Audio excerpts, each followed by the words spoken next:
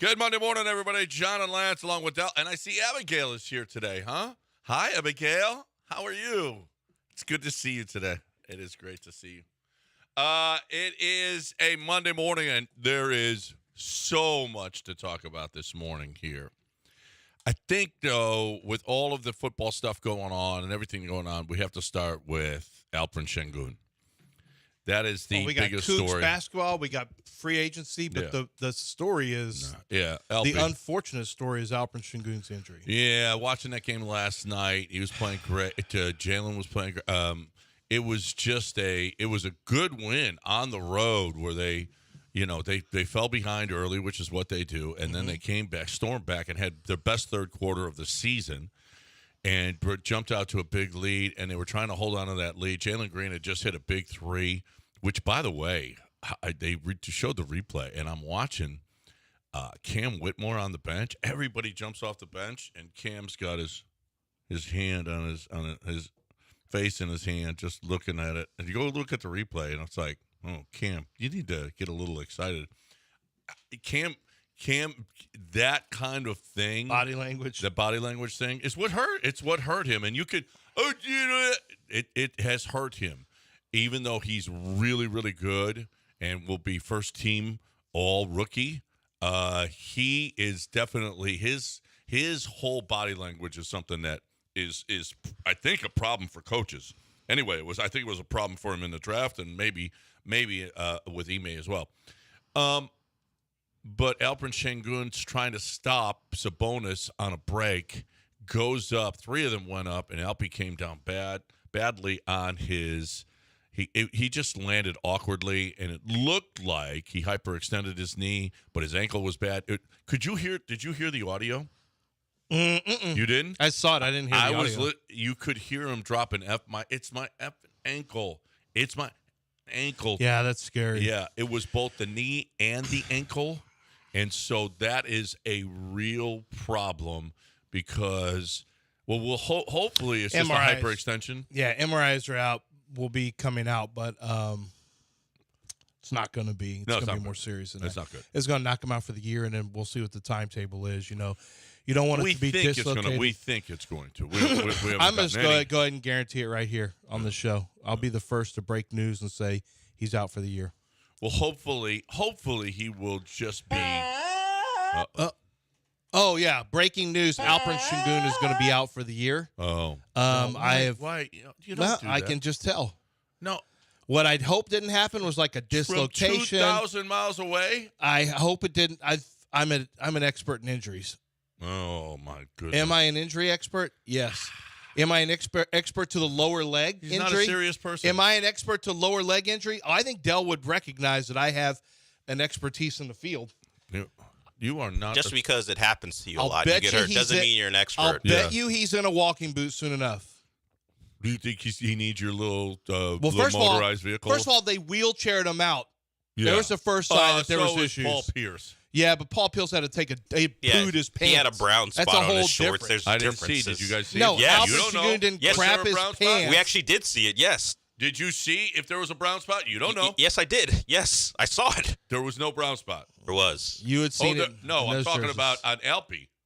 We don't know. Alpi might have had a brown spot too. No, he's got a dislocated ankle probably. No, well, we don't know. He's got a might have had a brown spot broken too. tibia. And you can come back the next game from a brown spot. Well, I can just tell you now, he ain't coming back.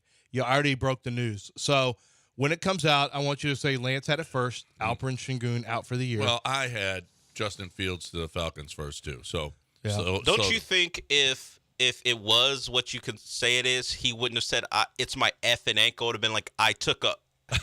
He didn't. That wasn't caught on no, mic. He could have he said was I trying sharted. to fool everybody. He could have said I sharted, and that's legal to say on radio. Actually, you can say that. You can. Yeah, that's a legal phrase. That is a legal phrase. That is a legal There's phrase. nothing wrong with that. We say ship talk. Yeah. I can say the other thing, and he didn't scream that sharded. Right. He said my effing ankle. So that's not great. That's not great. Serious issue. It's really actually very concerning if you're a Rocket fan because if it's a dual injury, they're doing the knee and the ankle. They got to check, make sure all bones are in place, make sure, check on ligament tears. Like there's a lot to it that you have to check on. And the problem is if it's a multifaceted injury where it is a lower leg injury with two different injuries that have to heal, it makes the timetable for recovery much slower because of physical therapy is going to be a little tougher. So let's see. Hopefully it's not two different types of ligaments. Maybe there's a bone issue in there, like a break is – you're better off with a break than you are ligament issues. So we'll see what they say today. But anyway, you look at it, it's not good. Wheelchaired off. They did win, but that is that takes second place way, way behind the potential injury issue with Alperen Şengün. So we'll see. Yeah. So we'll find that. Hopefully we'll find that out during this show. Although he did something that was good news is he returned with the team. Okay. So he got on that plane as opposed to having to go directly to the hospital. You want a bit of a sliding doors thing? Like the Rockets were up big in the fourth quarter. Right. The only reason he was in that game is because they were closing so poorly. Yes, again. If they had closed that game better, he's not even in the game. It's just unfortunate. Yeah. If they had simply kept maybe not. He wouldn't have been in. No, he wouldn't have been in. If they had closed that game better. No, if they had kept the lead and they wouldn't have needed him, then he would have been on the bench. Yeah, it's just unfortunate all the what way they around. Do, though. It's what they do. They've been closing so poorly lately. But they got the win. Jalen came up with a huge three at the end. Fred VanVleet was on fire for a while. He was good. Jabari came up with a nice basket after they went on a run. Sacramento went on a run. Jabari had a what looked like an open three in the corner instead. He drove the baseline, pulled up for about a 10-footer and hit it. That was a huge basket. There were all kinds of big plays in the game, but that third quarter was fantastic, their best third quarter of the season. So the Rockets won, and but they won the battle, but might have lost the war with Alpi going down, and possibly if this goes into next year and there are some people saying this could go a while next year. That would really, really suck. Dude is there. He was mentioned. He was probably third favorite for most improved player. Kobe White is up there. Yeah, he's good. And there is somebody else that I forget who was the favorite right now, most improved player in the NBA. Alpi wouldn't be, man. Yeah, Alpi. He was pretty good last year, but the attention he gets this year, I would think he'd be like first. Kobe White's having a really big year. But Kobe White is. Well, Chris Paul announced that. Oh, Tyrese Maxey is the favorite. Tyrese Maxey is the big favorite. Alperen is actually the fourth favorite. It goes Kobe White second, Jonathan Kuminga third, and Alpi. This will put the kibosh on that though, because you have to play they're in 65 games. He's not going to hit 65 games if he's done for the season. So he's going to be out of the running. But he was definitely up there. And in our eyes, who cares if he wins it or not? Tyrese Maxey's having himself a huge year. So that would be awfully difficult to catch him. But Alpi is the backbone. He's the foundation of this turnaround for this organization. So that was a huge, huge loss. Man, as physical as it is, I'm surprised it doesn't happen more. The big men, as physical as it is, running up and down the court, as tough, jumping all the time, it just figures that he's going to go down. And that was just so Tari Eason, and we'll see if Jalen can play his way into being a future cog in the Rockets turnaround.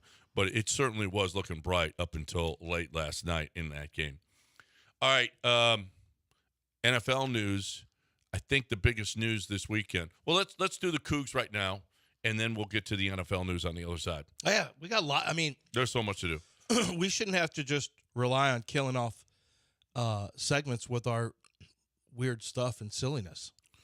We've got actual radio stuff to do today, Del. Well, nobody wants that. What do you mean weird stuff and silliness? Yeah.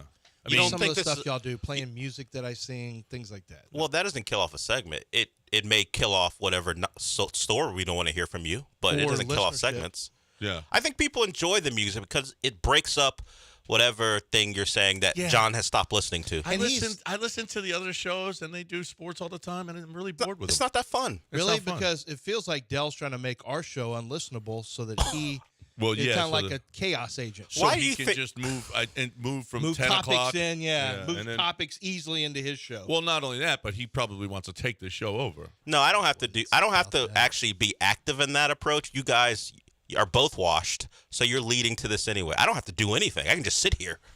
I'm just right now. It's literally, when you don't have a lot of gas, and you're getting ready to run out of gas, or maybe it's already kind of sputtered, Yeah. and so you get up to as fast as you Cruising. can, you let off the gas, and you try to cruise into a gas station. Same. You're trying to become NFL.com or NFL Network's Lance Erline Well, I'm just trying to get another contract this on summer, a permanent basis. Yeah, when you introduced yourself to Bobby Slowick, what was the first thing you said? I said host of the bench. No, you didn't. did not. ESPN No, you didn't. 97.5. Yeah, I did. NFL.com. I said and 92. Draft, No, the I preeminent said, and draft expert. Bobby, where do you live? If you're on the west side, listen to 92.5. Never. No, you never Did said you that. tell him about the app? Huh? I And told him that he ESPN could Houston? listen. ESPN I told Houston? him he could stream, but I was worried that he'd find out about a character who we had nothing to do with, named Cocky Bobby Slowick.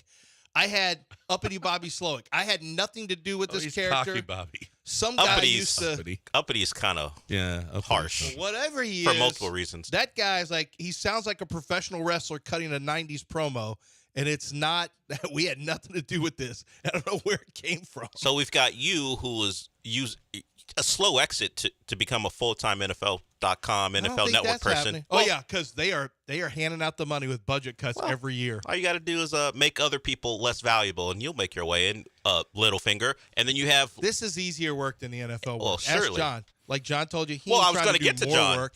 I told John when we were one time, okay, so now the ADD's taken over. Well, it's too late now because Yeah. you guys started did. this. There you did. There I go. We had a lot of sports stuff, and now like the ADD is taking over. I just told John, you know what? You'd be really good at selling this, and doing. I was telling him this, Del. I'm like, you could make a lot of money doing this, and this with sales stuff if you were doing, NIL, blah blah blah. He goes, yeah, and I thought he was actually thinking about it. He goes, yeah, I'm not trying to do more work. I'm trying to do less work. The And I less, just thought, yeah, yeah. He No, knows- the less the better. John knows what he wants. That's it. Dell, in honor of the Oscars last night, as we go to break here. I'm just Ken. What do you want to do? No. That was a banger. It though. was a banger. Every, Every every Abigail, time the did you see stories it? get too long. Did you see I'm Just Ken? You wanna play it him was a off? Banger. You want you maybe gonna play me off? Play the music. Yeah, You're going to play us off? I during- think the MVP of the Oscars last night, we will play music if just to shut him down, is Emma Stone's husband. Because when Ryan Gosling walks over, got that suit on, all that riz, and he's coming and singing, he puts the mic in her face, and she sings along, and she's just thrilled but her former co-star coming over. He's got to just stand there and clap and be like, yeah, great, Ryan He's Gosling's fine. over Best here. acting job. Yeah, the best Emma Stone's husband. best supporting actor is Emma Stone's He's husband. fine. And you know why? He probably thought she's super talented, but kind of mid. Well, that's Who? Emma Stone's husband? Emma Stone. No, Emma Stone. Emma Stone's husband may look at her and go, She won. Well, Look, she won an She Oscar. just won an Oscar. talented, She broke her dress. talented, Well, she was naked throughout the movie that she won an Oscar talented. for. Yeah. The speech was a little bit. It was a little bit. Well, She was a little hyper. Well, of course, she wasn't expected to win. no, so. No, she she wasn't. wasn't. That was a Actually. big shock. I thought the one from Lily Featherstone or whatever. I It's thought. Gladstone. Show some respect. No. Okay. Lily- I thought she was. Lily I thought she was Featherstone. really good. I thought You the got a little out of order the yourself. Fall of an Anatomy was going to win. You thought the dog was going to The win? Anatomy I of a thought- Fall. Did you guys see the dog? No. I watched that movie last night. I started previous because you mentioned it, and I was like, "This dog ain't done nothing for an hour and 45 minutes." And then at the very end, I'm Then like, he goes "Oh, off. okay, this is what John's talking Well, about." they brought the dog out. Did I know you he see was- the dog. yeah, at the the dog Oscars? was- the dog was out there. The The dog- dog, and even Jimmy Kimmel goes, that was the best performance of anybody. The Yeah. dog pulled that trick You in and one of Jimmy the Kimmel. parties. Emma Stone talked about it. Oh, the dog didn't do anything, and then he fake played dead, and then she's like, "Oh my God, the dog's dead." And then the dog popped up. Hey, I'm just a dog, and everyone's like, "Yeah, we love that dog." Well, you're Messy, giving by away the way. whole plot of I the talked dog. about the dog. He's not watching that The movie. whole I'm dog probably not plot. gonna I see gave the you the dog. dog. Away. No, I The talked dead about the dog dog. at the party, not in the movie. The dog's You name guys is need to see the one Messy about in the- real life. The Argentinian rugby team. You got to see that movie. Yeah. That movie just- On Netflix? should have. I don't want to be Yes, and that uncomfortable movie should with have- people eating people. Honestly, I like that movie better than Oppenheimer. Really? Yeah, it was great. It's real. Oppenheimer didn't happen. All right, when we come back. okay. Okay, that was our Cougs See, talk. say something. Which we didn't even Say something, anything. Dale. I knew you wouldn't say We've it. got NFL news, all kinds of stuff, including Great the news. Texans may have all of this Christian Wilkins talk might be gone. Be gone. We may have a new defensive tackle. We'll No, talk you about have it one. on the other side, right here on ESPN 97.5 and 92.5. I am talking about Brinkman. Brinkman Quality Roofing. Brinkman Quality. It's in the name. BrinkmanQuality.com. And it's 2 N's at the end. Brinkman with 2 N's at the end. It is the place. I mean, I went there and I visited, and it is a fantastic. I'm telling you, it is awesome how much they do, what they do, how knowledgeable they are. The Brinkmans have been doing this for 50 years, and they are going to make sure that your roof is done perfectly. There are people who come and knock on your door, and they say, hey, I was looking up at your roof, and you need work on it, and they come and they do it, and you gain nothing from it. Brinkman says we have so many calls that we have to fix these door-to-door guys. Don't go with that. Go with somebody who's established. Go with somebody who knows what they're doing.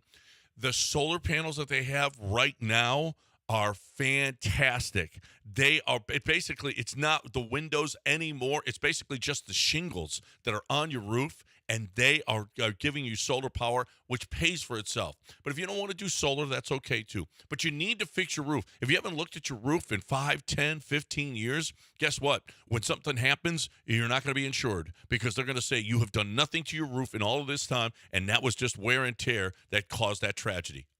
You go to BrinkmanQuality.com right now, or call 281-480-ROOF.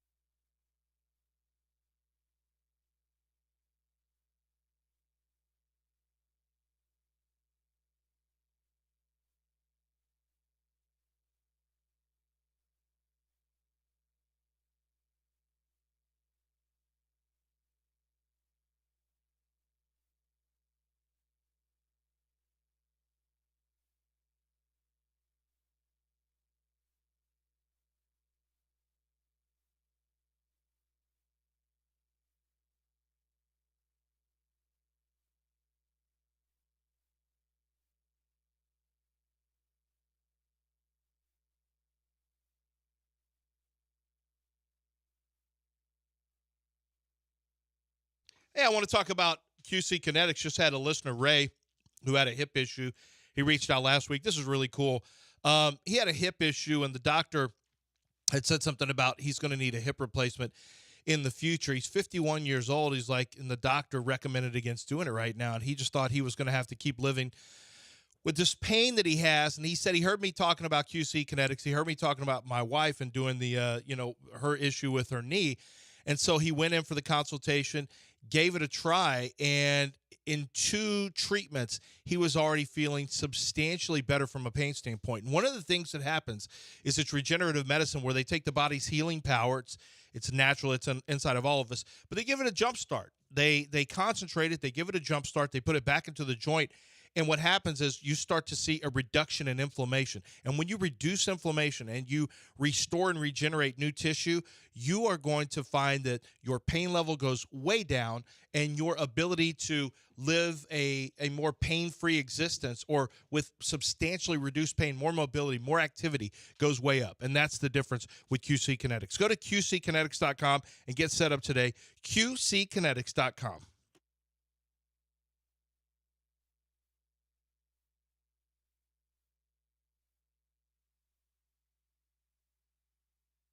You are listening to Houston's longest-running sports radio morning show. From the Veritex Community Bank Studios, here's John and Lance. All right, welcome back here on ESPN 97.5 and 92.5. 713-780-3776 if you want to get in here on the show. You're more than welcome to do that. All right, so the Cougs. Utter domination, just the best. I mean, you want to talk about I love it too. They got their asses handed to them in Kansas, and boy, Kansas came back. And overrated was the chant. I wasn't there Saturday, but I talked to somebody who was yesterday. I talked to somebody who was, and she said it was the most electric. It was the most fun. It was 4 and 5 deep in standing room only. It was the biggest crowd that they had there. It was electric.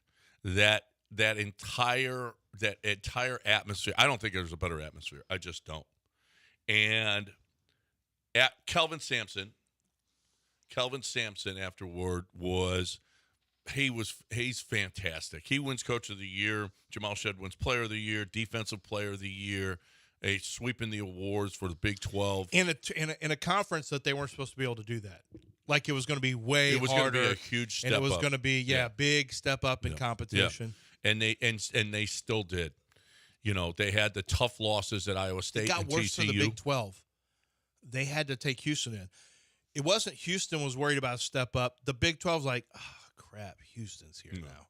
Houston is a different deal. Arizona joins next year. That'll be interesting. That'll be really, really cool playing them too. Kansas and them and Baylor. This was the best. You've got 4 teams in the top 15. We'll see if did Kansas stay in the top 15 after Saturday. Probably not. I don't know. But whatever the case may be, most of the season long, you've had at least 4 teams in the top 15 in the Big 12. Here's Kelvin Sampson and talking about this program, and it just didn't start. We would prepare for anybody we play. We didn't change anything. We didn't do anything different. We believe in what we do. Jamal Shead was the point guard when we beat the Big 10 champ Illinois. He was the point guard when we beat Pac-12 champ Arizona. It's almost like people thought that the only schools we played were American. You know, if you'll notice, you don't get to the Final Four, the Elite Eight, or Sweet 16s without beating other really, really good teams. The only difference was playing them every night, but they had to play us too. You know, we're part of the rotation. He said exactly what I was trying to say. He's like, yeah, they have to play us. Well, we just play them, and we didn't just play. He didn't want to say a scrubby conference. You notice he backed out of that. We didn't just play the American last year. And he was like, we didn't just play that old soft-ass American. We were playing lots of teams. Houston sweeping awards and ending the season number 1 is unbelievable. We'll see what they do in the postseason tournament. But, you know, really, you need a clean sweep here. Houston needs to win from here on out and win a national championship. No losses. Let's get a clean sweep. Let's get a clean sheet, as we call it. If they win a couple of games, they'll have a fairly easy one. Of course, they're not on the – listen, they're the Cougs, and they've won a lot of tough road games, but it's a lot tougher on the road than it is for them. That home court advantage is one of the best in college basketball, and they've proven it over the last few years how good they are at home. They got to win maybe 2 more. I don't think that there's any way that they're not the number 1 seed in the South. I just don't. Not with the way that they played. If they go out in the first round of the Big 12, maybe they're not. Maybe. But if they win one or two games, I mean, Kelvin's going to have them ready. They've got – this is the postseason now. This is what they play for. No Ramon Walker, no Terrence Arsenault, no JoJo Tugler. It's every year they're going in shorthanded. The bench is – it's obviously Kelvin shortens the bench anyway in the postseason. Malik is going to have to play great. Damian Dunn hit some big baskets. He's going to have to do that. Ced Lath is going to have to step up. Here's the thing. Juwan can't get in foul trouble, and neither can Francis. They can't get in foul trouble. And other teams are going to go right at them because they know how that front court is so thin. It's so aggressive. It is. You're right. They've got to blend their aggression with really not having dumb penalty. You can't. Nothing stupid on high pick and rolls. Nothing stupid with a trap after just over half court where you're trapping in a half court set and all of a sudden you reach or you body somebody out of bounds or so. You can't have that. Can't have it. You're just not deep enough. You're too valuable. And Kelvin's not going to trust. Let's be honest. Back of the guys who are 9th and 10th in a rotation, they're pretty much done unless you're in bad foul trouble. Kelvin's going to really tighten it. This was my favorite Kelvin quote after the game. This is great. We're the University of Houston. This is a damn good school. We live in a damn good city, and we're a damn good basketball program. And we should never, ever, ever think that we should take a back seat to anybody. And we didn't get like that this year. We've been a damn good basketball program for a long, long time. Not the last couple of years either. It's been since 2017. It is. This is a damn good program. This is a damn good city. It's a damn good program. That's my coach right there. That is. That's my coach. Yeah. It's just Lance is the only one that's on board with Kelvin Sampson, apparently. Oh, it's I've good been to saying hear. that Kelvin Sampson was a good coach for years. There's been a lack of belief in Kelvin Sampson for a while. I remember Nobody but Lance has believed. I'm glad he's out in front. I'm surprised he didn't say nobody but Lance has believed in me this year. How come he didn't reference you? You can hear his voice. I was at 790 when he was on with us, when he was an assistant coach with the Rockets, who came with us and we talked to him and interviewed him. And even back then, I was like, this guy's got a chance to be a pretty good coach. Yeah. Oh, so you hadn't When he was paid assistant with the Oh, Rockets. because people didn't know what he did at the other stops before he got to the Rockets. He was okay at Oklahoma and Indiana. He was okay at Oklahoma. At Indiana, everyone's like, oh, you mean the guy who had all the phone calls? And I'm like, phone calls? That's what y'all are worried about? I'm worried about defense over here. I'm worried about defense. And by the way, their defense went down after Kelvin Sampson left, like Rockets. Well, yeah, everybody's defense goes down after Kelvin Sampson leaves.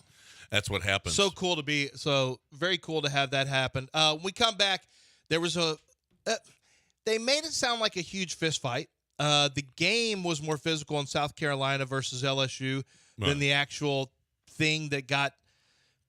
You had brothers jumping out of the stands. Yeah. You had Kim Mulkey doing it.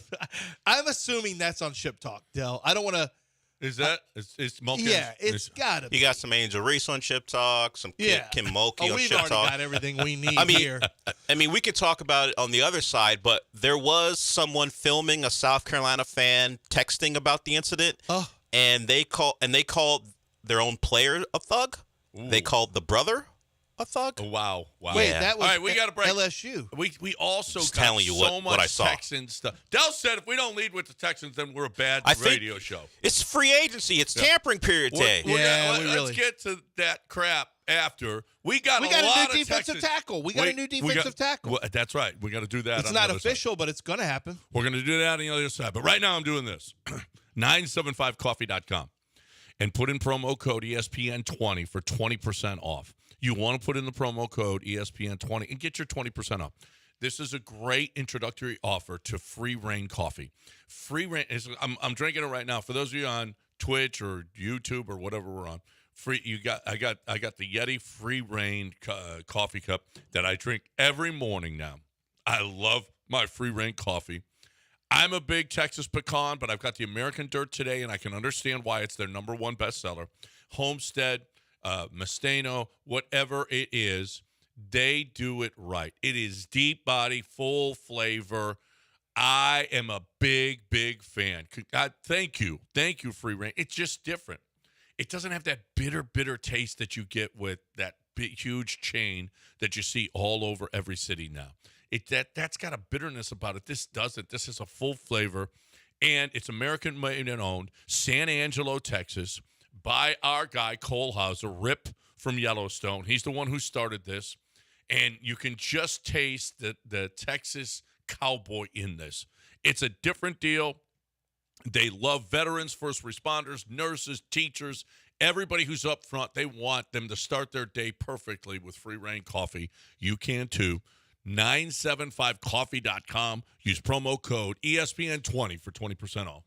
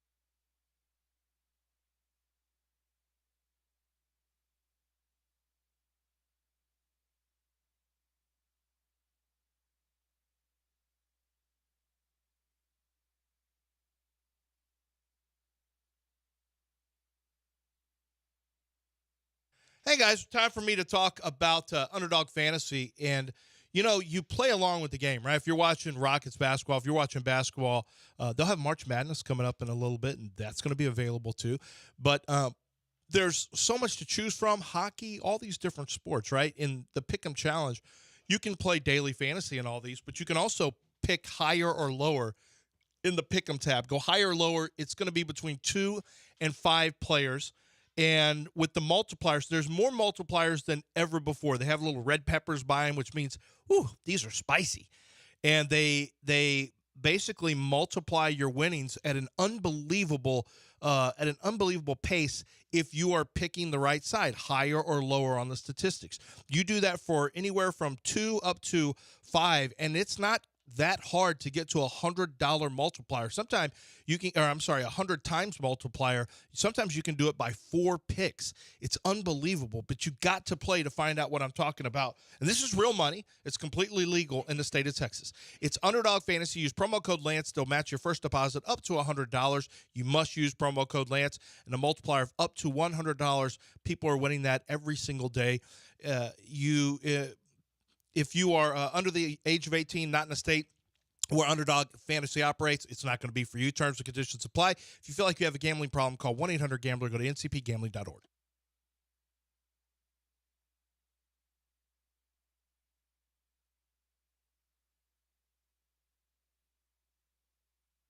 You are listening to Houston's longest-running sports radio morning show. From the Veritex Community Bank Studios, here's John and Lance.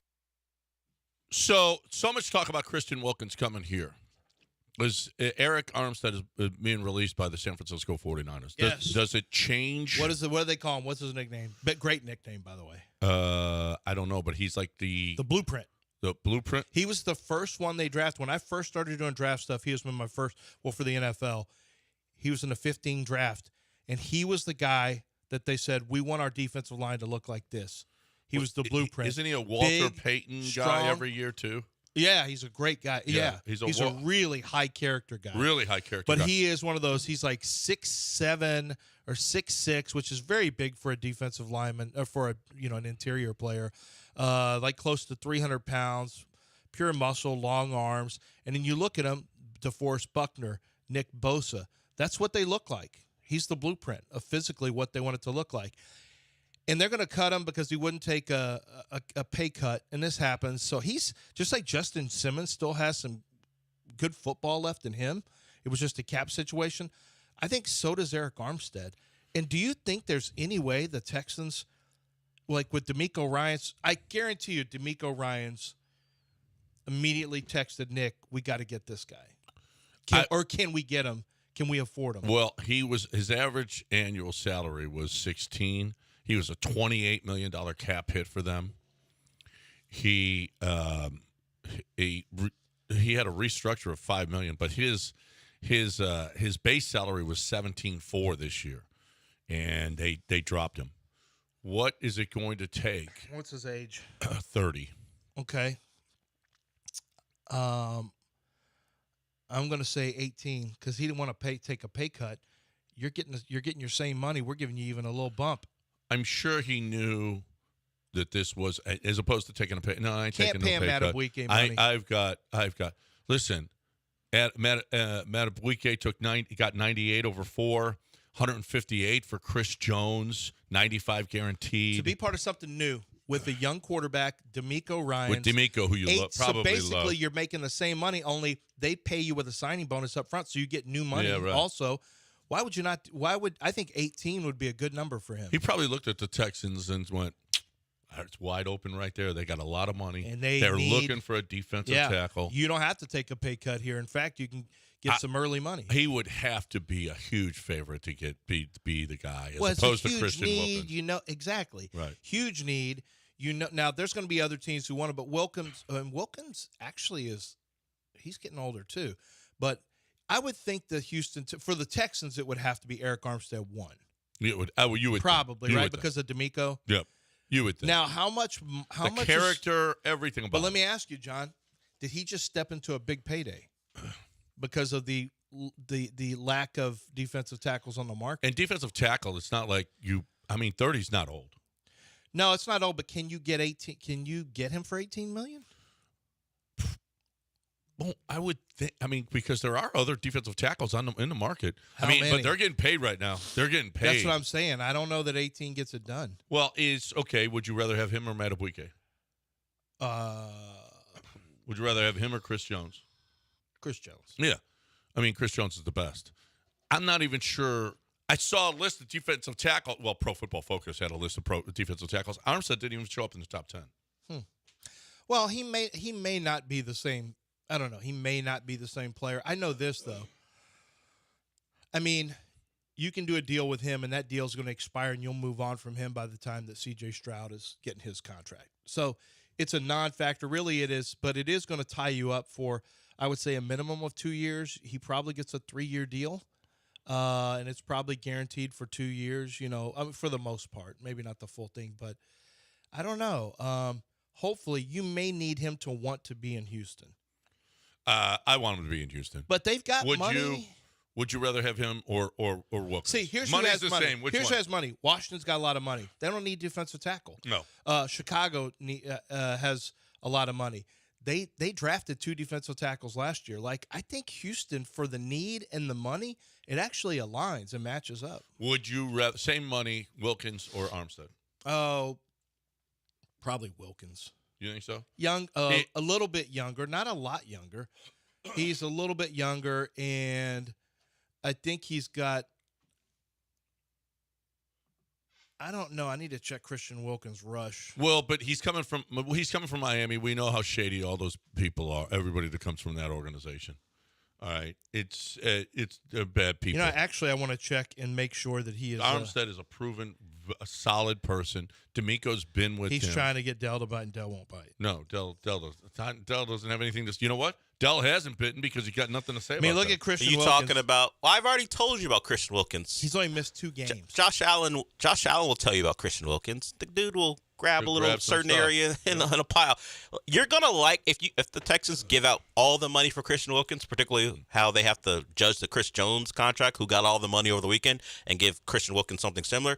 You're going to like him because no one else in the league is going to like him. Nobody likes him. Well, he's your guy. He's an agitator. Right. He'll grab. He's Pat Bev. He'll grab he's a much better player though. Ooh. He'll grab a towel, someone's towel, and toss it. He'll grab you in the junk and stuff like Eric that. Armstead has missed a lot of time. Christian Wilkins plays. That's the benefit. He played 8 games in 16. In 17, he played 6 games.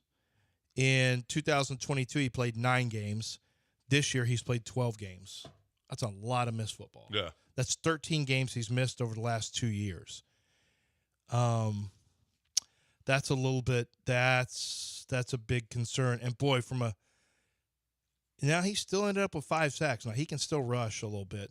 Yeah. He had no sacks in 2022. He had 6 in 21. He had 5 this last year. But yeah, Wilkins is definitely. You know what? Armstead may not get 18. You may be able to play a little hardball with him and get him for about $16 million a year because you want him to be available. That's a big difference between he and Wilkins plays, and Armstead has had some issues. What do you know about Foley Fatukasi? Big, physical. That's not a bad one. You can get him for cheaper, The Texans signed him. Oh, yeah, okay. Jaguars defensive tackle, Foley Fatukasi. Oh, because he was you could get him because he was a free agent who was not a free agent. He had been waived, I guess. Yeah. It's all right. Good depth, kind of like it's kind of like not having Rankins. It's more like having Ridgeway. It's more like having Ridgeway was hurt too. Who was it? Was it Terrell? No. Who was the big man that came in and really made some noise? Formerly of Nebraska, he was all over the place this year. I'm trying to remember the defensive tackle's name. Who I was like, man, this guy, you're getting a lot out of him. And then the rumor is, I think Saquon Barkley, that thing is kind of going away now. DeAndre Swift is really catching a lot of steam. Texans fans are along with Tony Pollard. Yeah, well, Tony Pollard is a two-way player. Yeah. Run catch, he makes a lot of sense. He also came from an outside zone scheme. Dallas used to do a lot of that. Tony Pollard's a good fit. He just has to stay healthy. But John, Texas. Did you know? You may not know this because I don't think you drift around much in Texans Twitter, but there's going to be a group of fans who are insufferable if Saquon Barkley's not signed. Yeah, I know. Not that you'll even care. You wish in one hand, whatever. He's just a big name, but yeah.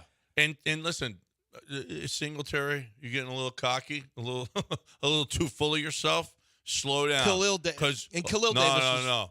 Say slow down because we can get Tony Pollard and we can get DeAndre Swift over Khalil here. Davis is who I was thinking of, by the way, for the Texans. All right.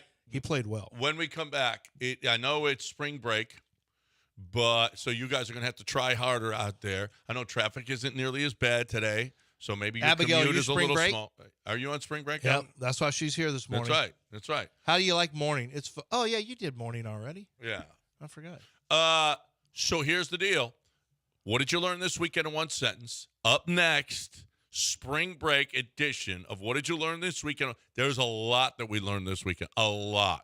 Be it the Cougs, be it the Oscars, be it Saturday Night Live, be it your wife, be it your friends, be whatever it is, rodeo.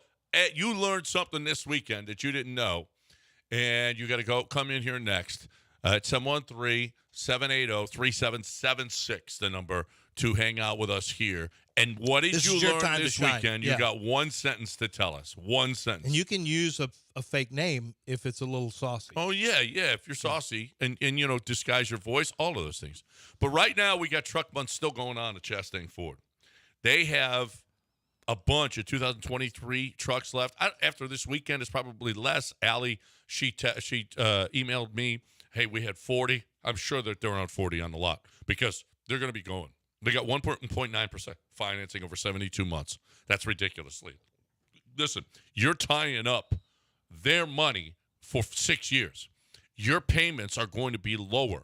your interest rate is the best interest rate you're going to find. 2023s right now, and they've got up to $12,000 off on these things.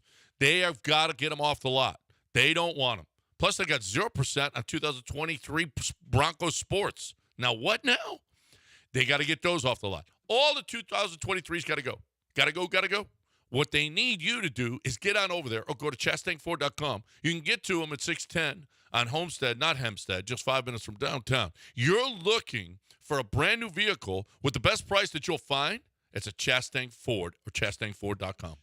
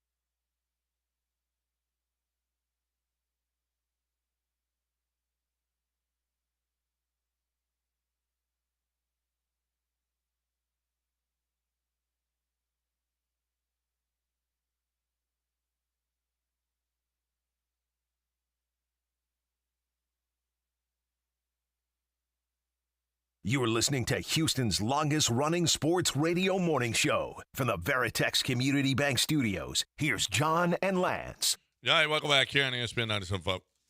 I want to start. It's what did you learn this week in one sentence? So I got one sentence to tell you. I've never been more disappointed in my people when they are going after a backup Vanderbilt quarterback to fix games. Yeah, we should probably talk about that story. We will. His will people later. Means mob, so you better be prepared to I talk learned about this. I learned something this weekend. What'd you learn? That John and Lance can make a person cry within 5 seconds of having of talking to them.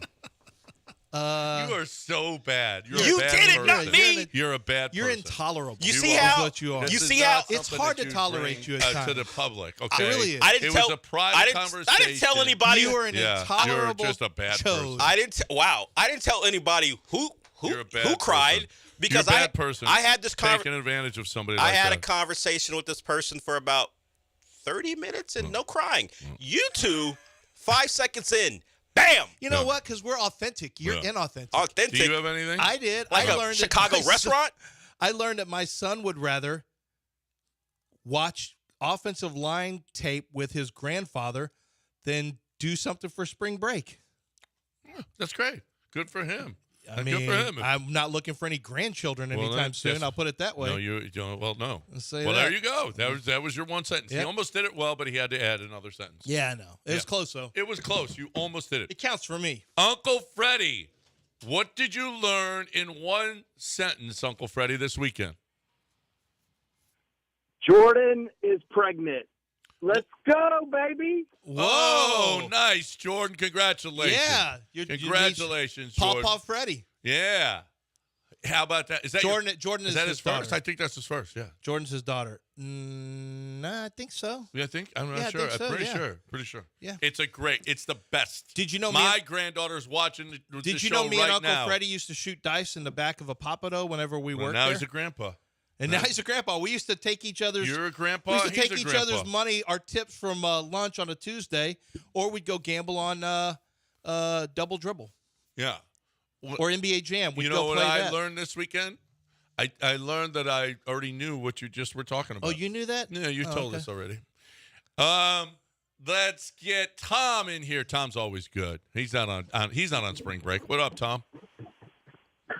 I learned when you're trying to be the great white hope and the first white guy that a Latina has dated, you're going to be in for a wild time, but not for a long time. Okay, that's good. Hold on. What did he say? It's like The Great White Hope what? the great white hope for some, I don't know. It's some woman that Did I hear he something said about you're- Latina? Yeah, I guess. But here's the deal: you're not going to be in it for a long time. Just, but a good time. Okay. I may need him to call back in and Explain. Off the air. I think that's plenty. Will, what'd you learn this weekend in one sentence? Will. Scotty learned how to putt. That's right. So, How about that? Scotty killed. If Scotty could putt, he'd win every tournament. Every tournament. Scotty Scheffler dominated the field this weekend.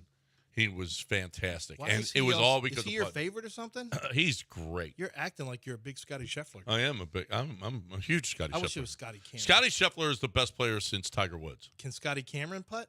Scotty Cameron can't. I don't know. I know he makes great putters. He's literally a putter. But yeah. Well, it is the Scotty Cameron. Yeah, you're right. Barry, what'd you learn this weekend in one sentence? Bitcoin is now more valuable than the entire global silver market. Wow. Wow. Bitcoin, my buddy. Holy crap, does he have a boatload of Bitcoin? How smart is he? Oh my gosh. He's got a boat. I'll tell you about it after. It's impressive. I don't like hearing about when people made a bunch of money. Yeah. No. I don't like hearing about any of that stuff. No, I like hearing about we people were sitting losing on our money. hands. I know. Tell me about. I hope it dips. I hope it craters. No. That's just me being a hater. Isaac, what'd you learn this weekend in one sentence? hey, what's up, fellas? I learned this weekend that if Coach Samson Simpson ever puts in cousin Elvin, that cat can ball. Oh, my goodness. How about the people loving Ryan Elvin? Holy crap. Now, Coach did say, he said he gets embarrassed because the people are chanting for him, because Yeah. he's the white guy at the end of the bench. Yeah.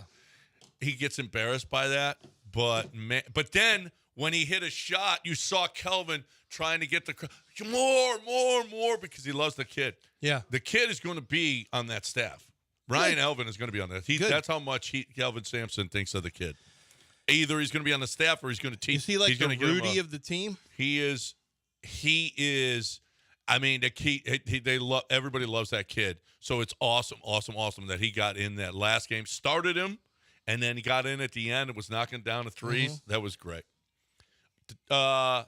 Who's next? Keith, what'd you learn this weekend in one sentence? I learned this weekend that despite the loss to Drake, Indiana State absolutely deserves an at-large bid. The best team they've had since Larry Bird. Yeah, Kareem Abdul-Jabbar. They call him Cream. Cream, yeah. Or This white guy. he's got is, a couple of different He names. is literally He is straight Cream Abdul-Jabbar. Cream. Is great. CREAM. He is literally out of the YMCA. Yeah. Like, you can't believe what Yeah. you're seeing. He's Rodrigo, Blankenship, Blankenship. but like, but only better. but like if he was made of marshmallows. He looks like that guy in the rec league that's got Yeah. the bandana and Rec the glasses. specs, he got the big. Yes. Oh my God! Wait until you see this guy Yeah. from Indiana State. Yeah. If you haven't seen him already. Lou, what'd you learn this weekend in one sentence, Lou? Yeah, I learned that Whitey somewhat made a comeback at the Oscars. Whitey did make a Whitey comeback. made a comeback. Whitey did make a comeback. Well, Killian Murphy, Emma Stone. Emma Stone, What's her name? Joy Randolph from the Holdovers won. She's African American. She won the she won. She supporting was good. actress. Yeah. It was, I think, down year for Asian. And Robert Downey Jr. Although we did have one. Hey, the one was Michelle really Yeoh. uncomfortable. Oh, where the Japanese guy read Godzilla. Yeah, oh my He God. tried to read in English. Yeah, I felt so bad for him. I'm it like, was- and you could see the lady right behind him. It felt like she wanted to take over. Yeah. But he's in charge of the thing, so he kept reading, and I'm just like, please this start hitting these more. I was feeling. I eventually forward. Well, they started playing music. They did. Because I eventually went forward. I can't. This is bad TV. Let's play the music. Get him out of there. Whitey made a comeback. Yeah. Is Whitey. that what we're saying about the Comeback. Oscars? Whitey ain't ever left. What's he talking about? What you talking Del about? Whitey ain't made ever a left. comeback. Whitey was You heard down him. the last couple of years. You heard him. Yeah. Stop Whitey it. took the L the last couple of years. Stop. Ever since Moonlight, Finally, Whitey Whitey all of a gets his sudden, due. John's people. Way to go, your guy Al Pacino. He was really In awkward. What was what was one of the worst moments in Oscar history, coming out to this, and so great, come on, my icy Oppenheimer. Like, what's the? Who won? You're supposed to say what the movies are. Yeah. What are the 10 movies? No, he didn't wasn't. mention- No, he wasn't. No, he wasn't. Oh, because they had been They had showing already it. done it. Yeah. Well, can't you say something instead of just open it up? Go, my icy Oppenheimer. So Yeah, Oppenheimer. looks like Oppenheimer. And everyone goes, oh. Yeah. It It's wasn't the Oppenheimer? worst. When they announced the wrong winner, that was the worst. yeah, that's still unusual that you open it, announce a winner. And how do they get the name of the movie wrong when they're looking on a card? Well, because they got the wrong card. Oh, that's right. Yeah, That's yeah, right. yeah, And got that's the and it was yeah. Yeah. So there was a second card. If you haven't seen it, you'll find it quickly. He was getting torched yesterday he for was the bad. most awkward final announcement to end a movie, to end it. Yeah. La raza, ¿qué pasó, mijo? Johnny Gabagool. Last night. Wow. Black Dexter.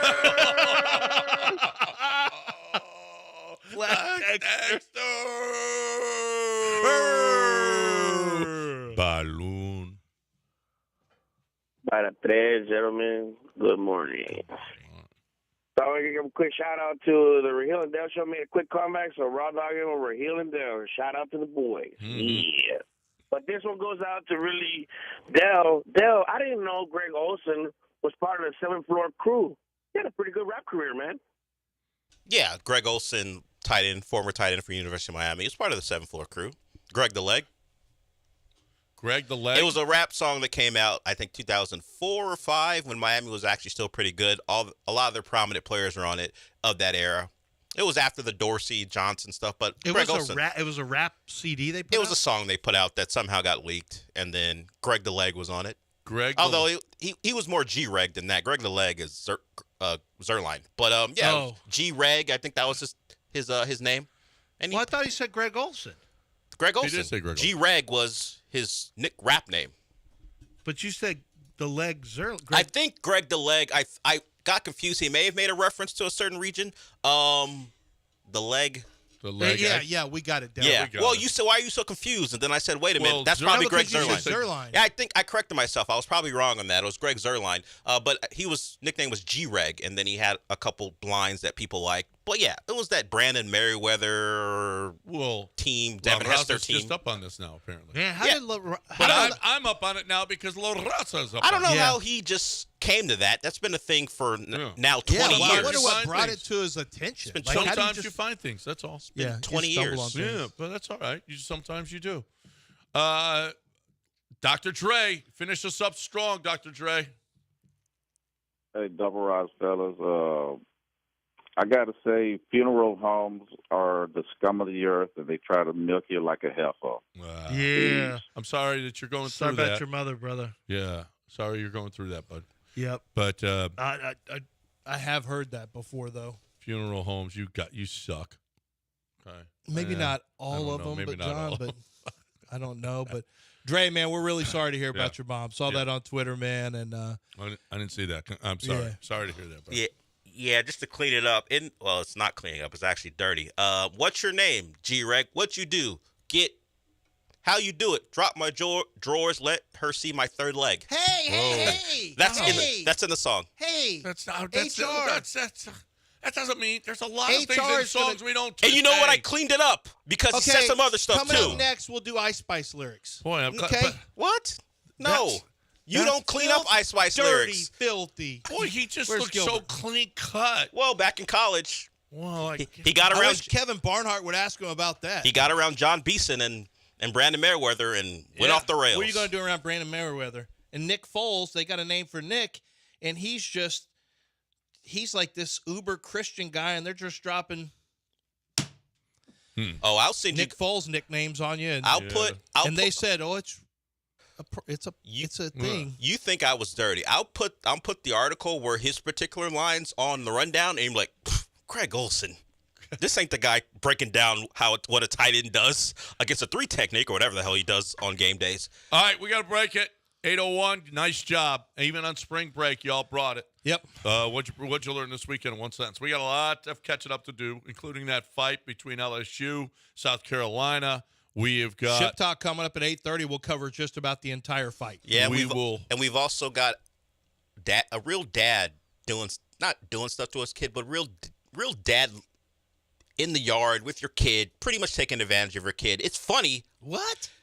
Just listen, because I feel like your wording's not good. No, here. it is taking advantage of the kid, and he puts it on Twitter and lets everyone see what he does to his kid. Okay. Regarding you dunked on yard your work, kid. yard work. No, it's regarding yard work. Actually, I already like this. Okay. I haven't even heard it, and I like it. We'll do it, yeah, because you need Yard to do work. that. Fool your kids. Yeah. We need to talk about Doc Linville right now and the hair thing.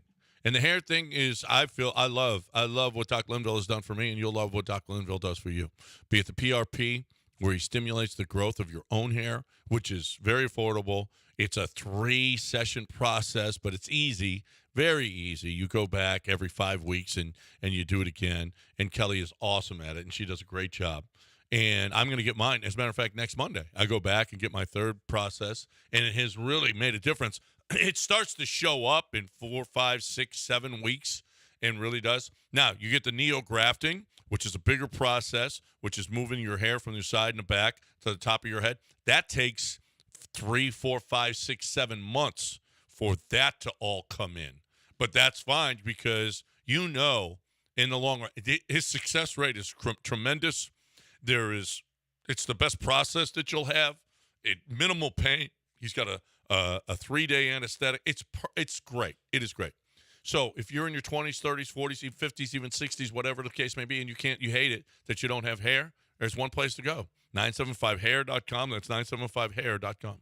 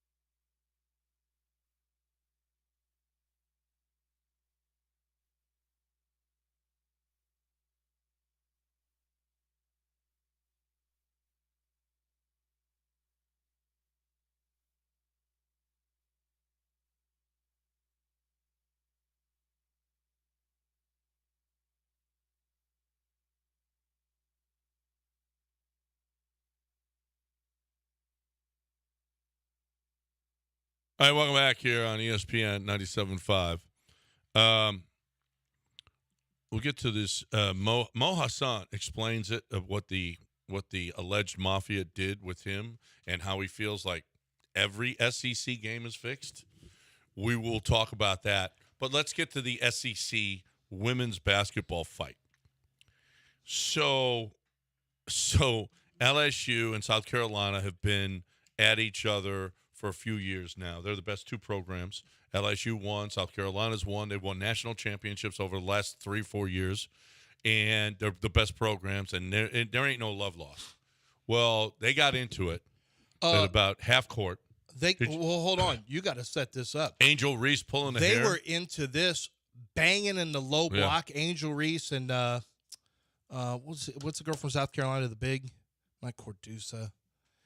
Anyway, they were Cordosa, yeah. They were banging in the low block the entire game. Like, this was and this has been physical before between these two. They have a history. When I say these two teams. And it was really a physical game. So this had been it had been simmering, and then it started to boil over. And that's what you were referencing, because these two were really, this was a very physical game. Because Dawn Staley is intense. Kim Mulkey is, I don't even know how to, you're going to hear her on Ship Talk. Well, she's got some Bill O'Brien in her, 100%. She will berate the media. She made the sideline reporter say, yes, ma'am. She started berating the sideline reporter for a basic question in the middle of the game. She goes, you going to ask me about that? She goes, yes, ma'am. I was like, and this other woman was like in her 40s. She's yes, ma'am, and Kim Mulkey. So Kim Mulkey's older. She's got some bully in her. She does, but she wears goofy clothes, and that's her thing, though. But at about mid-court, well, I think she thinks they're cool. Yeah, I guess she thinks that, but whatever. At about mid-court, they started to go at it. There was a shove. One of the LSU players got a little high with a shove to one of the South Carolina players, and then comes over. Was it the big girl, the center for Camila South Carolina? Cardosa, yeah. Yeah, well, she's big. She's really tall and big. Like 6'7". Yeah, she's huge. Anyway, she comes over and just one shot shoves the LSU player to the floor. Johnson is the one who pushed. She's a lot smaller. She pushed one of the South Carolina players. Yeah. They're going to their respective benches, and Cardoso comes running in. She was going to the bench anyway. He comes running in and then shoves her, and she goes flying to the ground.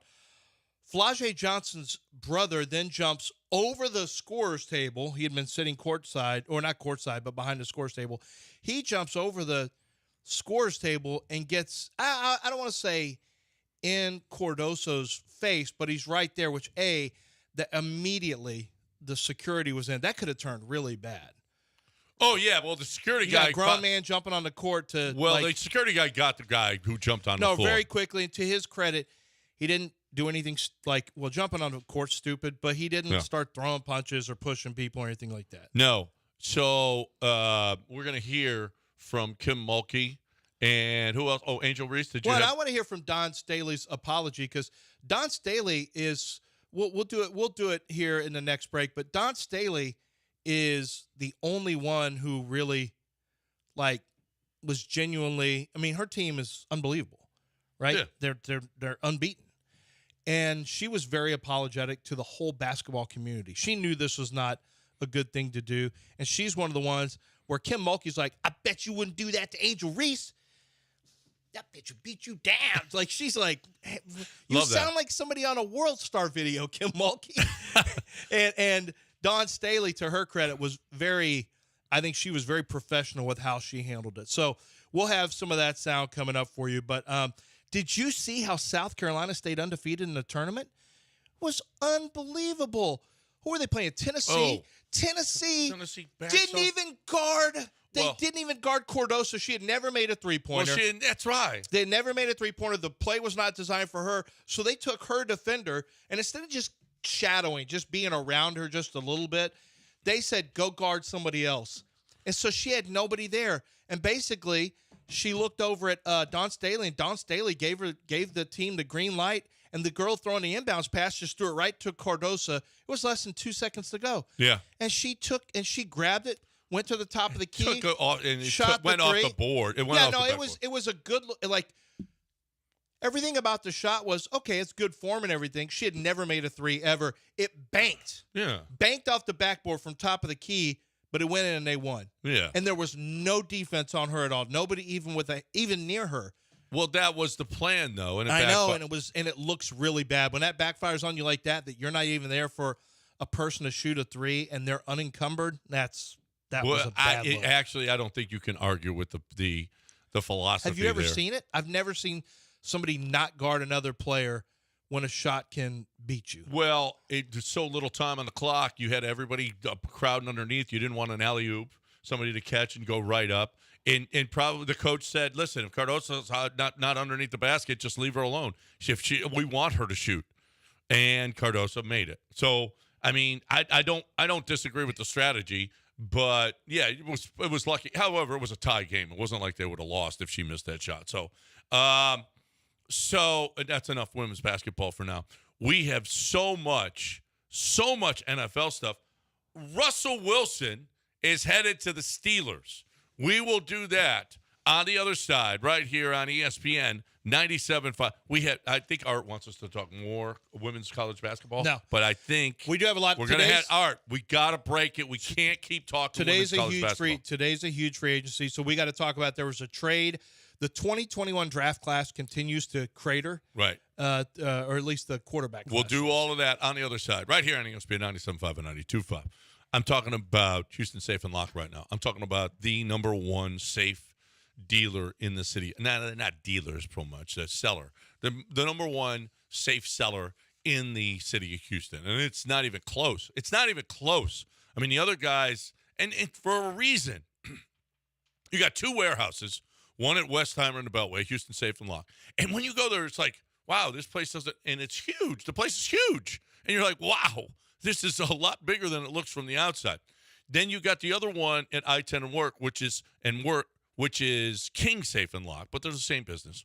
Derek DeSola is running both of them, and he's going to give you a deal on a safe that you're not going to get anywhere else because he has them in the warehouse. He has them on the showroom floor. He has got them ready for you to take. He gets a better price on them because he has a bunch of different safes. If you're a business or at home, and if you got a gun, you need this. If you got a lot of jewelry, you need this. Just get one of those smaller safes. They start at just $600. You go all the way up to $12,000, $13,000 on a safe, but that's for banks and whatnot. If you're looking for the best safe that you could get for you, Derek is going to help you out. 713-522-5555 or 975safe.com. That's 975safe.com.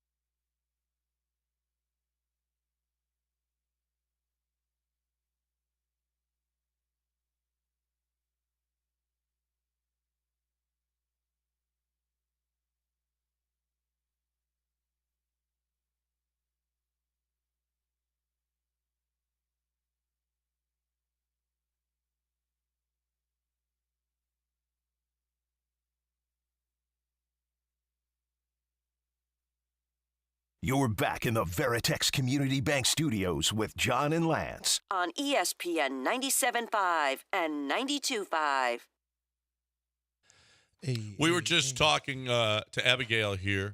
Young Abigail is on the Put her on the board mic this morning. You got to learn how to. She's learning to. Yeah. Well, she's already a producer. She's a producer. Yeah, we know that. You don't have to. Former gymnast and soccer player. She's done more than you have. Well, I used to play pickup. Like I've done a lot more. Well, okay. So Abigail, your brother is a Bronco fan. Yeah, he's been a Bronco fan since Peyton Manning. So when Peyton Manning went from the Colts to the Broncos, he's basically... Why does he not like the Texans if he grew up here? He does like the Texans, but he's basically just for the Broncos. There was a lot of people the Texans lost, John. I don't know if you know that or not. That's true. That's true. Yeah. Not then, though. Peyton Manning going to the Broncos is a while ago. We were still meh at the time. Anyway, so is he disappointed that Russell Wilson is no longer there, or disappointed in the whole Russell Wilson thing? Okay, so I haven't even talked about it since it happened yesterday about Russell Wilson, but I can imagine because he did have a lot of faith in him during the season, but once, like, after preseason and they started playing, he just, like, after halftime, every single time, he would just, like, turn off the TV because he was just so frustrated. Yeah. Like, even second string, like, did better whenever Russell Wilson was benched. It's one of the worst trades in NFL history. One of the worst trades in NFL It's a history. bad one. Is he going to follow So he's only Broncos. He's not following Russell No, Wilson he's to definitely the not Steelers. following. No. So Russell Wilson goes to the Steelers for 1.2, while the Broncos have to pick up the other 38. And Russell Wilson is now he wanted a guarantee that he could compete with Kenny Pickett. There was a meme of Kenny Pickett. There's somebody, one of those cartoons, and they had the little baby hand coming out of the sweat out of the shirt because he's got and an Kenny, 8-inch this hand. is Kenny Pickett so mad, and he's clenching his fist. So his Yeah, little it's baby Arthur. fist. For people who don't know, Yeah. you've seen, everyone's probably seen Arthur Arthur. have a small hand? It's like, No, is he a no, bear? Arthur What has- is Arthur? Is he a bear? Or? It's like a rodent. I'm not sure what Arthur Yeah. is. He doesn't have a small hand. He has a normal sized hand for. He's known for the fist. And then He's they known for balling up shrunk. the They fist. shrunk the They hand shrunk the hand. to make it. Well, it's Kenny Pickett, so you got to shrink the hand. Right. So you have once again 8-inch hand. There's tiny hand doesn't Wow, work. We knew it. We knew it. Tiny hand doesn't work in the NFL, but the NFL draft community wins again. But so you have Russell Wilson going over there. I think that's going to go terribly. There's going to be battles. The fans are going to call for Russ.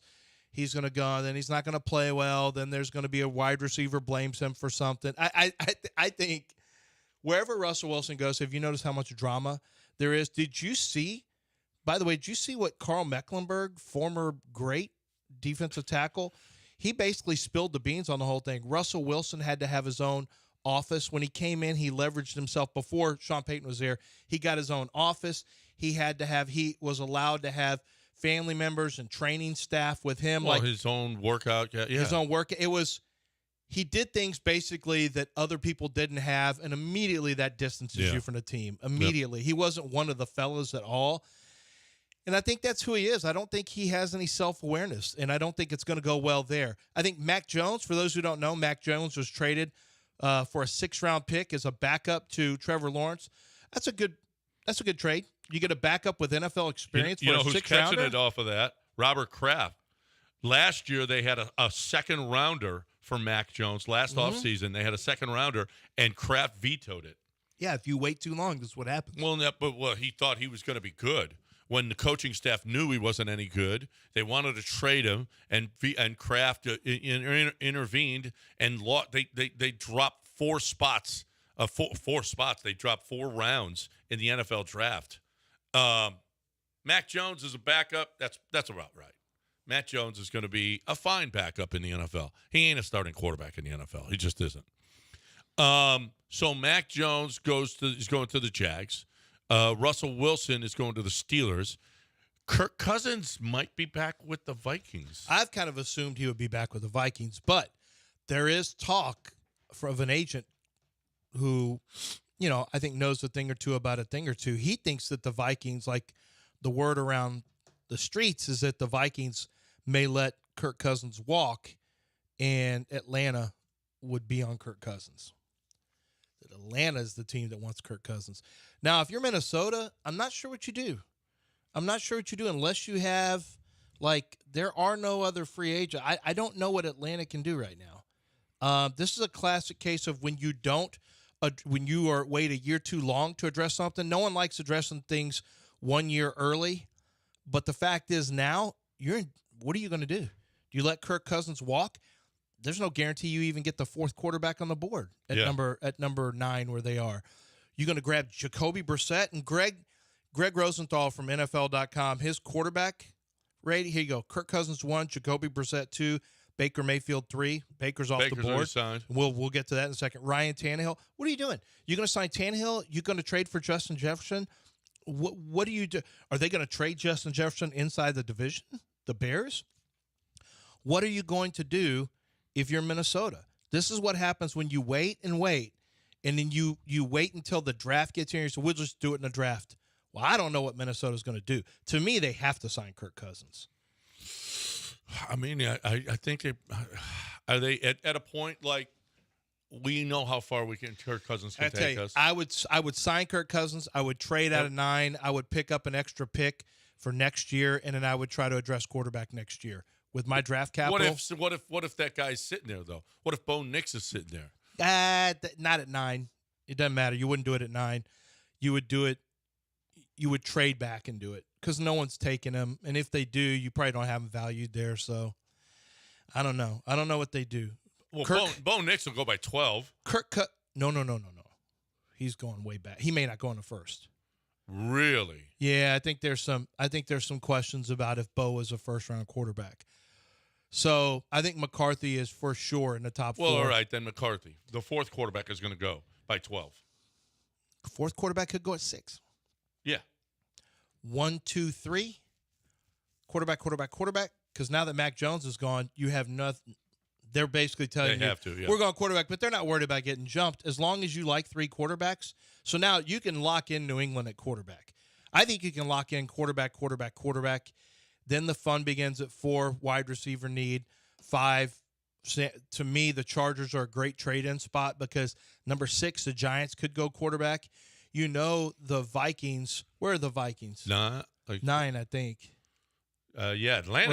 Or is that Falcon? If they don't get anybody. Atlanta. So you have Atlanta could trade up. You have the Minnesota Vikings could trade up. These teams are going to trade ahead of the Giants. Yeah. So number 5 to me, I highly doubt that Jim Harbaugh makes that the Chargers make a pick. I wouldn't.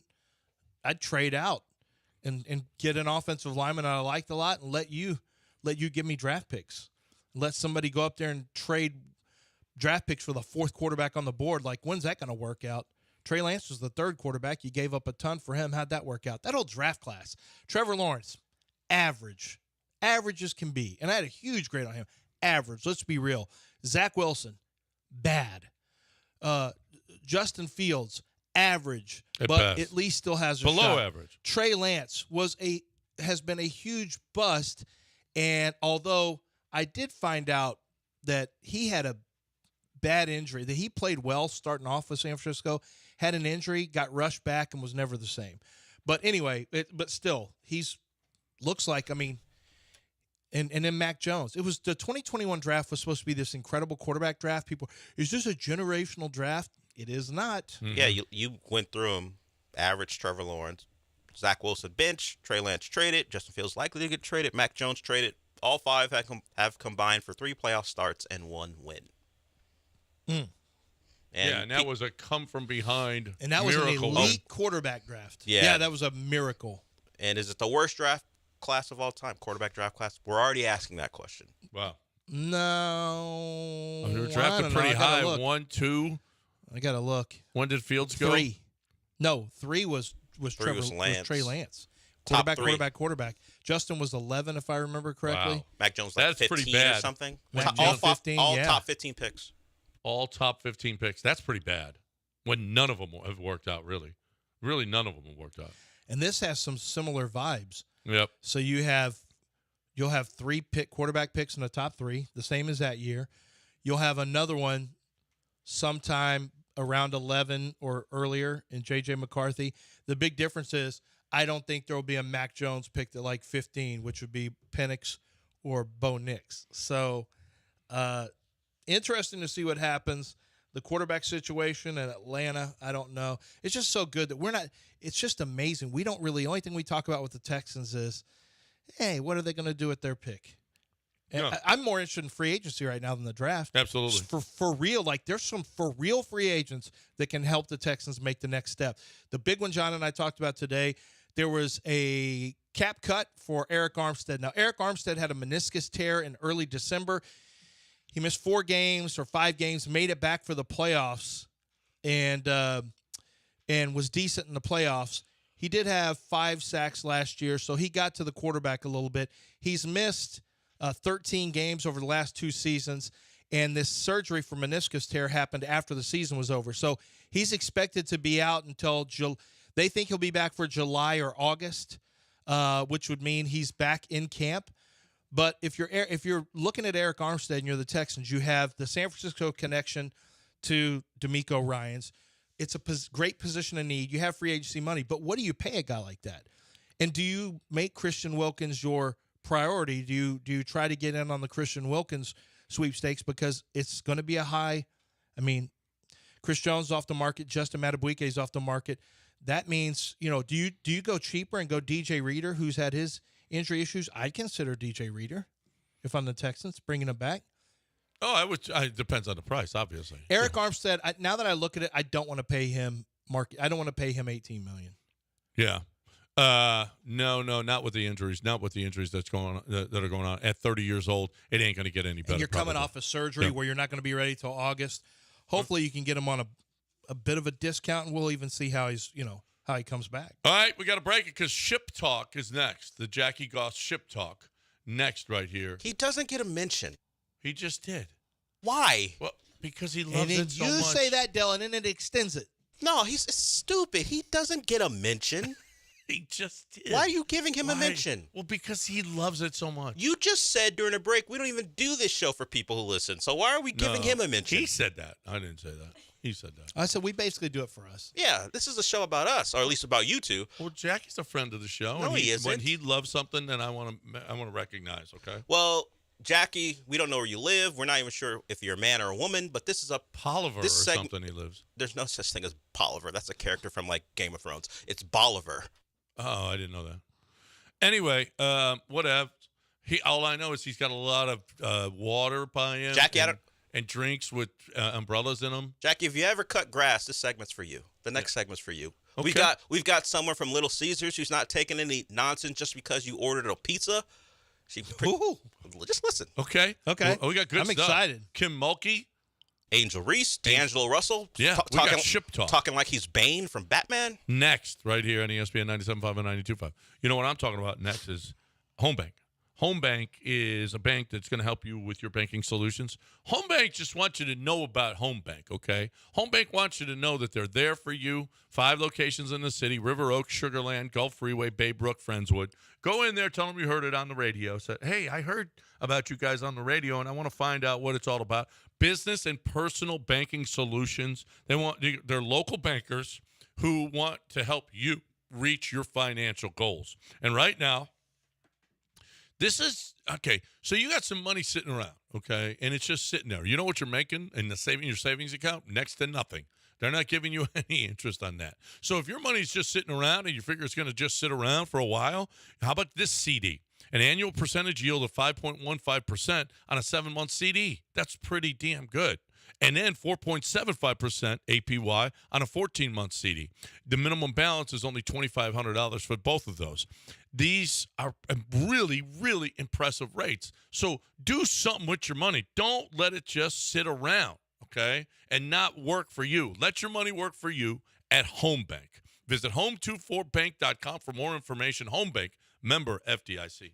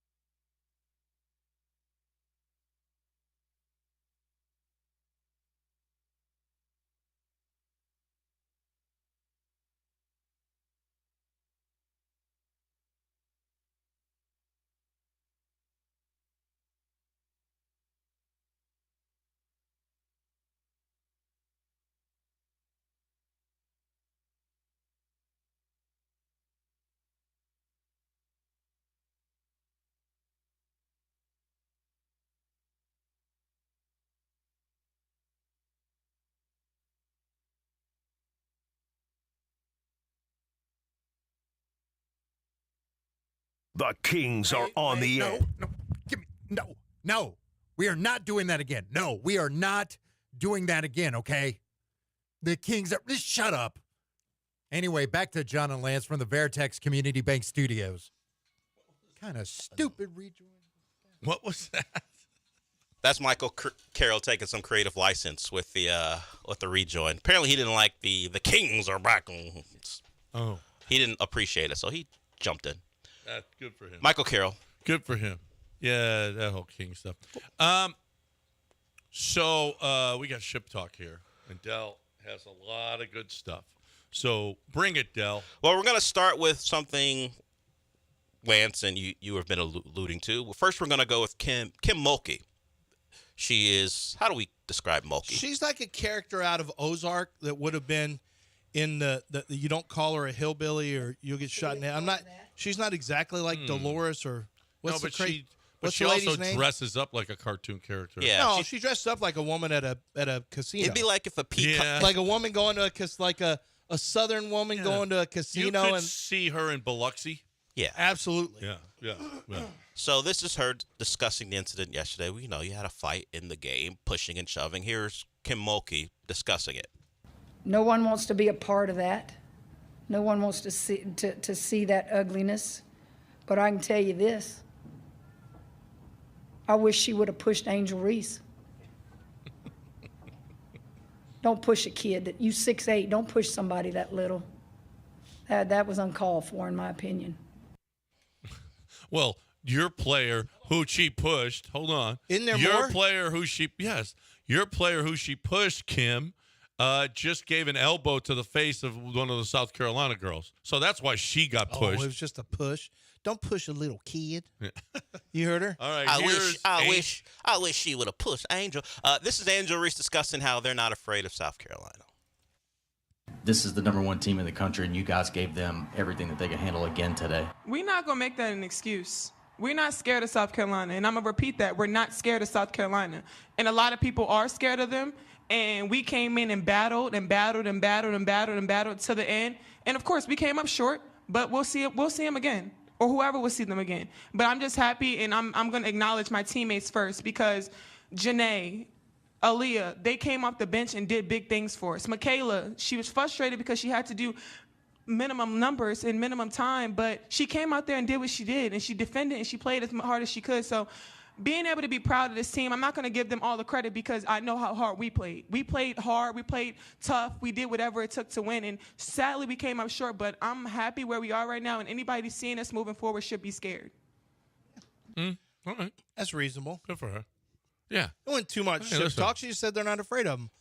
She talked about, they asked her how come she didn't jump into the fray. She was near the LSU bench. Some people didn't move. did mention that, yeah. She goes, well, if you notice, I had just got elbowed in the face, or she said my ankle was turned, or I was hurt, so I just stood there because I was already a little banged up. Excuse me. Isn't her mom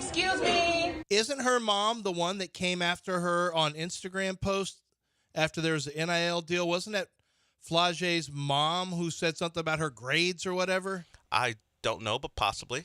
It's possible. Maybe that's why. Who knows? Let me check that. But Angel Reese was shown pulling the hair of Cardosa earlier in the game. It was a physical game between two teams. LSU has a national title. South Carolina wants that. So if they see each other again in a tournament regional final or maybe a Final Four, all the better for the sport.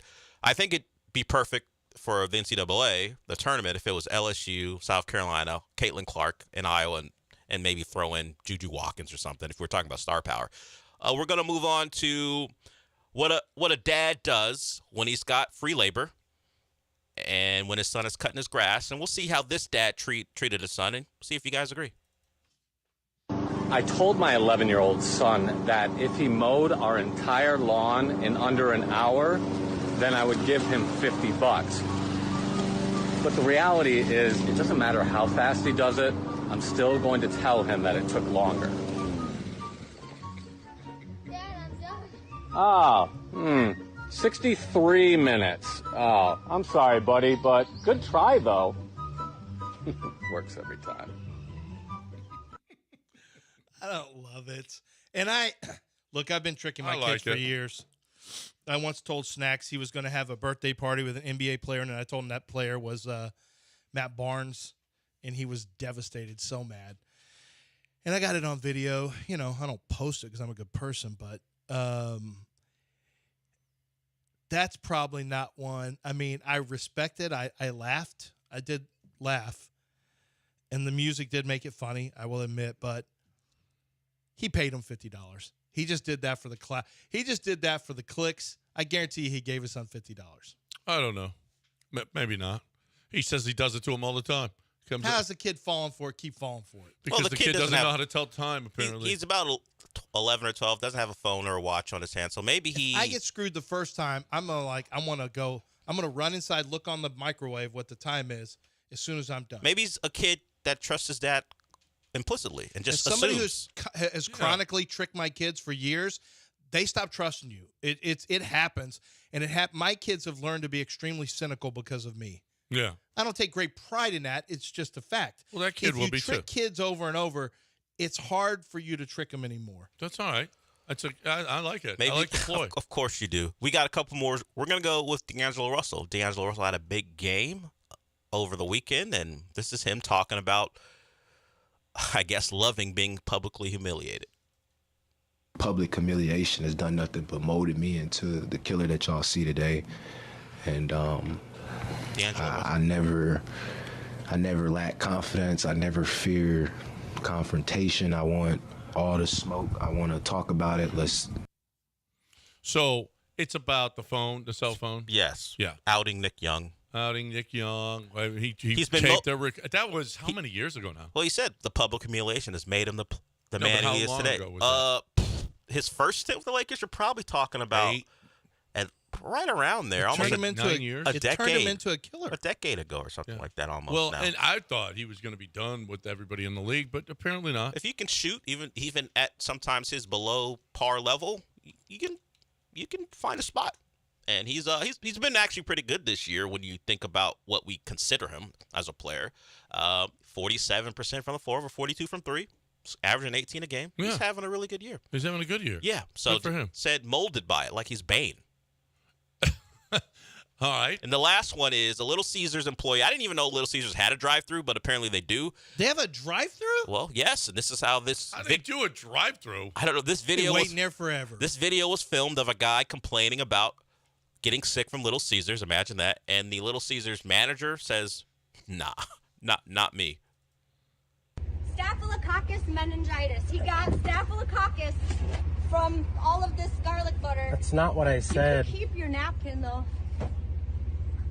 He brought his pizza back. Your money back. You don't have to record me. I know what I said. I didn't call you and say I got food poisoning. No, it's just I came in here to. Am I allowed? Can I say? It's all gone, and you've got garlic butter all over it. No wonder you got sick. All gone. Can I? Am I allowed to talk or? Wait, you just talked before you turned your camera on, though, right? Right, Mister? I got food poisoning. No, I said about three. I said about 3 words before you started yelling at me. Really? Yeah. Even your pizza knows you liar. You need to work on your customer service. I don't let liars come to my store. I am not a liar. You said you got staphylococcus meningitis I from said garlic butter. You guys work for this? Am I supposed to ask his just because you bought a $7.99? No! Okay, I'm refunding you. Drop it. Thank you. No, you called me a moron. Well, listen, I'm on her side on this Thanks one. for blessing us with that one, Del. Yeah. Is she the ship talker? Of the week, I think. Yeah. Yeah, he came in saying. You said you got staphylococcus meningitis from garlic butter? Yeah, she had his box of pizza and like 4 slices were missing, and she's like, even your pizza knows you're lying. She said, I'll give you your money back, but I'm not here for your nonsense. Here, take the money. But you didn't get sick from staphylococcus. Good for her. I like her. And then he turned the camera on. Of course. It. Like, I bet that didn't go well for him. No. He thought he was going to get one kind of reaction. The internet wasn't on his side. No, they wouldn't be. I'm not kissing your ass for $7.99 for a $7.99 No. pizza. Thank Grab you. and go I or like whatever her. he did. I like that attitude. I like that. She's probably going to get fired over that. Probably. All right. A good ship talk there this week. 713-780-3776. We got a lot to talk about here. Cougs, Rockets. We'll hear sound of Ime talking about Alperen Şengün on the other side. Also, the other guys chiming in on what Alperen has meant to this basketball team this year. We'll find out just how bad it is. But first, we're going to find out how good Craig DeSurf is. Well, I'm about to find out again, like I already know it. I got to take my vehicle in for some service today. I'm going to bring my son Alec out there, and we're going to look for his first car. Something we've been talking about. He's in college. It's time for him to get a car, time for him to start making payments on a car, build up that credit. But more importantly, we got to find something that makes sense financially. Well, that's why we're going to go with the Buick Essence that they have, or the Preferred, I should say. We're really excited about that. He loves that vehicle. Shopped online at landzcars.com. But while we're there, we're going to check out a lot of things. There's a great offer they have right now for that vehicle for a 36-month lease. So a 36-month lease, 3 years, really, really, really favorable payments.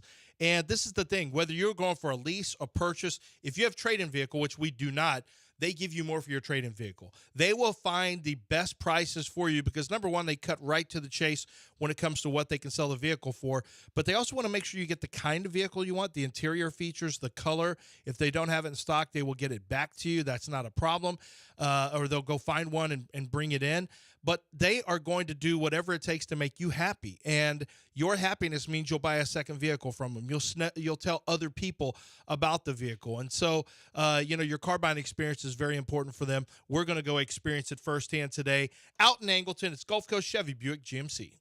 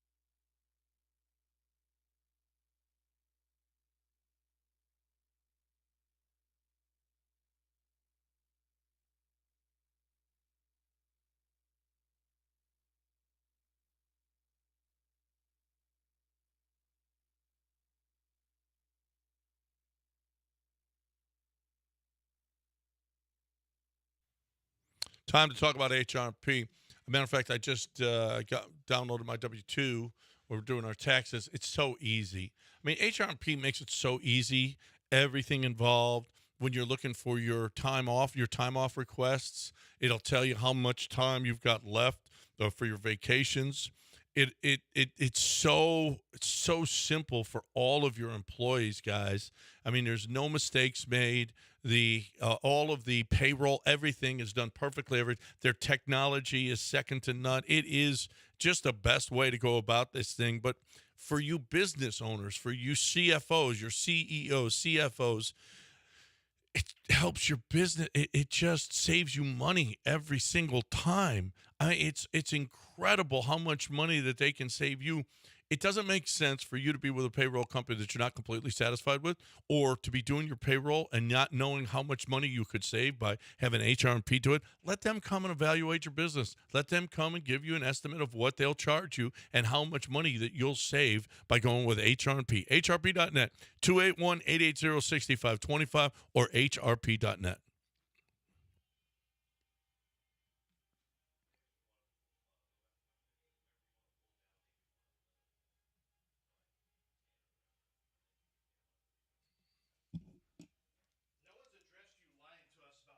You are listening to Houston's longest-running sports radio morning show. From the Veritex Community Bank Studios, here's John and Lance.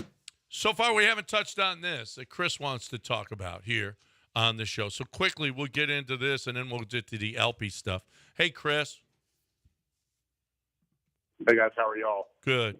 Love the show, and I hate segueing off of when you guys are on a roll with stuff, but I was driving to work, and my buddy sent me a picture.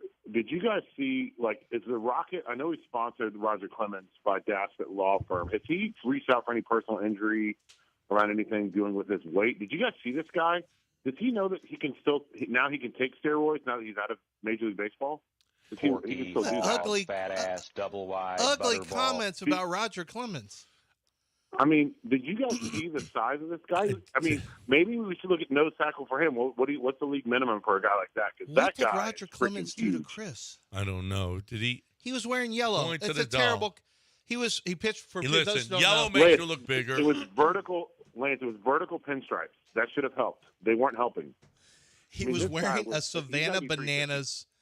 So, if those who don't know, Roger Clemens, I'd never heard. Did you know this was going to happen? I think they didn't. kept it quiet. Yo, I got a text from a buddy, Craig. You know my their buddy bus Craig. is right across the street. They're staying at the hotel right across the street. Are they the Bananas? Savannah Bananas, yeah. So he goes, hey, I'm here, and Roger Clemens is pitching for the Savannah Bananas, and I was like, well, what are you doing in Georgia? And it was at Minute Maid Park. Yeah. There were 41,000 people there. Roger's 61. He gave up five runs on 3 hits. Yeah. In a third of an inning. Like, they were not trying to take it easy on Roger, and then Roy Oswalt did much better, giving up 3 hits in a third of an inning. See, I don't know that that's accurate. I think Roger might have pitched more than that because when he was walking off the field, it was 3-2. So I don't know if he pitched 2 innings or what, but he did give up. No, 5 they runs. said he pitched a third. He pitched a third of an The inning. only I think the only out he got was a dribbler back to the mound, and he threw it and he underhanded it to get the out. Oh, okay. He couldn't have been set up to pitch a bunch. They said him and Roy only pitched a third. I mean, do you think they want to be out there trying to deal for 2 innings, getting raked? Well, raked. You said raked. Yeah. So raked. Yeah. Roy looked pretty. He had that big curveball still working. Yeah. Yeah. I did mention. I did see it. I did see Roger. I know I saw Roger a few months ago. As a matter of fact, he's a big dude now. Roger was a big dude in college. Roger was a big dude in pro baseball. Roger got bigger, but he's that's a large man. Okay, so he's not Roger's doing steroids. 61 too. Yeah, he's 61, and he's still a lot. He's never going to get small. If you thought Roger was going to be little after his playing career because of all the steroid accusations that he would slim down and all, he'd not. He's a big dude. Always has been. So more Damian Woody than he's Joe not Damian Thomas. Woody. He's not than Damian. Joe Thomas. Well, we're talking about offensive linemen and what happened. Joe Thomas. By the way, I found out that Joe Thomas. Somebody said it was like Pep Hamilton or no. Somebody at NFL Network said, "Man, I'm really excited." No, it was Taylor Lewan at NFL Network. He was coming in to do the NFL Plus Players Challenge or Players Only, where they are on the field and they're talking about the players. And he goes, "I'm really excited about coming in and doing something with Joe Thomas." They said, "I guess he didn't hear about Joe Thomas." And I said, "What happened? What's the deal with Joe Thomas?" He goes, "Oh, he moved to Germany to go coach football." Joe Thomas just picked up and moved to Germany. He's him. coaching football in Germany now. Good for him. As well he should. Roger, he did look big. Okay, let's move on to the Rockets. Horrific news after the win in Sacramento. They've won a couple of road games now since the All-Star break. They won at Phoenix, and now they won at Sacramento. Those are 2 good wins on the road, but it came at a price. Ime Udoka went down, going up against Sabonis on a break. He came down awkwardly. Looked like he may have hyperextended. He had a knee and that same leg, an ankle. Mm-hmm. So it was bad. He laid on the floor for a long time, carted off in a wheelchair. Here's Ime after the game talking about the Alperen Şengün injury. Yeah, I mean, you hate to see that, especially that late in the game. But, he was making a play there to try to obviously get back and get a defensive stop. But it doesn't diminish the win in general. I think it was one of our best road wins, and he had a huge part in that, obviously.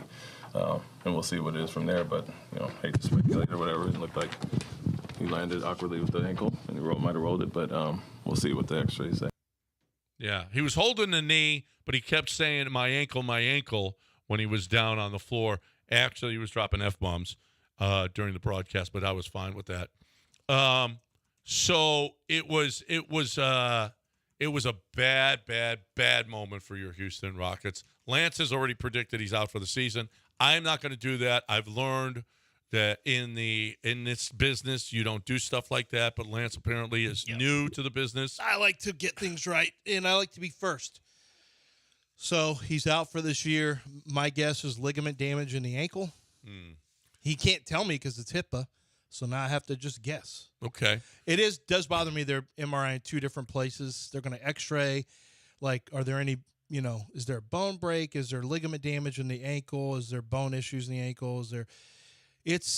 I hate it that there's two different things they're looking at because that takes longer to recover from a physical therapy standpoint typically.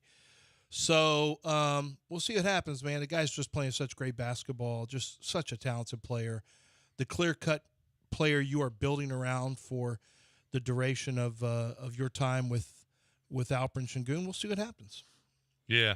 I don't know how long it's going to take. Hopefully Alperen Şengün will be back as soon as possible. It was a terrible moment. Terrible moment for your Houston Rockets last night in their win. It was they played great. They took over the second half. They were down and they came back and they destroyed them in the third quarter. That was awesome. And then just the worst. Alperen Şengün going down.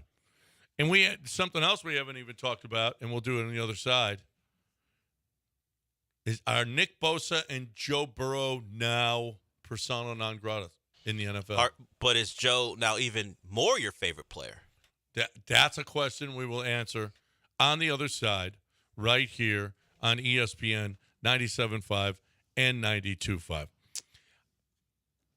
I don't know that you say this often, but in this business, in the mortgage business, brokers are better. They're more experienced.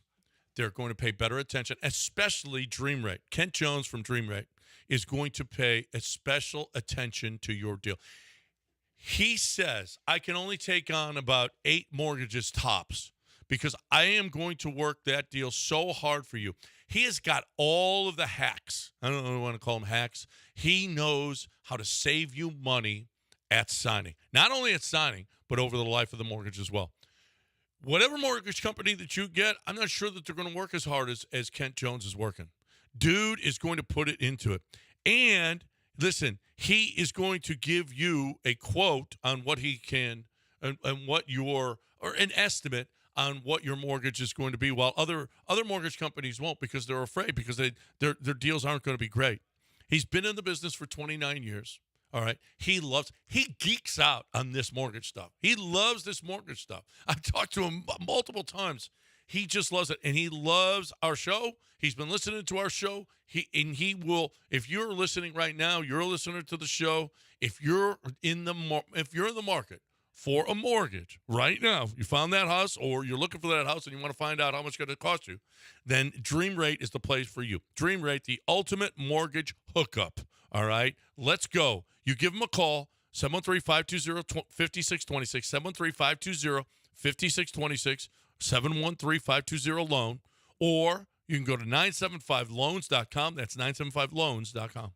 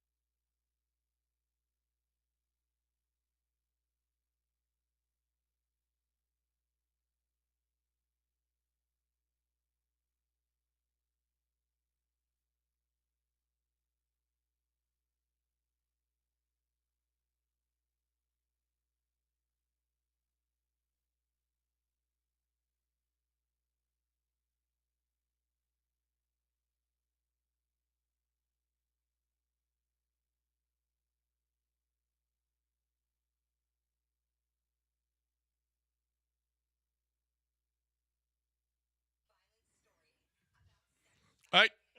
901 on ESPN 97.5 and 92.5.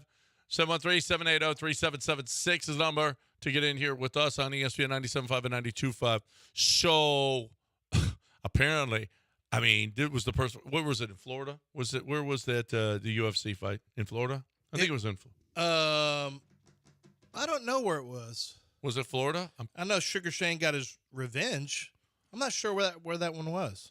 I'm pretty sure it was. I read Florida. Yeah, it was in Miami. Miami. Those people love Trump. Some Trump now. Well, Florida does. I mean, Dade is somewhat. It's always been blue, but Trump won more votes than you would think in Dade. Well, he got a. Did you hear what the crowd was chanting? What were they chanting? They were. What was the one that? It was bleep Joe Biden was what that was. Well, UFC, that crowd, yeah. Yeah. What was what was the thing with the Let's guys? Go Brandon? Let's Go Brandon. But it was the other one, not Let's Go Brandon. It was the other one. Well, it's the one they meant. Yes. Yeah. So he got, and then he stopped along the front row were Joe Burrow, Nick Bosa, and some other NFL player who was geeking out on it, on him, on Trump being there. And even, did Joe Burrow give him the shoulder rub, or was it Nick Bosa? It wasn't a shoulder rub. It just shook his hand. And no, somebody gave him a shoulder rub. I didn't see video. All I saw was the pictures taken. I didn't see any actual video of it. Oh, I saw the video of it. And Nick was really, here, the guys are they're just beside themselves how much they loved that the president stopped by and saw him. Nick was in his ear for quite a while. And Dana obviously was there. And the guys were just all pumped after he left. How much do you think this hurts them on the field? No. I mean, Bosa, no one's surprised by that.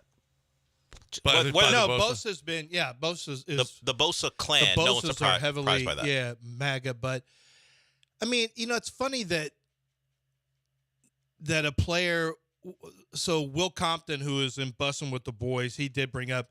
It'll be interesting to see what the internet does with this. Meaning Joe Burrow. Oh, by the way, Will Compton was one of the guys there. It may have been Will Compton. He was in the picture.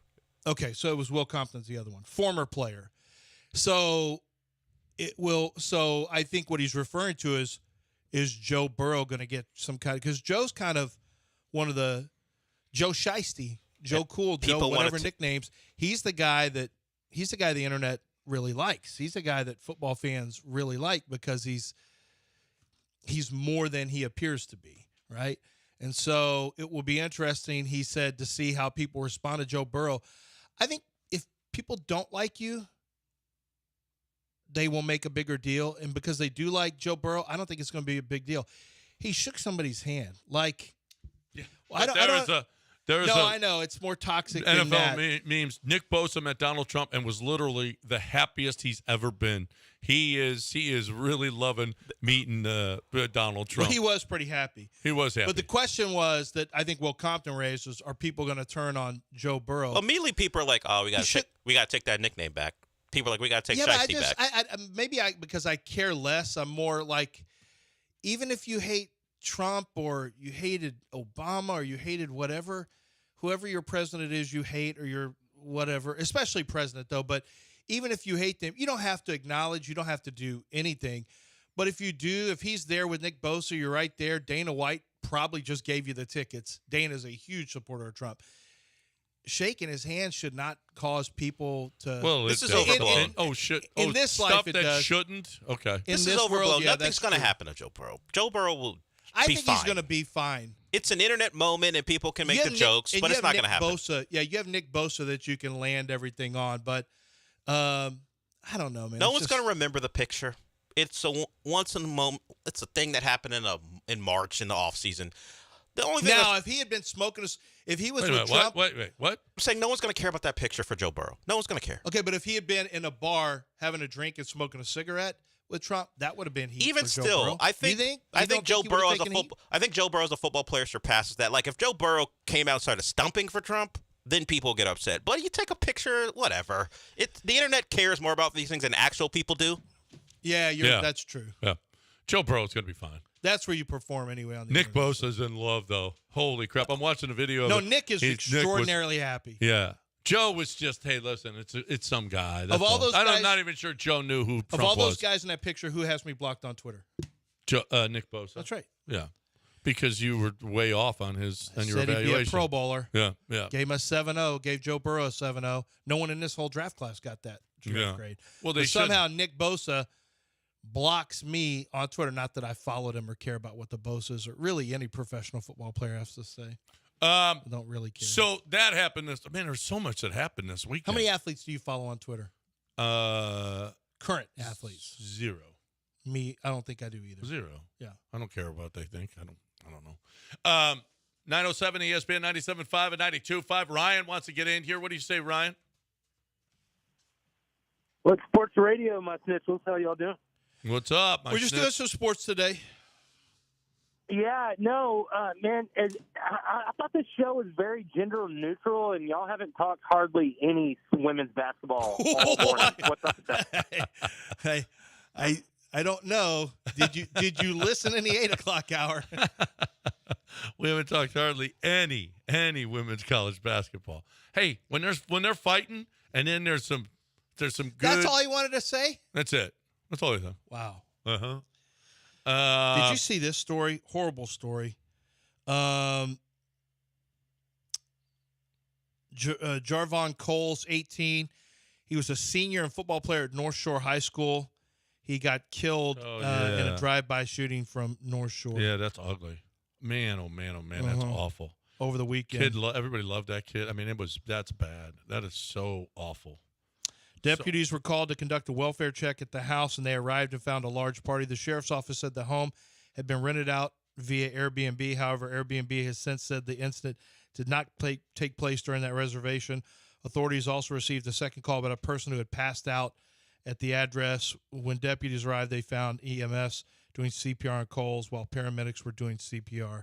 He was taken to a hospital and died. During the party, a car with several people drove by and fired shots at the house. Awful. So stories. It continues. Yep. Let's get JT in here on ESPN 97.5 and 92.5. Hey, JT. Hey, guys. Good morning. Oscar talk, Joey Bosa, Burrow talk. Neat stuff, guys. Great way to keep listeners on the listening to the show. Neat stuff. Thank you. He just wanted to use neat stuff. That's John's bit. Yeah. No. Whenever I saw the news about Alpie, has anybody given any thought to maybe this is the Paul Pierce injury? We talked about that. It's not a Paul Pierce injury. He's got MRIs. No one did an MRI in Paul Pierce's colon. How do you know? How do you know? Because no one did an MRI on Paul Pierce's colon. You don't know. Yeah, I do. There was no results. Adrian Wojnarowski did not have it back then. He may not have. He was with Yahoo back then, probably. It was also kind of disappointing. It was also kind of disappointing for the show that you guys didn't thank Dusty Baker for the way that he handled the situation last year. I think Dusty Baker may have been the best Astros manager that we've ever had. And if you don't think so, just ask him. Just ask Dusty. We've thanked him already. Dusty may give you his opinion. JT, we have thanked Dusty Baker. We've thanked him for his service already at keeping Yainer out of the lineup. That's something, John, I remember you thanked him a while back. I did thank him during for the his season. service. You were thanking him. I thanked him for his service. We thank him for the World Series run. We thank him for holding You back should. You should. Yainer. Yeah. Hey, I got a serious question for you guys. Who's going to be the first NFL player to take a percentage of the cap? Because every year there's cap increases. Who's going to be the first agent, the first player to say, you know what, I want 45% of the cap, or I want 30% of the cap, regardless of what that cap does? Nobody. Thanks a lot. I'll listen. Oh. Nobody, because then you'd have as the cap goes up, you'd have to slide the contract up. You'd have to renegotiate the contract. So it's impossible. It's not impossible, but they don't look at it. Impossible. I mean, it's not. No, it's you can when you sign a contract. You can't have a contract that automatically escalates to an unknown amount. You have to have set amounts. As the contract goes up, you can't just renegotiate. That's not going to be that wouldn't be. Teams would not agree to that. Teams are not going to turn this into the NBA. I'm just telling you, they're not getting an NBA deal where the players push everything around. I mean, it's already Caleb Williams right now. This is already a scary time for the NFL because here's a guy who's not even. We'll see if he does a medical in Chicago, but. This is scary. This is scary for the NFL because you need to know what you like a Carfax on a car. Like you need to know you're about to pay a lot of money to a player. You need to know that their injury history is. You need to know what it is. Remember how Chet Holmgren wouldn't give his injury history, his medical report to the Rockets at 3? He said, "Nope, I'm only giving it to Oklahoma City," and the Rockets would have had to go in with no knowledge of an injury history. Yeah, and Adam Silver's trying to get away with it. He's trying to be done with all that stuff. Right. But there are a lot of contracts where you don't know because they've got incentive-landed contracts. So there are a lot of contracts that are likely to be made incentives. Sure. Likely to be paid incentives, and there are some that are unlikely to be likely paid. to be made counts against your cap. Listen, to answer your question, it may happen. I don't know. Well, they look at it. A team can look at it and say, we're willing to pay a quarterback 26% of our cap. Yeah. I mean, they can certainly look at that, and it's being done anyway right now with the way that salaries are being pushed up. The Baker Mayfield contract should scare people, should scare teams. This is a guy who was basically is washed out, too strong a term in Cleveland. But there have been other guys that have bounced back after rough Rich starts. Gannon. He was 1-1. Right. He was the first pick of the draft. It's a really cool redemption story for Baker. Went and played one game he was with Carolina. Nothing good happened there. Then he had one or two games with the Rams. Like, hey, good for Baker. He won a Thursday night game. No one thought. Then he played well at Tampa. But John, but listen, $33 million in this environment right now. $33 million is not cap excessive. Quite frankly. Well, $33 million for a starting quarterback in the league that gets you to the playoffs is cheap. It's Baker Mayfield, though. It's Baker Mayfield played well last year. He did. So you're locked in at 30? I mean, I guess you're basically saying we just can't do anything. 50's the number now, with so 33 is not bad. $60 million is, maybe you have to look at it that way. Think about who's next up and how polarizing. When his numbers come out, how people are going to react. Kirk? Dak. No, not him. More polarizing. Baker got 33. When the Dolphins give Tua 55, people are going to lose their minds. Yeah. Well, wait. He's going to get that money. I don't know why you think that's not happening. Hold on a second. Did you say 55? Well, who's next? See, this is my point. This who's next mentality, and then you just decide to pay bad money to somebody. Well, Tua should get paid, but Tua should get paid $36 million. Why should he get paid $36 million? Because that's what he is relative to his team. He's a guy that needs weapons around him. Everyone does. Everyone. But that's the truth, though. If you continue to overpay players based on, like I said before, baseball doesn't do that. They pay you based on how good you are, and they pay you relative to the other players in the league. The Dolphins have Football's one of the only things.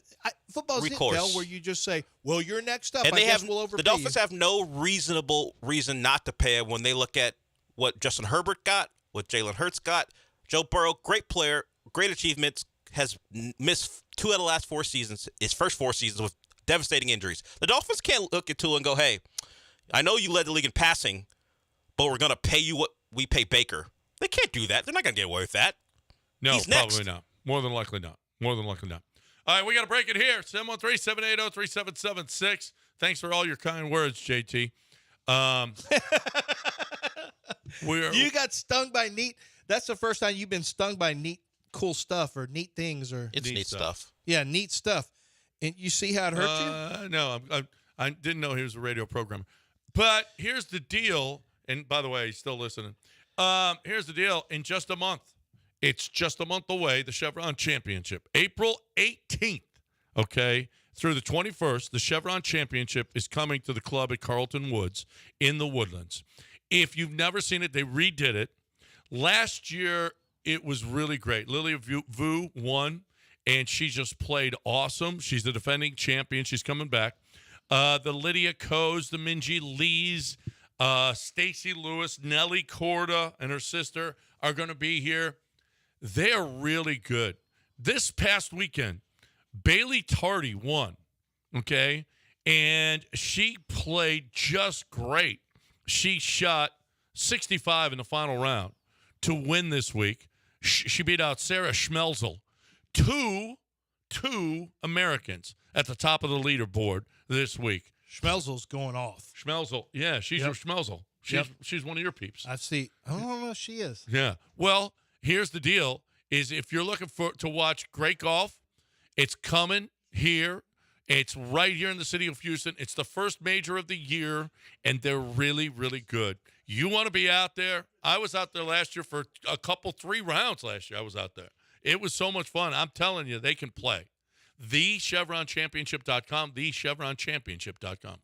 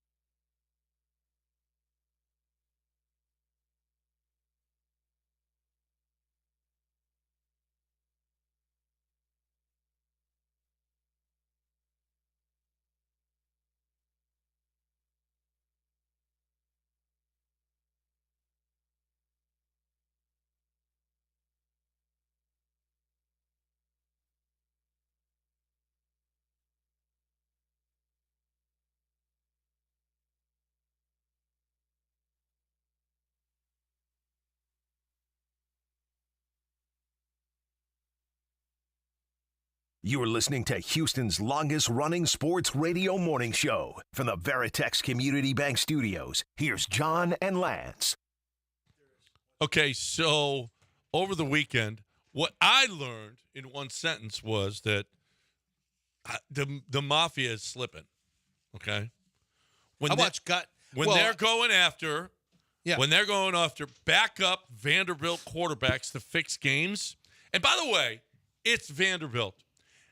You don't need to fix that game. Vanderbilt's going to lose on its own. You don't need a backup quarterback.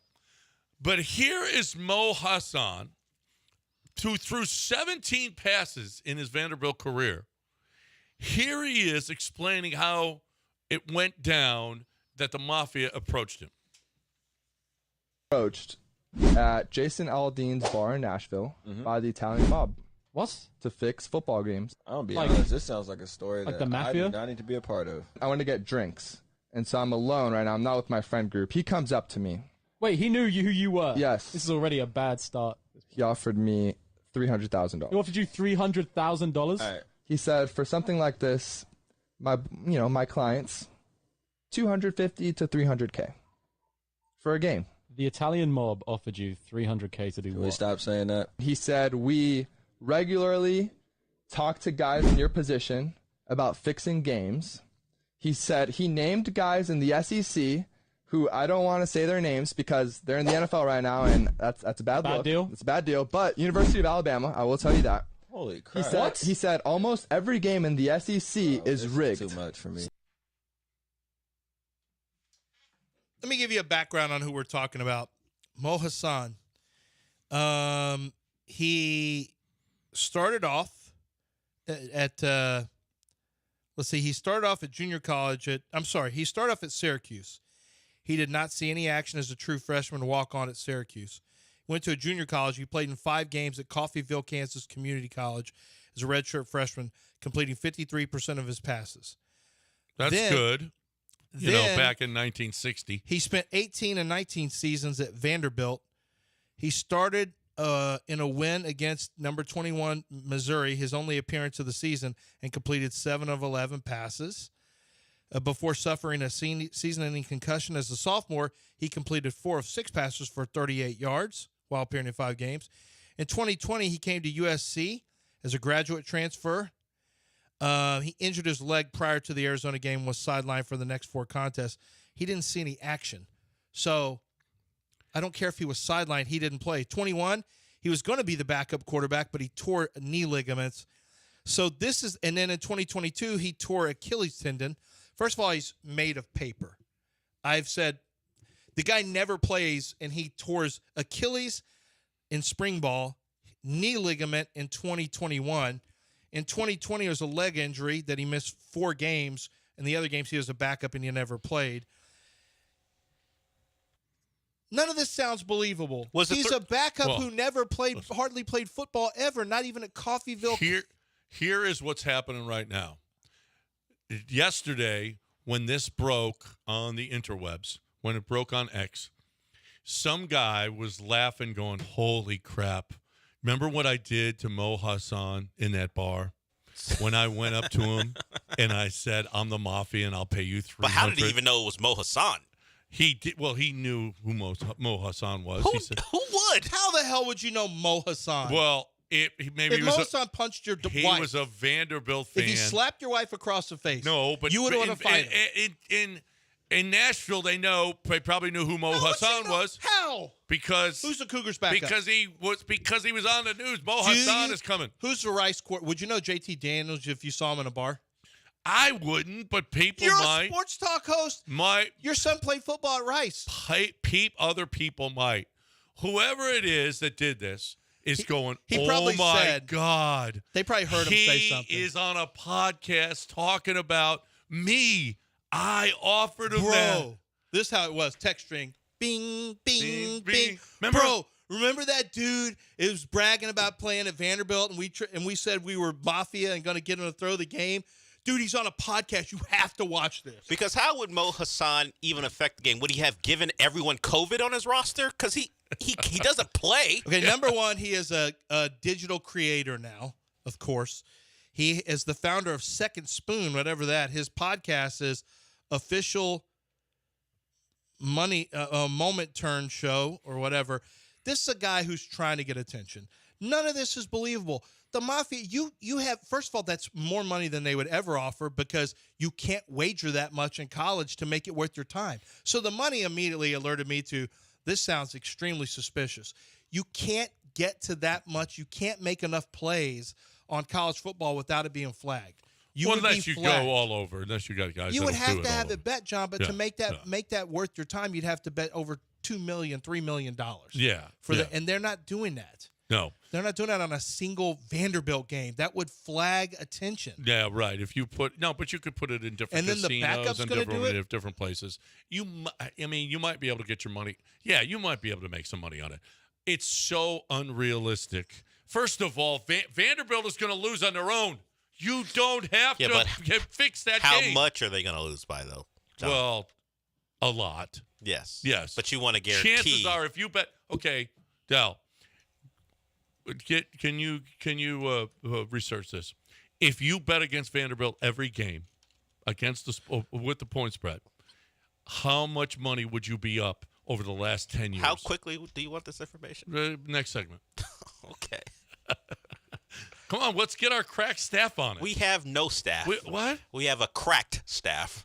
What the hell? Is Abigail still here? She's actually doing the podcast right now. She's doing a podcast? Well, she's doing this podcast. She's putting up our podcast. Oh, I thought she was on a podcast like Mo Hassan. No, I mean, she could go on a podcast and go, how quickly has someone ever made you cry? And it'd be you two. We did. You're such an a-hole. Did you not do that in a good way? No. We did. Oh, I'm sorry. Have you ever seen No, that? and you're arms of an you're being angel. no. What about when the cats have an eye missing and a dog has 3? Is that what you're comparing her to? No, but I'm just saying that Well- can make people cry. Like, oh no, that cat's Well, got didn't no that eye. Republican response? Didn't they have The Katie Britt thing. Katie Britt, yeah. Yeah, they did put somebody put the whole commercial underneath her. Guys, if you missed the first, well, you wouldn't have seen this anyway because it happened off fair. Abigail's here training because you never know. Things happen. She might have to run this show at some point, God forbid, for her sake. And she went in there. Do you know why she was crying?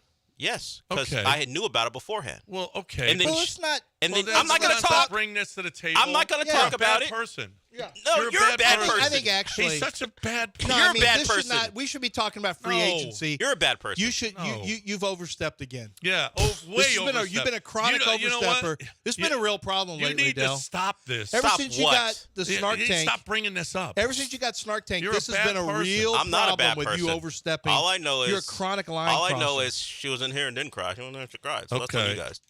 That's In okay. the You need to talk arms about of John. an angel. Maybe John Daspit can Look, sue Dell. look how she's What about when the laughing. cat doesn't have an eye though? The whole point And the is dog's got. to make her laugh, and she's laughing because it's funny that happened when she walked in there. Go talk about John Daspit. Look how Let's talk uncomfortable. Look how uncomfortable he is. Listen, if you feel sad about anything that Dell does, and you feel like you're personally injured, Abigail, 713 Yeah. call now. John Daspit, personal injury lawyer. He doesn't usually sue for feelings being hurt. That's not really his thing. It's for injury through someone else's negligence, like a producer, but someone else's negligence is what he will sue for out on the roadway, out at the workplace. There's so many different types of injuries that they deal with, including loss of life. If someone that you know or love has lost their life due to the negligence of someone at work, on the roadway, or whatever the case may be, they are going to, John Daspit and his entire staff is going to work hard to, if it's injuries and you've been in the hospital, make sure all those bills are covered. Any time missed from work, that's going to be covered. Any physical therapy or surgery, that's going to be covered. And your pain and suffering as well. And what is, a loss of life worth? That's a horrible thing to have to come up with. And yet insurance companies are trying to, it's kind of a cold business. And John Daspit's like, no, this is something that needs to be treated with the respect it deserves. Let's talk about, what's going on. And this is a person maybe who was a provider for a family. These are all difficult discussions, but John Daspit's willing to have the tough discussions with insurance companies to fight for you and fight for your rights and to look out for you, because no one else is going to, but he will. 713-CALL-NOW. That's 713-CALL-NOW, or go to the website for more information at daspitlaw.com.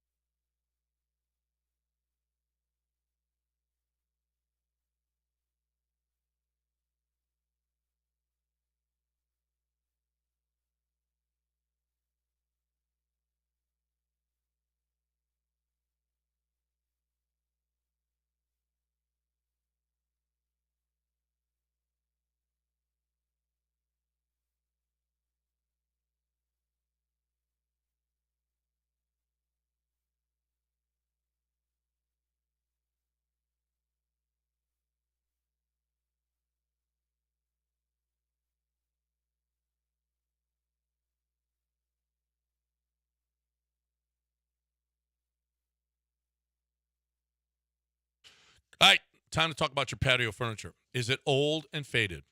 Is it unique? You just love it. You want to keep it. You don't want to buy new stuff. Is it patio furniture that's been in your family that you want to preserve for sentimental reasons? You don't want to spend tons of money. And by the way, new patio furniture doesn't have the same steel that older patio furniture does, so it's not going to be as good, and it's going to be more expensive, okay? Get that love seat done that she loves. Get it for a gift for her. If she's got something coming up, a birthday or an anniversary or whatever, you want to get that love seat redone. Get your furniture ready for spring and summer, okay? Now's the time to do it because it's going to take a little while. The HOA has sent in all of their stuff. Their warehouse is packed with stuff that they're doing. If you want to get this stuff back, there's a turnaround time on this. Free pickup and delivery. They never skimp on how much they're going to prime and prep the metal. It is the best process. HoustonPowderCoaters.com. You want to keep that patio furniture or whatever it is that you want to keep this metal.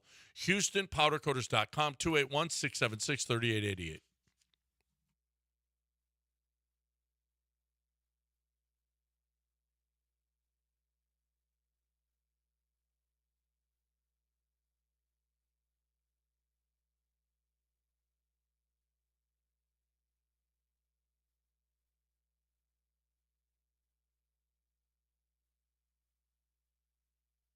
You're listening to John and Lance and some great music presented by RC Ranch. The official beef jerky of the Houston Livestock Show and Rodeo. This is Whiskey Myers. They'll be at the rodeo tonight. So, I mean, we know we had Lainey Wilson over the weekend. I think Los Lobos performed yesterday. But Whiskey Myers, go out to the rodeo, see him, see the band. All right, welcome back. All right, did we miss anything? We talked Rockets. They won, but they lost Alpy. We'll find out for how long.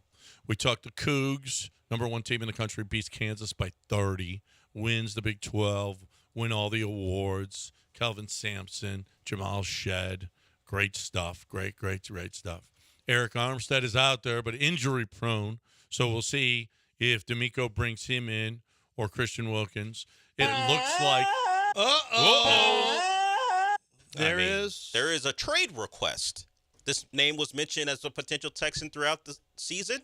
He got a franchise tag, but they couldn't figure out a deal. So T. Higgins has requested a trade from the Bengals. Would you give up? No, see, I wouldn't. The 23rd pick. There's too many guys out there. I'm not giving anything up. I'm not giving up. You're in win now mode if you do that. You have to pay him a lot. See, you can't because Nico. I had a discussion with an NFL team about wide receivers, and they go, "Oh, your wide receiver over there down there is about to get paid." I said, "What do you think? He gets like 18 to 20?" And the guy laughed and said, "He's getting $25 million easily." I said, "Really, Nico Collins?" Yes, Nico Collins is going to get $25 million. You can't, if you know that's coming, you can't. Like it's impossible to get T. Higgins. Wait, would you pay Nico or T? It's just you got to pay one. I know a pick comes with the T. Higgins trade. Is T a one? No. I pay my own. I'm not giving up a pick. No. Pay your own. No. I'm not doing that. I'm just not doing it. There's too many guys out there. Just get a free agent or pay Nico. That's all. Top 10 wide receivers according to Pro Football Focus came out this weekend. Tyreek Hill 1, CeeDee Lamb 2, Amon-Ra 3, Brandon Ayuk 4, Puka 5, AJ 6, Nico 7. Then Jalen, Debo, and DJ Moore. So Nico is a top 10 wide receiver in the NFL. Yeah, you're right. Why pay T. Higgins and give up a draft pick when you could just pay your own guy? Depends on what they think of him. Nico proved that he's a 1, right? Well, I don't know if you do that after 1 year. Right. I think you do that over the course of. Well, so you got another year. You got another year to find out. And then maybe you franchise him. Okay. Yep. That would be the T. Higgins plan, but they already had one, so they weren't going to give him what he wanted. But the Texans don't have a clear one, and if Nico proves that, then great. This came out. Do you know how well Amen is playing defensively? Amen is in block percentage, okay? Alman Thompson now has a 1.8% block percentage, and a 2.4% steal percentage. He's in the 97th percentile in blocks and steals. Offensive rebounds, 99 percentile. Hustle. All those are hustle plays. Defensive rebounds, 99 percentile. Tari Eason, before he went out, 95th percentile in blocks, steals, 100 percentile. Offensive rebounds, 99 percentile. Defensive rebounds, 98th percentile. You know who else is playing great defensively since the All-Star break? Cam. Cam is like second to Amen in defensive in defensive rating since the All-Star break. You're not going to tell me about his points per minute, right? I'm not going to tell you about his points per minute. No. But Cam is playing his ass off too. Young guys are playing much. Listen, they've had some spark here recently. That's what makes this Alperin thing so devastating is, man, you are really building some momentum. You're building some momentum down the last third of the season, or less than a third, and last quarter of the season, and now you've got to worry about long-term ramifications. Well, I mean, not long-term ramifications, but hopefully not. But you got to worry about the length, the duration that Alperin Sengun is going to be out. So we'll find out more over the next 48 hours. But as far as just basketball players, I mean, Jalen's playing much better. Cam is taking a step as a rookie. Amen's going to be terrific. If you just don't look at him as an offensive, if shooting's not the only thing you look at, it's impossible not to love everything Amen Thompson does. Yeah. And you can tell, I'll guarantee you that's Udoka's favorite player, Amen Thompson. The way he plays defensively. The way he plays, the way he approaches the game. He and Jabari for sure are going to be his favorite guys. I think Tari's going to be as well. He'll like Tari a lot. He likes guys who play. Yep. Well, yeah, but Tari had a growth. Yeah, I don't know. That should be a Netflix movie, like a documentary about the Tari. I feel like we don't know what happened here. Yeah. You waited and waited and waited, and then you find out there was a growth, and then they did rods, a rod or plates in his leg. Like, wait, what? Now, what happened here? This is from the injury he had that happened previously, and this is what, a hematoma. Like, what exactly happened with Tari Eason? Do we know exactly what went down, why it took so long to get to this point? Like, get to a point where they were doing surgery? What was I still feel like we don't really know the story on Tari Eason. Can you go run into somebody at a restaurant and find out what happened to Tari? Yeah, go find out what the real deal is on Tari. Go run into somebody at a restaurant. We got the real deal. He had some kind of a growth. Why did it take that long? Well, because he tried to come, because he had a growth in there, and they thought, I don't know that they thought it was going to go 2 or 3 away month or. Well, find out. These are all things I need you to. Well, they found out that it was out. benign early on, I think. And so they were like, well, maybe he doesn't. And then they said, no, he's got to have it removed. Whatever the case may be, we don't have Tari this year. But you got Tari going forward. That'll be fun. And now you're without Alpi for I don't know how long. We'll find out what that is. We talked about the banana slugs or the Savannah bananas. Oh, by the way, Josh Reddick was out there as well. He had the belt on. Roy Oswalt was out there. He was out there. He had his a wizard cloak. He did have a wizard cloak. Man, the people loved the bananas. It was sold out. It Big was crowd. 41,000 people there. More energy than you might find early in an Astros playoff game. I was surprised Roger didn't hit somebody for dancing. Do you know after they scored, right off the bat, they scored 2 runs on him, got a base hit, scored 2 runs, and they started doing a group dance at home plate. I'm like, the first thing I thought of was Roger's got to hit the next guy, and he didn't. I mean, Roger's really lost his edge. How does the next guy for the bananas not catch one in the back? And finally, well, we talked about Russell Wilson. That happened. We talked about Mac Jones. That happened. He's going to the Jaguars. Russell Wilson's going to the Steelers. We talk about what Chris Jones would do to the defensive tackle market. The Texans are in on the big guys? Or the big guy? $158 million, $95 million guaranteed. Yikes. That's a lot of money. Metabuike got $98 million. Yeah, 2 guys off the board with a lot of money. And the one guy that's in that caliber, the Texans want, other teams want, it's going to be a bidding war for Christian Wilkins. Yikes. Well, you know what? Eric Armstead might have overplayed his hand, not taking a little bit of a pay cut, because I don't know that he's going to get average annual salary of $16 million with that injury, with those injuries. I know. We'll see. And then finally, Rudy Gobert. Rudy Gobert got fined $100,000. He got after the Cavs beat the T-Wolves 113-104. He was doing the money sign to Money the referees. He was doing the money sign. I know the betting and all that is becoming bigger and bigger, but it shouldn't feel that way, he told The Athletic. And he made a visual that was automatic, $100,000 fine. He was obviously frustrated. Both teams were, but we have to be smarter, said his assistant coach, Micah Nori, who was filling in for Chris Finch. I love it. He was like, hey, telling the refs, what, are you on the take? You on the take here? Cost him 100 G's. 100 large. And apparently it equals out to 9 minutes and like 36 seconds of his play. Like that's how much it costs him. Like a game. 9 minutes of a game. That's $100K for him as far as his entire salary. That's very penal. That is. I don't know how he's going to pay. Well, it's the largest fine they could levy. I mean, what can they do? They gave him $100K. That's the largest fine ever given without a suspension. Well, they don't like when you suggest that their referees are on the take. What are you going to do? No, after the Tim Donaghy stuff, you can't have that. Well, no other sport has had that though, and yes, it's outside of soccer. Outside of what? Soccer. Tennis. Yeah. Well, no. Well, not NFL, refs. It was NFL, players. baseball, like U.S. sports. U.S. certainly. sports.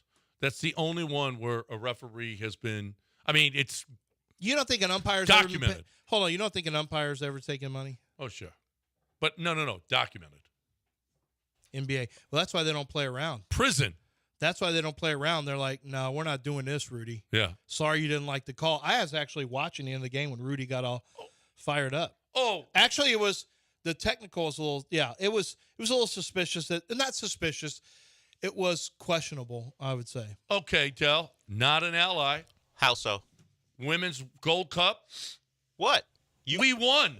What's your point? America. I know. I watched the game. Well, you didn't even bring it up during the Joe show. watched the game. Why didn't you bring it up? Because I'm bringing it up right now. We said we hadn't missed anything, but you apparently don't care about women's sports. So it's my fault. You don't care about women's because sports. You didn't bring it up on your show. Yeah. Did you watch? Did you watch the game? Did you know who scored the winning goal? Mia Hamm. She no longer plays. That's been the case for a while. Morgan, she was on the game, Dennis but Rodman's daughter. No, Trinity Rodman did not score the winning goal. It was Lindsey Horan, the one who said, the blonde girl. Yes, the blonde woman. The one who said at one point, she pretty much said American fans were dumb. Then she had to apologize for it, but she scored the winning goal. Yeah, well, she's their best player, right? She's their number 10, certainly. She's probably right. And B, you like how John said, the blonde one. Of course, that's who he is. Well, no, she's blonde haired. But I don't base a great player down to her hair. Yeah, but he knew you were talking about, hair. though. Yeah. What else do you know about her? She's a striker. She strikes. She's not a striker. She's a forward. No. She's probably a center forward. She's not. She's a midfielder. Then what's she? How she? And she scored a big goal. She scored a big goal in the World Cup after. She scored a goal against. After she had some kind of a foul, and she had a little pushing incident. You do remember that? Yeah, she scored. He knows more soccer than you do, Del. I knew her position. And she scored a goal John in the game. What's he talking about? What are you talking about? He said the blonde one and the pushing, and he.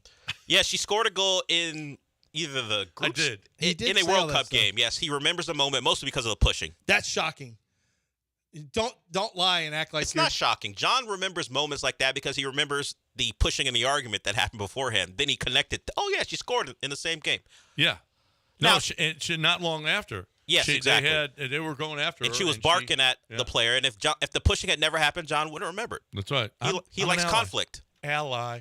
The blonde girl. Remember that. The blonde girl. 947 ESPN 97.5 and 92.5. Time to talk about my bookie. You want to bet on? Well, you can't. It's too late. I hope you had them beating Brazil. Well, I hope you did. If you did, in fact, you won money at mybookie.ag. Promo code BET975. You can bet anything, anytime, anywhere. Sure. Yeah. The Women's Gold Cup's going to be on there, or the Women's World Cup, or Men's World, soccer, Premier League, whatever. You know your games. You know cricket? Well, they got cricket on there. You can bet on cricket there. That's right, cricket. Curling, whatever it is. There's an event. Wait till the Olympics comes up, and you got all of those different things that you can bet on. You can do it at mybookie.ag, promo code bet975. Baseball season's coming up. You want to bet the over for your Astros? It's a low number this year. You can get some money back, okay? They're going to be really, really good.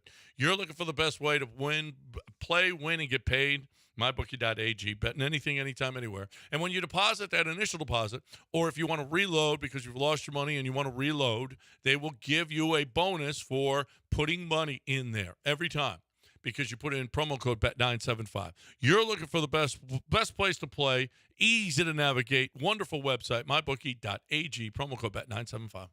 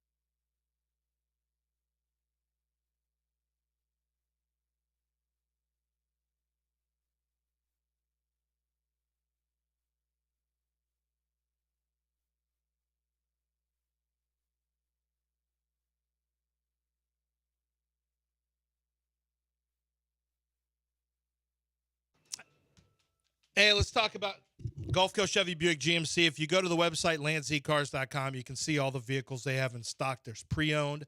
There are the brand new cars. You can also see their programs they have.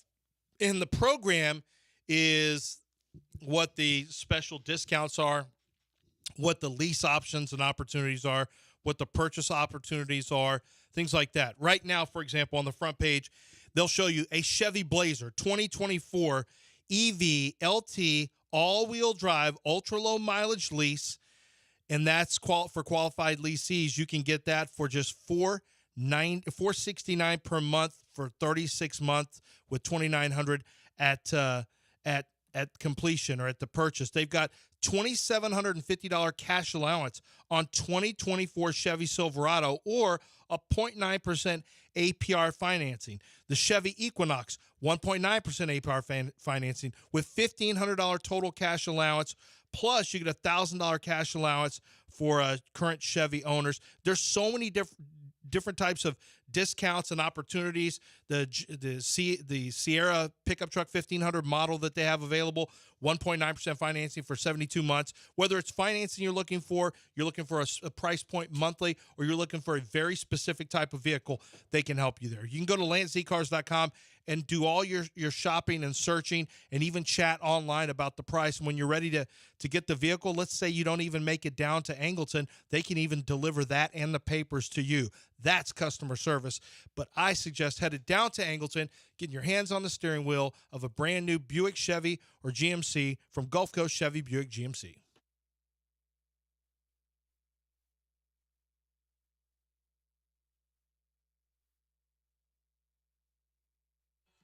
I mean, I don't know about this.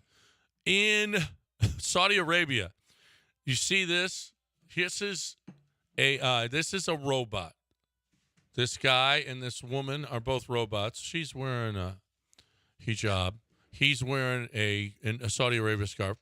There is a woman, a female reporter, who's fairly good looking in front of the robot, and the robot grabs her butt. Wait, what? Yeah, look. That's not. Yes. It sparked Saudi Arabia's first male humanoid robot's groping incident sparks debate. What's the debate? Is this a real There's a debate website? on whether or not, I guess, in Saudi Arabia, how is that acceptable behavior? I don't know. For a robot or for anyone? For a robot or anybody? Should a robot is that how the robot was Well, that's programmed? the point. Was a robot programmed and could recognize a woman's butt from a male When butt? you worked in AI, did you teach your robots We didn't anything have- about? Once again, it wasn't about robots. It was about teaching an AI to recognize proper queries. Did you ever, for fun, just do something about butts in there with your AI? No, with because the robots. the queries were not made by us; they were provided by the company. But did you sneak one in? That was not possible. Huh.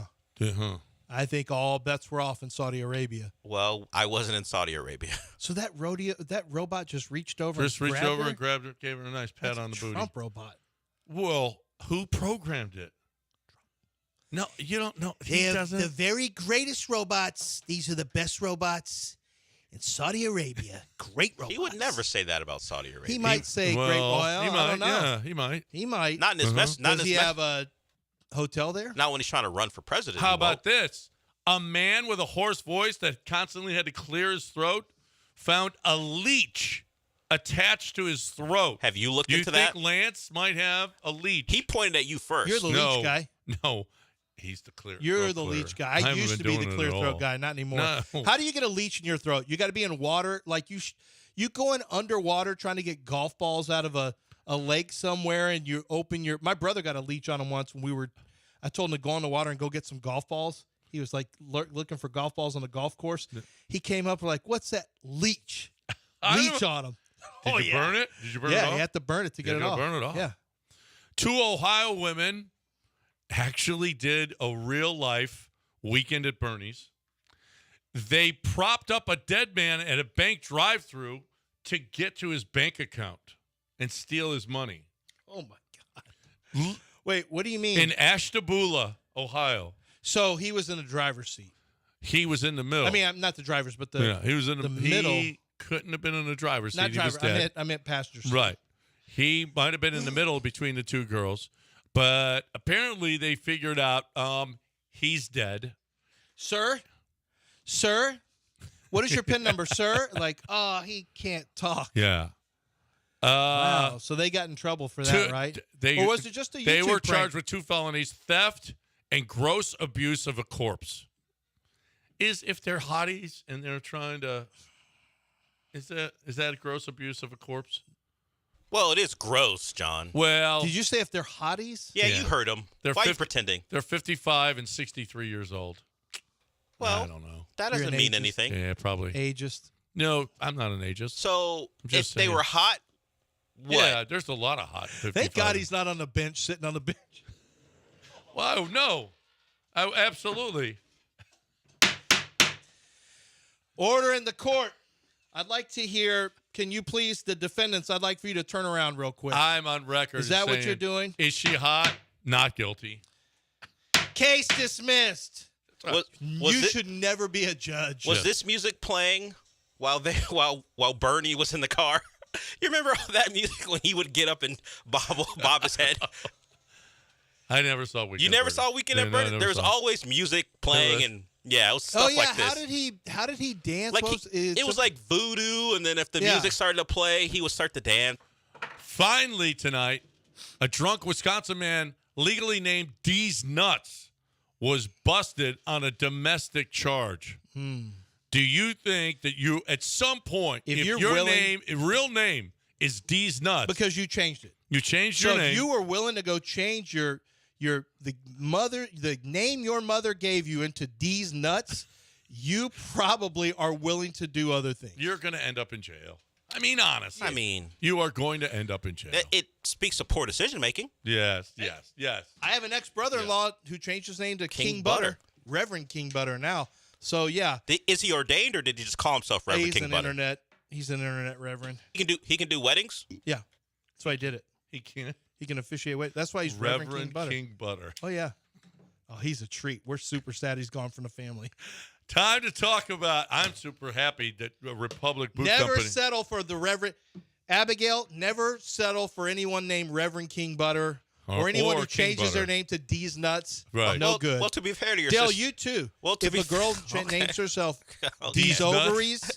I don't think people do that. D's ovaries. D's fallopian tubes. Let's talk right now. That's long. About Republic Boot Company. Name. Because up next, Mopey and Mapes coming your way. Right Black here. Dexter and Mapes, apparently. Black Dexter and Mapes. Yep. Coming your way next. Right now, though, Republic Boot Company is saying, come in, rodeo ready. There's still a week and a half left of the rodeo, right? I mean, there's still plenty of time for you to get to the rodeo, but you got to be ready for it. 100% leather, quality construction in all of their boots. The 1836 are on the rack, but they're 100% leather. They ain't giving you all that other crap that the other boot companies are putting in theirs. And what that means is it's going to be a more comfortable for your foot. They are going to shape that boot perfectly for you. Even though it's not customized, it'll be somewhat customized for your feet because they can stretch it. They can do everything to make that boot perfect for you. Pick up a new sport coat to wear. I already did that. I picked up a sport coat there that I was just like, I love this jacket. I've got to have it.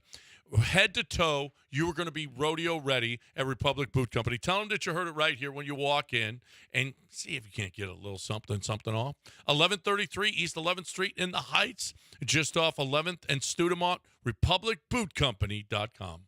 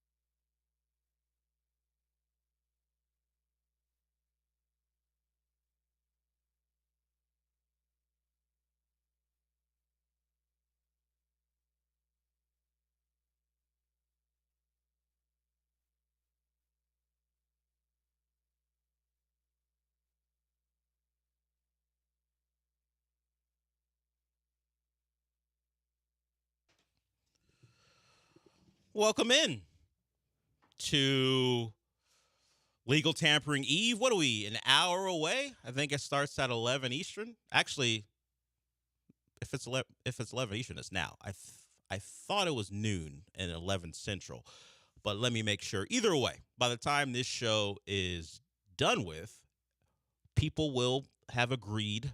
Let's be honest, they've already agreed, but it'll be publicly known. Players have agreed to deals. Now, we have some players who have already made their decisions public because they've been released or they're just re-signing with their current team, and the Texans have done that over the weekend. They got some of the small stuff out of the way. Beyond Folo Fadakasi, a guy we talked about last week, who is now a Texan, not officially, but he will be, defensive tackle from the Jags who visited the Texans and then got out.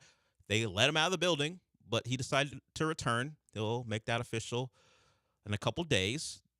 Khalil Davis back, among others, guys who maybe you didn't think you were very excited about during the free agency period as far as who the Texans will go grab, but they grabbed them. They brought them back, so they got some of that small stuff out of the way, and then hopefully some of the big things will follow. We know Eric Armstead is now on the market, which got people excited because of his connection to D'Amico Ryans.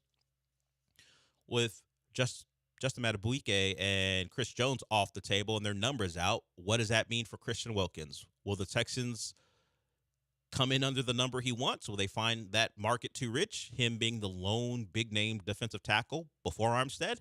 Now, Wilkins is durable as opposed to Armstead, who is not, so that might play into the equation as well. So, just little stuff out the way. The Texans are going to hopefully make some big moves. Now, whether they excite you or not, that's not really how the Texans should be thinking, but hopefully they're impact players that tell you that they're looking to win immediately. John, are you excited? Nah, I can't imagine you are, because you don't seem to get excited about this type of stuff. Now, certainly if a game is on, that's where the excitement comes from. But are you excited about the prospect of learning about big-name free agents the Texans are signing in this show? I think I'm a little excited, mostly to kind of get it over with. Not this whole thing, just the speculation, the countless tweets and photoshops and YouTube videos of Saquon Barkley to the Texans, so-and-so to the Texans. Here's why this guy who won't sign with the Texans is the perfect fit for the Texans. So just to get all that, just to get actual names on the board, and so we can stop all the what about this guy, and actually have people to talk about on the Texans. That's mostly what I'm looking forward to. Yeah, the legal tampering period begins in less than an hour. I saw 11 Central, and that was right. I don't know why I changed the time. Maybe I had something to do with the time change over the weekend, which I didn't even know about. Like, obviously we know it all happens, but I didn't realize it until, oh, by the way, spring forward. Look, okay, sure. I didn't know. I'm a single person who doesn't have to get up early on a Sunday, so I got up and didn't know, and then I found out through someone telling me later. Oh, slept in a little. Yeah, I thought, man, I felt great that sleep. No, time changed. Thanks for informing me. It wouldn't have mattered one way or the other. Either way, I wasn't getting up at a time before 11 on a Sunday morning. So there that is. I found that out. But the Texans will be able to officially announce things, or at least the agents will tell the newsbreakers starting at 11 our time, and then we'll go from there. As I mentioned, Folo Fadakasi, the Jag is now a Texan. The former Jag is now a Texan. Some other guys, the Texans, you can look to possibly pursue, besides Christian Wilkins, are Tony Pollard and DeAndre Swift.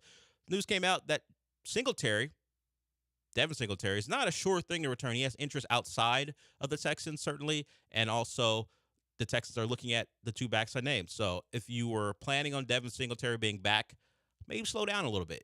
That's not a guarantee. And, of course, we'll find out within minutes that he decides to come back. That's just how it plays. Another guy who not a lot has been talked about is Denzel Perriman. Do the Texans want him back? Is he a guy who they're going to look to improve upon as far as their linebacker core is concerned? He was a free agent that they brought in that they liked, but certainly improvements can be made over the 31-year-old. He's stout, but he's 5'11", and sideline to sideline isn't really his game. So the questions abound about the middle of their defense. Blake Cashman's another guy who will be available to either bring back, or a guy who decides he can find money elsewhere. So questions about the linebackers, questions potentially about a cornerback, if Steven Nelson isn't going to be retained, and certainly the defensive front, which has been certainly been the focus throughout. Some of those questions are going to get answered in the next couple hours. So we'll see. We'll see how that plays out. Some news regarding an actual injury that kind of changes the complexion of your Rockets season is Alperen Sengun. And, man, it's such a unnecessary thing because the Rockets were in the lead comfortably. They had a great third quarter, great fourth quarter. They were leading that game handily. And then as games want to do with the Rockets, it started to slip away a little bit. So they had to keep their starters in. Sengun, if you missed it, tries to make a defensive play as Sabonis is going in on a bit of a break. He jumps, comes down awkwardly, and you see it. I watched it like once. I didn't want to see it more than once. I saw live and then the replay, and I was done. You see the knee, you see the ankle buckle. There was concerns about the knee, and those still remain. The MRI will be today on the ankle and the knee. There's speculation about how long it'll last. Even if it's a hyperextension, those could be 3 weeks to 4, depending on how bad it is. And if it's structural damage, then you're talking about the end of the season for him last night, which was really unfortunate. The Rockets had now won 3 straight road games. They had been playing better basketball, and their star, in a moment where if they had just handled the last 4 or 5 minutes of that game professionally, he's probably not in the last 45 seconds. It just happened to be a game where the Kings were pushing. The game was still in doubt, and it possibly cost you your star for the rest of the year. Just something where somewhat avoidable if they could have handled that late game situation better. But hey, it's the NBA. Teams make runs, particularly at home. The Kings are a very talented team. They do have issues playing against teams that seemed undermanned or not up to their record. They play down the competition, and it happened again. And credit to the Rockets for having a really good weekend. They beat Portland on Friday, then they beat the Kings on Sunday. It just so happens that the Kings' win could be very costly when it comes to Alperen Sengun. Could be out for the year. That stuff will be determined in the next couple hours. Maybe we hear about a prognosis today and a plan going forward. And hopefully he and the team find some luck. And it turns out nothing structural, and maybe he's done for the month of March and he can come back in early April or maybe sooner than that. But just an unfortunate thing. We'll hear from a couple of guys talking about Alperen Sengun. Fred VanVleet, he was asked about it. So was Ime Udoka. And this was before you knew anything. So they can't really give you answers. They can just talk about how they felt. So we'll hear it from them on the other side. We'll hear from Joe Espada, too. He talks about Josh Hader and what Josh Hader has done to kind of change the clubhouse. He also talked about no room for complacency. And the Astros are a team where the goal is the World Series. And sometimes, at least from a fan perspective, well, at least from my perspective, I kind of almost tune out the first couple months because they're expected to be good. Well, this is Joe Espada's mission, not to let that happen. To remind this team that the goal is to go out there and compete and win every single time they're out there, which I'm not sure it's needed. It's a pretty veteran team, but you got to fight against that. So we'll hear from him about that. There's plenty of sound. Kelvin Sampson, the Cougs, they finish off the Big 12 schedule. They win it outright. In fact, they had that wrapped up before because Iowa State lost before their game started, but they beat Kansas handily. Just beat Kansas to the ground. I don't know if you want to call it revenge, but they returned the favor. Kansas kind of handled the Cougs in Lawrence early in the season, and the Cougs did to Kansas to a different level what Kansas did to them. I want to play some sound just to mark what a time it is in Cougar basketball, not only from Kelvin Sampson, but the crowd, the ovation that Jamal Shed got as he left the court for the final time. And this is just not from the TV broadcast, just the noise of someone recording what it sounded like for the Cougs to win, to watch their senior leader walk off the floor for the last time. It just speaks to what Kelvin Sampson has done for that program since he took over. He talks about how good they've been, so we'll hear from him. Kelvin Sampson was feeling himself a little bit, talking about, hey, we've been good before the Big 12. We played those teams even when we were in the American, and we still put it on them. And they put it on the Big 12 this season. So we'll talk about that. Plenty of stuff to get to, and as news comes in regarding the Texans, we will certainly update you, and really free agency around the league because Russell Wilson's a Steeler. T. Higgins requested a trade. So there's a lot of stuff going on. We'll get to all that going forward. First segment, of the show. I kind of gave you a little, kind of stay tuned for what we're going to get to, but we will start to get into that coming up next. We'll hear from Ime Udoka on the Rockets winning and the fact that their biggest piece of the puzzle, maybe who they're going to build on in the future, is no longer there. How do I transition? I was going to say, speaking of futures, you can bet on the Astros on mybookie.ag. I mean, you may feel like they're going to win a title. You may feel like they're going to win the division. You can reward your own faith in your team by going to mybookie.ag. And it's not just about the sports gambling at MyBookie. They also provide you with a chance to take part in their online games. So if you are someone who likes poker, likes roulette, likes baccarat, you can take advantage of MyBookie's live casino. They have real in-the-flesh dealers. The live casino really is next level. It allows you to play wherever you want. Just go to mybookie.ag to get started. Click on bonuses to see all the great ways to turn your deposit into bonus cash. Whether you're new to MyBookie or you want to reload as an existing customer, you can also refer a friend and get bonus cash. Use promo code BET975. So turn your space into your casino from the comfort of your own home or your office. They allow that sort of thing. Go to mybookie.ag and use promo code BET975. Bet anything, anytime, anywhere, only with MyBookie.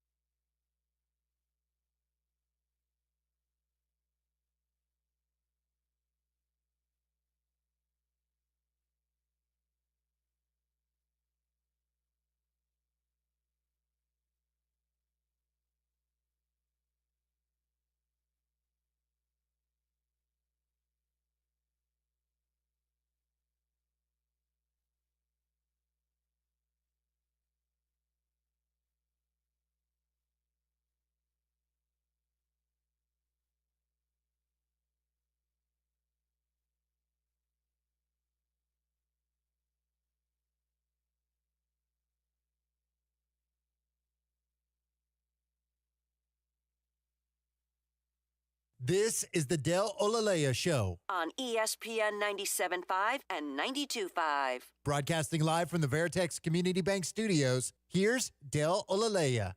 Yeah, I mean, you hate to see that, especially that late in the game. But, he's making a play there to try to obviously get back and get a defensive stop. But doesn't diminish the win in general. I think it was one of our best road wins, and he had a huge part in that, obviously. And we'll see what it is from there. But hate to speculate or whatever. It looked like he landed awkwardly with the ankle, and he might have rolled it. But we'll see what the X-rays say.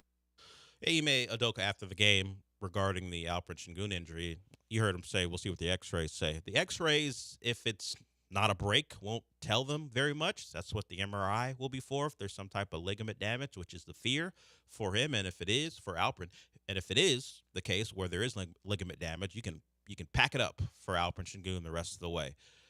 Some of it has to do with the severity of the injury, but also because of where we are in the season.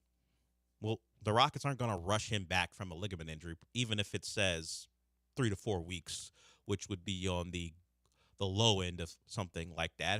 If it's a hyperextension of the knee and the ankle is just a roll, which he didn't think it was, Alfred Şengün used some colorful language to describe his ankle as far as the on-court mics. This is rolling around Twitter, though, Sean. He's in his wheelchair. If you missed it, he did have to get removed from the game with the wheelchair to get back to the locker room. And there's just this towel guy who just chucks a towel at him. Alfred's got his head in his hand. He's not really looking, and the towel guy goes, "Oh, you might need a towel." Just hits him. I think it bounces off his chest and hits the ground. Read the room. The guy isn't even looking at you. What the hell is the towel going to do for him? I guess to put it over his head, because you'll see that. But like you said, Alfred Şengün's head was fully in his hands. Yes. What is that towel guy doing? And he hit him. I mean, credit where credit's due. On target. Hit him right between the numbers. Yeah, it would be worse. It's a nice chest pass if he was actually on the court and playing, but he was in no position to do anything with it. Maybe hand it to the trainer who's wheeling him off the floor. Or wait, get off to the side, wait for him to start passing and put it on one of his legs, Yeah, I don't know. Putting it right on his chest. I feel like the last place to put it. It spoke of, or it's felt like a guy uncomfortable and did not know what to do. He's a towel.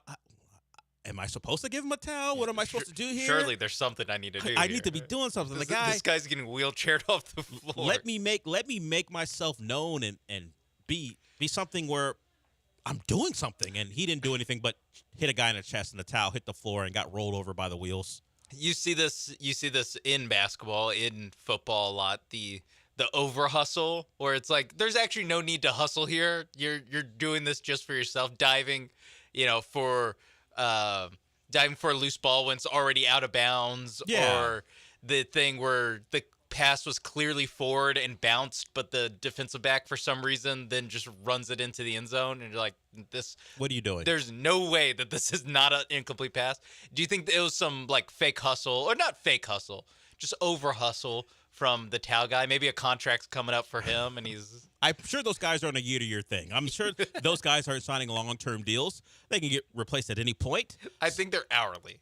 Well, if he's the towel guy, if he's not like an official athletic trainer, he's probably a part-time guy, and you're likely right. He just chucks him in the chest with a towel, and I guess that's what you do. I think you just that's not what you do. I know it's not. I think you just lay the towel on his knee, or you stay out of it. Or hand it to the guy pushing him. Look, there's no need for a towel. I think it's clearly the guy's been laying on the ground for minutes. Whatever ails Alfred Şengün, it's not towel's a towel. Not fixing it. No, towels are for sweat, or guys sometimes will put a towel on their leg when they're sitting on the bench, so their elbow's not resting. Because for whatever reason in basketball, we're still at a place where guys get no leg room.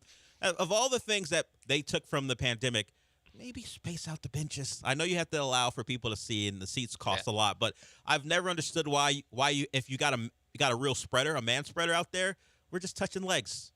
Yeah, why they're sitting on literally the same folding chairs that people have been sitting on for years. Yeah, that are in little league arenas. Yeah, unless you're like LeBron. LeBron may have a luxury chair and a little lift because he's older. Yeah. If you're one of the older veterans. Phil Jackson back in the day was king of the bad back. He was 9 feet tall in his chair. So some guys get special treatment, but for like Jalen Green, he's got a regular towel sitting next to Jabari Smith. They're both off the court, and why?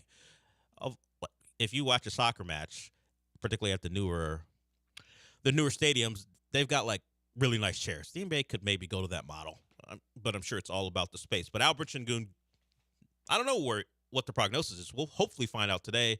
And like I said, hopefully it's not as bad as you might think, but it looked really bad. And sticking with basketball for a little bit, do you think that everyone who stumped for Kyle Filipowski and how he could have been hurt and how dangerous that situation was like, damn it, we forgot he was a Duke guy. If you missed it in their 2 times a year rivalry, one of the games is always at the end of the year, at least end of the ACC regular season. Duke and North Carolina played, and in a game where North Carolina won, they went on Duke's floor and won, and promptly doused with water and water bottles by the Duke fans. In the game, behind the play, Kyle Filipowski sticks out his leg and trips a guy. And it was very Grayson Allen of him. It was very Duke of him. And I got to think, if you went out on a limb going, it's very dangerous for him at Wake Forest, even though you saw him extend his own leg, you got to be like, nah, I forgot he went to Duke. I forgot this is what they do, and now I look stupid. Because remember, after the alleged injury, he does like an acrobatic dunk in the next game, and he's just fine, doesn't miss any time, but people are so worried about him. And in probably his final home game, he's likely going to be a pro. He's likely going to leave. I'm going to end my Duke legacy with a very Duke thing to do. Yeah, lose to North Carolina in a big spot and also trip someone. And also trip a guy. What you laid out, it is literally the worst case scenario for Jay Billis. Because of the high horse that he got on about arresting students for storming the court, which people remember that he said. Yeah. That's going to be one of the things where 15 years from now, I'm going to be like, every time someone storms the court, I'm going to be like, they should all be arrested, right, Jay Billis? They got after him about, what's her name, Sister Jean, when they rolled her on the court. Does Jay Billis want her arrested? And so the fact that not only is it literally the same player who it was the reason everyone got on their stump for in-court storming, Kyle Filipowski. Not only is it the same guy tripping someone on a basketball court, being more egregious than what the Wake Forest students did to him. It's also, like you mentioned, at Cameron Indoor, after they lose, their fans are throwing stuff on the court. Which is far more egregious, I would say, throwing water bottles than running on the court to celebrate your team winning. And let it not be forgotten that Kyle Filipowski initiated that contact with the Wake Forest fan, and he did it again to the North Carolina player. And you know what? We're just gonna push that aside. We're not even gonna talk about it. I imagine Jay Billis. I'm sure he might, because the throwing of water bottles happened after the game. Certainly, North Carolina, after doing the handshake line, went over to the Duke crowd, because why not? The student section at Duke, despite all the congratulations they get for all their cheers, it's one of the nastiest student sections in college sports. They will do things beyond throwing water bottles. They will say things. They won't let things go. They're one of the fan groups who are like, all right, enough. But nothing's ever going to happen because they've got status.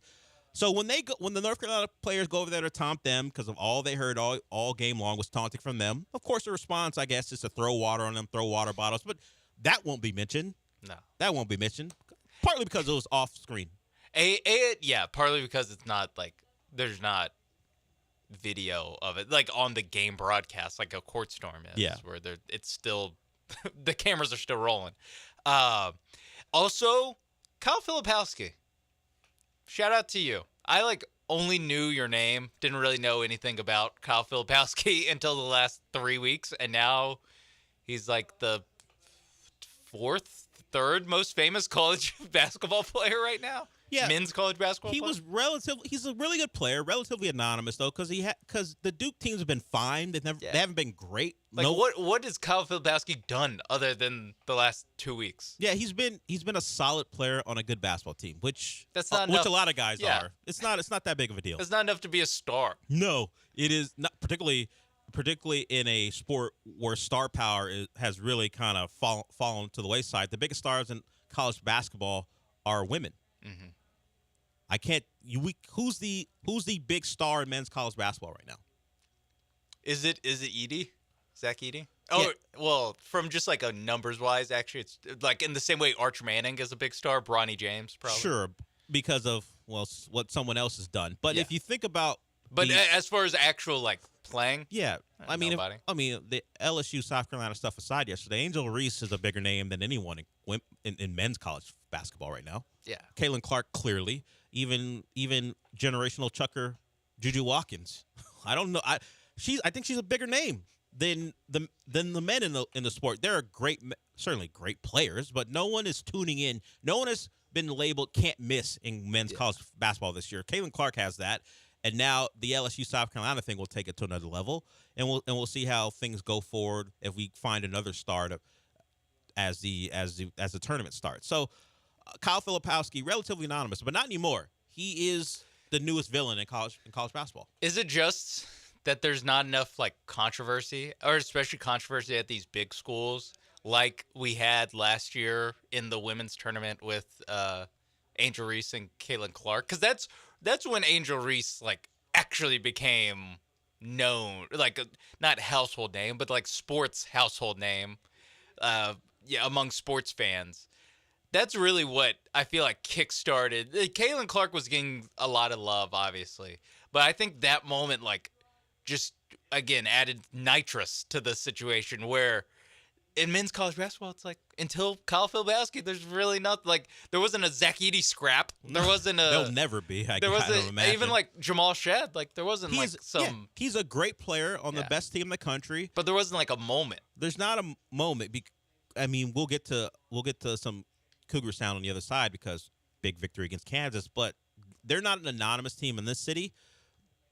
But everyone just knows them as a hard-working, tough, defensive-minded, really good basketball team. But there hasn't been a star to come out of Houston, and I don't know. And they may think differently. But as far as on a national level, Houston's a really good team who people expect a lot of. But there isn't a superstar name. Kelvin Sampson is the star of that team. Yeah, and I think that's kind of what college basketball is at this point. The coaches are the stars. But they had Roy Williams, Coach K, Jay Wright, Jim Boeheim, all these guys before. Like those guys all retired. They used to have more star power among coaches. They also had star power with the players. I don't know. I don't know what it is. Maybe it's just there's just not a right guy at the right time kind of situation where, you need a Zion at Duke. You need the guy coming in next year, funny enough, also at Duke. Cooper Flagg. He might be the next, and they'll pick up where Filipowski left off. There'll be undue hate on Cooper Flagg for multiple reasons. Some do.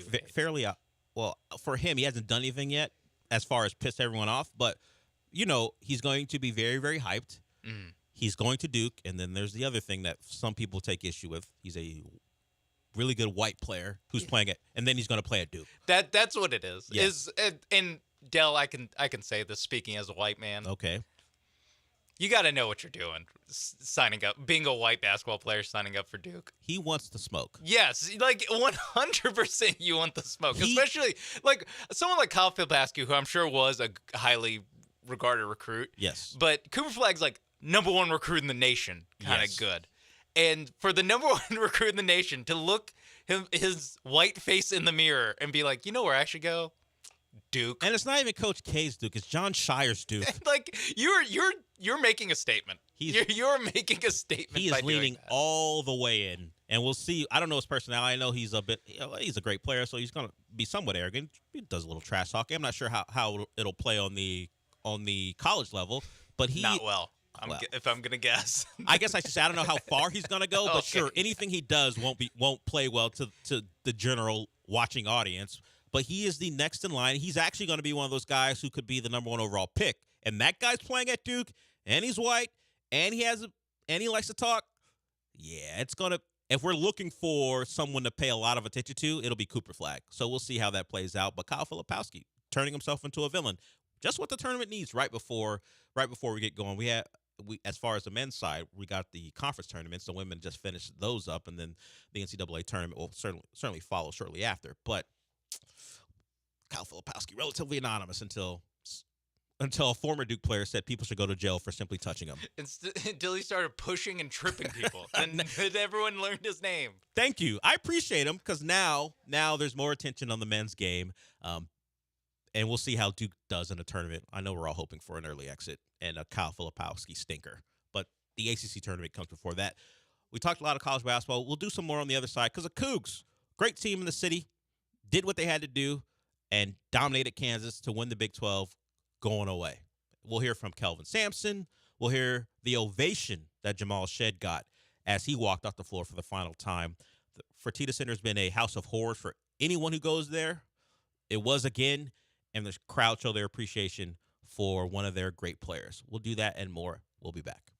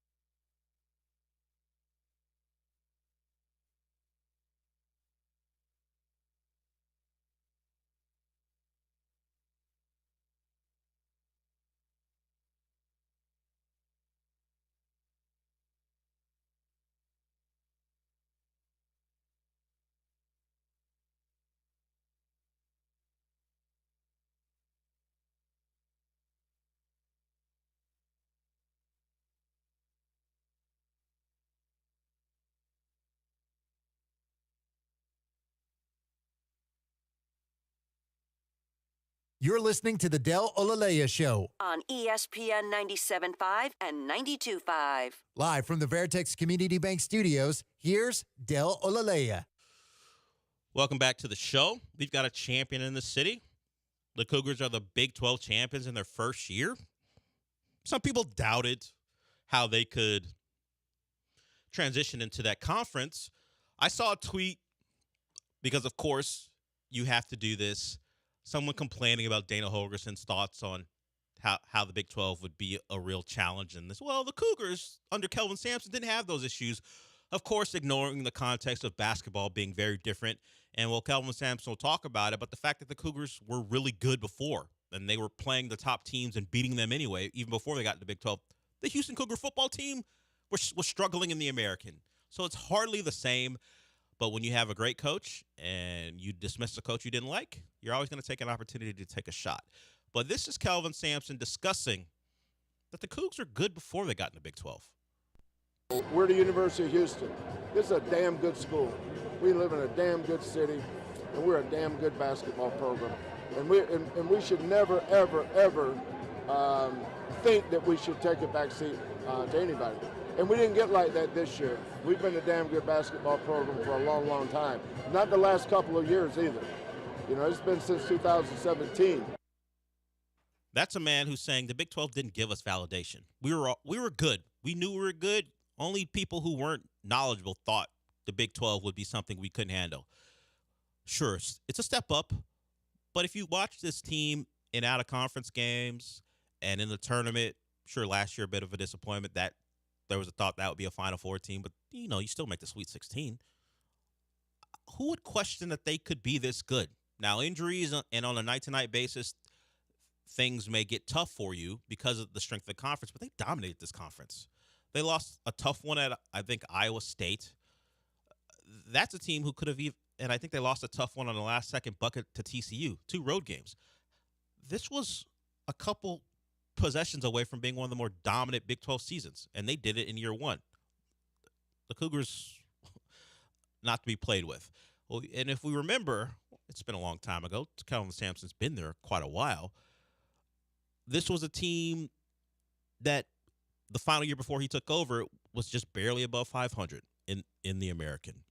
This team kind of had no direction, and they made the choice to bring in Kelvin Sampson, who we talked about this last week, Sean, about how NCAA rules are kind of nonsense, but he left in disgrace because he texted and called a guy too many times. That's the disgrace, I guess. All the NCAA rules are stupid. Kelvin Sampson, sure, it's a recruiting violation, but it wasn't to the level of some other, particularly more recent things that are happening in college sports. You don't even have to go that recent. Like, the rule that he broke got changed 2 years after. Like, it was something where even before the NIL world, it was already a rule that got changed back when, like, again, guys couldn't get paid. When the NCAA was still enforcing things and could enforce things. So, yeah, I mean, left in disgrace. Yeah. Shout out to Kelvin Sampson, though, for the very rare basketball coach saying program.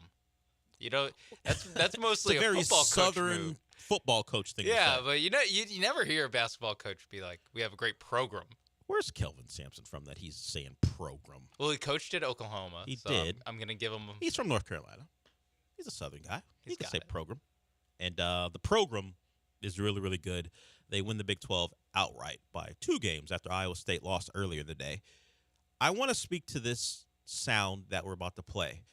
Jamal Shead, star point guard, tough shot maker, leader of that defense, along with Jawan Roberts. Senior, been through the Renaissance, and now the team had gotten good before him, but this recent run, he has been one of the mainstays, whether it be stepping up because other guys have been hurt in certain years or becoming the lead guy more recently. He's just, I guess you'd say, the epitome of what Kelvin Sampson wants. A leader, a defender, and the Fertitta Center has gone through renovations since Jamal Shead has been there. It's a small place as far as attendance-wise, but you would say it's perfect because of the sound, the intimidation factor, how that team performs there. I think it's about 7,900 plus is the attendance. Listen to the ovation Jamal Shead got as he walked off the Fertitta Center floor for the final time.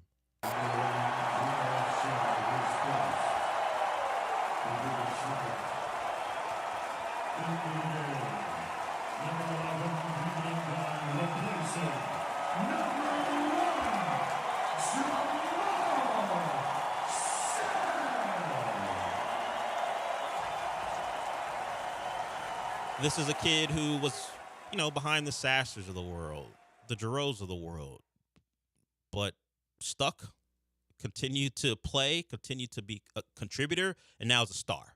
He'll go down as probably one of the greatest Cougs ever. And if he can top it off with a great run and potentially Final Four, even better. See, the interesting thing about college basketball is it's always like the Final Four. You rarely hear national championship. It's almost like this abstract thing that once you get to the Final Four, we start talking about a national championship, but it's always let's reach the semifinals. It's really, I think, the only sport that talks about it this way, where the Final Four, the banner will go up for a Final Four, then certainly if you want to try to get one too. But the goal is a Final Four, and then once you get there, then we start to talk about what a national championship would mean. I can't think of another sport that puts such a significance on getting to a semifinal. Yeah, on just getting there. Yeah. Yeah, especially a semifinal, because in baseball, it's less true with the Astros just because they've been so many times. But making the World Series, winning a pennant, winning your league, winning the American or National League, that's about as close as it gets. But that's still nowhere close to the importance, the gravitas that making the Final Four does. Yeah, particularly if you're what happened last year with the two first-timers in FAU. Three, San Diego State, two San Diego State, FAU, and Miami. Reaching a Final Four for those teams may be the pinnacle of college basketball for them ever. San Diego State made a final, but they're going to have that forever. And, we made a Final Four at this school. Yeah. And that'll mean more. It might be the only time it happens, just how college basketball and the balance works sometimes, particularly at FAU, considering the smaller conference they're in. You make a Final Four, and it's a great accomplishment. But the Cougars are at a point, once they make it, it won't be considered a Cinderella run. They'll be a number one, and if they make the Final Four, a real chance to win the title.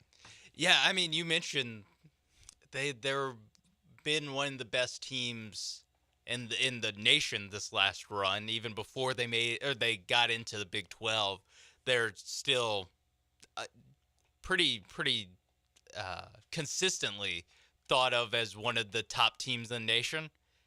And they've made one Final Four. So it's super hard to do, even when you're one of the great teams. Gonzaga until 2016, 2017. They had a 15-year run of being great, being awesome, and not making a Final Four. So, yeah, part of it's just the tournament is so crazy. And, I mean, it's not really exactly splitting the atom to be like March Madness, crazy tournament. Hits the name, yeah. Yeah, but it is, I mean, it's hard to do, and it is the only one where everyone kind of acknowledges that, like, hey, just winning 4 straight games of this thing, super hard. Super hard. Yeah, even a blue blood like Duke. Now, they made it 2022 and 2015. That's the 2 times they made it in 14 years, and that's Duke. That's how. Now, they have had more consistent runs previous under Coach K. He got older and all the things that go into the new way college sports works. But 2 times in 14 years for Duke, and that's Duke. That's just how tough it is, and that's why it's held in such high regard. And as great as the Cougars are, best team in the Big 12, possibly number 1 overall seed, if they lose in the Sweet 16 to a hot shooting team, it wouldn't be that big of a surprise because that's just how the tournament works. Hopefully they avoid that. Hopefully they avoid another big injury because getting a little thin, but didn't stop them from beating the crap out of Kansas on Saturday. There's a guy who tweets about college basketball. I think he works for CBS called John Rothstein. That's his name, John Rothstein.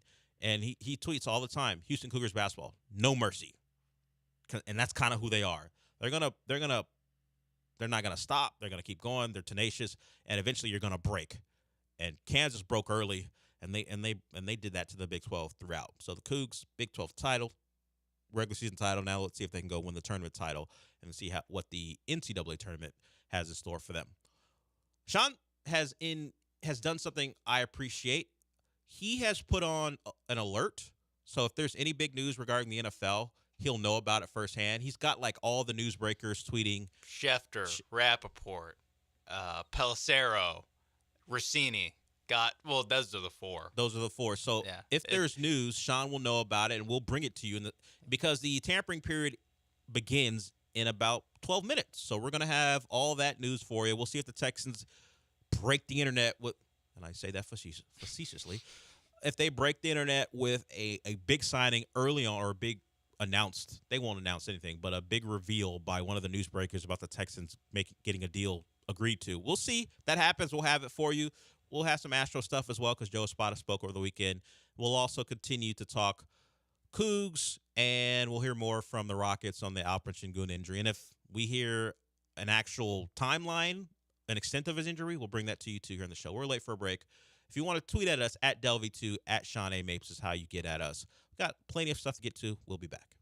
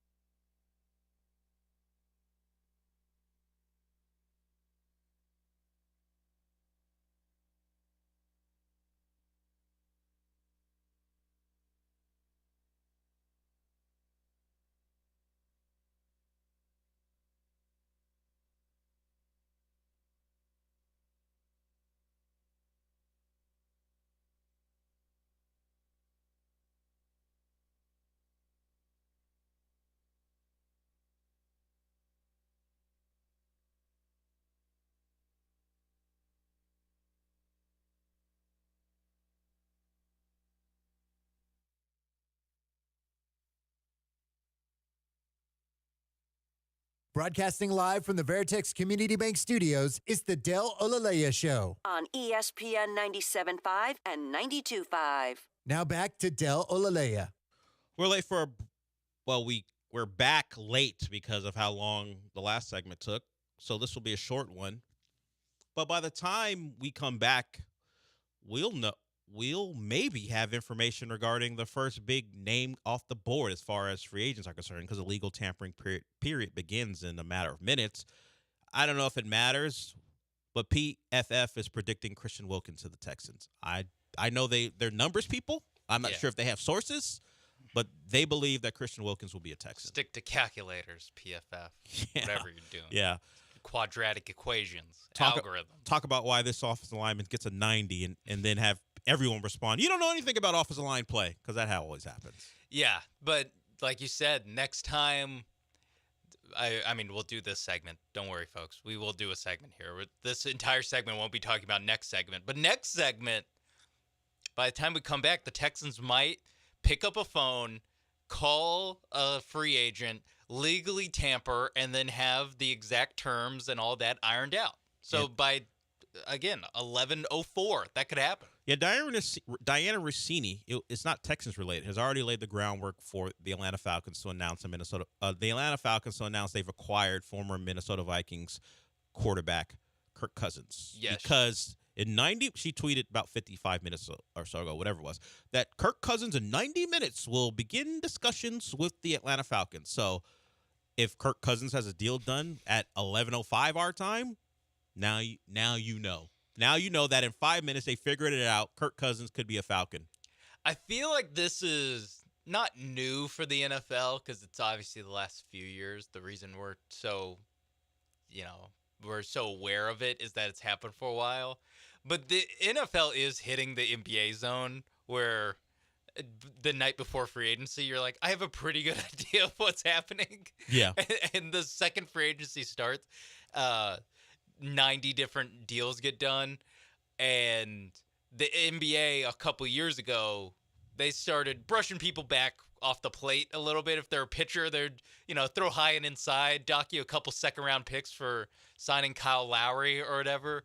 I feel like the NFL's going to have to do that. When you have Diana Rossini saying, quote, Kirk Cousins will hit free agency and begin discussions with Atlanta as soon as the tampering window opens in 90 minutes. Yeah, and you saw some of the pushback from the teams in the NBA where the deals weren't agreed to for 30 minutes afterwards because they wanted to avoid, and maybe that's just guys telling agents and the newsbreakers to hold off a little bit. Yeah, I think that's what's happened.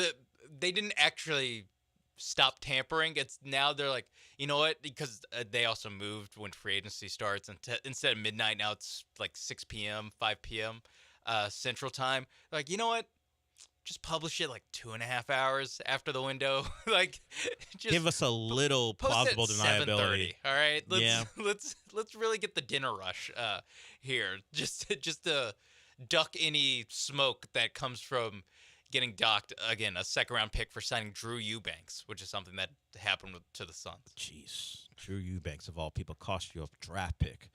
That's arguably not worth it. Like, as a trade, that's not worth it. It's not worth it. So, some news, although we pretty much used this segment to talk about the next segment. Garrett Cole has got an MRI. So, if you still have residual bad feelings about Garrett Cole, know that his elbow's in question, if that makes you feel good. Opening day against the Yankees. Yeah, so maybe you don't see Garrett Cole or Justin Verlander that day, depending on how this MRI goes for Garrett Cole. So that's some news out there. Kind of directly affects the Astros, at least for that first game. And, of course, any bad news that happens to the Yankees, I'm sure people will rejoice. Some in-division news as far as the Texans are concerned. Now, what's his name? How did I just forget Michael his name? Pittman. There you go. I knew it was Michael. I forgot about the Pittman part. Michael Pittman. Junior. Yes, there is a different Michael Pittman out there who, if he was being signed by the Colts, you'd probably be thrilled by.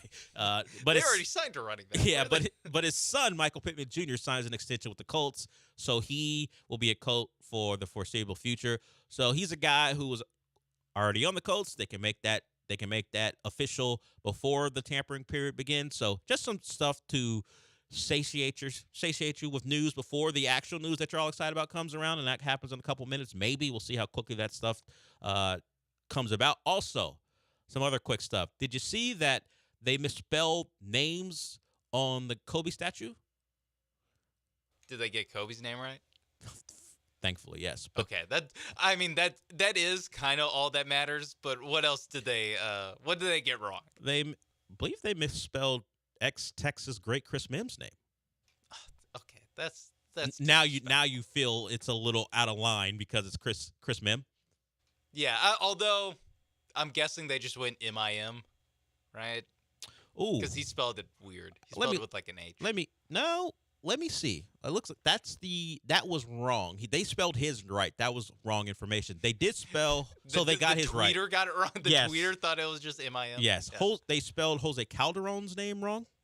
They gave him an extra R. No, an extra S. They gave him an extra S that he doesn't have, and they spelled Von Wafer's name wrong. I'm looking. Oh, Rocket legend Von Wafer. Yeah, I remember Von Wafer mostly because he had back then a cool haircut. It wouldn't be cool now, but Von Wafer had a cool haircut. So they spelled those two guys' names wrong, and they also spelled decision wrong and coach's decision for a couple DMPs. So wait, I'm guessing they had a box score. Yes, it's the box score of his 81-point game against the Raptors. They spelled the word decision to clear it up. Wrong. Yes, they spelled decision wrong for the DMP. Okay, I'm assuming this is on a plaque or something that's on the statue. Engraved into. Oof. It's not a plaque. It's engraved into the marble statue. That's bad. I thought it was a plaque. I was like, okay, they could just get a new plaque. No, they're gonna have to redo the whole thing. God, Jose. No, they're not gonna redo the whole thing. I don't think they're gonna redo. I don't know. I don't know how you treat those things. How you fill in or lost to history, etch it, or I don't know what they do with those statues. But nope. A couple of wrong names and leave it as is. They didn't get a Lakers name wrong. Right? That's true. It's all Raptors. So they're going to keep going with Jose. Well, Von Wafer is a Laker. Oh, he was a Laker? Yes. For that game? Dang it. I believe so. He could have been a Raptor. He's been around. He was around. I think the fact we don't know for sure it speaks to you can get his name wrong. You can get Jose Calderon's name wrong. Jose Calderson is how they did it. So they made him white? Yes. Jose Calderson is how they spelled his name. Which is not great for a statue. They anglified his last name. You would think they'd put all the effort into that thing. It's a box score. Just look at it. Just look and type. Yes, all you have to do is look and engrave, and they got Calderson and Von Wafer wrong. And I think Von Wafer was a Laker at the time, so that's even worse. Yes, he was. He was on that Laker team when Kobe put up his 80. Rough. So if the statue gets redone or they just, I guess, re-engrave the misprints, if you want to call it that, so be it. But we're at the legal tampering period. It has begun in seconds, I think. We're about 10 seconds away. So if there's any news on the other side, we'll have that for you on the show. Second hour of the program coming up. More NFL, more Rockets, and more Astros. Actually, just some Astros. We haven't even gotten the Astros today. I keep calling him Jose because I keep thinking of Calderon and Altuve.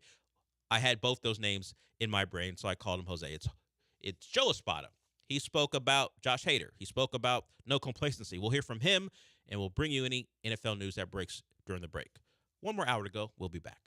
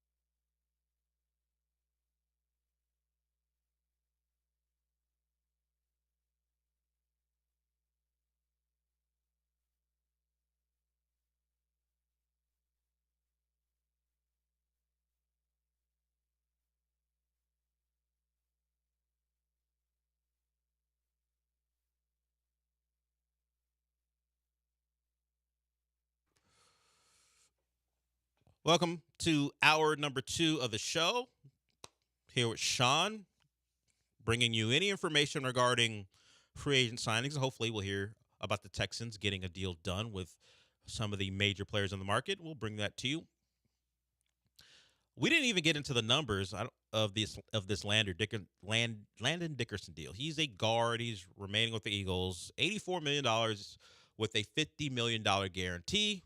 Ian Rappaport's reporting that, and he says the guard market will be bananas. The Texans aren't really in the market for a guard, so don't have to worry about that. But the defensive tackle market should be bananas too, because there's really only one big one available, and there are multiple teams with money who are willing to spend. Question will be how far the Texans willing to go. PFF thinks they'll go far enough because they believe Christian Wilkins will be the guy they sign. We'll see. I was going to get to Joe Espada. I will do that. But we're going to talk about a different baseball team in town. At least they're in town for a night. I saw their buses when I was leaving the station on Friday. And I didn't really put it together. Oh, the Savannah Bananas buses are right across the street. I don't think Roy or Roger were staying in that hotel, though.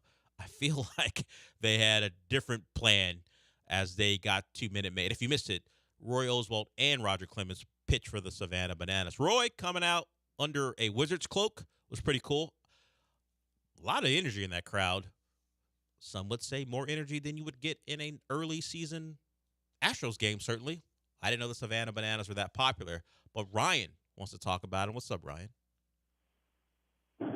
Hey, sports and other things, fellas. What's going on? That's a different show, but go ahead.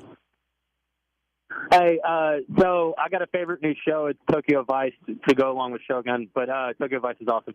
But yeah, you kind of took my thing there. I was going to say that, Roy Oswalt and Roger Clemens came and pitched out for the Savannah Bananas. And I've been wanting to go, and I completely forgot that they were playing. So I'm kind of pissed off that I didn't go. So thanks. Bye. He just called in to air grievances? I guess because I took away his major point. Then he just aired some grievances. And gave you a show. I'm watching Tokyo Vice. I haven't seen the latest episode, but that's one I'm on too. I'm watching a lot of shows with Japanese in it, which is cool. It's a culture I've watched television on, but don't know a lot about. But Tokyo Vice is set in the 90s, and Shogun is set in the 1790s. It's not the 1990s.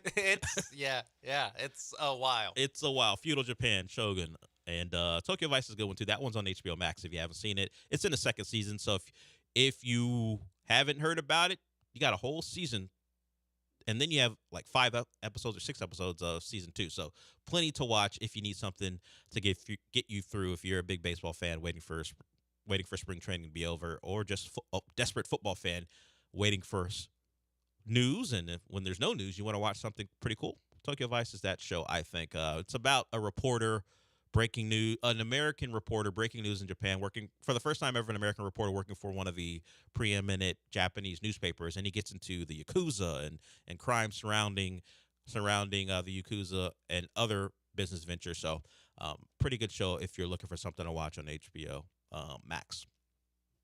I did want to get to Joe Espada before we... Yes, Art, he does have the breaking news sounder. So if there's breaking news, Sean knows what the horn sounds like and where it is, and he'll play that if we do get any big news regarding the Texans or anything else for that matter. Yes, a quick one, not horn-worthy, but Diana Rossini is reporting that the Texans and Eagles are expected to have strong interest in running back Saquon Barkley, and Christian Wilkins is the top target for many teams, including the Vikings, Browns, Texans, and Lions. So there has not been a deal yet. That's not breaking news worthy, is that they're interested in these guys. Mm-hmm. When we have something, you will hear it'll be introduced as such. So actual confirmation that the Texans are interested in Saquon Barkley. The fit would be interesting. He is not really a one-cut zone runner. He likes to dance a little bit, and that's what makes him special. People love his ability to stop and start and break tackles. We'll see how much of a fit he would be, but apparently, according to multiple reports even before today, the Texans are interested, and now with the tampering period beginning, the interest appears legitimate on both sides. So we'll see how that goes. But as I mentioned, Joe Espada and your Astros, they may not see Garrett Cole on opening day.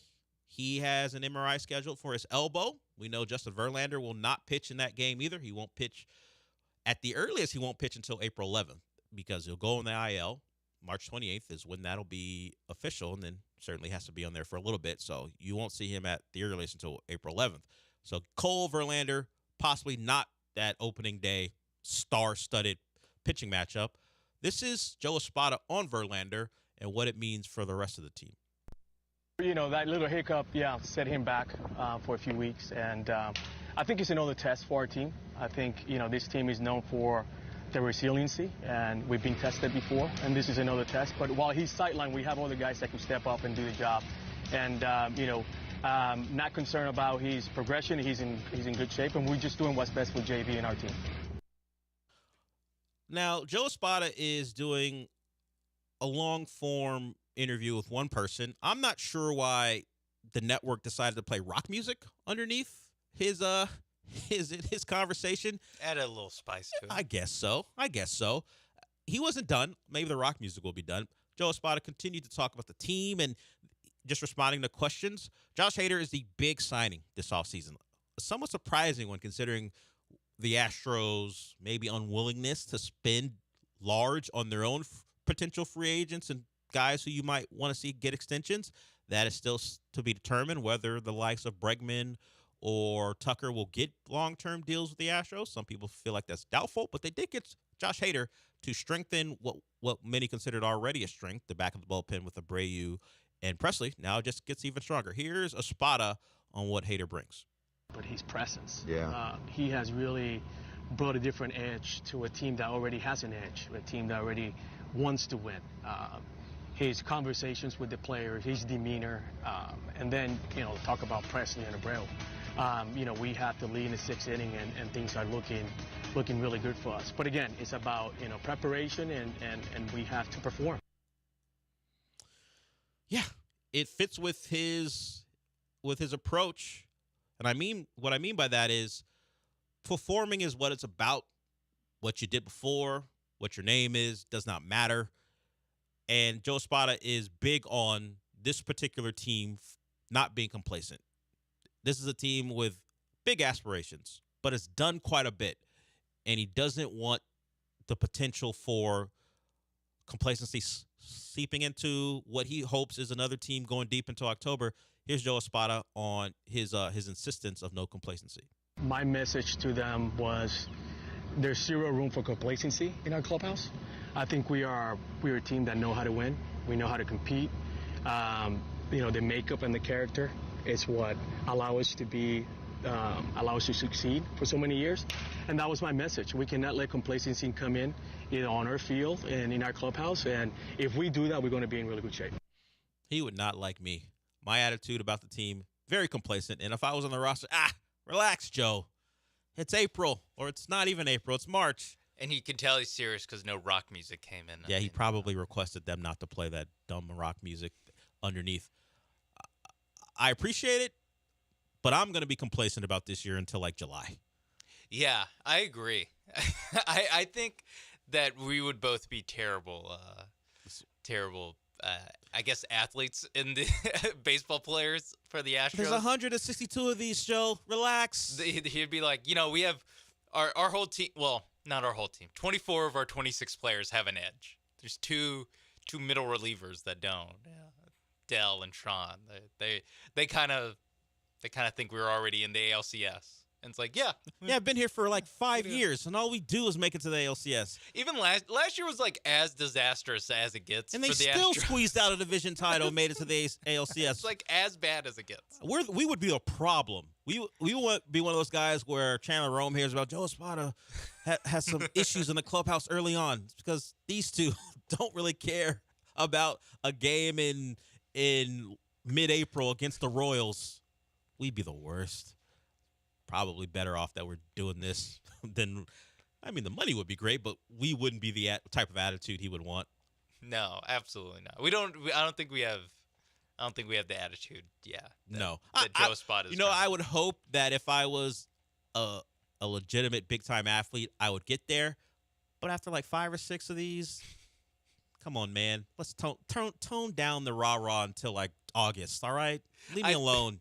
I wonder if that's the thing. That's why, other than athleticism, that's why neither of us are are athletes, because I cannot take spring training against the Nationals seriously. I'm such a cynical to build the foundation for later. I'm like, no, I'll play serious when it's serious. I'm so cynical. All the speeches, all the stuff. I'd be looking at you and we'd be rolling our eyes like, what's he talking about? That was me when I actually played sports. I was like, I don't need a speech, guys. Like, just let's shoot around, let's get loose, and then let's play basketball. There was this thing. I played soccer from I was a kid, so I was about 15 or whatever, and on the club level. And we had a coach who would always, speak, and you have to sit there and listen to the guy. You've heard these talks before, and I don't know if it was Pavlov's dog or whatever, but I would always spit when he spoke. Like, I would just spit on the ground, just as a way to pass time, because I don't want to listen to the whole thing. And he was like, "How come every time I speak you spit?" He noticed. He was like, "Stop spitting every time I speak." And I was like, "Oh." And it wasn't like this conscious thing. It was just me trying to. No. I insulted him a little bit. I did. A little out of order yourself. You're right. He felt insulted. I was just spitting on the ground, like a little like on the ground every time he spoke. And he was like, "Every time I'm up here talking, you're spitting." I was like, "Oh, you caught me, huh?" I didn't even know, but and you didn't tell him? It's like, yeah, because I'm so bored. It's no disrespect. I'm not spitting at you like disrespectfully. It's just during your speeches, I'm so bored that I looked past time. Because that would have gone over well. You're giving this impassioned approach about our level of practice. And I'm like, all right, man, I know I'm starting anyway. Just move this along. But yeah, so us, beyond the athletic ability, attitude might be a problem for us with Joe Espada, particularly if we had gone and won a couple World Series. I don't think the actual Astros will have that problem, and Joe Espada is going to do everything in his power to make that not an issue. So we'll see. Coming up on the other side, if there's any breaking news, we'll talk about that. I also want to get into what Jalen Johnson said. He re-ups with the Bears. He is a big-time cornerback with the Bears, and he said something that I wouldn't start in my presser after I signed a big multi-year deal with. We'll see if Sean would. So much to get to, and people want to know if you even know, not only if you know where the sounder is for the breaking news, they also want you to practice as if you don't know how to hit the button for whatever Okay, reason. here, there's news. I didn't think it was actually breaking news worthy, but what's the news? The news is that the Bears have, or not officially, but they are officially expected to sign former Eagles running back DeAndre Swift, someone who would have been a Saquon. I guess if the Texans were to pivot from Saquon, he would have been the guy. He's off the board. He's going to Chicago. So one back off the board for the Texans. The big name that people would be excited about is Saquon Barkley. Could Devin Singletary be the guy as a number one back next year? We'll see. But one guy, DeAndre Swift, off the board. I know Aaron Wilson talked about that possibility. Tony Pollard's another one. But so far, no major Texan signings. But they do have plenty of money to spend, and we'll see how that goes. But as I said, we're going to come back with something I'm going to read regarding Jalen Johnson's presser, and I'm going to see if Sean would have opened his presser about all the money he's getting and how happy he is to be a Bear with this particular statement. We got plenty to discuss. We'll be back.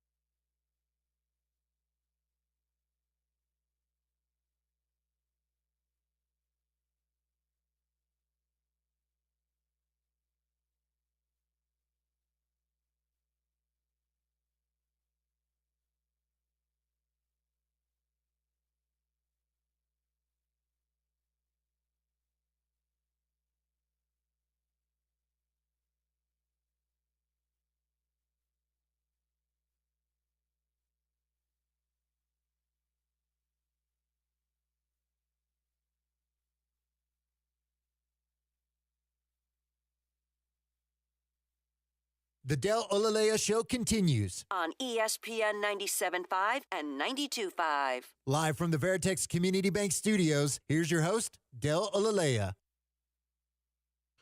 Welcome back to the show. We left you with news that DeAndre Swift is off the Texans board because he will be a Bear. The Bears signed him, or will sign him, but the deal is agreed to. DeAndre Swift will be a Bear. So maybe it'll be Saquon. Maybe it'll be Tony Pollard, but it won't be the former Eagle and former Lion. Speaking of the Bears, they signed one of their stars. Yes, the Bears do have stars. I mean, we don't pay attention to them, but they do have some good players, and Jalen Johnson is one of them. Now, I posed this. I didn't pose it to Sean, but I let him know I would be asking him about this. A lot of guys will thank family, God, the coaching staff, the organization for having faith in them. All the things you hear when a current player signs on and comes back and gets a lot of money. Sean, would you mention that you went to a therapist for sexual addiction in your opening statement about returning to a team? Just think about it before you answer. Okay. Would it be? Think about all the people you would thank. Now, you have to be a guy who's addicted to sex to really get into the mode. But let's say whatever you might be addicted to, and just throw sex in instead. Would you make mention of your sexual addiction and you had to go to a therapist for it when you were in the middle of getting the biggest deal of your life? Probably not. You know, therapy and mental health, obviously very important. Certainly. You know, now more than ever. But wow, I'm not sure. I'm not sure if they would have been before, like you said, parents, family, coaching staff, front office. Now, this is an opening statement. It wasn't, no one say, hey, Jalen, you had a little time away, and what was that about? I didn't know this about him. I don't think he did. He might have just 25 years old. He might have just went to the therapist on that Tuesday when they had the day off. I don't know, but would you have an opening statement that involved it? And the Bears want to put on, like you said, Jalen Island is back for another 3 years, whatever the deal is, and they're gonna have to cut around it. He's 24 years old. Well, I mean, I guess you could have a sexual addiction at that point. I think that's just being a 24-year-old. That's not look, I don't know how serious it got. Maybe he did need it. He needed to see a therapist for it. But how are the Bears going to cut around this particular admission? Because they want sound from their star player coming back and saying, I'm in. So they've got clips. I still got a lot to prove. Now, they did run it live, so people saw it. They had to see it. Yeah, but I'm not sure they're clipping this. The social team ain't going to clip the sex addiction part of it. Yeah, maybe you just start from when he goes, like, and Matt Eberflus for always believing in me. Like, just start it there. Or maybe after all the sex addiction talk. Maybe it's like a radio edit, because when people don't know, but we're on an 8-second delay. So if someone curses, you hit a button, it cuts it out, and it makes a rough edit to push everything together and cut out what you don't want to be heard. Maybe it's something like that where it's a bad edit, but it's video, so you're going to see him in one spot, and then he's in another spot on the podium. I don't know how they're going to do it. I thought you meant when you said radio edit, like how they do songs where they they're just gonna they change the word. He goes, I went to a therapist for my Eminem addiction. It's like they just slide in a different word. It's the social media coordinator voice instead, because they didn't have time for the AI to make it sound like Jalen Johnson, or they put air horns over it or something. Anything not to have your star player admit to sex addiction. Which, again, 24-year-old Sean just thinks that's being 24. I do. Well, because that's if he had a sex addiction today. When did he have the sex addiction that he's cured of it and can now be a productive cornerback? Which Antonio Cromartie proved that you don't actually have. You don't actually have to. You go could to be a sex addict and still be a productive cornerback. He won't. He'll turn 25 in April, so maybe it's been the age 24 thing. What if it was his Kobe year? What if it was his Jordan year? He went to therapy at the age of 23, and he actually went to therapy as opposed to like, oh, I'm just going to spend 3 weeks at a facility and not really John Morant style. Yeah, one of those. Well, I spent 3 weeks and I'm good. Maybe he actually went to therapy and it started in his Jordan year and stretched into his Kobe year. But either way. I mean, it worked out. You know what? Shout out to that therapist. It worked. Whatever that therapist did to get him over his sex addiction, it worked so he can sign, what, a $70 million contract? Or maybe we'll find out that sex addiction made him a great player. Oh. It's like cutting the hair if you're Samson from that. Yeah. If that's a Bible thing for some people. Not everyone knows. I'm just letting it be known. I thought you meant that's a Bible thing for some people. Like for some people, they think it's a Bible thing, but it's a Bible thing for everyone. It is a Bible. It was thing. a Bible. It is a Bible thing. Yeah. Just letting people know who don't read the Bible. Some people don't do that. I don't know. We'll find out if he's getting toasted by. I'm sure he already gets toasted by Amon St. Rod. That's a great player. But if like Josh Reynolds, if he goes back to Detroit, handles Jalen Johnson, we're gonna be like, maybe he shouldn't have gone to the therapist. Maybe we'll find out. Hopefully, for his sake. Bears fans are sitting in Soldier Field. Man, he was better when he was addicted to sex. What the hell? Let the kid have some fun. His mind was free. He was just playing out there free. Now he's just focused on playing corner, and he's hesitating. He's got the yips. Well, that'd be one way to get him, to lose one aspect of your life and then never be able to cover anyone ever again. So we'll see about Jalen Johnson, but he is a Bear. I don't know for life. He's only 24. I'm sure there's another big deal coming at some point, but he admits to sex addiction, and Joe George has got to be proud. Joe George will come in here in about 30 minutes or so. He's a Bears fan. They bring in DeAndre Swift. They've got a newly minted non-sex addicted corner. It's a good day for the Bears. Although I went out there, and he didn't seem to be that thrilled about the DeAndre Swift signing. Maybe he had another player in mind. Giving up, and DeAndre Swift, now it's all fake money at this point. He got 3 years, $24 million. It's a lot of money. And like I said, who knows what is real, what's the guarantee? That'll all be sorted out. But the Bears make a move. They go get themselves DeAndre Swift. They keep Jalen Johnson, or at least they extend him. And Deion Dawkins is going to sign a 3-year, $60.5 million extension with the Bills. So he remains a Bill. Deion Dawkins better be with the Bills. If you missed his shirtless interview during the offseason, still the offseason, but it was a couple weeks ago now, he hates the Jets. If you hate the Jets that much, you better remain a Bill, because he spent time, I think, with Vlad talking about how he thinks all the Jets are fake. They're really more about social media as opposed to football. And of course, as he was sitting down shirtless with Vlad. Yes, you've pointed this out before, how ridiculous it is for him to talk about someone being about social media and then go sit down without a shirt on and give an interview. What are you about then, if you're not about attention, Deion Dawkins? He likes to walk around without a shirt on. That's what he does. And I guess it's a thing because he's a big offensive lineman who doesn't – let's just say he's a guy who you wouldn't expect to have a shirt off, but he's an offensive lineman, so it's cool. He shows off his tattoos, and he talks about other people wanting attention. But he's getting a lot of money to remain a Bill. So the Bills bring back one of their own after losing quite a few guys from an older defense. So the Bills have some questions about their defense, but they do bring back the guy who protects the blind side of Josh Allen. That's probably the biggest free agent signing in the early going. No real news from the Texans so far. And we'll see by the time this show's over if they make a big move. And if not, Gallant George will have you covered, and so are the Killer Bees. We got a couple more segments to go here on the show. We played, well, I wish we had the sound from Jalen Johnson, but we'll get to some other stuff as well. I did want to hear more from Kelvin Sampson. If you missed it, the Cougs are the Big 12 champs. They beat up on Kansas. So Kelvin Sampson was in his bag last night, or Saturday afternoon, discussing what this program is. And, hey, don't worry about them.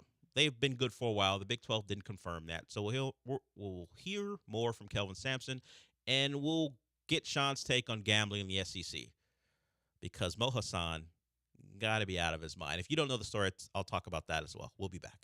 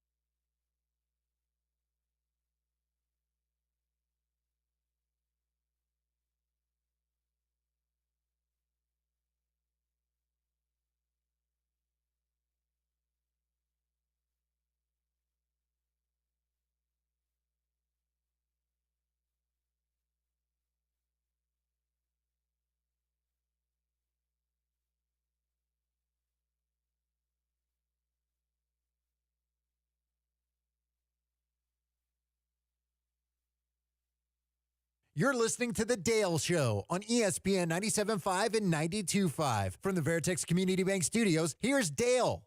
Dell, no, that's okay. That's on me. I went more country with it. My bad, Dell.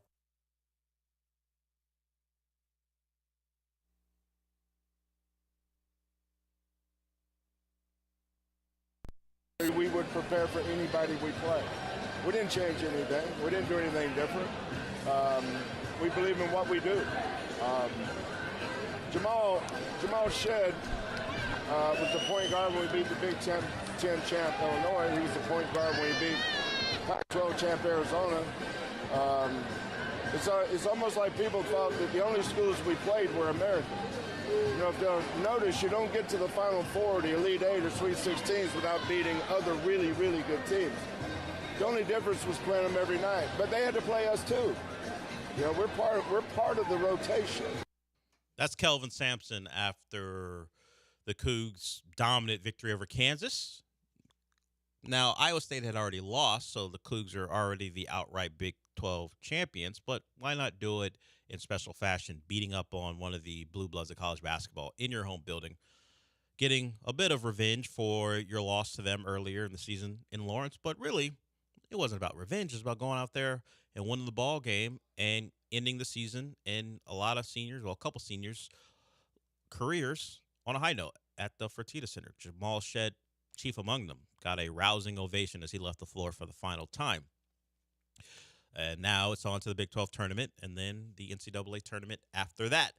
On the opposite end of the spectrum is one Kayla Ard. Kayla Ard she was the former coach at Utah State. Hasn't had a great run at Utah State. I can't speak to the level of commitment that Utah State puts into their women's basketball team, but let's say Kayla Ard in 4 years has done poorly. 22-79 overall. 8-53 in conference. So terrible. Just over a 20% winning percentage overall and under 14% in conference. So she's had a tough run. And maybe they did her a favor when they fired her. I'm sure contract had expired. I'm not sure Utah State is looking to pay two coaches at once for women's basketball. I'm sure they let her get her 4 years in and said, all right, that's enough. So they let her coach into the conference tournament. They lose a game to Boise State. And a reporter, because it's the question you ask at the end of the year, they asked Kayla Ard about what would be the focus going into next year as you try to turn things around. And here's what Kayla Ard had to say. And how do you plan to rebuild for next season?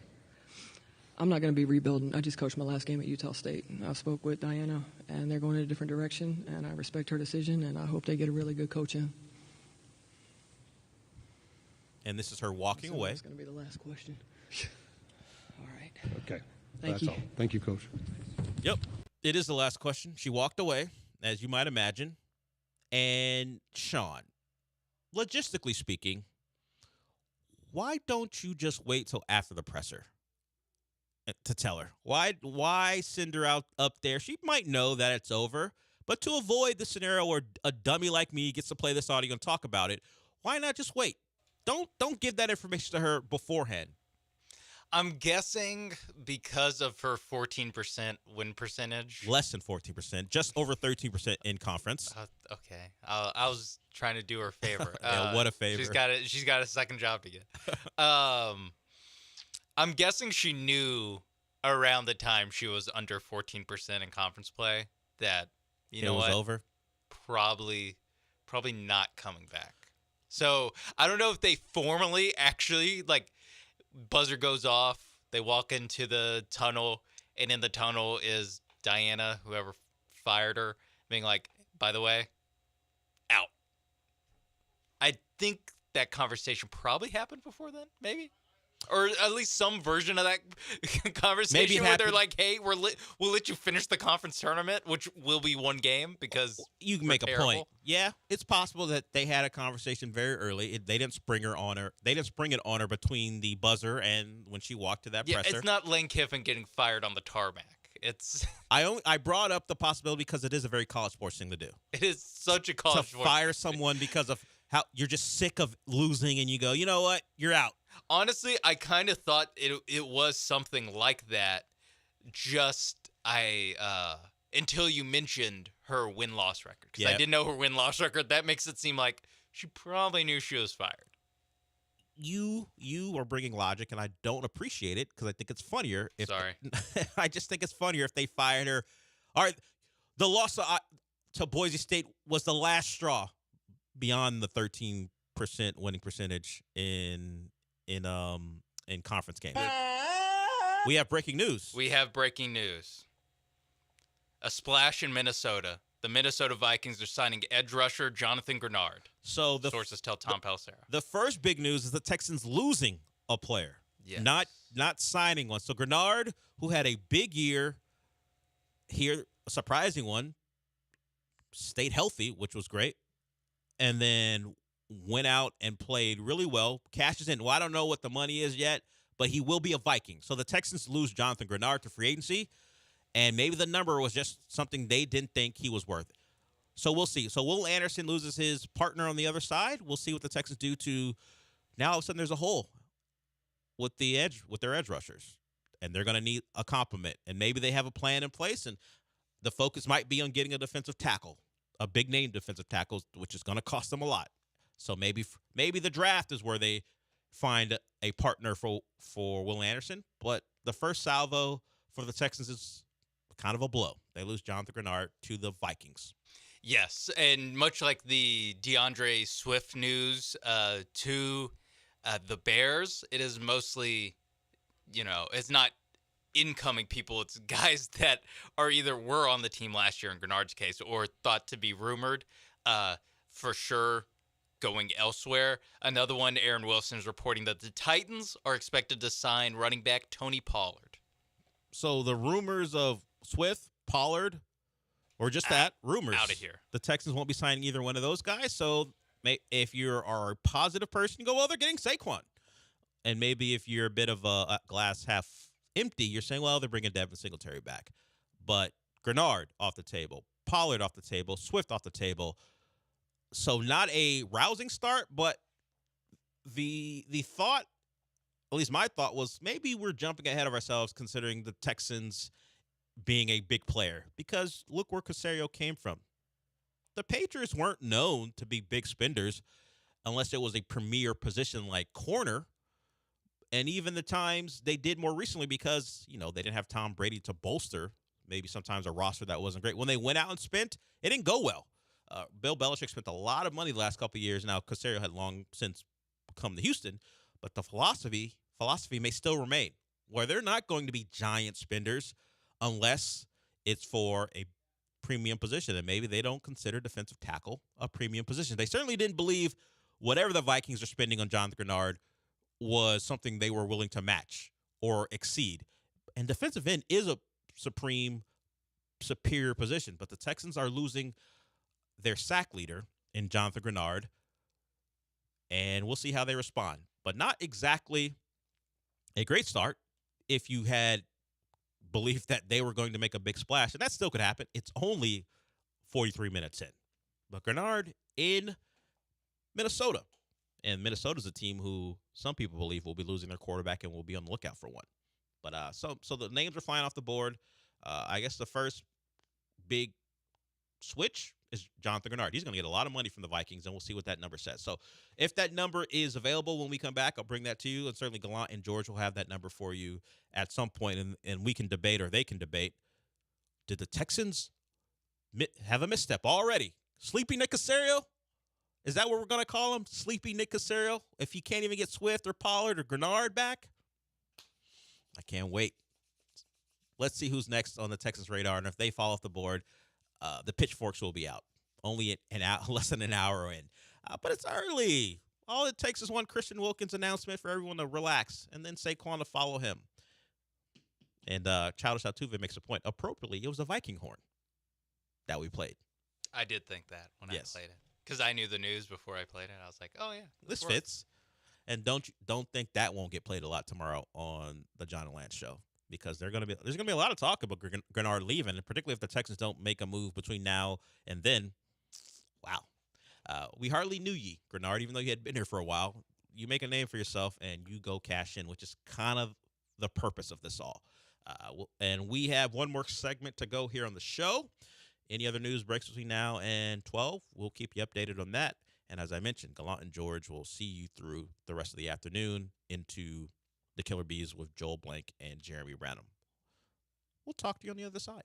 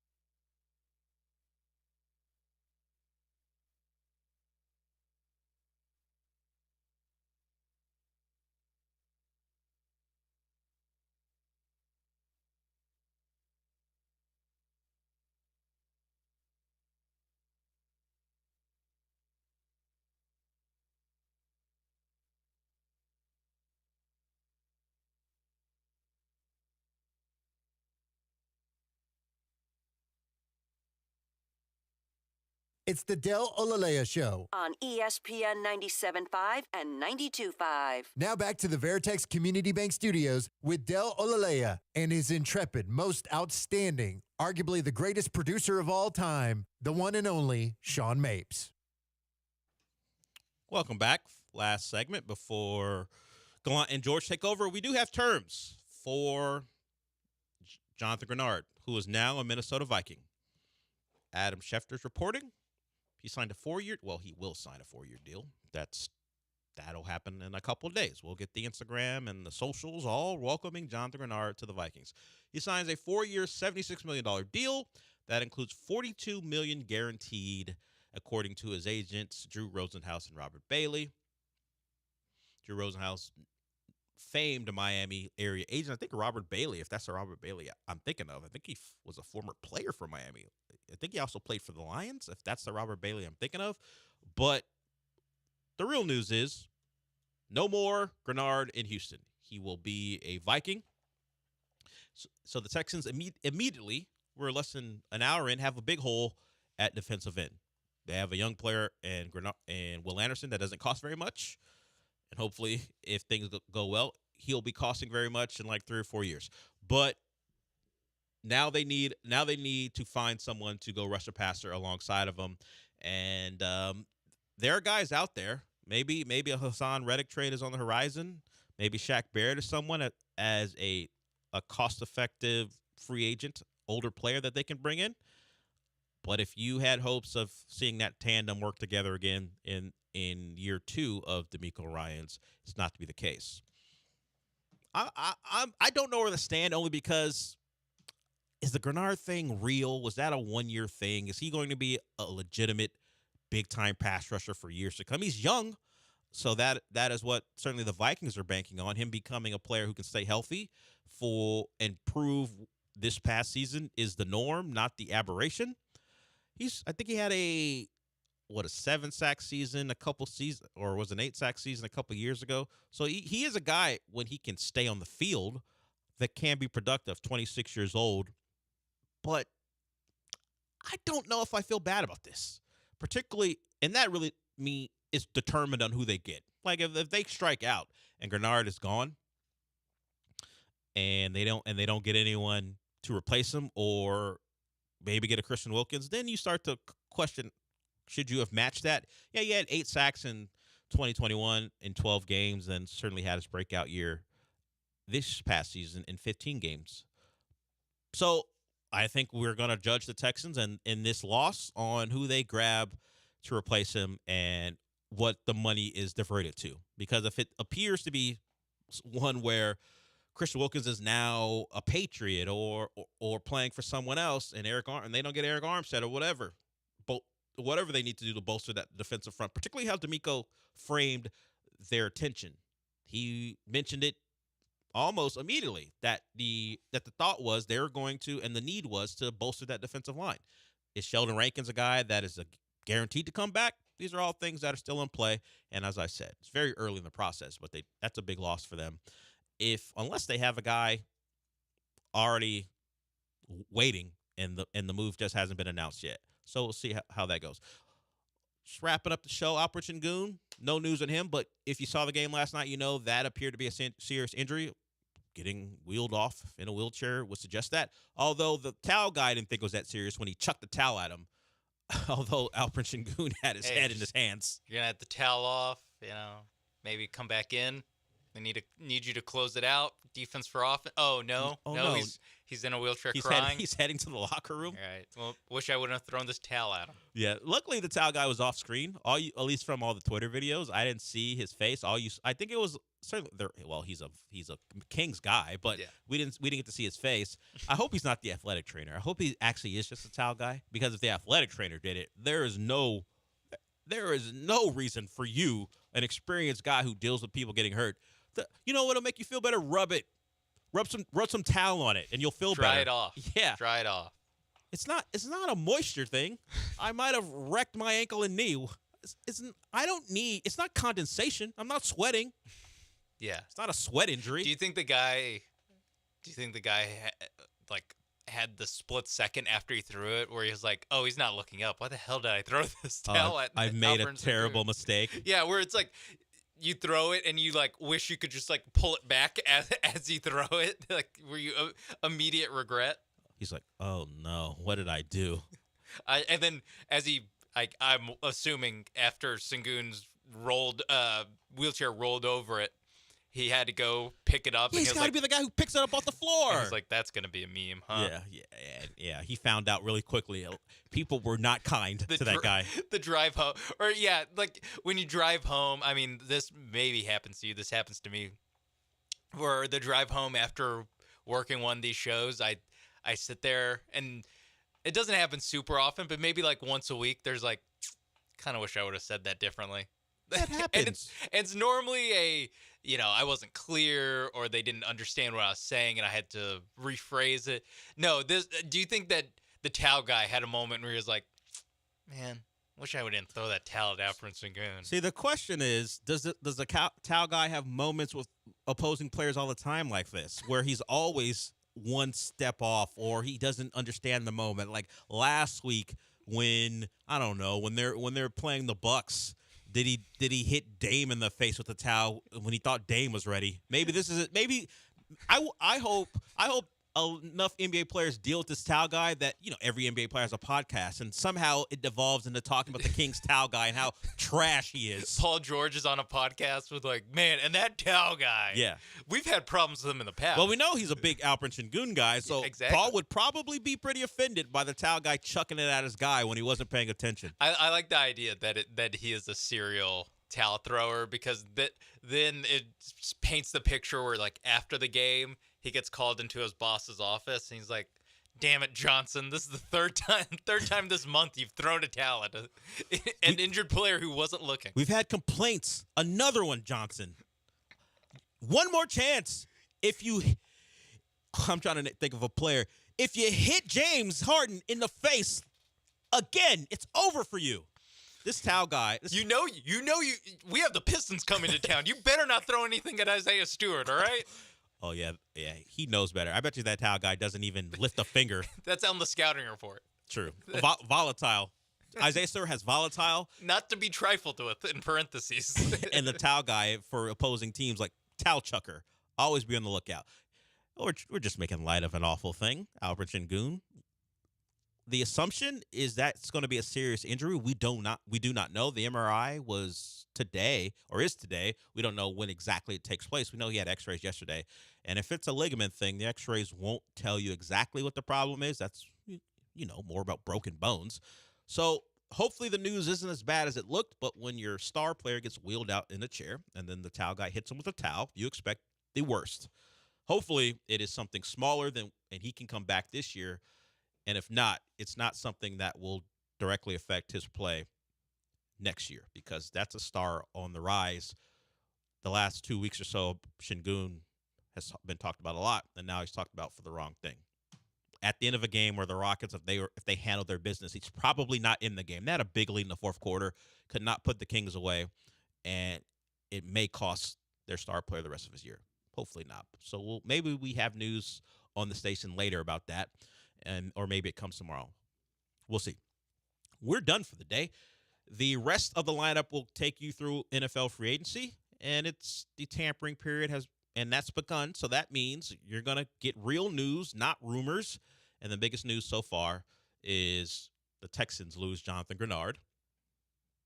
And we'll see what that means for their defensive end issues and plan, and what it means for the rest of free agency, because that means there's money to spend in other places, and hopefully, I know some of you want that to happen. I've always thought that could be a slow and steady approach, just considering where Nick Caserio came from. We'll see what they do going forward. Gallant and George on the other side of this break, and then the Killer Bees after them. Sean and I will be back tomorrow to discuss more Texas news, more Astro stuff, the stuff we always talk about here. And hopefully someone does something dumb again so we can discuss that. We'll be back.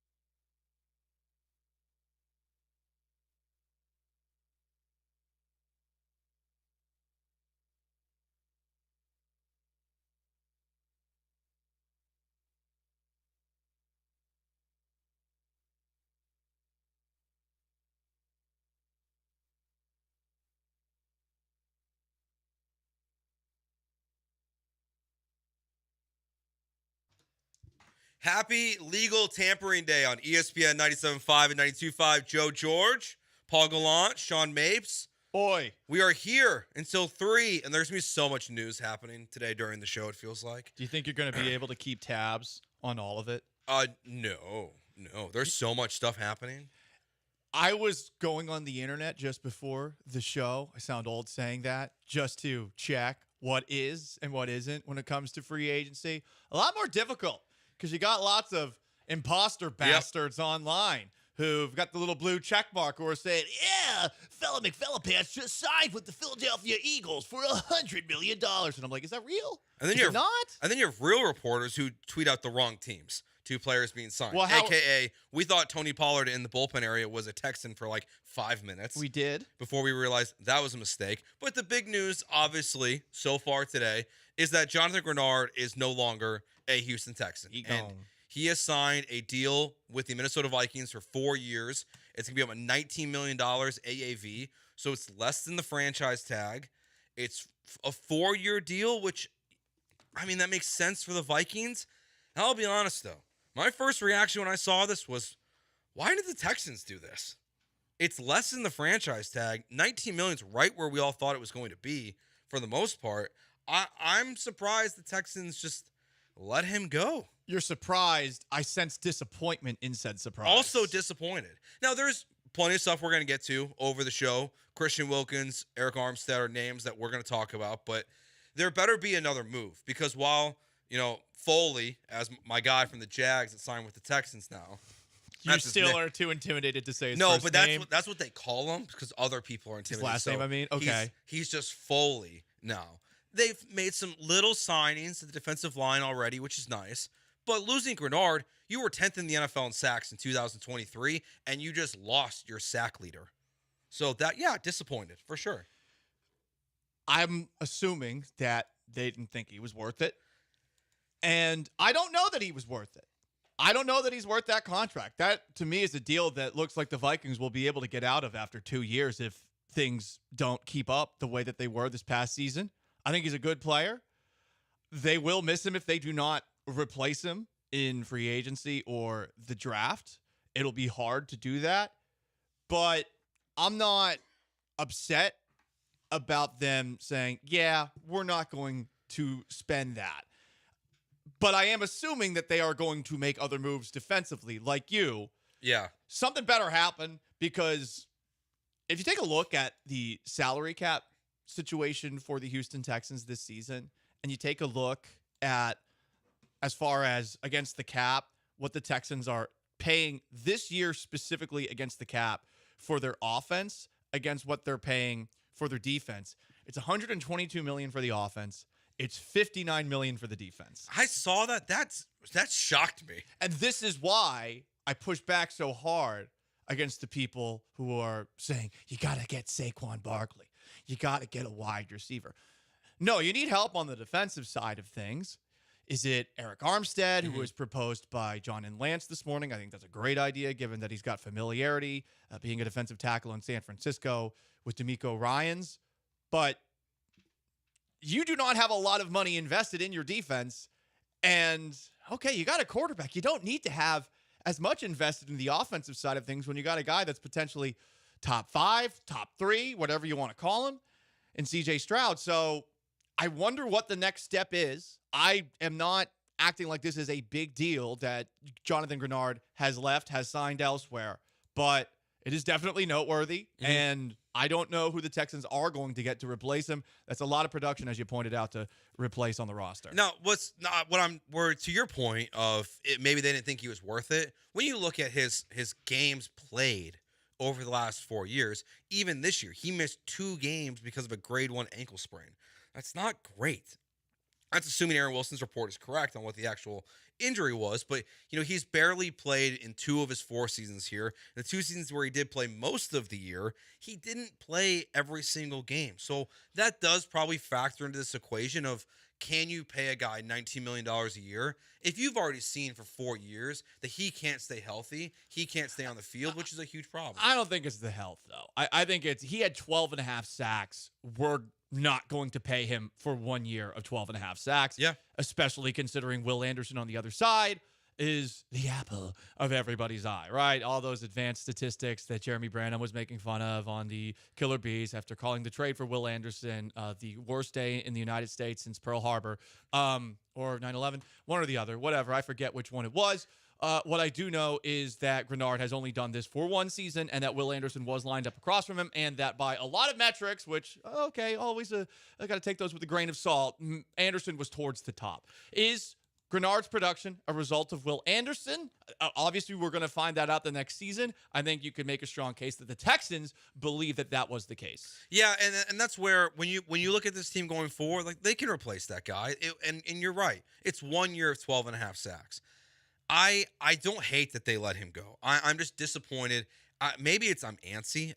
Texans Twitter is antsy. I literally just saw on my timeline. It's been an hour and 6 minutes. Someone just tweeted that. I'm like, okay, guys, it's going to be okay. The same exact thing happened with the Rockets last summer. Yeah. Where Fred VanVleet didn't agree until like 6 p.m. when free agency opened at 3. And people were like, the Rockets are going to strike out on everyone. They ended up signing Fred VanVleet and Dylan Brooks. Yeah, Sean, it's not a good place to be online during free agency for any sport. It's just not. It's not.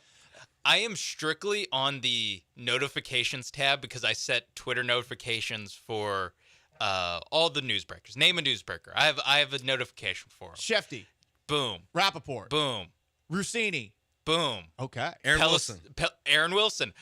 I noticed Aaron Wilson tweeted out the Tony Pollard news and then came back. And since I have notifications on, I got a notification when he retweeted himself 5 minutes later. Dove Kleiman. Okay. What? If I want to get stuff 5 minutes after the people I have notifications. Fair enough. I got Ari Pelissero. Myrov. I got MLA football. No Schrager, but I do have James Palmer. Hell yeah. I think I win that Do you trade. have Jordan Schultz? No, Jordan Schultz. Don't do Jordan No, Schultz. don't do it. Don't do it. Okay. No, because he's the one that said that Tony Pollard was going to the Texans. And it was wrong. See? Can't do it. I have high standards on if you make the Good. list. I like high standards. We need high standards. Jonathan Grenard did not fall to those standards, Paul. No, they Clearly. didn't. And you still sound disappointed. So where Well, are maybe you? it's because I'm sick. Maybe it's because I can't breathe out of my nose. Why can't So you breathe out of your nose? I don't know. It's allergies probably. Do you have COVID? No. Are you spreading COVID to No. me, my beautiful body? No, I'll do my best not to do that. We're 6 feet apart, ish. We're not 6 feet apart. Like 4. Yeah, it's like 4. I'm 5'6", so like how far is 6 feet? I don't think you could lay down between those two seats. No, I just it's a lower deal than I thought he was going to get. Stand It's frame, please. $45 million guaranteed. It's not that much. That's a good deal. The Texans could have done that. They better have a good answer. Daniil Hunter, who now it's clear that's who the Vikings are going to lose, local kid, bring him in. Like there needs to be. This is where the splash is. I know you love Chris Jones. That's a big contract that he got. I'm glad. Are you glad the Texans didn't do that deal? 5 years, $158 million. I mean, if he was That's so available, much. I would have wanted them to do that. That's so And much. I would say the same thing for Madubuike. Less so with Christian Wilkins. Now that Eric Armstead is available, I don't really want to pay for an edge rusher when I have Will Anderson on a rookie contract. That's a good point. I think you got to look at your roster from where do we allocate our resources, and do you want to have multiple guys that you feel like you can get similar production from, one of them making $20 million or so a year or whatever the average annual value is for Grenard. Yeah. If you go back to what I said with the amount of money against the cap for the defense versus the offense, okay, well, maybe you do. But I feel like you'll be able to find other edge rushers as the next couple of days unfold. There will be more cuts. There will be more players available. Grenard was going to get a lot of money just because of being the guy with 12.5 sacks at the end of the year. He's a good player, but is that what you want to pay money for, where you could sign maybe 2 players that are less talented than him but are good? I would take the 2 players who are good, and I think that's how the Nick Caserio Houston Texans are going to operate. I know it drives everyone crazy to constantly bring up the New England Patriots, but that's where he was, and that's how they used to operate. And sure, they had Tom Brady, which helped them out. Guess what? The Texans have C.J. Stroud. That helps them out a little bit too. And I wouldn't say, I know, disappointed, yes. I wouldn't be upset about the Texans' pass rusher situation until the draft.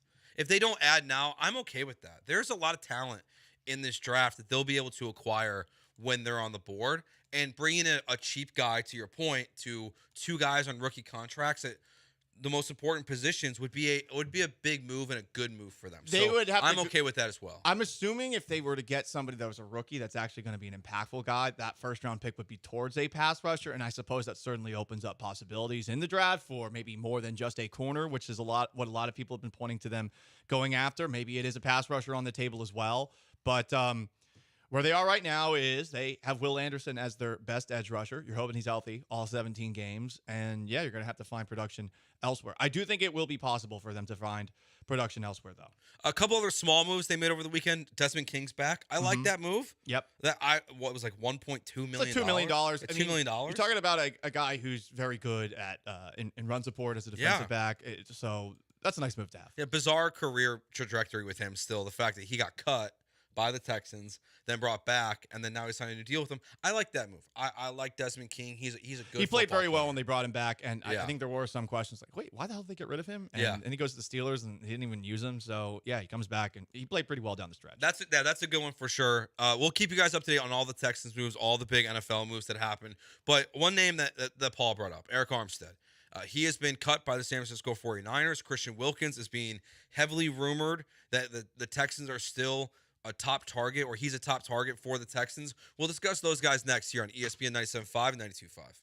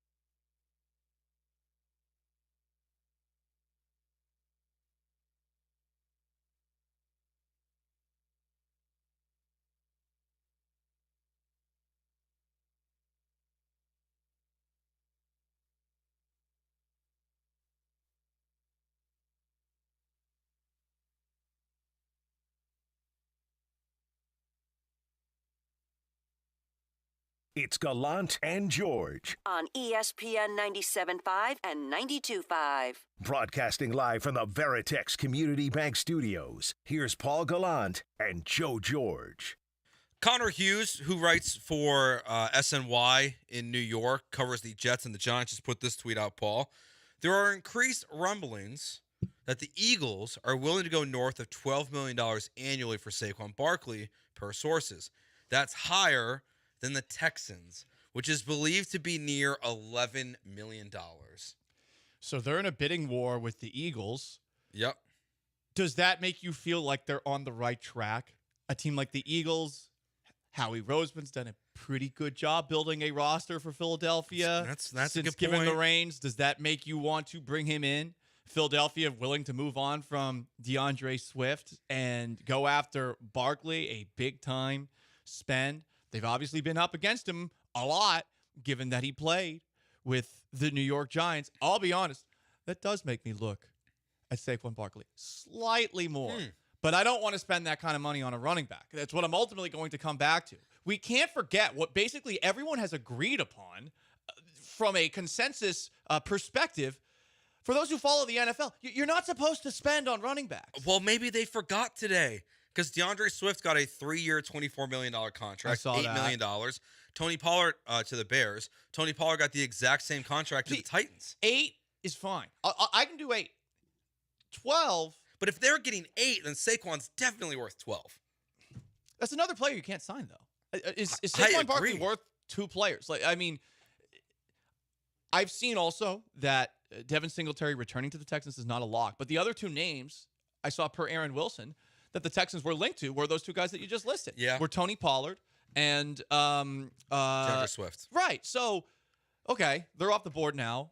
Are you getting into a bidding war for Saquon Barkley because you lost those 2 options and now the Eagles are in? And do you want to spend extra? Because $4 million, $5 million, that's a solid player that you could potentially sign at another position.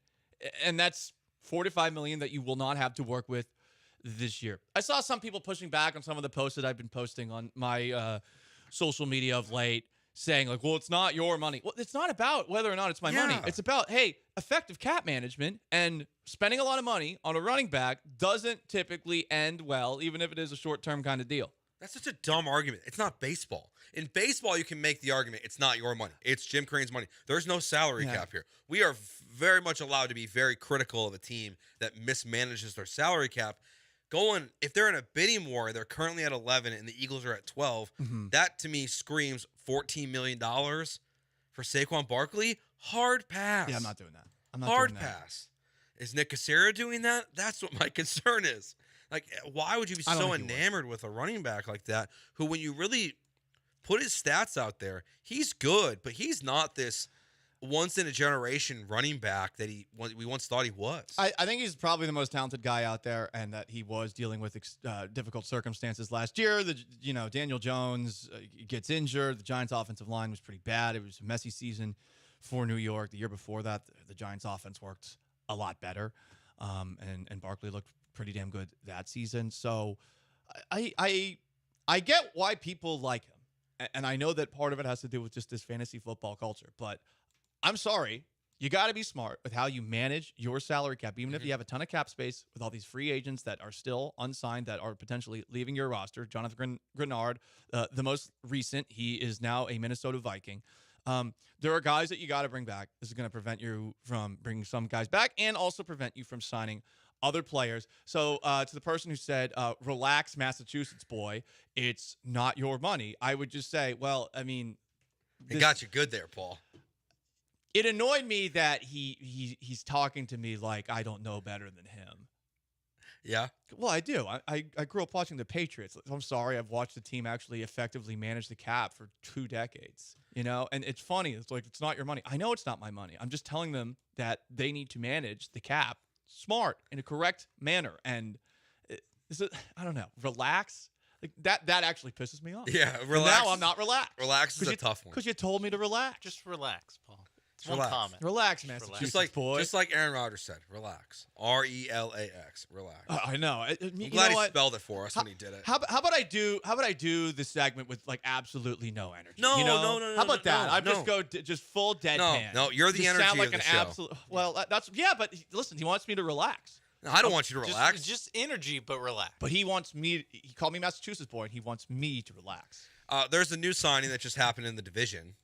Who The dat? Jacksonville Jaguars are signing Bills wide receiver Gabe Davis to a 3-year deal. Jesus. I saw that and I was like, this is not breaking No, news. it's not. really. No. It's worth mentioning. It's not worth the. It's not worth the breaking news bomb. It's just so jacked. I like your. This is so jacked. Let's editorial we're on the same stance. page here. Yeah. Let's sign another okay, decent wide receiver. Yeah, it doesn't that'll mean- make things Christian better. Kirk 2.0. It does mean Yeah. Calvin Ridley's gone. For them, which like that's you know what? Hey, priorities, right? Like when you can get Gabe Davis and let Calvin Ridley walk, you got Well, to. they had to let Calvin. They had to give up a 2nd-round pick if they gave him a new contract. It's such a bozo organization. They really are. And I mean, and Trevor Lawrence being exposed as not the next coming of God, the way that he was portrayed by some ass. I mean, oh man, the Jaguars just stayed the Jaguars. This is such a Jags stay the Jags because of the Always. names we mentioned. Mm-hmm. Calvin Ridley and Christian Kirk. That's each of the last 3 years they brought in one of these guys. Yeah. And now Gabe Davis. It's like the perfect level of wide receiver who's like, all right, good enough. He's a starter, but like not really a difference maker, and they just still don't have a difference maker. They signed Mitch Morse as center though, difference maker. Jag South or Part of Bill that Bills South culture. Yeah, Bill South. Bills South. There it is, man. the AFC East South. Well, the Bills had, the Bills dynasty run of the last couple of years, like the preseason Bills were one of the greatest dynasties the NFL has ever seen. The last couple of years. It's true. People talk about it. So Eric Armstead got cut by the San Francisco 49ers. Kind of a new wrinkle in now every single time a 49ers player gets cut or hits free agency, they're going to be linked to the Houston Texans as long as DeMeco Ryans is the head coach of this football team. So it's just we know it's always going to come. But it's an interesting name for the Texans because they've been so heavily connected as well to Christian Wilkins. Now, when you look at these two players, the big thing that stands out to me right away is You mentioned his name, actually. Christian Wilkins is headed to the Raiders. 4 years, $110 million base value with $84 million in guarantees. That's so much money. That's what Ian Rappaport. All right, well, contract done by Dave Mulligetta and Athletes First. In case you're wondering, it You was know in what? the tweet. This is an old school Raiders move. You bring in a guy who's giving people the business under the pile. Hell yeah, a guy who That's chirps. the Mahomes The rules. Mahomes rules. Mahomes rules, right Mahomes there. better watch out. Mahomes better wear a cup. He's in trouble. So I guess we'll pivot this segment. That would be so funny if he gets ejected from a game after sacking Patrick Mahomes and then sacking Patrick Mahomes. Yeah, I would love that. You would? Yeah, I mean everyone treats Mahomes on the field like he's Putin playing hockey. Have you ever watched that? Yeah. Watch Vladimir Putin play hockey. It's one of the It's funny- hilarious. It's awesome video. Because he's about your size. I'm pretty sure he's like 5'8". No, isn't he a monster? No, they make him look like one, But I'm pretty sure That's propaganda at work, right yeah, there. look at you. Of course, Soviet Joe over here, like always like trying to inflate his tires. Oh, you're right. He's and his height. 5'7". Yeah, he's a little guy, and it's funny. Me and Vlad. So he'll play. And that's his reported height. He'll play these games of hockey against just people who obviously don't want to trip him or touch him, and he'll score like 6 goals because no one wants to actually defend him. And it's really funny watching him play because he'll just like slowly skate around everybody, and no one wants to hit him. And it's sort of the same thing with Mahomes. I've never understood that. When Mahomes scrambles, no one tries to kill him. Like they just let him walk out of bounds. They let him slide. I mean, I'm not calling for. I'm not Jeremy Brand. I'm calling for bounties yeah, but Jeremy's right. But I agree. Like hit the quarterback. Yeah, Jeremy was right. So, they can't sign Christian Wilkins. Nope. But they can't sign Eric Armstead, who is a player he's had some injuries, but he's a good player. He's 6'7". He's gonna be cheap. I don't know if he'll be cheap. I mean, they asked him to take a pay cut. He said no. And he said no. And he was making, I want to say, $17 million or so, $16 million or so a year. But the perks that you have, in addition to having C.J. Stroud, are DeMeco Ryans is your head coach. And I'm sure that Eric Armstead, if he's going to play anywhere, wants to play on a team that's got a good quarterback and probably for his old defensive coordinator. Yeah. And if I'm going to spend big right now, that is the number one target, in my opinion, for Nick Caserio and the Texans. It's this guy right here. And the nice thing about this deal is that because he's 33 years old, you're not talking about a 4 or 5 year contract. So if, let's say, with the Grenard deal, they didn't want to go that 4th year, you could go a 2-year contract where really only the first year is guaranteed, potentially to even sign a guy like this. Like, a lot of times when a team tells you, hey, you're going to take a pay cut and you hit free agency, you're not going to just make the exact same contract. It is going to be, the numbers might in theory look similar, but when you really break it down, a lot of times you can get out of those contracts pretty early because most NFL teams are not going to want to sign a 33-year-old player for 4 years. Mm-hmm. So I would agree. This is probably the number one target for the Houston Texans right now, not named Saquon Barkley. High character guy as well. I think with Wilkins, you could argue that he wasn't, mainly because of the giving the business. That's in between the lines. He's a chirper as well. Look, I don't know if that's something that Hannah McNair up top would be like, no, we're not signing that check. No, but Eric I think they're Armstead, okay. I mean, Armstead's like a Walter Payton Man of the Year guy every single season, Yeah. and on top of that, he played for D'Amico. It makes a lot of sense, so we'll see what happens, but if the 49ers made him a cap casualty, this is theoretically someone that you can get, and you're not going to have to go full Chris Jones, Justin Madubuike, or Christian Wilkins. If you missed the news, Jonathan Grenard signed a 4-year deal with the Minnesota Vikings, so he's gone. Reportedly, the Texans' 2 top targets at running back were Tony Pollard and DeAndre Swift. They both have signed elsewhere, and Christian Wilkins, who is another name that has been rumored heavily to be a Houston Texan, he just signed a deal with the Las Vegas Raiders. But last night we saw a wheelchair on a basketball court, and unlike, when Paul Pierce was in a wheelchair, this one looked like a real injury. Alperen Sengun went down last night. We'll talk about that next year on ESPN 97.5 and 92.5. First, though, let me tell you about my friends at MyBookie and MyBookie.ag. Who else was at Fertitta Center on Saturday and watched the absolute mollywhopping that our beloved Cougs gave to the Kansas Jayhawks? I mean, you had the token white guy off the bench coming in for the last 2 minutes and dropping 7 points on him. It was insane. They beat him by like 30.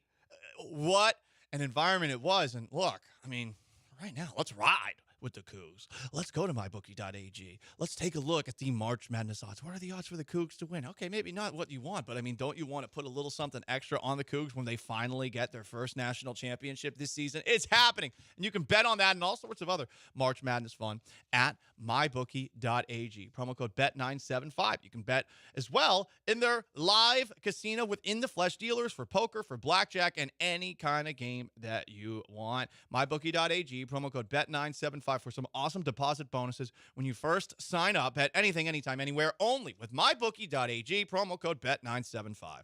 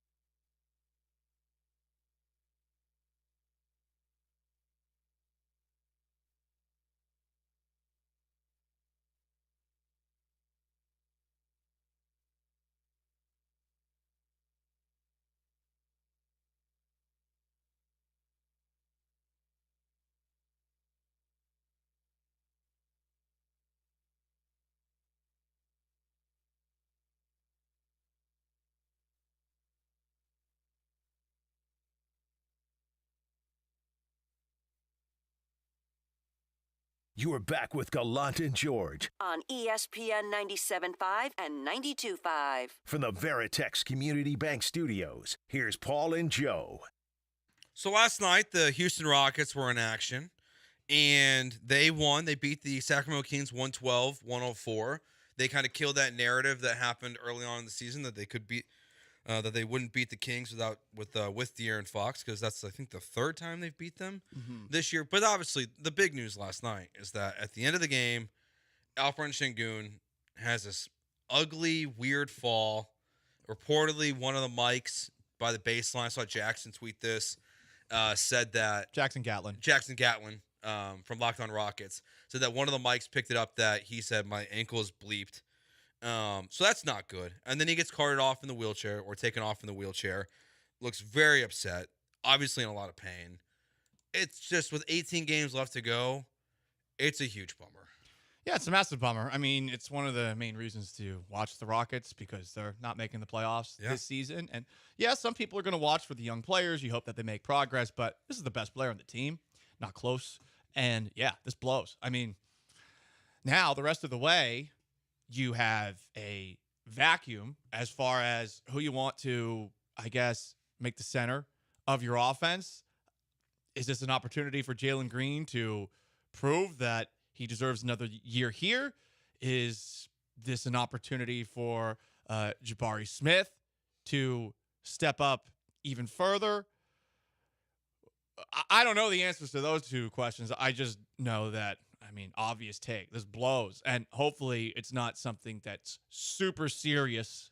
It's like a compound fracture in the leg or something messed up like that. And I don't think it would have been. We would have seen blood on the court. Yeah, you know what a compound fracture is? Kevin Ware? Yeah. Right, that's the kid from Louisville? That's when the bone sticks out. Yeah. So that was gross. So hopefully, I mean, you're hoping it's like a high ankle sprain or a roll, best case scenario, and you're hoping that it also doesn't involve the knee, which is what some people were theorizing online. Yeah, you're hoping that he's going to be ready for training camp next year and for preseason and the regular season basketball, and the Rockets can just be back to full strength at this point. Frankly, like even if he was okay, and it just seemed worse than it was, but the Rockets decided to not have him play their next 18 games, okay. That's fine. He got wheelchaired off a court. Yeah. I'm assuming he's out for the next 4 weeks. Yeah. That's just like, I don't know. That seems fair. If the guy says my ankle is bleeped and had his head in his hands, wheelchaired off the court as someone's throwing a towel at him. Yeah, what's that towel guy doing?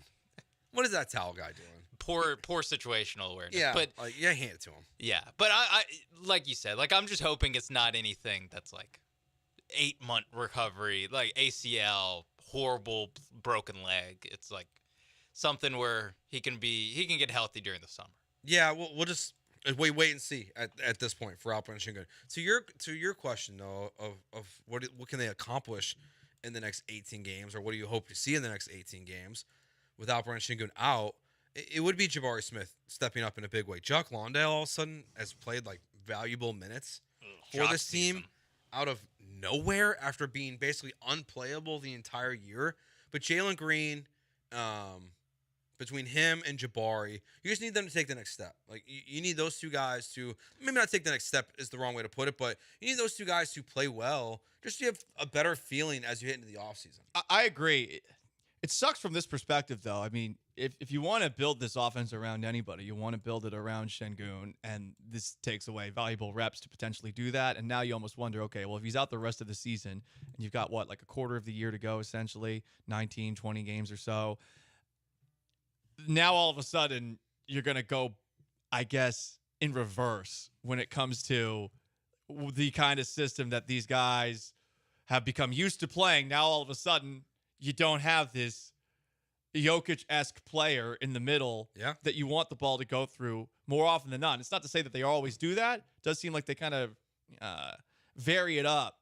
But, yeah, now all of a sudden you're like, okay, well, this 3 quarters of a season, is this going to hurt the progress that they've made? Yeah, and it's not even, like, hurt the progress that they made because, I mean, the coaching staff can just see what worked early in the season when Şengün was out there. It's like, hey, let's just do that. But it also makes it interesting of any success that any of these guys have, whether it is Jalen, whether it is Jabari.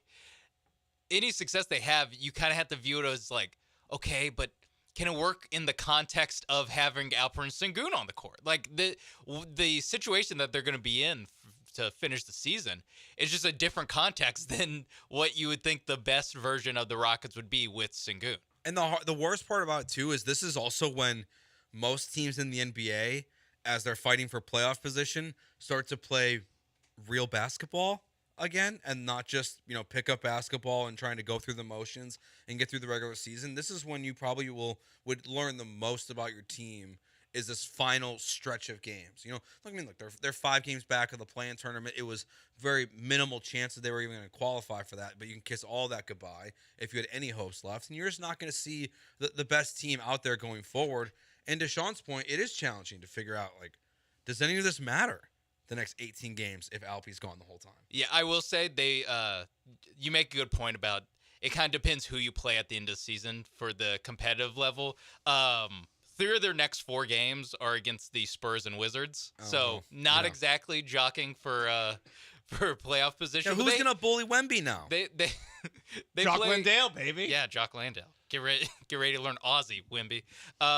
They play the Bulls, the Jazz, the Blazers. This actually would have been a very, very good stretch for the Rockets if Sengun was out there. It's still a lot of winnable games, but they closed it out with a lot of Thunder, Mavs, a lot of the Western Conference playoff teams. So that's it's going to be tough, but it will be against some tough competition. Has anyone put out, speaking of things mattering down the stretch, has anyone thrown out the why was he playing in the last minute of the game with the game seemingly in hand? I know someone's going to do it. Yeah, let me guess. The Killer Bees are going to leave with the Texans. They'll probably do exactly what we did. So, 3:33 here on ESPN 97.5, 92.5, Jeremy Brighton will ask that question. I don't understand why Sengun was playing late in the game. 100%. I just don't understand it. That was like 5-point game with 40 seconds left. I agree. I agree.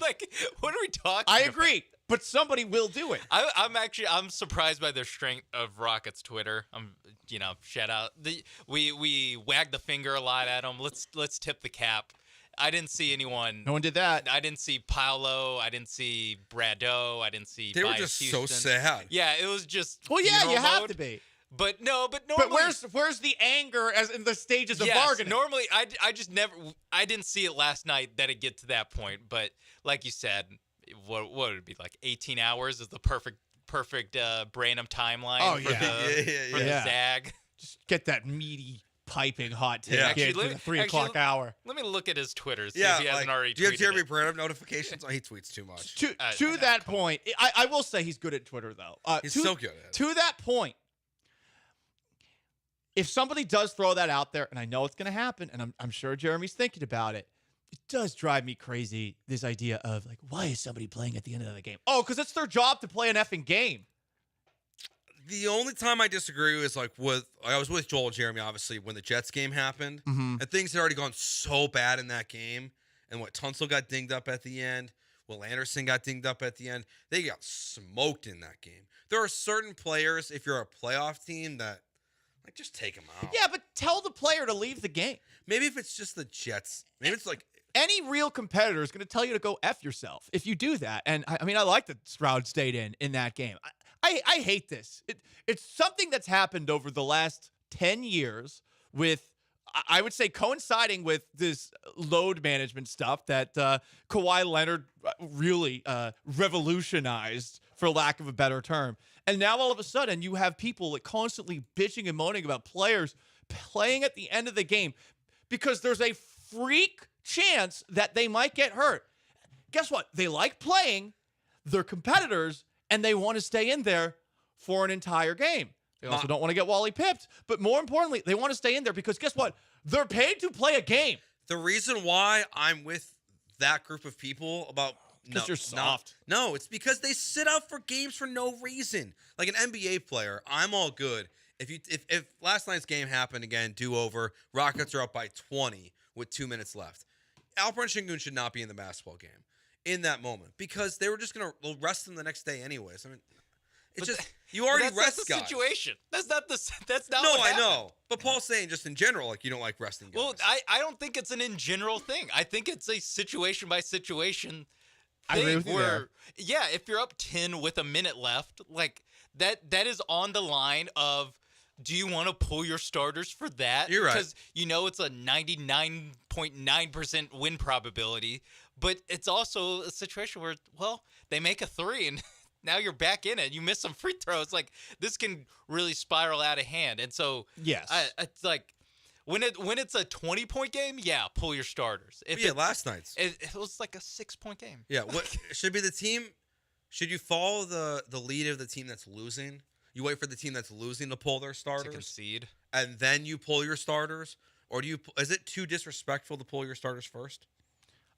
We're talking about disrespect. I'm just asking a question. No.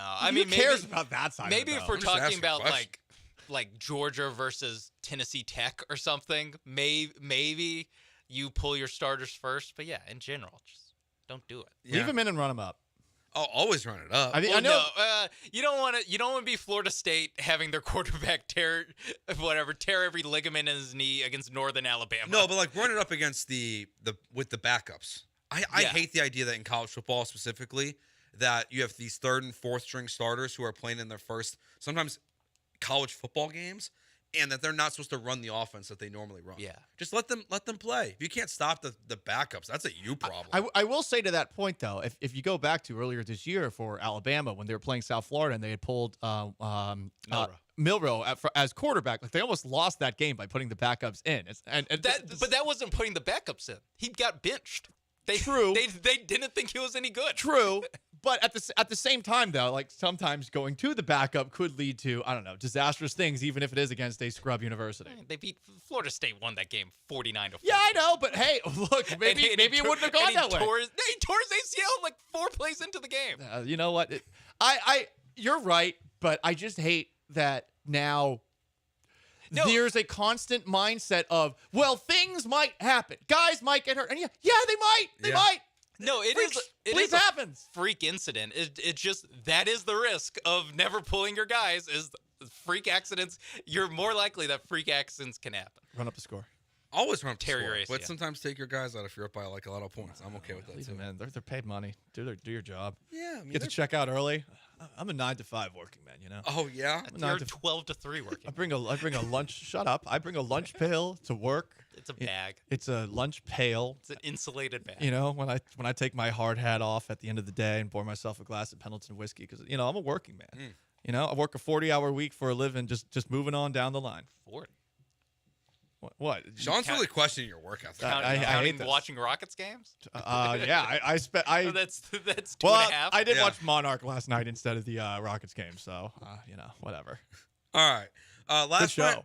night. Speaking of things we watched, last night was the Oscars. John Cena walked on the stage naked. Did you watch? What would make you watch? Plus, we'll continue with all the NFL news. That's next here on ESPN 97.5 and 92.5.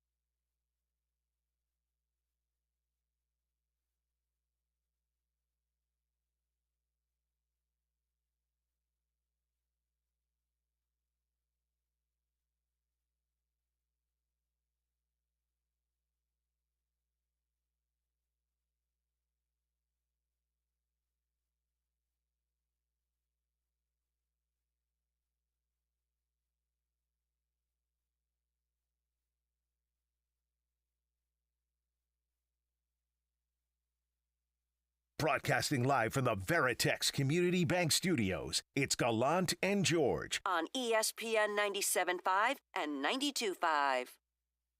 In case you missed it earlier, Jonathan Grenard signed a 4-year deal with the Minnesota Vikings. Christian Wilkins, who many Texans fans wanted, is a Las Vegas Raider. Tony Pollard signed with the Titans. DeAndre Swift signed a deal with the Chicago Bears. And the Texans haven't really done anything so far. Desmond King, Eric Murray, Foley, Fatuski. You got it that time, I think. I think so. Sean's shaking his head. Fatukasi. Fatukasi. You made him Fatusi. Like, Fatukasi? One of the diehards on the Can they Bears. cut him already? Wow. Wow. I don't want to deal with this. Can they sign Eric Armstead so he doesn't Yeah. start? I know Eric. I could say Eric. It's Eric with an A. Just casual racism. How do we feel about Eric with an A? That's an odd way to spell a name. I think I don't take Eric Armstead. Like, I don't fully respect him as. I don't give him 100%. Oh, this guy's an awesome NFL player. I am like 99% sold. Why 99%? Eric with an name? A. Yeah, Eric with an A. What is up with you two? We're This being segment. prejudiced. Like, oh, his parents are idiots for naming him well, Aaron. that's just a question. Oh, I just cut him because I can't pronounce his last name because I'm that's Joe. illiterate. That's Joe. Yeah. No, just it's something with Eric with an A. I just don't like. Yeah. I don't like it. We What can I say? I'm honest. Yeah. Hey, Sean spells his name correctly. Yeah. He doesn't spell it with the SH. No. He spells it right. The Texans also re-signed Khalil Davis, which is a good move. Sure. Like, it's fine. Good backup player. They're bringing some of the players They're that filling are their off the books depth. back, but no one that they have brought back to this point jumps off the screen other than Dalton Schultz and Kaimi Fairbairn. That's it. Man, I don't know what to do with these Texans reporters, guys. The ones who I don't really know. How But- dare you insult DJ Bien Ame I in know this segment DJ. as well? You're This just guy- insulting everybody. Can you not pronounce his last name either? No, I can. You're going to say Bienemy like everyone else does? He corrected us. There's a rumor, there's a report floating around there. Wait until someone of real standing says it. Great. I'm glad we're using time on our radio show to talk about it. But what are that you Lonnie doing? Johnson is going to be back with the Texans. Life of Lotto? I'm in. Former, this is just the breaking news sounder. The Life of Lotto, the hit YouTube sensation? Yeah, I guess we'll wait for like Aaron Wilson or someone to actually report it. But the idea of Lonnie Johnson coming back, whew. I just want another season of everyone's favorite NFL player reality show. Yeah, that's what we need right now. Life of Lotto. It was a great name. Did you watch the Oscars last night, Paul? No one got slapped, so no. I tweeted out, hey, if someone gets slapped, slide in my DMs. Let me know. But Yeah, no one got slapped. Yeah, I guess Oppenheimer cleaned up. they did. I saw that. Emma Stone won Best Actress, which I guess was controversial because of the Lily Gladstone from Killers of the Flower Moon didn't win it, so there was some anger and outrage online over that, I guess. Are you outraged by people when they don't win awards? No, I don't. I mean, this is. I used to watch all this stuff. I just can't anymore. I used to watch more of the movies. I'll be honest, I did not watch as many of the movies this year. I still haven't seen Oppenheimer. I have only seen like 20 minutes of Barbie. I haven't watched Barbie yet. I did watch Killers of the Flower Moon, but it was okay. It was really long. My mind wandered very often during that. Dune 2 is the best thing that I've seen over the course of the last year. They'll clean in up a next movie year, theater. for sure. I would think so, especially with all the special effects side of things. To bring it back to like watching this stuff though.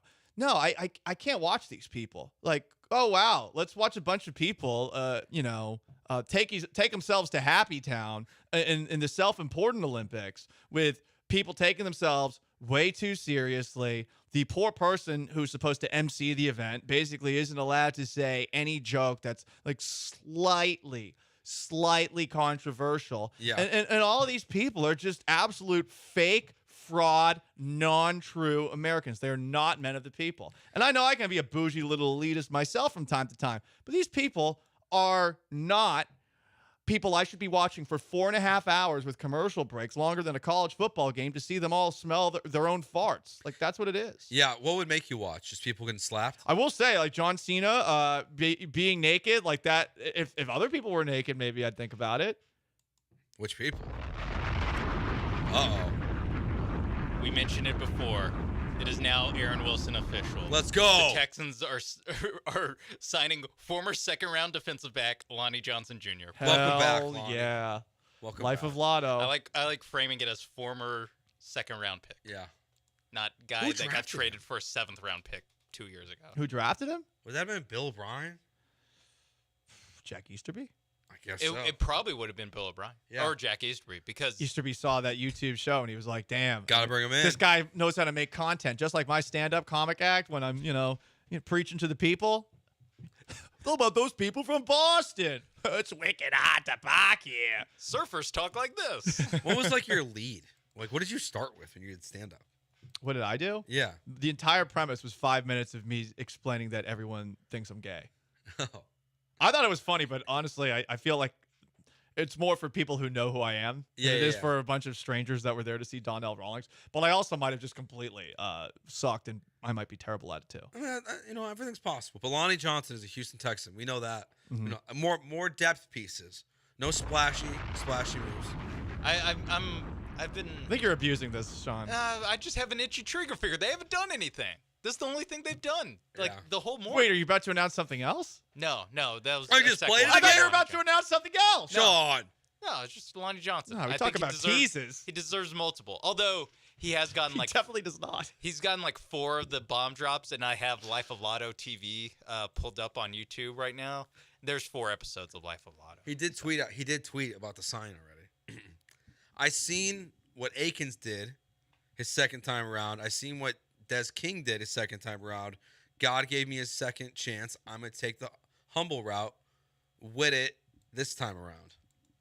So Cool. That's Lonnie Johnson approved. Damn, Welcome man. back. Real I deep. won't do another bomb. although Welcome that tweet back. Please, for the love of God, don't. That's one of the worst bombs in the history of this show. Yeah. Oh, okay, good. I was gonna say you definitely have not seen Oppenheimer. I can't believe you haven't seen that yet. So there's nothing about the Oscars that intrigues you at all anymore, though? No, I mean, I do like looking at some of the pictures of the folks on the red carpet after Sydney the fact. Sweeney wore the Angelina Jolie dress. I was more into the I learned Emily that today. Ratajkowski one. I don't really know what was going on there, but I liked it. I saw tweets about it. I missed that one. It seemed physically impossible, but also, it was nice to look at. Okay, good to know. All right, so Jonathan Grenard, he's a Minnesota Viking. Christian Wilkins is not a Houston Texan. He's a Las Vegas Raider. Lonnie Johnson is a Houston Texan. Khalil Davis is a Houston Texan. Desmond King is a Houston Texan. So Nick Caserio has so far just gone out and signed a bunch of depth pieces, little moves, nothing major yet. Texans Twitter is all antsy and waiting for it. Sean's throwing fake breaking news bombs left and right. Very real bombs. For no reason. It was breaking news. Yeah, the, but the Texans signed someone. not the second time you played it. Well, the first one was the rumor. Okay. No, not the third time you played it, I meant. Well, that was to close out the news. What are we doing here? Okay. All right, we're taking a break. All right, we have 17 days until Astros opening day. Our countdown continues next here on ESPN 97.5 and 92.5.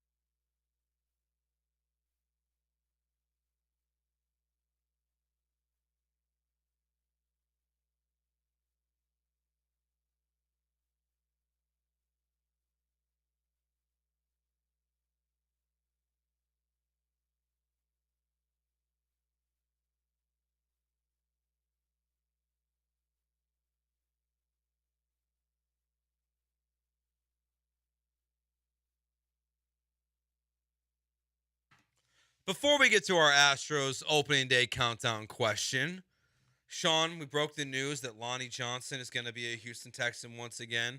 And Bam wants to discuss that with us. Bam, what's going on? Hey, say, what's going on, Paul, Joe, and Sean? What's up, Sean, Bam? man, you were my favorite producer until you dropped that breaking news, man. Why did we have to bring it back? I've been waiting all summer, all season to bring back that Lonnie Johnson who can't tackle, and then my boy Sean had to break the bad news. Come on, Sean, man, I thought we was better than that, man. That's right, Bam. Take Sean to task. I just report. Well, I don't report the news. I just relay the news. Hey, no, I know, Sean, but hey, man, I haven't called in a while, so I just had to, I had a passenger in. I went to cursing with it when I heard the news, and the passenger was like, "Oh, you don't like him?" I'm like, "No, I don't. He can't tackle." And my boy Sean broke the bad news to me, man. But hey, thank you for taking my call. Love the show, man. Paul, man, hit me up. I still got that drink. You got it. Baby. We got to do the drink soon. We got to do it soon. Bam, appreciate the offer. Bam, Joe, in case you don't know, Bam once called into the old Paul Gallant show when I was saying, yeah, I'd like to try little lean, little scissor. Oh. And he said that he'd hook me up. So for science purposes, we might do it at some point. I might show up to work on the air one day. And I might seem a little low energy that day. And Joe, you'll have to determine whether or not I'm on it. But I think we should just start the show without you drinking it and then start drinking it on the show and just see what happens over 3 hours. Yeah, because we have 3 hours.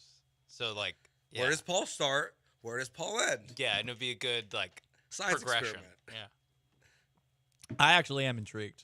I think we can see how. I mean, because my natural energy beat the scissor. Does it fight it?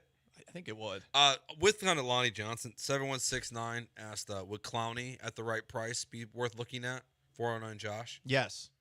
You'd be interested in Clowney? I would be interested in Clowney. Yeah. I always am, though. I'm a little biased when it comes to Jadeveon Clowney. Really? Yeah, I like him. He's funny. Okay. He's as a guy, I like the actual guy. He once after the Seahawks had beaten the Eagles in the playoffs, my old co-host in Seattle asked him a question because my mom had called him mean for the damage that he had done to multiple Eagles quarterbacks. First, Nick Foles. Second, Carson Wentz. And my Clowney told my mom through my co-host, "Bye, Eagles, bye. Sorry, Kitsy, but you knew what was coming."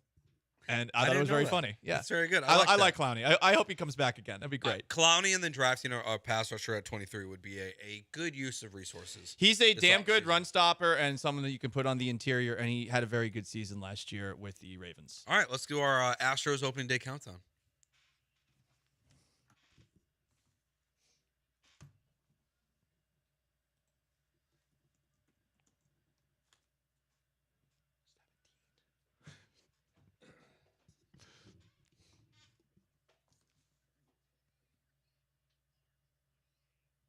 $17 days until opening day at Minute Maid Park.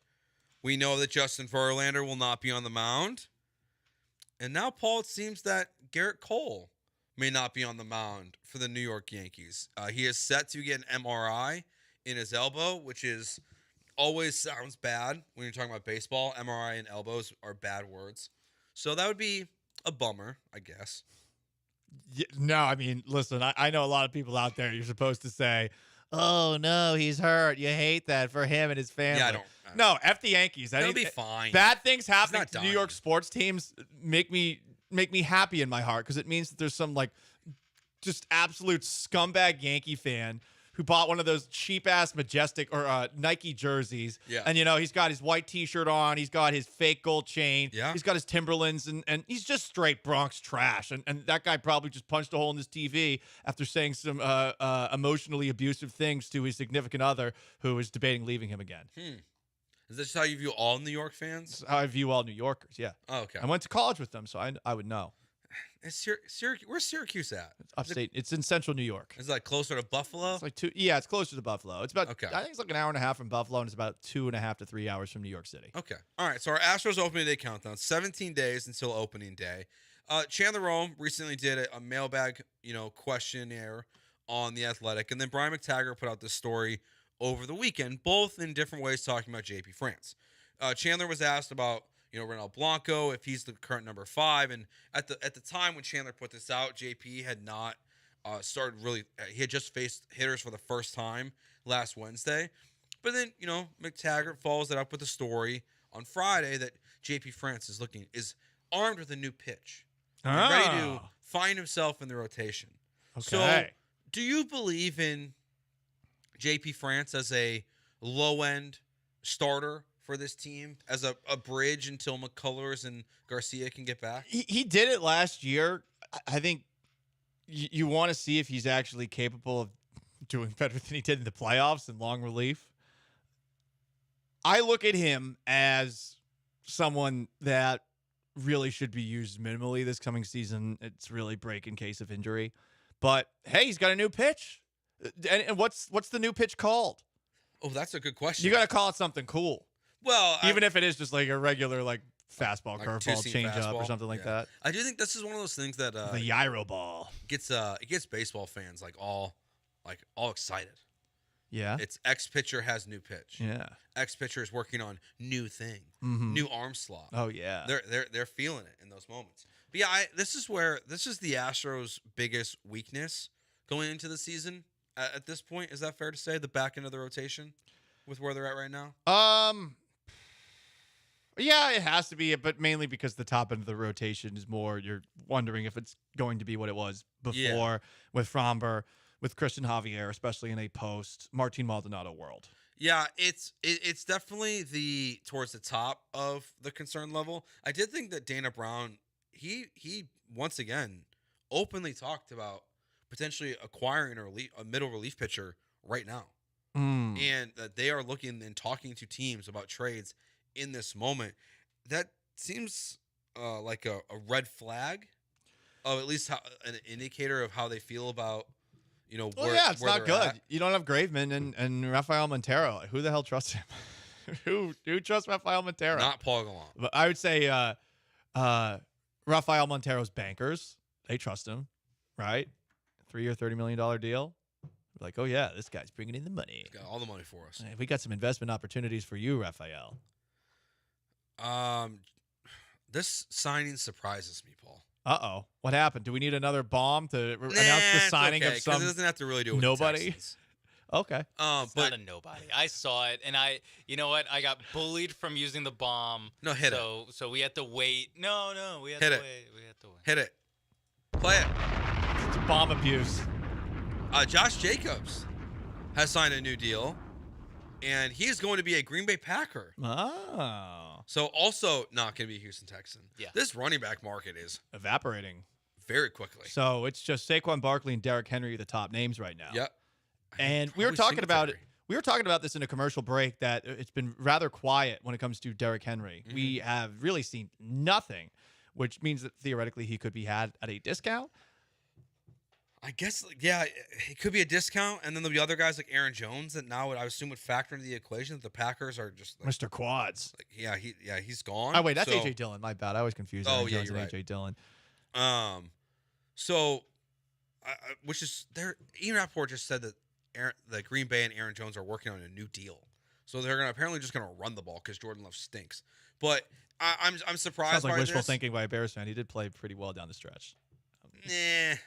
He did. Would you know? Yeah, he did. Would you know a quarterback, Joe, as a Bears fan? People. Do you know what a quarterback is? People asked me that when I started praising C.J. Stroud. They would say, "What does this guy know?" Oh, he's a Bears fan. So that's a nice way to say, like, actually, I do know quarterbacks very well. Jordan Love threw for 4,100 yards last season. I know. That'd be the most in Bears history. Probably would. No, it is. No, they've never had a 4,000-yard passer. They really have never had one. No. Not even with Cutler. No. Oh, poor Joe. Joe, I didn't want to kick you down. I know you've had a rough day, right? I knew Jordan Love put up some numbers, so I was like, let me just check to see. Yeah, I feel like I get ran over a bus today. Yeah, you did a workout today, right? Yeah, we got a new sponsor coming on. Hell yeah. O Athletic. We'll really start talking about them on Wednesday. But I did a physical training, my first one with them this morning. I'm hurting. Like, I'm excited about it. I feel very good about it. And I know I feel good at the same time. But I used muscles today that I forgot existed. Yeah, that's what happens when you haven't gone to the gym for a while. Yeah, it's tough. It was a tough morning. I noticed you were using a muscle that I routinely see you using whenever I come in the studio. 'Cause you had a nice little lip pack there, huh? Yeah. I ran out of my Zyn, so I was. Was that just old fashioned chaw? Yeah, it was just old fashioned. Oh, what do you? Is that is No, this iced is coffee? Okay, This that's is not. coffee. I was like, damn, that's a lot of spit up chaw, dude. That's pretty This gross. is coffee. Okay, good. Well, No. listen, you never know. You never know. No, you do never know. I watch people in college accidentally drink spit cups. Yeah, I've seen that happen because before. people are savages and they put it in bottles that you can't see through, like Arizona bottle, iced tea bottles, and bad things would happen. That's weird. But listen, that's not going to help with the workout there, dude. No, that's why I've been. I need to take the edge off with I've a been doing big a pretty good chunk job. of chaw. I work with you. I'm stressed out. Why? Why are you stressed out? I don't know. I just felt like saying that. You're just searching for answers. Yeah. I just needed to take a shot. I'm just going to continue to ask investigative questions You can as ask a as Big many J questions as journalist you from want. Syracuse. Yeah, you went to Syracuse, where all the intelligent journalists go. No, that's not true. I mean, I'm an idiot, so that's just not true at all. But, most of the good journalists did go to Syracuse. Most of them. They don't even count Megyn Kelly as having gone to Syracuse. Why? I don't know. Did you not graduate? It's probably too right leaning or something like that. Oh yeah, that makes sense for Syracuse. So JP France, he'll be good this year, right? Maybe. I am not holding my breath. I think what you got from him last year was one of those feel-good stories come true. Kind of like, remember that movie with Dennis Quaid? The Rookie? The Rookie, Yeah, right. yeah. Right, where this guy who you're not expecting makes it to the majors and actually pitches pretty well. Yeah. I mean, for JP France, what? He was a 27, 28-year-old rookie or so? I think it was 28. Yeah. It was 28. You could make a movie out of it. He's married to a reality TV star. Dennis Quaid was like 10 years old. Yeah, they made him like 40. He was like 40 in that movie. But I believe Spencer Arrighetti And again, will have a bigger impact for the Astros. For the Texans? That'd be my interesting. bad. For the Astros. Two-sport athlete, Spencer Arrighetti. Really just paving the way for Italian Americans everywhere. I mean, maybe C.J. Stroud needs a backup quarterback. You never know. I did notice that both Arrighetti and Forrest Whitley were sent off the major league roster to the minors. Yeah, Whitley, I didn't realize that they had some he was able to get another option because he was out going into this year. But Chandler tweeted that out the other day that he apparently was able to obtain another option. I guess it's probably How does that work? Must be all the injuries. Yeah, honestly, or the suspension for the Adderall. Yeah, allegedly. I would assume you don't get a little extra help if you've been suspended, but he's only been hurt like every year. Like it's a red shirt, like a medical red shirt Yeah. in college. Yeah. They're So- like, come on, look at him, give him an option. Forrest Whitley knocking me on the opening day roster. Shocked, I tell you. Shocked, Paul. There's always a couple of people in the offseason. This is the year for Forrest Whitley. It's going to be the year for Forrest Whitley until he's off the team. Yeah. And Pedro Leon. Pedro Leon's getting that hype again this offseason. No John Singleton hype this time around. Is he going to be on the roster? That 2 home run game and that walk. We'll always have that, What a that year. walk. We'll always have that walk. Mhm. All right, Paul on Saturday, because he is the number one Cougs fan on the station. Yeah, that's the true. number one Cougs supporter. I don't on have to this get station. paid by the station. Yeah. Excuse me, get paid by the actual university to But call their games. Paul was at the game on Saturday. Yeah. And he had a good old time. We'll discuss the number one team in the country and if it's just the best viewing experience in sports next year on ESPN 97.5 and 92.5.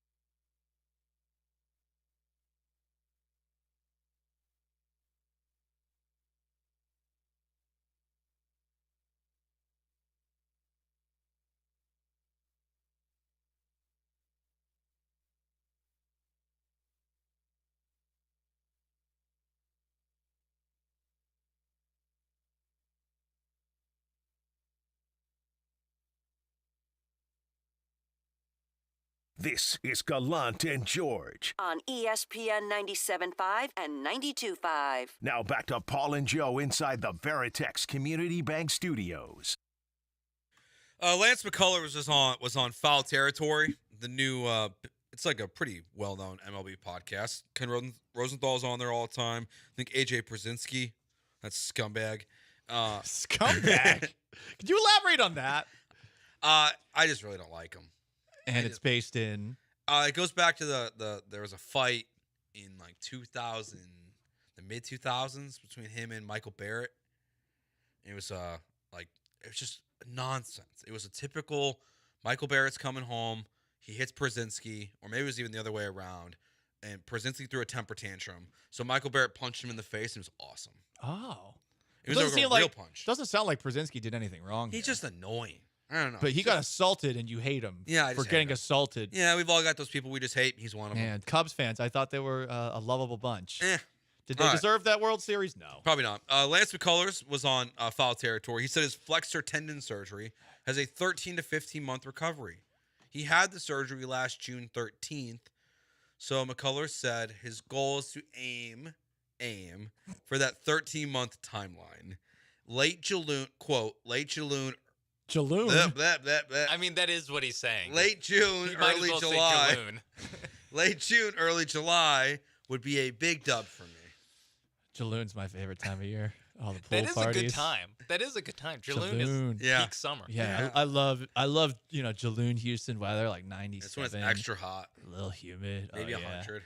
Yeah, I go outside, I glisten a little bit. We all do. Hell yeah. You need dude. 3 showers a day. Oh yeah. It's the worst. You gotta redo the hair.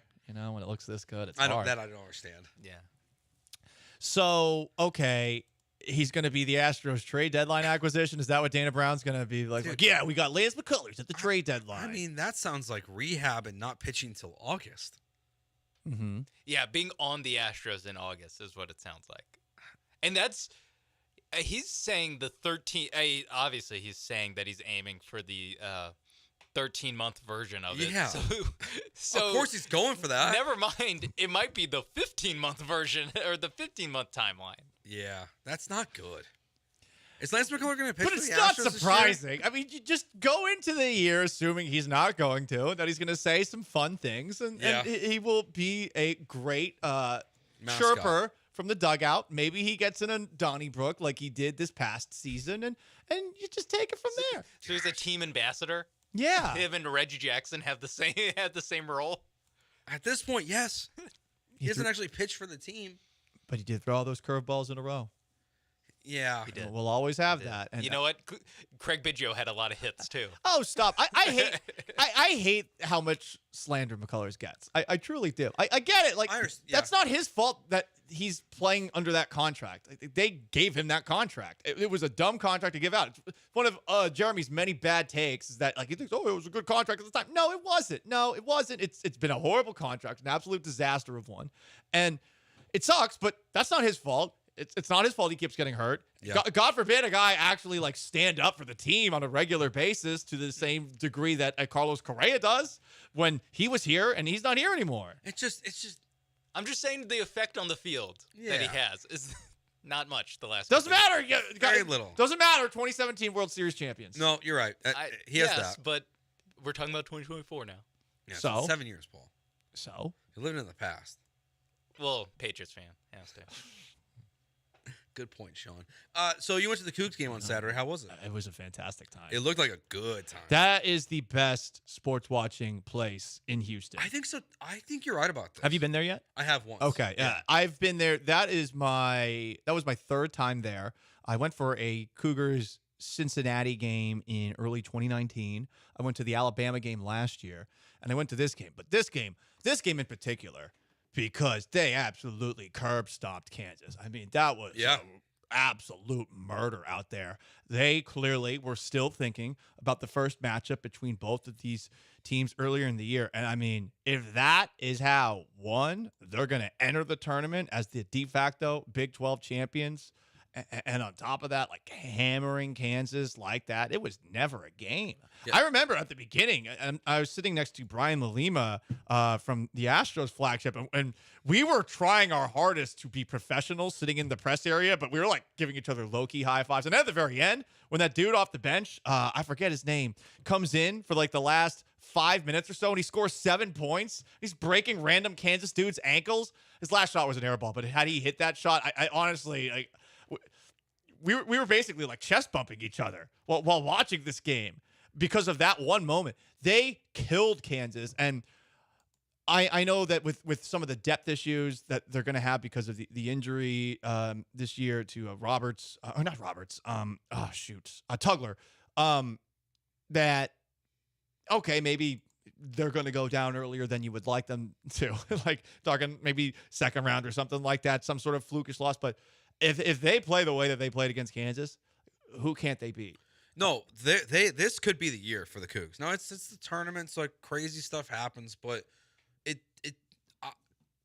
UConn and Houston are, to me, so clearly better than everyone else. And Tennessee is good, but those two teams are at the top. I think it's UConn and everybody else. I even no offense to the Houston, Cougs. No, you're right. UConn's killing people. But I mean, again, like that's how you wrap up the first season in the Big 12. I heard some person sarcastically saying, "Oh, I thought we weren't ready for the Big 12." Yeah. And I mean, they mollywopped Kansas, who I believe also, and I don't know what the actual update is as far as their best player who got looked like he suffered a collarbone injury of some sort in the middle of the game. But yeah.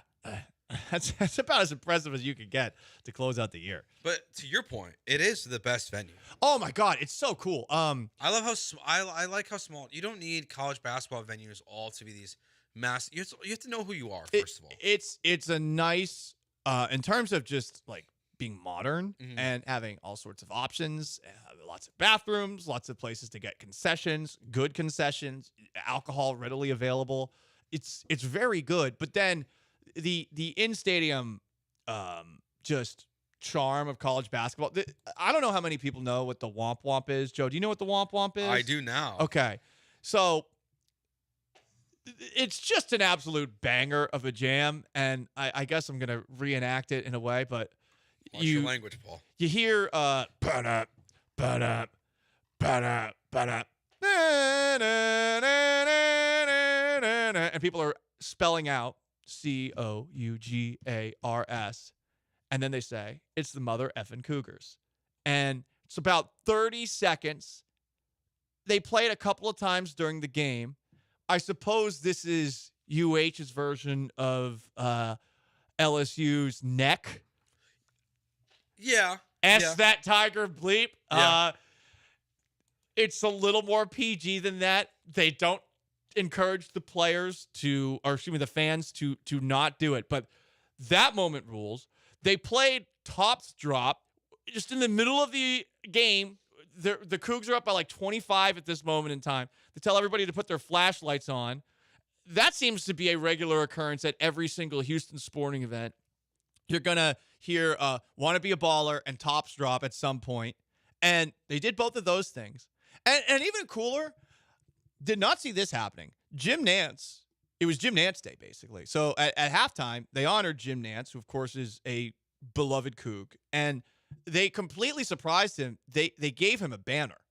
That's awesome. Like Voice of March Madness. And when he was presented this, or when it was basically unveiled, he didn't see it coming. Like Tillman Fertitta, credit to him, master showmanship there, surprised him. And Nantz actually covered his face for a moment. And this is like a pro's pro as far as broadcasters go. You could tell he was very emotional receiving that. Still, like, doesn't even tremble at all in his voice as he's giving out this like speech about believing in your dreams and stuff like that. But from start to finish, I could not have enjoyed my time there on Saturday. And I will say this over and over again. If you ever have the chance to go to a Cougars game, specifically a Big 12 basketball game, that place rules. It is just an awesome, awesome place to watch a sporting event. That's one of the best parts about all the maneuvering and stuff that happen in college sports. The fact that you're regularly going to get Kansas and schools like that coming to Houston for Big 12 basketball games when they're this good. And they're really, they're not slowing down at all. Like they lose players. Calvin Sampson finds a way to get new players in, whether it's through the transfer portal. He does a good job recruiting. He's probably the best coach in college basketball at this point. He's one of the best coaches in all sports.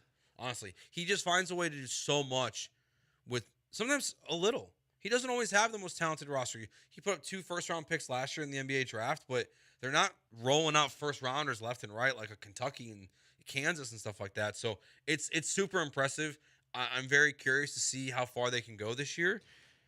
They're going to need. They won it all. I mean, it was also cool to see Jamal Shed get a senior night send off. Shed's going to have to play outstanding. And look, you got some damn good players on this team. I really enjoy Francis. Oh, we got a breaking news drop. We do. This will probably be the biggest one of the offseason. The Atlanta Falcons have a new quarterback. His name is Kirk Cousins. Oh, Desmond Ridder? I'm just kidding. So Kirk Cousins is signing a deal with the Atlanta Falcons. The Vikings now don't have a quarterback, but this is kind of the way free agency started today. The reports were coming out that this deal could probably hold up a little bit of everything because so many teams were going to wait to see how the quarterback market played out, how Cousins' market was going to play out because, Minnesota, Atlanta specifically, they didn't know how much money they'd have to spend until Cousins' deal was done. So now we see that, and it adds to all the quarterback movement we had this weekend, but Kirk Cousins is an Atlanta Falcon. They're a more intriguing team, and I would say probably would be NFC South favorites, even though the Bucs did bring back Baker Mayfield for a lot of money and still have Mike Evans, because you would think that with all of those weapons around Kirk Cousins and without Arthur Smith as head coach, you're hoping whoever's running the offense. I don't know off the top of my head who is. I know Dan Quinn's the head coach, but you're hoping that Raheem Morris is the head coach. Oh, excuse me. Dan Quinn was I forgot. Dan Quinn was the one who blew that. Jim Mora Jr. Still, same thing though. Oh, Jim Mora Jr. is the offensive coordinator. Oh wait, no, you're talking about old Falcons coaches. Okay. Bobby Petrino. What I'm curious about is, okay, who is Raheem Morris going to hand the reins of the offense to? Because he's also a defensive-minded guy. With Cousins, with Bijan Robinson, with on top of that, like Drake London, Kyle Pitts. Pretty good running backs. Yeah. I know with I forget if Algier's still there and Cordarrelle Patterson, if he's going to still be there. But I mean, they got a lot of weapons around Kirk Cousins. Offensive coordinator Zach Robinson. Zach Robinson, from the Rams. Former Oklahoma State Cowboy quarterback. Yeah. I believe so. Yeah. So that's the big one. We'll see how it works out for Atlanta next year. But they'll be one of the more intriguing teams in the NFL, to be honest. If Kirk Cousins plays above average football, they should be pretty good next year. And also not a good division, like you just said. So, but speaking of football, we'll do our 10-minute drill. All the other news that we missed, because there's been a ton going on this first day of the legal tampering period. That's next here on ESPN 97.5 and 92.5.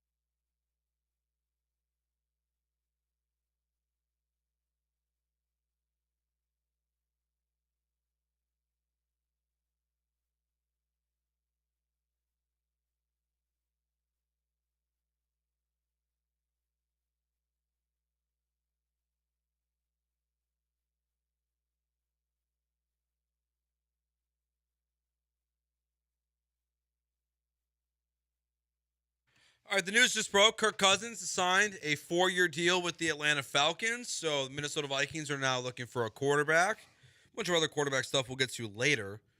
Some big wide receiver news in the NFL over the weekend, Paul. Jerry Jeudy was traded to the Browns. We'll see how that one goes. Remember when he was good? Yeah, and they got 5th and a 6th for him. And now he's thought of essentially as a malcontent wide receiver. Yeah. Didn't he have some incident with Steve Smith? Steve Smith, that's That's right. I forgot about that. Yeah, I'm that kinda was out so on him. weird.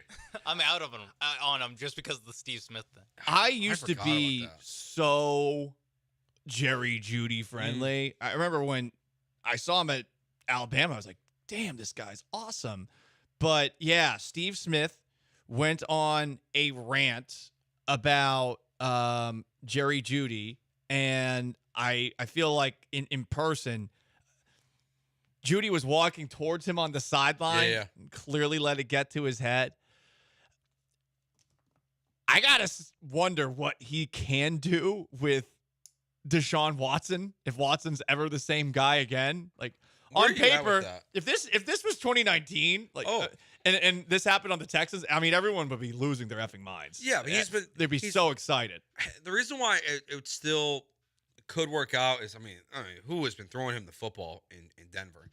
Like Russell Wilson, who really couldn't throw the ball deep, who is now a Pittsburgh Steeler, which still like just Well, Wilson's good at throwing the football deep. He just can't throw it over the middle of the field. and that's another one of Judy's good spots, if there is any. But there hasn't been a good quarterback playing Denver, so maybe if Deshaun can figure it out. But do you think that he still has that there's still an ability for Deshaun to figure it out, or is he cooked?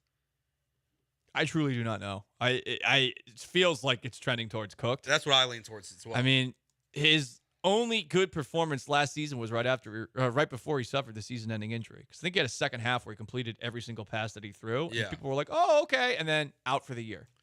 Michael Pittman signed a 3-year, $71 million deal with the Indianapolis Colts, so he stays there. If he would have hit free agency, someone I would have been intrigued by, but they tagged him and now they get this deal done. I'm not too surprised, but I do like him. I was hoping he was going to leave the division. Yeah. I'm not going to lie. Because you wanted the Bears to sign him. No. They spent too much money in a very bad way. They don't spending on more wide receivers. They only have one, so they could actually use that. T. Higgins is though requested a trade. Right. I would not make a phone call if I'm the Texans. I don't want to trade for him. If he was a free agent, I would think about it. 100%. But that's why the franchise tag is not good. You don't like it? I get why it's good for the team, but then if a player says they don't want to play for you, like that player's just going to play and be unhappy. What kind of trade value do you have? Because I know, think back to when the Clowney stuff was going on. It was like, oh, they could tag him and then try to move him for a first or something like that. But who wants to give up a first and then pay a guy $20 million? I'm not in that game for T. Higgins. There's always a team. There is always a team, and there likely will be a team for T. Higgins. Some people think the Texans might be that team for L'Jarius Sneed.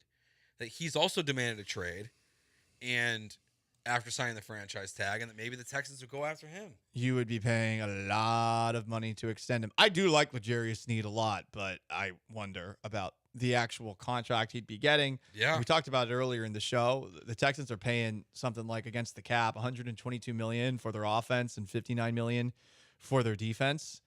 I suppose that's now $61 million after they re-signed the life of Lotto, Lonnie Johnson today. But yeah, with Jonathan Grenard, now a Minnesota Viking, do you need to bring in another defensive playmaker? You're going to have to give up a first-round pick probably to make that happen. And then you have to give him a long-term contract. And he's going from one scheme to another, so there's always a chance that doesn't work out either. Not a prudent move to trade for L'Jarius Sneed. Yeah, it's not worth it at all. So Tony Pollard signed with the Titans. DeAndre Swift signed with the Bears. Josh Jacobs has signed with the Green Bay Packers. And it does appear it's down to the Eagles and the Texans for Saquon Barkley. Are you surprised that the running back numbers are where they're at right now? No, I think that's about what it should be. Right, like $8 million a year or so. I really thought it would be less than that. I'm not going to lie. I thought that with all these running backs out there that we would see less valuable contracts. Yeah, but the salary cap went up a pretty substantial amount this offseason, and I'm sure that was brought up. And these teams are probably thinking to themselves, all right, well, let's just agree on 8. It does feel like there's a little collusion going on with running backs, especially if both DeAndre Swift and Tony Pollard got the same contract today. Now, this story, I don't know. I don't know what to do with this story. You don't know what to do with it? I don't Why? know, except just tell it. Okay, tell it. So, Jalen Johnson signed a very big contract with the Bears. He got $76 million contract extension. And he was meeting with the media today, and as he just was meeting with the media, he just told everyone he was going to therapy. For what? For a sex addiction. Oh, well, good man. But why now? Why in this press conference? Just because? I'm assuming that's part of the recovery process. Is telling the world? Yeah. I don't think you have to make things that public. Well, if you want to, I mean, you can tell your teammates. That's a way to hold yourself accountable because now everyone knows. Yeah, all the women in Chicago know that you like to have sex. Oh, boy, I didn't really think about that. They're going to start sliding in the DMs. Are you sure it's not a PSA? Of like, hey. Well, I don't think you make that as a PSA or as a siren to like, hey, I'm open for business. And just made a lot of money. Just made a lot of money. You know, addiction's real, but I'm okay. This dude's 24 years old and has a sex addiction. Yeah, what 24-year-old doesn't have a sex addiction? Yeah, exactly. And he's a football player. I'm guessing he has a lot of sex. Maybe he's religious or something like that, and he did go to Utah. Maybe he was having too much. He did go to where? Utah. Well, it's not BYU. Yeah, if it was BYU, I'd feel different. I'll look more into his background. Okay. Thank you. Prudent research. He just told the world that that's what's going on right now. You seem to be judging him. No, I'm just surprised that he would just take. It was unprompted. He's bold. He's a bold man. Told the world. Hey, from one possible sex addict to another. Listen, just holding up my fist. You stand with him. Standing in unison. And then the big deal that happened over the weekend, the really big deal. Chris Jones signed his deal with the Kansas City Chiefs. A 5-year deal for $158.75 million. Worth it. He's awesome. $60 million guaranteed over the first 2 years. Mm-hmm. And then Ari Mirov, the way he wrote this, is in $95.3 million practically guaranteed over the first 3 years. I'll be honest, I don't know what that part means. Isn't it either just guaranteed or not guaranteed? It must be some kind of injury, connection there. I don't know, but I'm assuming that the first 2 years, seeing as it's $65 million for an $150 million deal, are essentially fully guaranteed. And this could be theoretically something that Kansas City's able to pull out of after 2 seasons. Yeah. Say his skill starts to deteriorate a bit. Yeah. Anything else from the NFL weekend that stood out to you from all this stuff? Nothing really. I think from a options perspective, the Texans still have options. Yeah. But Jonathan Grenard, who they supposedly wanted to bring back, they did not bring him back. And I think that now that means that they should be focusing their attention on Eric Armstead, who the San Francisco 49ers cut because he was not willing to take a pay cut. Yeah, I tend to agree. Eric Armstead right now should be the number one option. And then really whatever you can get at the cornerback position. We haven't really seen anything about Steven Nelson. He's not a day one of the legal tampering period kind of guy. No offense, Steven Nelson. He's not a big enough name. Why not? So, those guys typically sign later.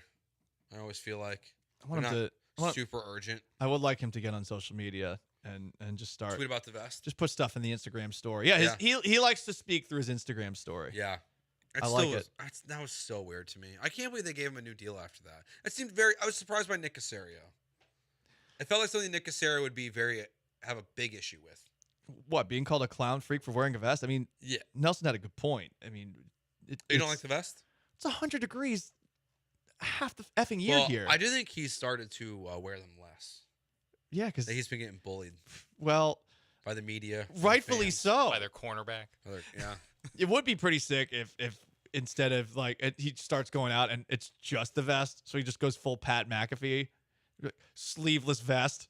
At just the vest. Just the vest. At the NFL Combine, he's just sitting there just with the talking to prospects, just guns out. Dude joked, so I mean, will you go to Texas training camp in just the vest one day? No, my arms aren't big enough. I'm a little too self-conscious for that.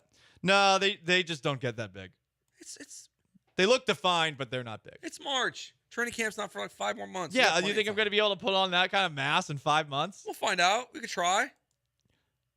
someone's got a steroid hookup. Like, that's the only way that's going to happen. I mean, that seems. We have a lean hookup on the Gallant and George radio program, so steroid hookup. Let's hear it. Saquon Barkley, according to Tom Pelissero, the newest Philadelphia Eagle. Oh, you slow played that one. I so much power I have. I know Joe knows, but so much power. Well, I saw Saquon Barkley tweet out the eagle emojis.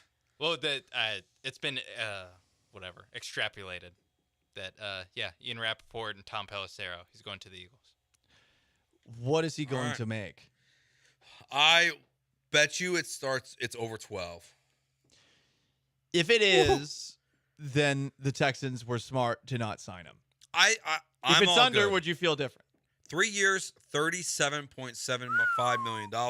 Could be worth up to $46.75. Includes $26 million fully guaranteed. That's over 12. 15.8.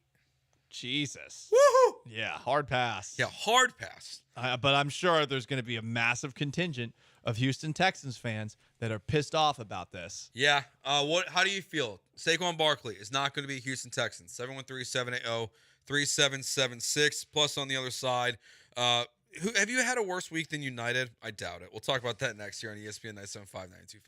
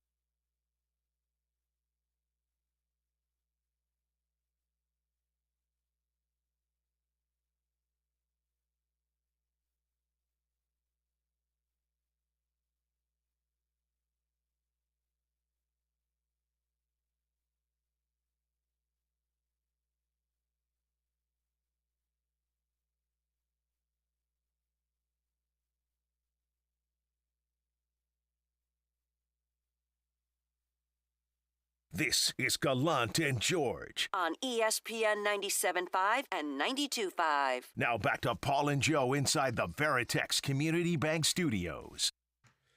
Gallant George, ESPN 97.5 and 92.5. Saquon Barkley has signed a deal with the Philadelphia Eagles. 3 years, $46 million. 37 of that can be guaranteed.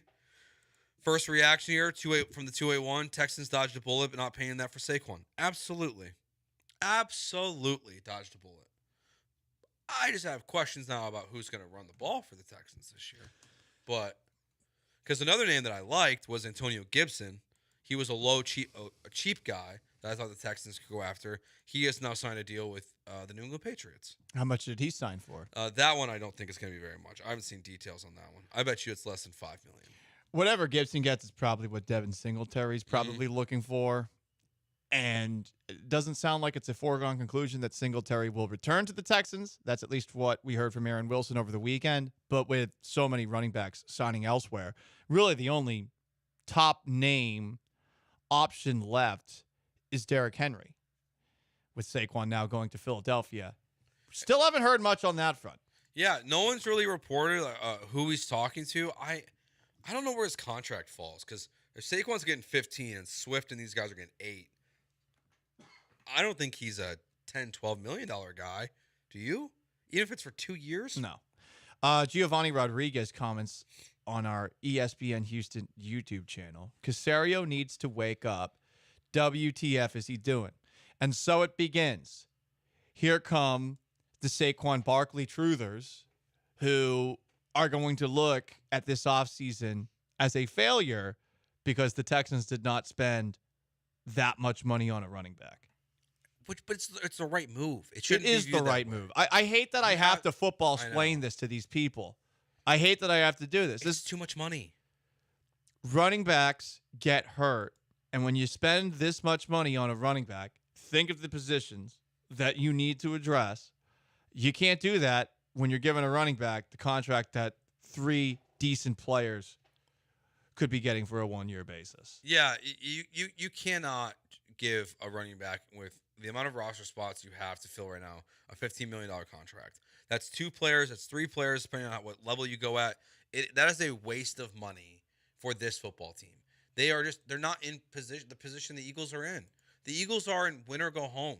They are Super Bowl contenders right now. I don't know if they are anymore. That's why in their mind they are. I wonder about this move for Philadelphia because, okay, I mean, you had another guy retire, Fletcher Cox, over the weekend. You saw Jason Kelsey retire. Is your offensive line going to be as good? The locker room was a disaster last year, and let's pay a lot of money for a running back. It's a weird move, and I think Howie Roseman deserves some benefit of the doubt with the way that he's built a roster, but this one seems like a reach. I am, like you, Joe, I am glad that the Houston Texans did not pull the trigger on a deal like this. Does seem like they were in a bit of a bidding war. How much they got outbid by, that is an interesting question as well. But I imagine this got to a point where Nick Caserio and the Texans thought to themselves, nah, we can do better than this. With the money that he is going to get against the cap, whatever it ends up being, it's just going to be really hard to bring back some of the guys that are still free agents, and it's going to be hard to sign other players as well. And this is not me worrying about another person's money. This is more me looking at the cap situation on a team that has a great quarterback. Do you need to spend that kind of money on a running back? I think that's something you do if you don't have a great quarterback. If you have a middle of the road to top 12, okay, maybe. But you got a guy who's potentially top 5. Do the Chiefs need a top 5 running back too? No. No, that's like for the Brock Purdy's of the world. You get a Christian McCaffrey. I don't know what to make of this tweet, Paul, from DJ Bieneme. Texans are in the mix for former Ravens linebacker Patrick Queen, but I'm hearing folks around Queen aren't sure Texans can come up with the money to nail him. That it reads as Nick Caserio being a little cheap, and that they're maybe they have a price and they just won't go above it. But that's what you should do. Yeah. I look at Patrick Queen. I think he's a good player. Is he dramatically changing things for the Texans defensively from where you were last year with Denzel Perriman, who wasn't good in coverage, but was pretty good in run support, with what you had in Blake Cashman? Is he a significant upgrade on both of them? I mean, based on name brand, yes. But also remember that this past season in Baltimore that he was playing next to Roquan Smith. Probably the best linebacker in the NFL, or at least top 3. Certainly up there. Yeah. So that tweet's interesting because it can read as both super conservative in terms of the kind of contracts that Nick Caserio wants to give out, or also the fact that the reality could be that they have so many spots that they have to fill that they can't go to a certain level with all these contracts. You can't fill every single roster spot on the first day of free agency, when the reality is that if you sign Saquon Barkley and Christian Wilkins to 2 deals today, like some people predicted, that's your whole free agency. That's everything you could have done this offseason. You would have sacrificed in 2 players. So while I get that Texans fans are frustrated that nothing big has happened in this moment, there's not a single contract that's been given out that I go, besides Grenard, that I've given any thought to. Grenard's the only one that I've seen that I go, I would have done that deal if I was Nick Caserio. I would not have done any of these other ones. I don't like the Swift deal. I don't like Pollard. I don't like any of that. You don't like the Pollard or Swift deals?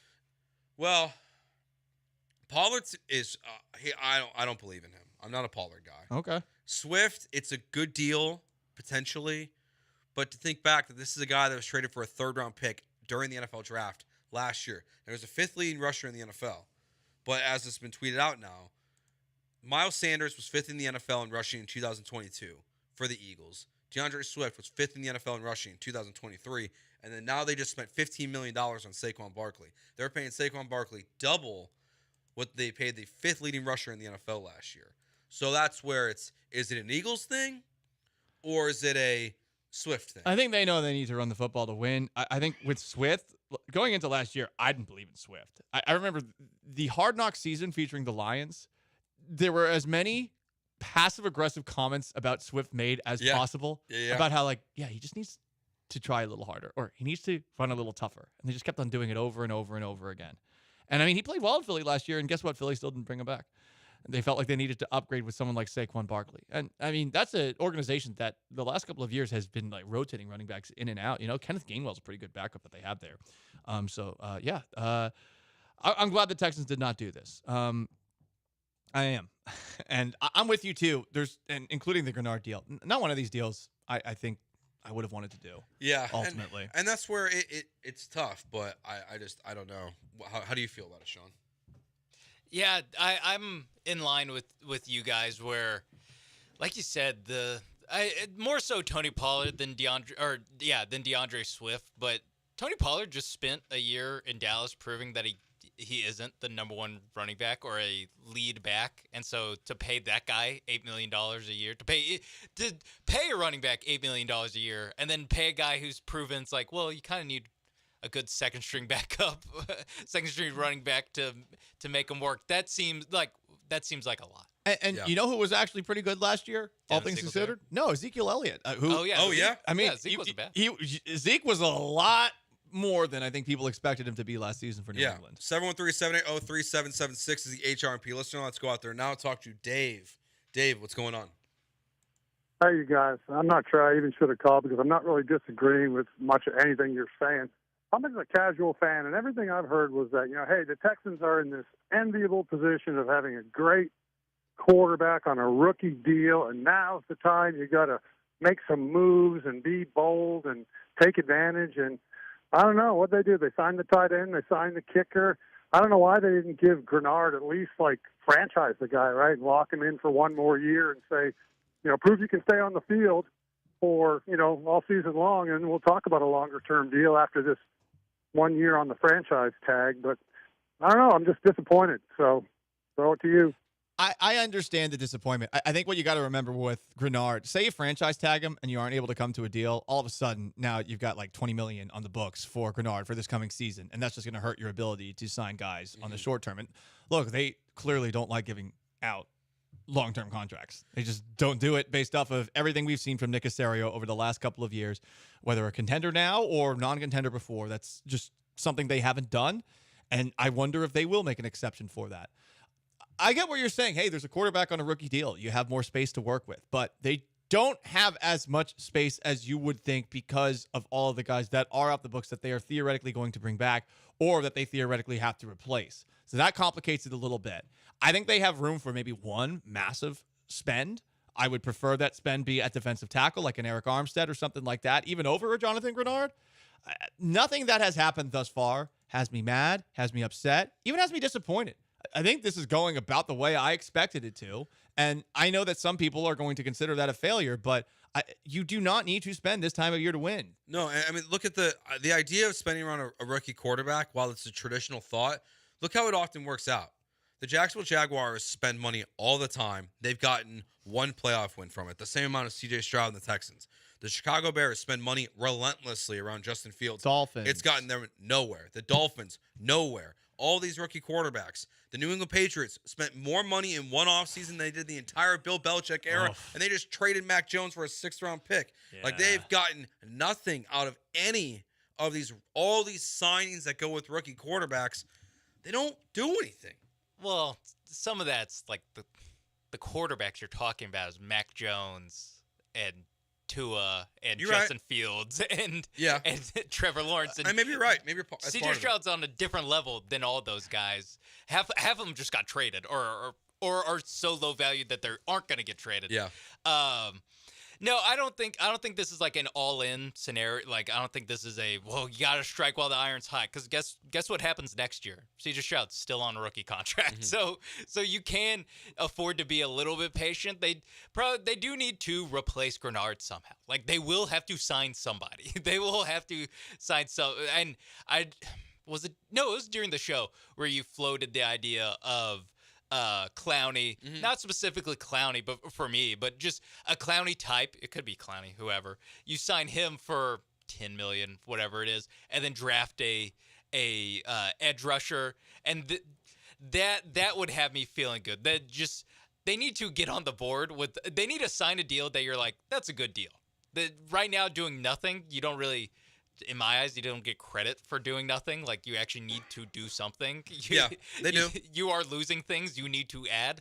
But that doesn't mean you have to go out and beat the Philly offer for Barkley or beat the Raiders offer for Wilkins. Let's get on the board. Let's see what their actual strategy is. Yeah, and these are just a bunch of big names that are flying off the board in free agency right now. So it's a tampering window. Yeah, there's still so many names. They're not even signed. They just have agreed in principle. This is Saquon Barkley could still be a Houston Texan. They're just legally tampering. Just tampered the hell. Oh, tamper me. I don't mean baby. to give false hope to all the Saquon heads out there. Saquon Barkley, according to Sean Mapes, might still be a Texan. Maybe. You never know. Door is still open to be a Texan. Yeah. All right, we'll continue to discuss what's going on with Texans and free agency next year on ESPN 97.5 and 92.5.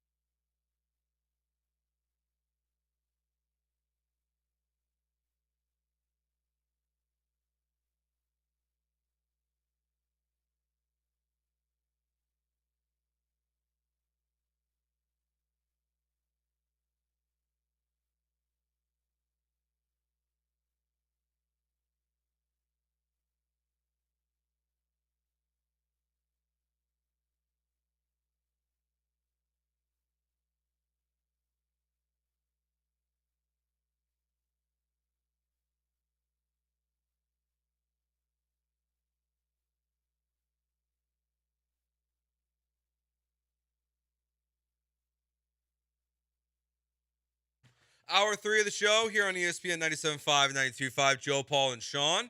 You guys are welcome in at 713-780-3776. React to the lack of moves that the Texans have made so far. Yeah. 3977 says, I bet you they're going to shock us like they did in the draft. So another massive trade up? In free agency or in the draft? Like in the draft. Okay. I mean, there's really nothing there's really no players that would define you as shocking unless you're trading for someone. Guys, they're probably not going to do all the things that you want them to do. I hate to be the bearer of bad news, but do you really need to have March victories? You going to hang a banner for that? Thought we had standards here. My God, it's been 1 year. I know. They're good again, and you're already bitching and moaning.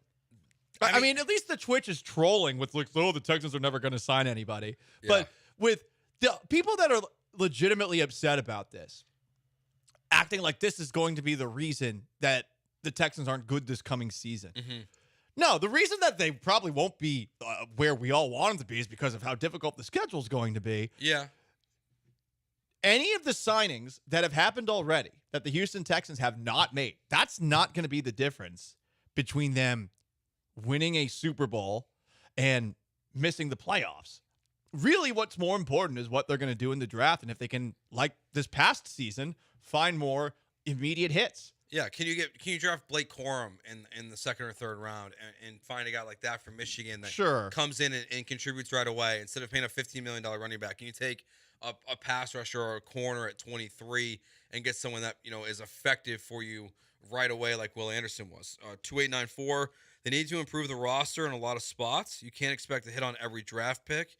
You have the cap space available, and that's why it's disappointing to not get any clear upgrades over last year's roster so far. I get what you're saying, but also the free agents aren't locks. They aren't locks to succeed. Sometimes these guys come in and they suck. Very often, people regret the contracts they give out in free agency. And you guys are acting like it's a sure thing if you sign somebody to X amount of dollars. Mm-hmm. What happens if the guy just blows? What if he's Brock Osweiler not playing quarterback for you? You know, that happens. That happens. And man, a running back contract, if it works, it's great. But you got a quarterback, and you have to remember that you're going to have the ability to sacrifice in certain areas of the roster because of the quarterback that you have. So you can't sign everybody. Yeah, the only part that I is a red flag, a little concerning, is more about the report that we got yesterday about Devin Singletary, that it's not this sure thing. I'm hoping that was more of the Texans are going to pursue a big name back, and that Devin Singletary would probably be the fallback option. And that's probably in the territory we're in right now, that he is probably the best option available for you, because I liked him as a player. So if you're not going to get one of these big names, it's probably the best name out there for you to go get. The other spots, like they'll figure it out, but specifically if they need at least one veteran, that is one to me where I would be disappointed if they didn't bring Singletary back. Yeah, especially the way it's gone so far. But you could also find somebody in the draft, and the guy will make you forget about Singletary instantly. Yeah, or like you could pray Damian Pierce doesn't suck. That's a lot of prayer that you probably need. Look, he is talented enough. It's literally a matter of, will he be in one off season better in this system than he was the year before? I don't think that's impossible, though I'm not expecting it. It shouldn't be impossible. It's just, this is where, we're not exactly the biggest X's and O's guys here on the planet, Paul, but the idea that someone can be so good their first year and then so bad their second year seems baffling to me. When you look at what's next for this team, though, and where they go from here, do you feel like that we're at a point where we'll now start seeing the Texans making some moves now that the big names are out? You think they're going to hold off? No, I think if they sign anyone, I would like them to sign Eric Armstead, but I'm not expecting a Nick Caserio managed team to spend big in free agency. I'm just not. Yeah. And I think that's honestly the correct way. And I'm sorry to pee in the Cheerios or whatever, but I don't think it's peeing in the Cheerios. It's just the reality. But everyone seems like they've got the biggest set of like blue balls ever. Like, relax, guys. Like the deep steel blue balls. I get it that you want them to do something, but like this was never likely going to happen. I've been explaining it to you for weeks as to why it probably won't. I think it's the combination of the high of last season, and again, just being like a real NFL team once again, and not just being a real NFL team, but being a super exciting team. Them actually making a big move in the draft last year, where it's like, oh, so Nick Caserio will, get in the mix and start throwing stuff around, make moves that people that hoard assets are like, overpay, right? Overpay on. And look how that worked. Yeah, he's willing to do it. It's just, they lose the way they do in the playoffs against the Ravens. So it's like, well, this team needs more talent, and just by how the calendar works in the NFL, this is the first chance they get to add talent, and it's a little bit of, the Texans fans are watching all the friends play around outside, and they're stuck inside like Squidward in the SpongeBob meme. Like, oh, everyone else is getting talent. Everyone else is getting new toys. Oh, I kind of want to do it because this team does need more talent. It does. They cannot just run back last year's team and expect to be better. But hang on, part of the talent they were missing was hurt. Titus Howard, hurt. Tank Dell, hurt. Two key pieces on the offense, on an offense that needed more playmakers against the Ravens. Remember, those guys theoretically are back. Will they be healthy all season long? Okay, maybe not, but that's also a part. Do they help the defense? The defense needs help. The defense needs help. And going from playing a last place schedule to a first place schedule? They can replace Steven Nelson, though, without paying someone big money. To the defense's credit, though, the defense did not lose the Texans that game against the Ravens. They did very well in the first half. It was the second half that the offense just never did anything for the Texans, and I think the defense was gassed ultimately. And, I mean, against the Browns as well, yeah, there were a couple of big plays that they allowed, but, I mean, then the pick sixes happened, and that was it. Yeah, it's just that they're like, we compare them to the Brady Patriots, which is honestly like insane that we're doing that. Yes, it is. It's more to compare how they're operating. But the thing is, like, the Patriots had better players. Like, beyond Tom Brady, they had a roster in place that all they needed was moves around the outside. And are we sure that the Texans are a team that just needs to make moves on the outside, even when they let Jonathan Grenard walk, which was one of their better players last year? But the moves on the inside were guys that had been drafted before. They did not, like, they had Ty Law, they had Willie McGinnis, they had Teddy Bruschi, they had all sorts of guys that had been in a system for a few years. And then they brought in some extra parts as well when they finally turned the corner. But, like, for the most part, you're building this through the draft. And to Nick Caserio's credit, a lot of people are bitching and moaning about them not doing anything. Has Caserio not done a pretty damn good job in the draft the first 3 seasons here? I mean, he's done a great job. I mean, like, you got Nico Collins, you got Tank Dell, you got guys that you found in the middle of the draft. It's not, and then of course you just got the offensive and defensive rookie of the year. But it's like, oh, but he's not signing anybody in free agency. Like, Jesus, guys. It's because this is free agency time. I get it. Draft. People are going to want to talk about the draft, except for you. You won't want to talk about the draft. No, I won't. I will react to the where picks. all this is. What are we supposed to talk about in the offseason? If we're not supposed to talk about signing people, we're not supposed to talk about the draft. Paul, what are we doing? I will react to moves if they happen, but this is how you're supposed to operate every single free agency period. You're supposed to be patient and not be the crazy person that overpays. And to Nick Caserio, to your point about Nick Caserio, think about what they've done just in the third round. Since 2020, they've drafted Jonathan Grenard. Jonathan Alexander tweeted this out earlier. They've taken Jonathan Grenard, Nico Collins, Christian Harris, and Tank Dell. That's 4 of your best players on your roster last year. Pretty good. That he got in the third round. Like, yes, he missed on Kenyon Green really, really bad, but he's pretty much hit everything else. Aaron Jones will be a free agent. The Running Green back Bay Packers are going to cut him. So that is someone that, yes, maybe the Texans. I'm in. I'm in on $9 million a year? Yeah, probably. They're probably 8. I mean, I'd be fine with that. He's better than Tony Pollard. He's better than DeAndre Swift. Yeah. Versatile player. I'm can good catch, with that can one. run. But, like, you're right. They are going to build through the draft. What I think we're seeing today happen with Texans fans on social media is that they're forgetting where this team is actually supposed to be at.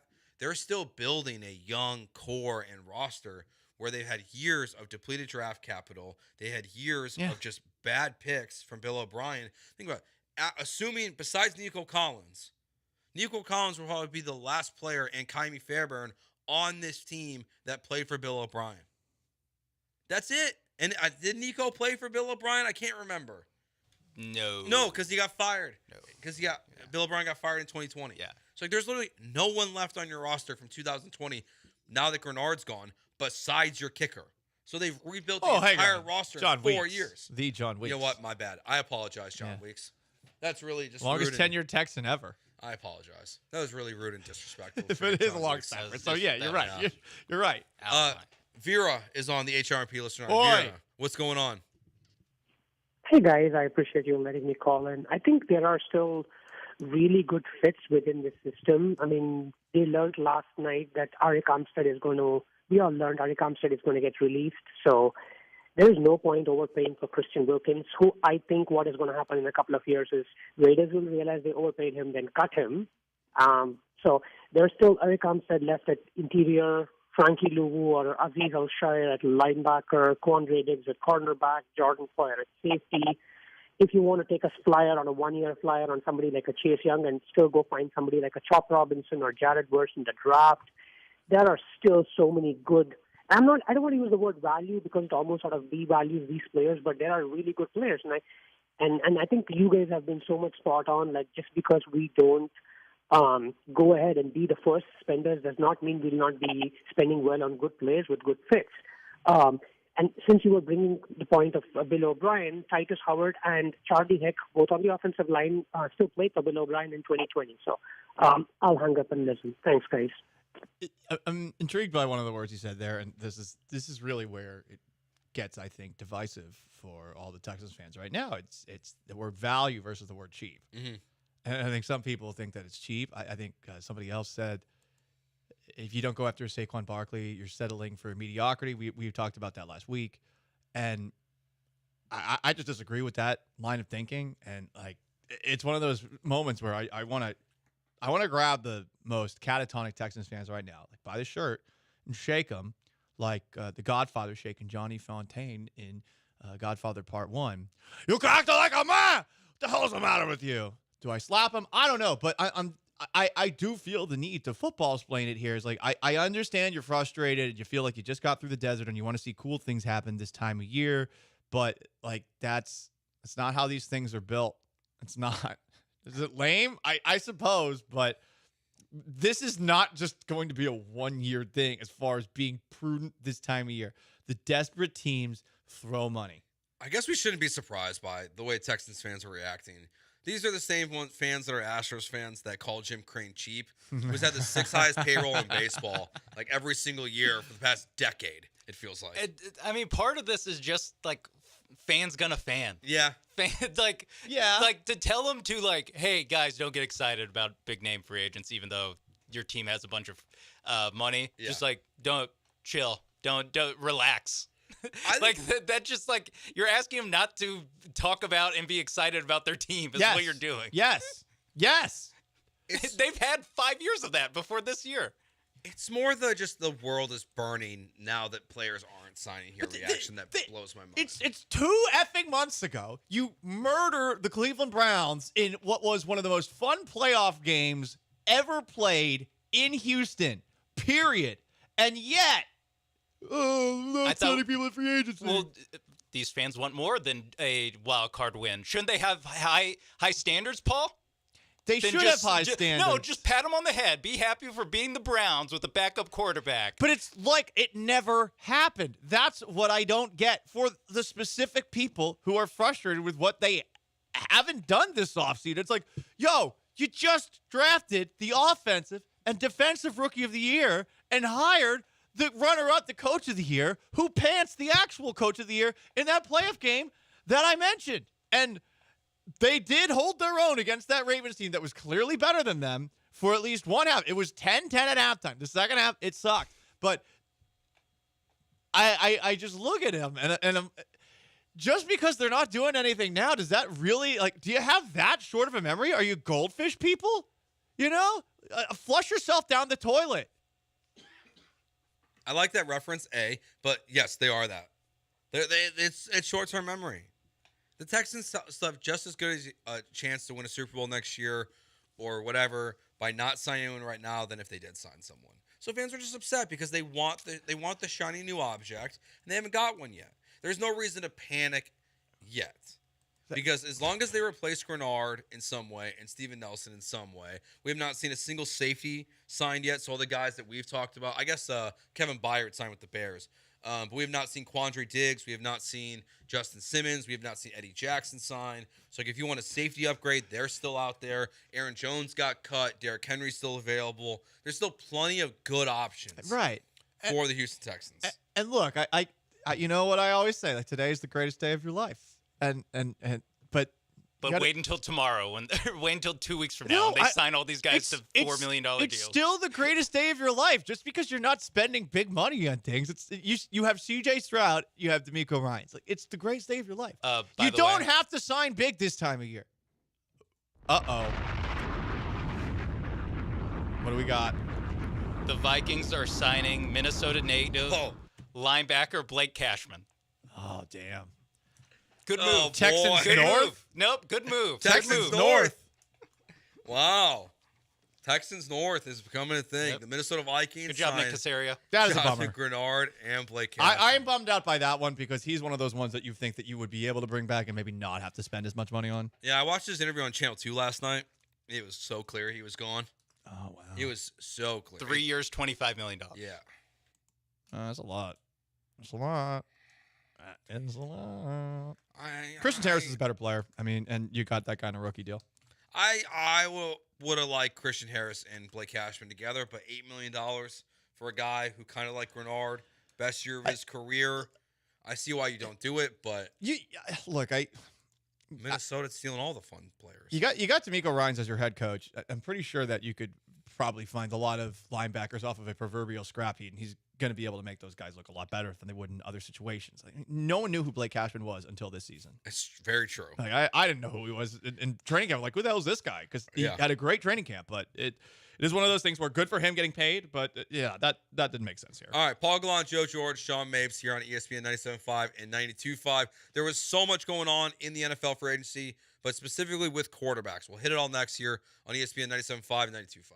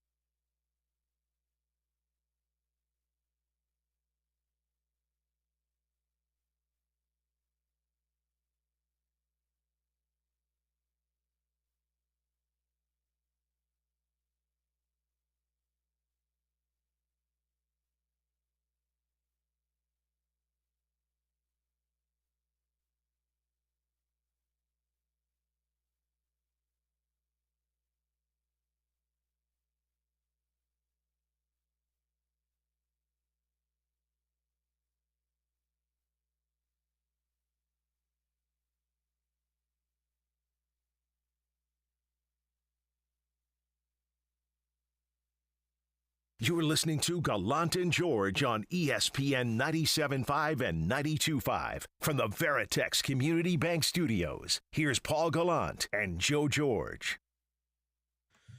Blake Cashman, Jonathan Grenard are both members now of the Minnesota Vikings. The Texans have not added any big names today, besides Lonnie Johnson. That's the biggest name they've added so far. Reality TV star Lonnie Johnson. So, but the in the NFL, the conversation's always centered around the quarterback, of course. So Kirk Cousins signed a 4-year deal with the Atlanta Falcons today. But over the weekend, we got a bunch of other little news here. We'll start with the low-level one. So Mac Jones got traded to Jacksonville, huh? Thank God. I'm just glad we could put a period at the end of that one. You're done with that? Yep. I was done with that pretty early on in his second season. I know that a lot of people wanted to blame the coaching staff. I decided to blame his flabby, unathletic body. Yeah, that's fair. So now he's going to be Trevor Lawrence's backup, I guess. That draft class is wild to think about. Yeah, Lawrence, the can't-miss prospect who's been above average to good. There's 5 quarterbacks who went in the first round. And Justin Fields, Zach Wilson. Who is the other one other than Mac Jones? Trey Lance. It's not good that you can't remember his name. The only quarterbacks that are likely to be on the team they drafted on week 1 next year of those 5 are Trevor Lawrence and Zach Wilson. And Zach Wilson will be Aaron Rodgers' backup. Trey Lance has been traded. Now Mac Jones will be traded. Justin Fields might get traded. I don't think there's any chance of Wilson staying in New York either. You don't think he'll just be the backup? No, they don't want him there anymore. Then he'll be in the XFL. No, remember, he didn't want to play for them, supposedly. And did you buy that story? That sounded plausible to me. Because then he played the next week. Because they were acting like a bunch of jackasses. Yeah. And remember, Aaron Rodgers on the Pat McAfee show didn't really put that fire out. No, he didn't. No, he complained about leaks. Yeah. Which leads you to believe it is true. It was true. That was true, and he was upset about it being leaked, not about it actually happening. Which is also weird because you should also be upset that it happened, that Zach Wilson said he didn't want to play there anymore, even though you've ruined that franchise even worse in a year, which is an impressive feat. But Russell Wilson signed with the Pittsburgh Steelers. Hell yeah, dude. What do you think about this one? Did you see the way he announced it? Yeah.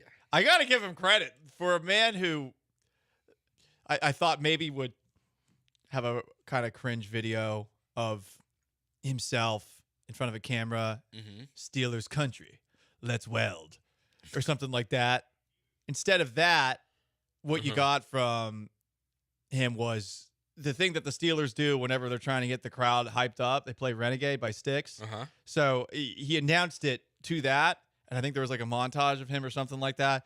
That was a good announcement. Look, they aren't going to pay him a damn thing, and it is a better option than literally everybody else in Pittsburgh. Mason Rudolph sucks.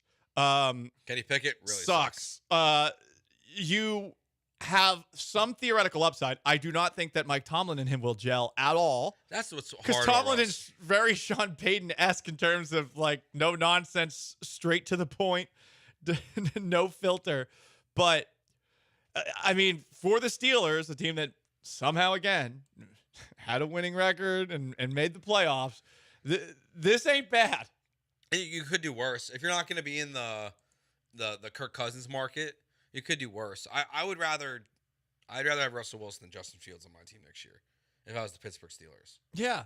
Because you have more of the floor is lower of what you're going to get out of it. In Fields, you got to trade something. I don't even know what you would trade, but like Wilson you're not paying him a damn thing. It's veteran minimum. You know he's played well before. Like this is nothing to lose with this deal. Yeah, you're getting a starting quarterback at the minimum. Yeah. Which for a team like the Steelers, what Russell Wilson was last year is such an improvement. So yeah, there's no way that this is a bad deal.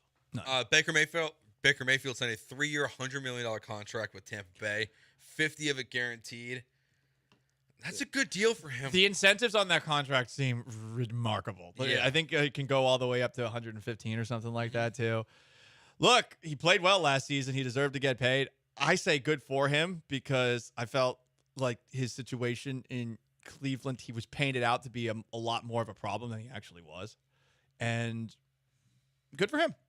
Yeah, it's wild. Another one where the fact that he was traded, cut, signed to a new team, thought he'd only be in Tampa for a year, led them to the playoffs, won a playoff game, and then now gets this massive contract. Like where he was at in Cleveland versus where he's at now seems illogical. He was good. Yeah. I mean, if you watch the Texans-Bucks game, did he not look like a good quarterback in that game? He was good. Mike Evans is back. I mean, the very least, the Bucks are a competent product with someone like Baker Mayfield. 100%. Is he the best quarterback in the NFC South? No. Nah, it's Kirk. It's Kirk. How big of a difference is it? I think it's actually a pretty substantial difference. Cousins was playing great until he got hurt. He really was. One career playoff win, torn Achilles. I get all of that, and it is a torn Achilles. You are right on that front. But Cousins is as close to being in the top conversation without being in the top conversation as you can get. And I would say, like, even north of Dak Prescott. I agree. I always think it's funny to compare like two quarterbacks that are like 12th and 14th in the league. Yeah. And like, really, who do you think's better? They're Because both. it says a lot about you. See, and for all those people who are mad about the Texans not doing anything, you could have had you could be stuck with one of those. You don't have that anymore. No, but we need to get some more weapons. You're your quarterback, so you're good. They'll Yeah. figure it out. Do they need a backup quarterback? I don't know. Bring back Case is Davis under Mills? contract, right? It's a good QB room. Davis Mills, Case Keenum, Draw CJ Johnson Stroud. still there. Just Bobby asking. Slowick still Just there. asking if we want to add big name to the backup quarterback room. All right, we will continue discussing NFL free agencies. We'll get to your calls as well on the other side. 713-780-3776, the HRMP listener line. It's ESPN 97.5, 92.5.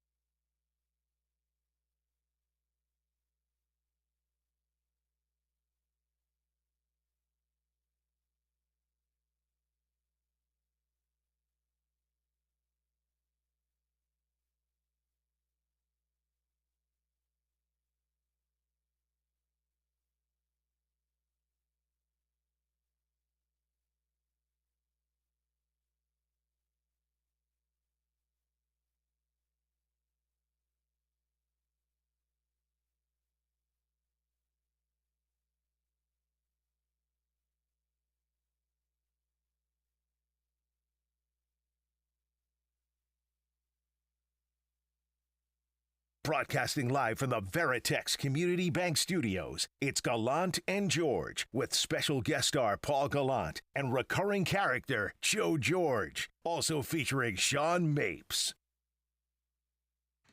Looks like DJ Bieniemy was reporting that the Texans offered Saquon Barkley a 3-year, $33 million contract.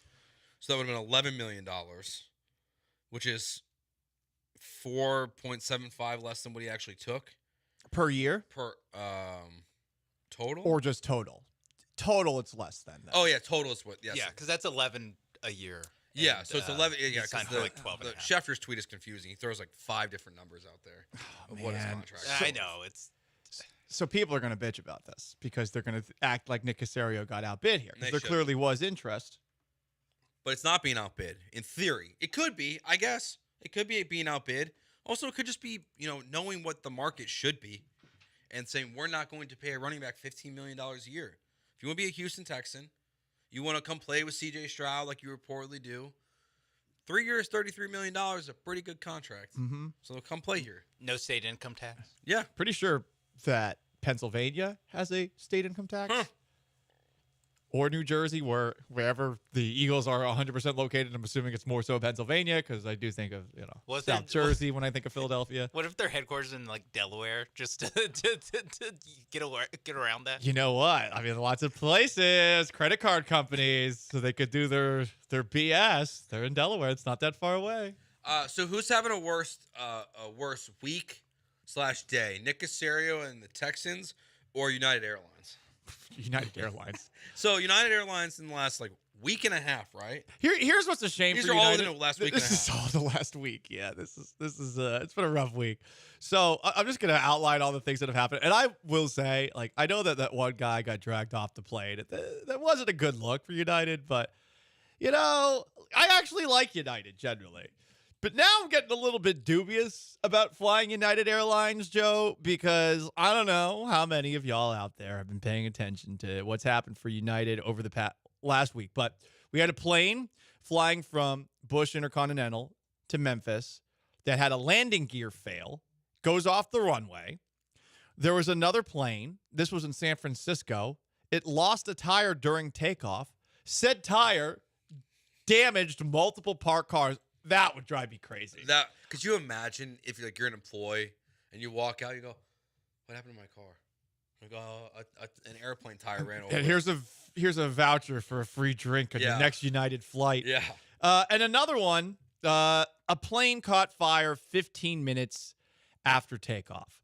I've been seeing a lot of stories that I have not actually done due diligence with and read that have to do with some of the planes in our airline industry. It does seem like a lot of them are just very, very old pieces of machinery that have gone through wear and tear. I also know that Boeing, one of the main plane manufacturers, has not exactly been as good as they used to be since new people took over.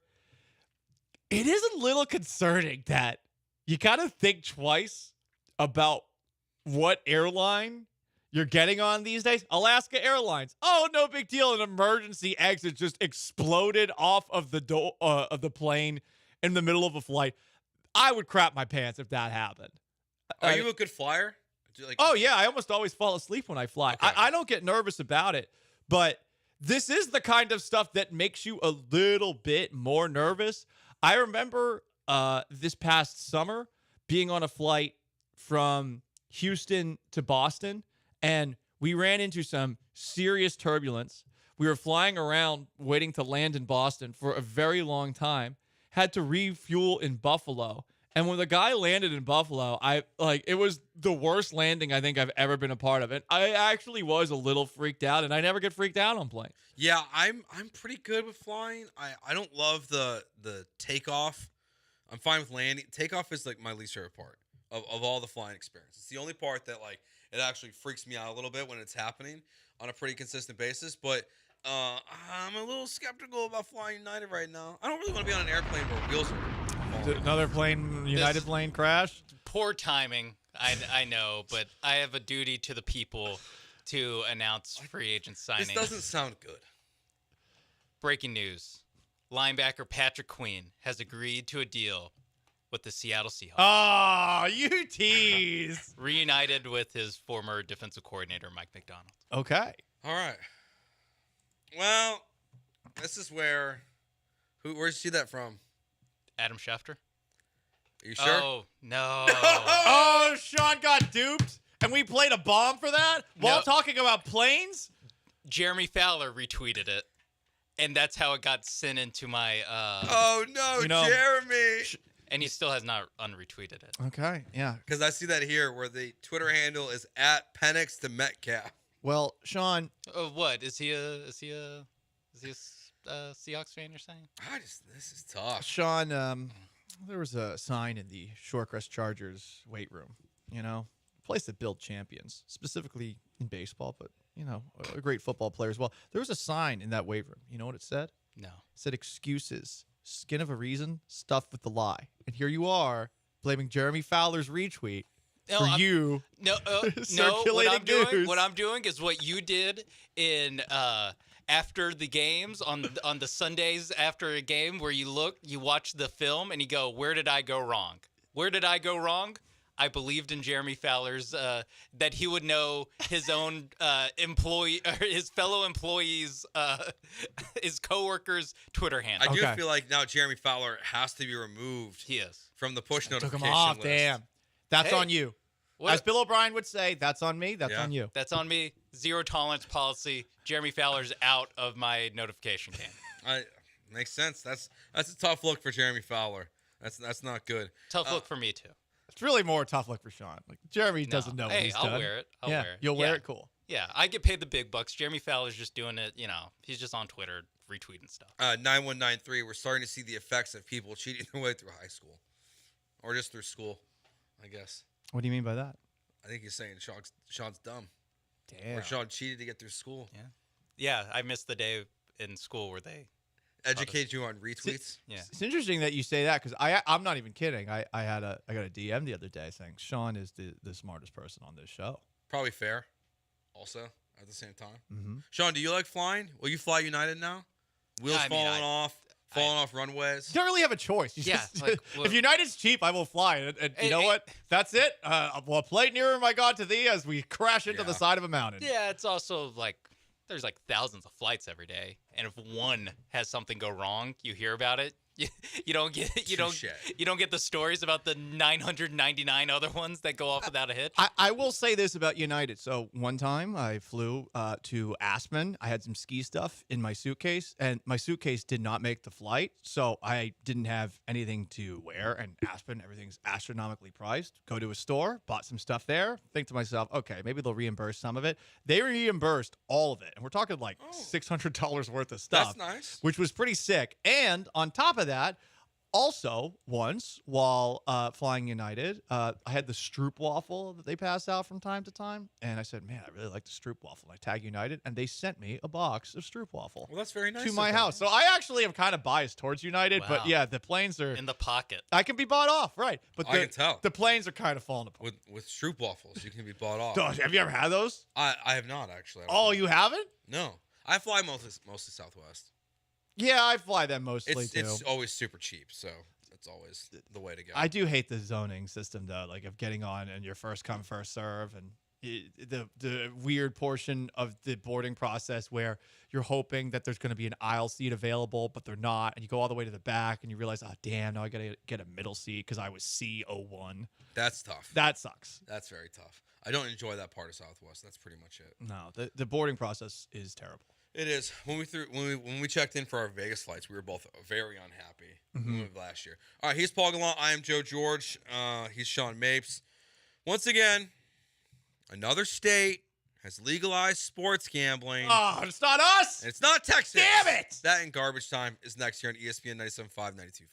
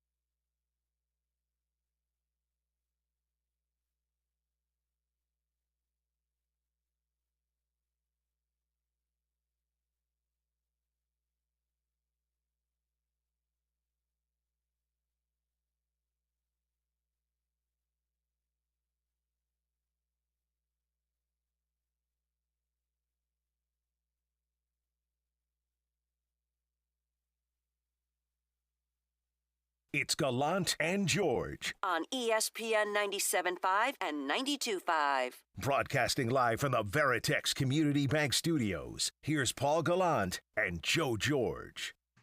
It's Monday, which, according to my memory, means Paul Gallant has a date tonight. Yeah, it's true. Today. Just going over it. Yeah, we're going on a little park date. Nice. Yeah. So that means she's texting you back? She is texting me back. That's a positive. The thing is, this is what I'm learning. I just have to keep texting and not be afraid to have 3 messages in a row because she will get back. I just have to nag her to get back. Okay. Have you ever had these conversations on air and then it gets back? She's listening? Oh yeah, it's happened multiple times. How does that go over well? No. no. But listen, I'll probably bring this up when we hang out today. Oh, breaking news! I don't have it. Joe told me to hit it, so the Houston Texans are signing. I'm gonna try to do this like the Lonnie Johnson tweet. Are signing former first-round pick Jeffrey Okudah to a 1-year deal from the Lions, right? Falcons. He was the 3rd overall pick for the Lions in 2020. Uh-huh.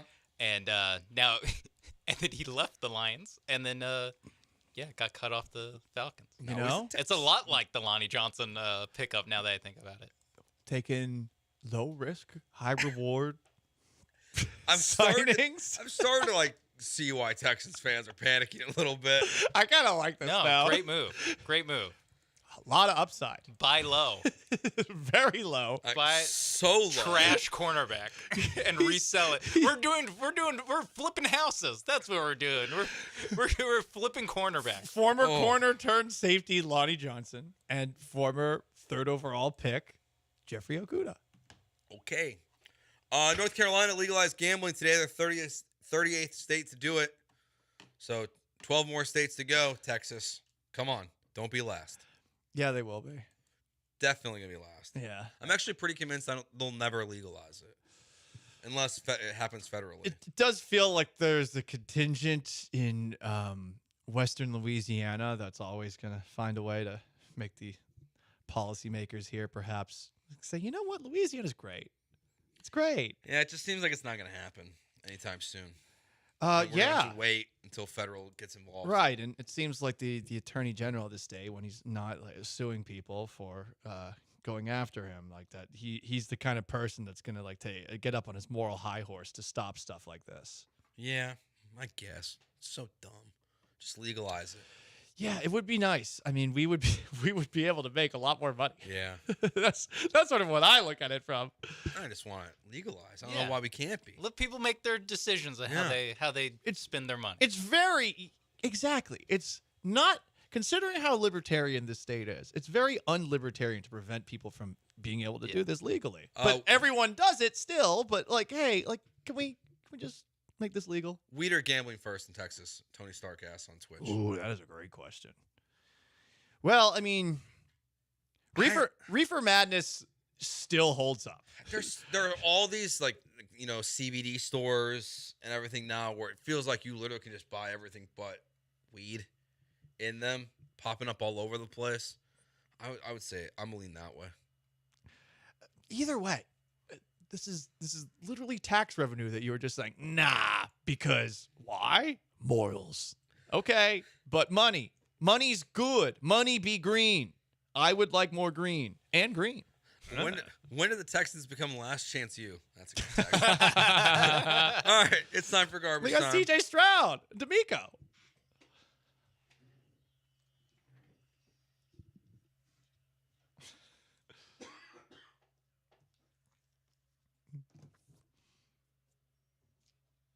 Oh, boy.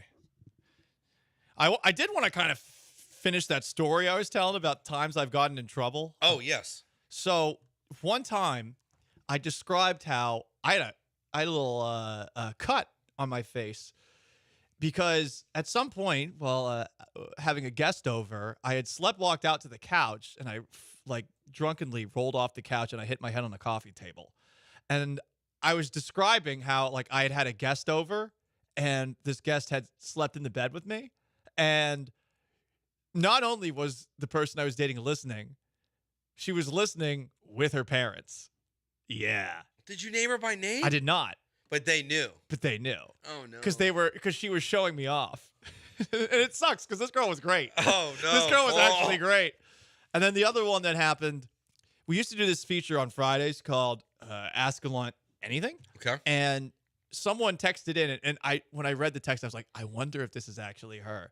But somebody that I was seeing who had a kid asked how comfortable I would be with being the, not necessarily stepfather, but having like a 12 to 13-year-old kid in your life. And I said, it seems like a lot of responsibility, and I don't know that I'm mature enough for that. And I never heard from that girl again.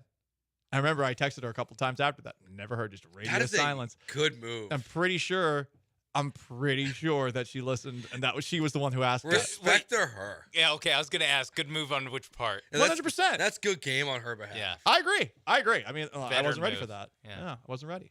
So there you go. All right, garbage time. I'm mad about this because this is a load of malarkey. The Pentagon released a congressionally mandated report on UFO cases dating all the way back to 1945. They claim there is no evidence of any UAP sighting and or UFO. UAP is the new term that people are using for UFO. This is BS, and it enrages me. Yeah, it's a lie. Aliens are real. I suppose we should be relieved that they are just back to lying as opposed to revealing everything behind the kimono like they were doing before. You don't want to know the truth? Well, I'd like the government to also like be a little bit less slutty when it comes to like revealing like Yes. deep state secrets, you know? That's part of all of this is that, yes, we all want to know what the government's up to, but at a certain point, I want my government to keep some secrets. I mean, it's not like I shouldn't have to know everything. I mean, it's not like the Mexico Congress, and they showed those fake aliens in the box. Yes. Yeah, they're That not was doing awesome. that. That was great. They're not treating us like we're 11 years old. Yeah. But yeah, you know what? Pentagon, you can keep some secrets for yourself if it's for national security. If they're like, nope, there's aliens, and guess what? We have alien guns. We're waiting to dust them off anytime. That's actually worse than them lying. I'm with you on that. What is this? Let me scroll back up here on the rundown here. What is My Fair Polly? Oh, well, so this is something that Sean and I discussed at the end of the show. This is a rough draft. Rough idea. draft. I at some point, because let's be honest, I have a sailor's mouth. Oh, really? I thought to myself, because a random Instagram reel popped up that featured a scene from the movie starring Richard Gere and Pretty Woman, starring Richard Gere and Julia Roberts. And I thought to myself, well, maybe we need to teach Paul to stop dropping like hard C bombs, P bombs, R bombs. Like maybe we need Paul to clean it up a little bit, and you guys could both sort of educate me, sort of like My Fair Lady and or Pretty Woman style, to stop being such an absolute disgusting, filthy-tongued human being. Okay. That makes sense. Dirty mouth. I was just curious. Poop mouth. Per a report, did you know Mississippi is considered the worst state in the United States of America? In general? According to a study by World Population Review, the power rankings, Mississippi is dead last. They come in number 50? 50 out of, out of 51, technically with Puerto Rico, I guess. Is Alabama 49? Off the top of my head, I do not see it. Okay. Let's see. What's so wrong? In most stats, those two are in the bottom. As far Alabama is bottom 5. Yeah. All right, can you guess the bottom 5? And a lot of it has to do with median income, but guess Alabama is one, Mississippi is another. West Virginia, you nailed it. 2 others. Regionally, very close. Louisiana? Yes, and one last one. Kentucky? Arkansas. Oh, yeah. Kentucky is 7th. Man. New Mexico is 6th. 7th worst? Yeah. Okay. Wow, we really threw some very close starts. Arkansas is Maryland, brutal. number 1. At the top of the list? Maryland, Where's Texas? D.C., and Massachusetts at the top. Okay. Texas is... I'm guessing in the 20s. Towards the middle, yes. Yeah. Arkansas is tough.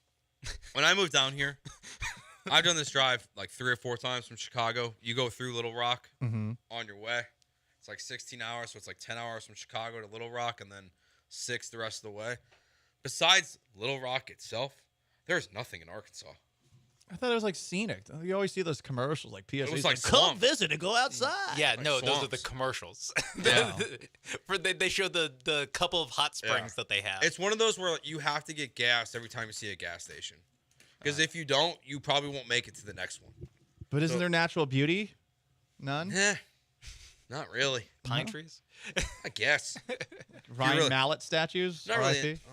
They didn't like it's Sam Houston's statue. It's Yeah. a giant Ryan Mallett statue. With that laser beam of an arm. Hell yeah, dude. All right, that does it for us for Garbage Time. Mm-hmm. We will be back tomorrow at noon. The Killer Bees will have all the information you need the rest of the day about Texans free agency, the NFL tampering period. That'll be coming up next. That does it for us. For me, Joe, for Paul, for Sean, we will talk to you tomorrow at noon. Goodbye. Peace.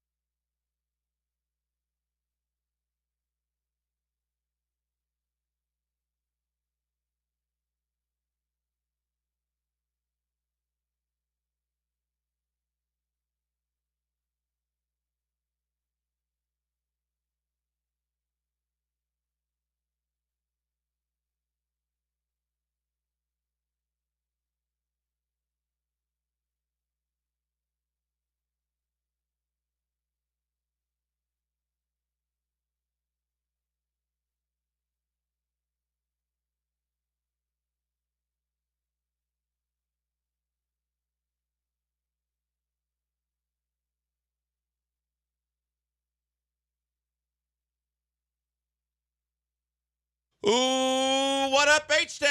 Hey, how we doing? He's Blank. I'm Bradham. It's the Killer Bees on ESPN 97.5, ESPN 92.5. Brian McDonald, our producer.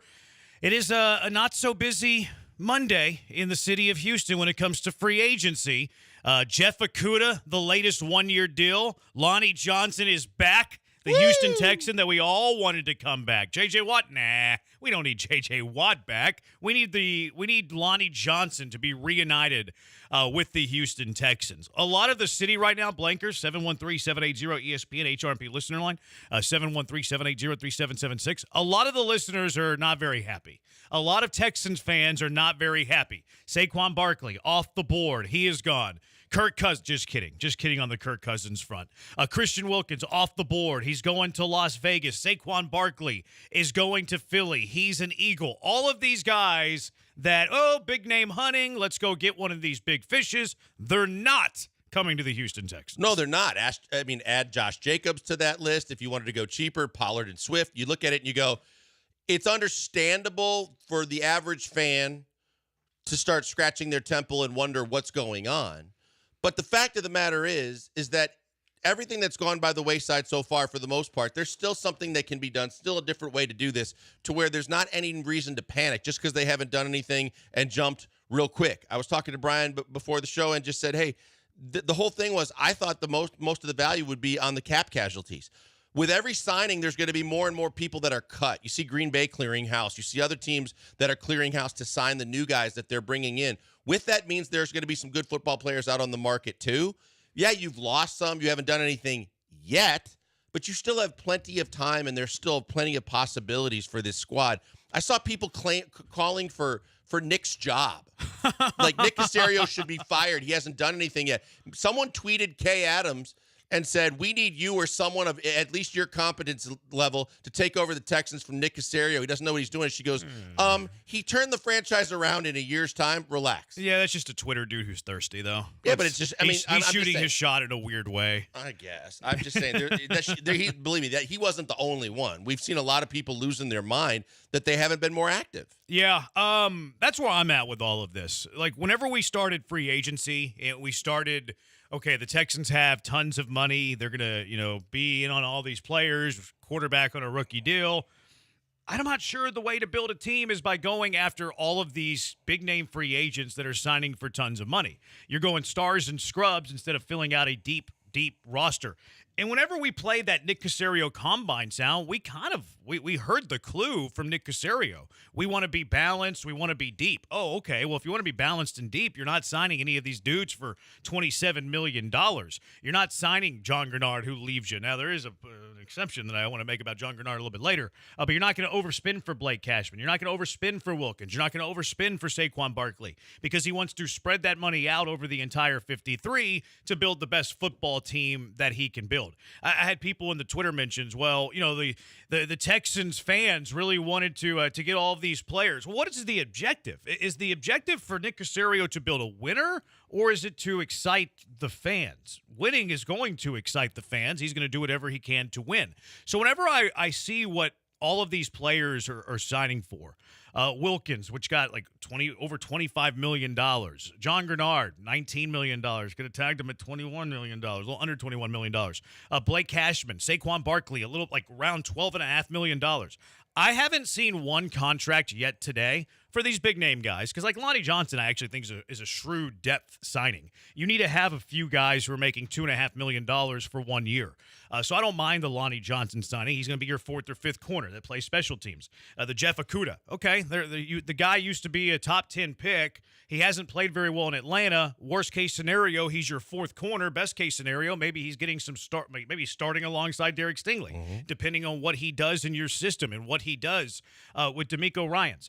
I haven't seen one contract, though, from one of these big names that I would have signed. I wouldn't have signed Saquon. I wouldn't have signed Grenard. I wouldn't have signed Christian Wilkins. No, all three of those guys got grossly overpaid. And the minute I saw the numbers, too, I was like, well, that's fine. Then the Texans dodged a bullet because they don't need to be throwing out that kind of money to try and do those kind of things when, like you said, the writing was on the wall the way they were going to handle this anyway, and you're seeing it with these one-year deals and some of the shorter deals to try and find value or find a guy that's got something left that maybe hasn't been developed the right way in the meantime.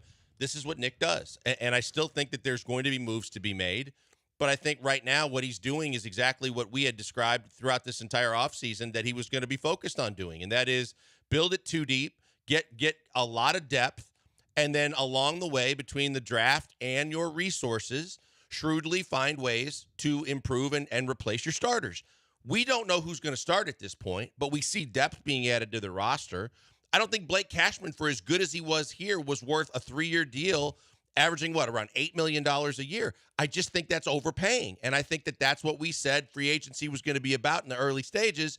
Now when the dust settles, let's see how Nick goes about his business, because I think there's still a ton of good football players out there. Yeah. Did the Texans swing and miss? 713-780-3776. There is a new signing for the Houston Texans, a big splash for the Houston Texans. They've added some depth to the defensive line. They have added a player who finished with double-digit sacks last year. I'm dead serious. He had double-digit sacks last year. You had me looking the other way, like, here you go, trying to set people up on something. But then when you say that, I'm like, wait a minute. They're not going to like the name. The production, I think they're going to like, because they lost 12.5 sacks with Jonathan Grenard, $19 million to Minnesota. Mm-hmm. According to reports, Dylan Delgado has this. I thought you were going to say the guy's name was Dylan Delgado. I was like, it's pretty close. It's Danico Autry. So there is a D there. Danico Autry last year, Tennessee Titans, he had 11.5 sacks. He had 8 sacks the year prior to that. He had 9 sacks the year prior to that.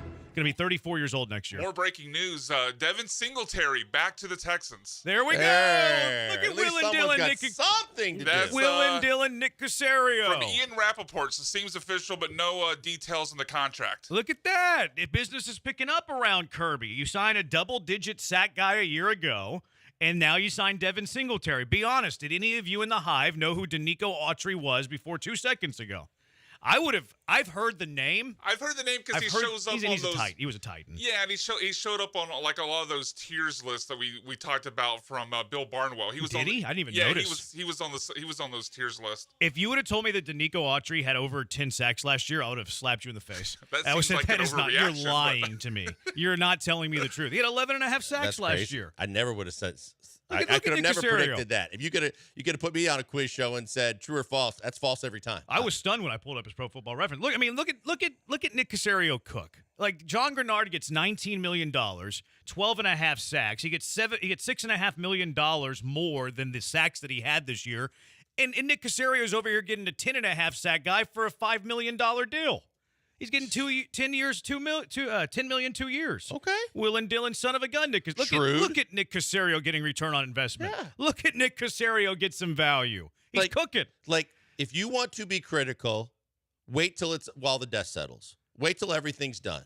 We have a battle of insiders. There's another insider reporting Devin Singletary to the Giants. I don't know what's going on right now. Well, that's not good. Now, who's the insiders that we're battling? Who says he's coming back? Well, it was Ian Rappaport, and this one's from Jeremy Fowler.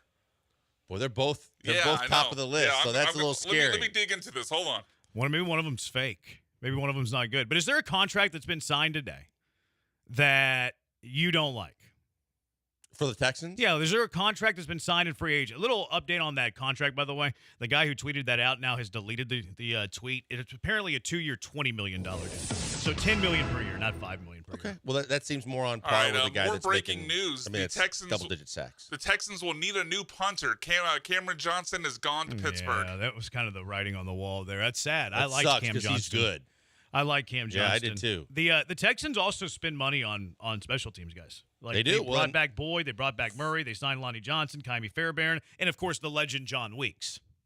That's why I thought it was a no-brainer they'd get something done with Johnston, too, because he was very, very good for them, albeit that everybody capitalizes and wants to over-publicize the 80-yard punt that broke the best punt in team history. He was a very reliable, consistent, good punter. You know why the Texans don't want to bring back Cam Johnston, though? Because they're going to be scoring. They're going to move the ball. They're not going to need a punter. So one update here.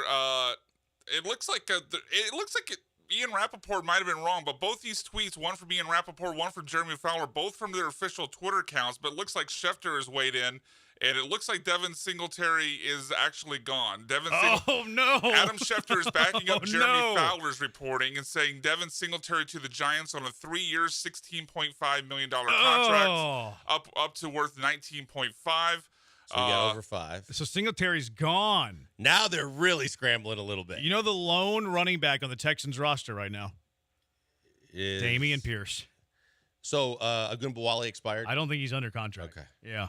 Damian Pierce. Yeah, I got an it answer for seems, you. It seems official. There's a lot of names out there. Singletary's gone. I got a perfect one, but who is it? Aaron Jones. Yeah, that's what I figured you were saying. I mean, I've said this prior to him. I had heard writing on the wall that because the Josh Jacobs signing in Green Bay completely took me by surprise. I didn't see that coming.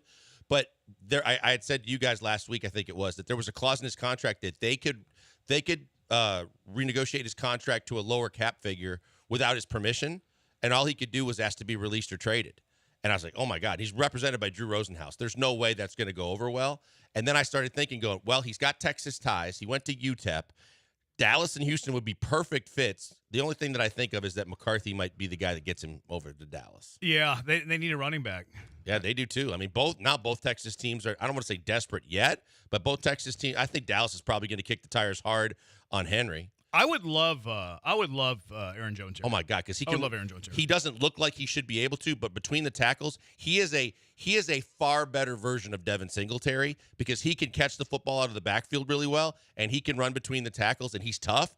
Aaron Jones in a Texans uniform would be fantastic. 880. I like him. I'm a Derrick Henry guy. I wouldn't mind Derrick Henry here. I'm not feeling that one. I don't like it as much without Devin Singletary. Like that's a big loss. That's huge. Because now you swung and missed on Barkley. Swift is gone. Josh Jacobs is gone. Pollard is gone. Like you're kind of down to Henry. Jones is out there. It'll be interesting to see, and we're probably never going to get the answer to this, but it'd be interesting to see what was the reason why the Texans passed. Was it the third year the Giants gave them? I'm guessing that's the answer because the AAV was right about $5 million. It's just a little over $5 million. That doesn't seem, unreasonable at all. But I'm guessing maybe Caserio maybe set a cutoff of 2 years only, and the Giants went past it with the third year. Or maybe he was spending all of his time resources on Saquon Barkley. And Devin Singletary didn't feel the love. Yeah, there was the report from DJ Bieniemy that the Texans were, quote, aggressively pursuing Saquon Barkley. So that could have been it as well.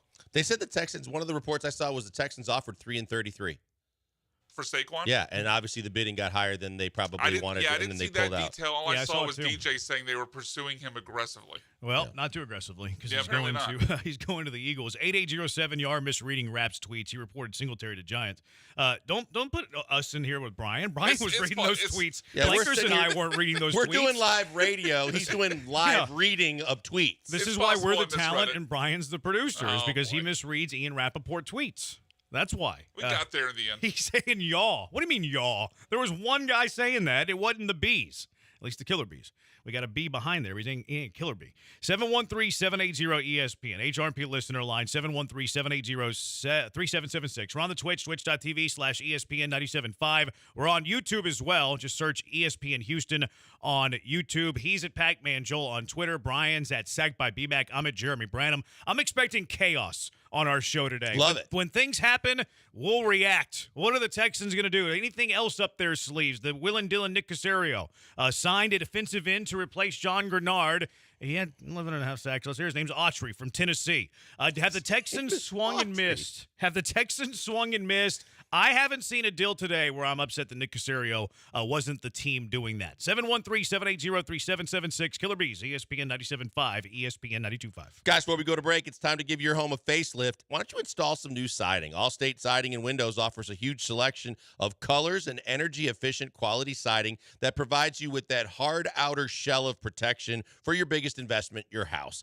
They have tons of specials going on right now, like $2,500 off on a complete siding job with 24 months interest free. It's family run for over 3 generations, and they are here to help. I mean, Mary, Mike, the entire family, they are at your beck and call. They are working with you to try and help you to get in the right direction with the right products. They have Allstate Siding and Windows, so both siding and windows covered. They can do all or both, or just one or the other, and take care of you every step of the way. The first step, call them, have them come look at what you want done or you're considering doing, and they will give you their recommendations. 832-204-1936, 832-204-1936, or you can connect with them online.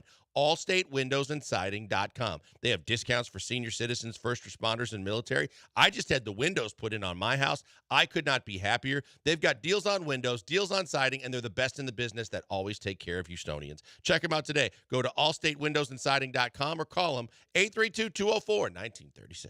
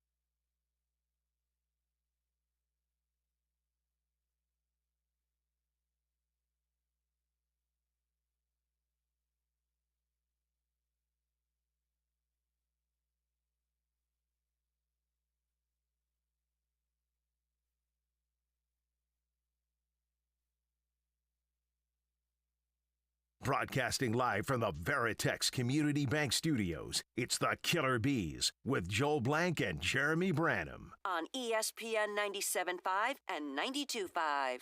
Brian plays the music around here. He's behind the glass. He's Blank on Branham. And he reads the tweets. Yeah, incorrectly. Not always accurately, yeah. Always accurately. You just made the same billing as Aaron Wilson. Are you playing your feels here, Brian? A little bit. You sad? Yeah. Well, I mean, the lyric in the line is "Today is the greatest day I've ever known." Heavy sarcasm.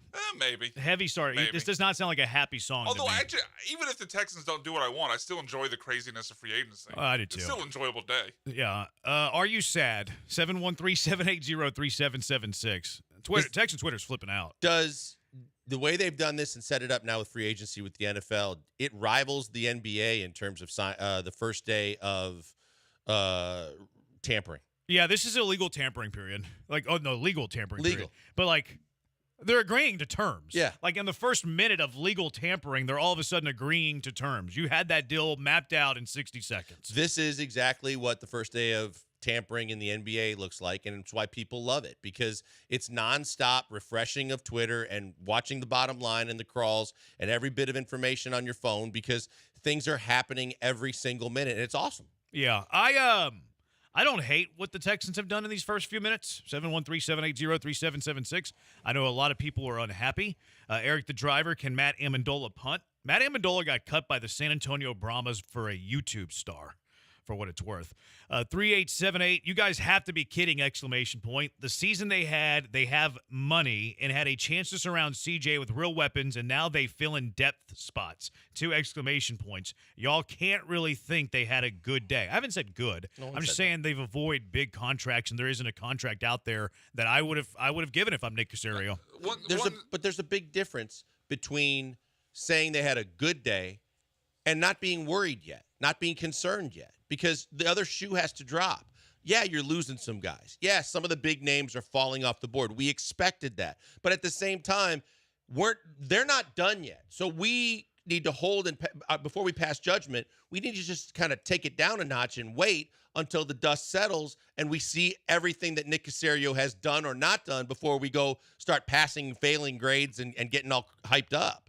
Yeah, I would push back a little bit on the no deals that I wish the Texans would have signed, because both DeAndre Swift and Tony Pollard came in at numbers I think we've talked about being fine for a running back. Maybe you could argue they're not the running back you want, and that's a different conversation, but basically $8 million AAV, I think we were all happy with that AAV if they'd gotten a running back that we liked. Oh, running back that we liked. Yeah, I know. Like I said, if you don't like Pollard or Swift, it's not that I don't like them. I just figured that they were more of a second, third tier, more 5-6 million. Yeah. Because I do think that the AAV is higher than I would have felt comfortable giving Swift and Pollard. No doubt. Yes. I think if you were getting 8, 9 for Saquon and or Jacobs, then you were thinking you got a deal.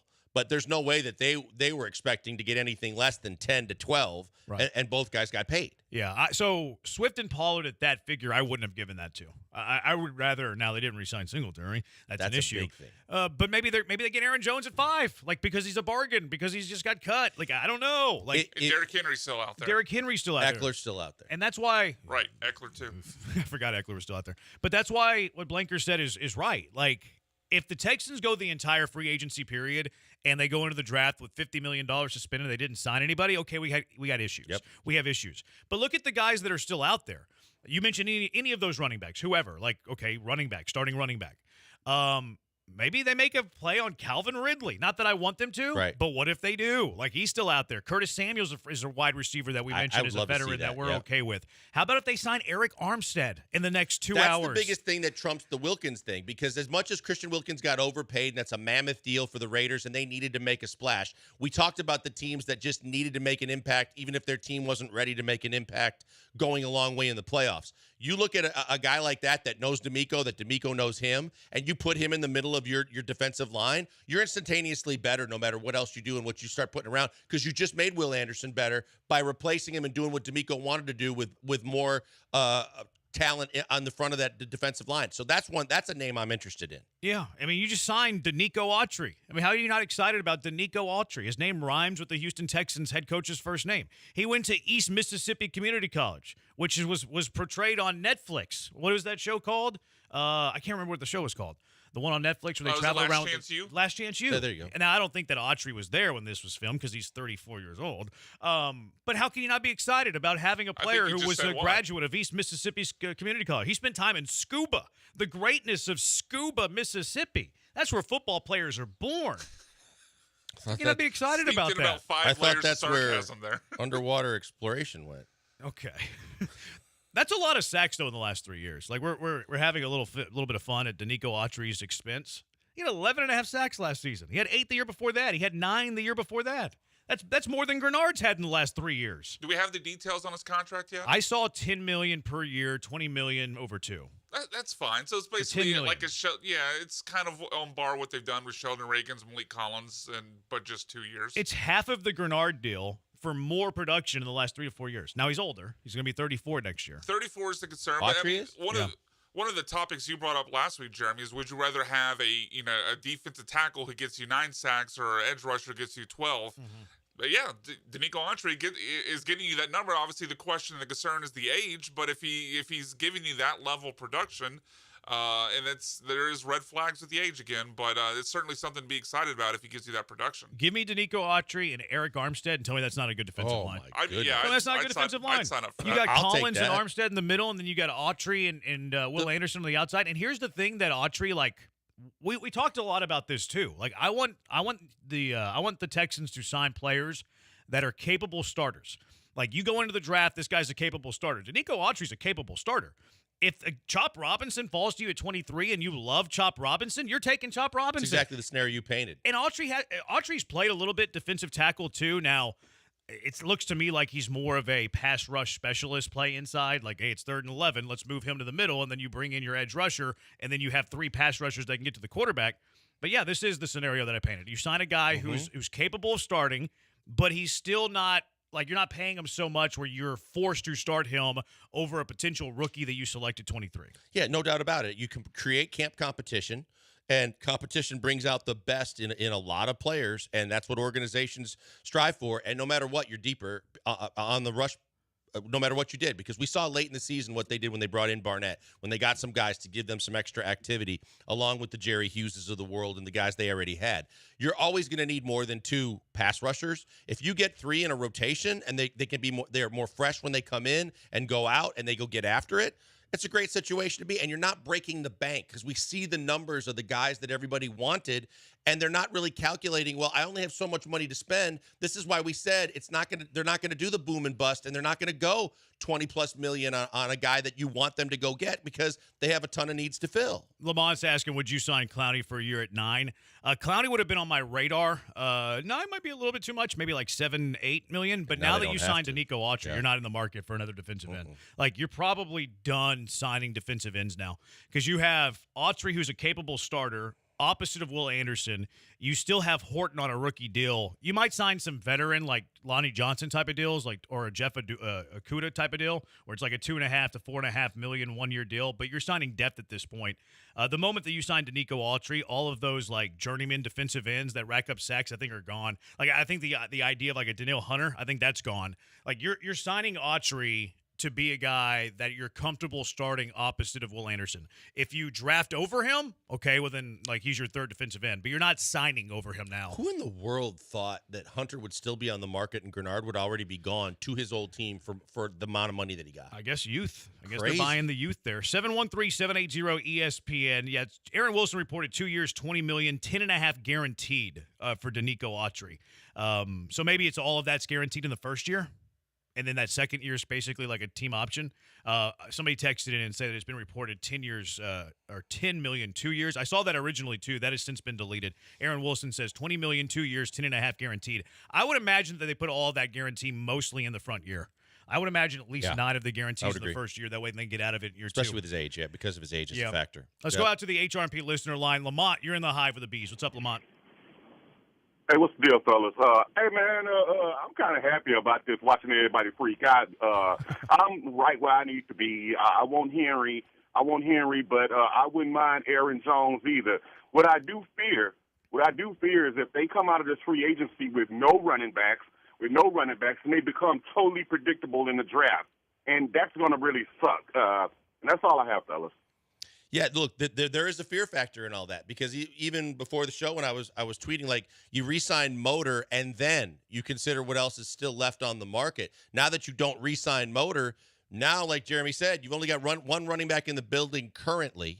And even if you do go with a drafted running back, say in the 3rd or 4th round, that's not good enough for a team that expects to be good next year in terms of depth and the ability to be creative that Slowick wants, to have a true guy that can run between the tackles and a guy that can catch out of the backfield. There's work to be done there. But again, let's not panic until it's time to. We know who's out of the building, but we know that there's still plenty of resources to get into the building and guys out there that could make a difference. And I think in most cases, guys out there that could make you better. I mean, Lamont and I were going back and forth on Aaron Jones, and he likes Henry better, but we were talking about both of them. The biggest thing to me is Aaron Jones gives you the best of Singletary and more because he can catch the ball too, and he can run between the tackles every single down. Mm-hmm. And Packer fans are going, it's no big deal. We got Josh Jacobs. We're fine.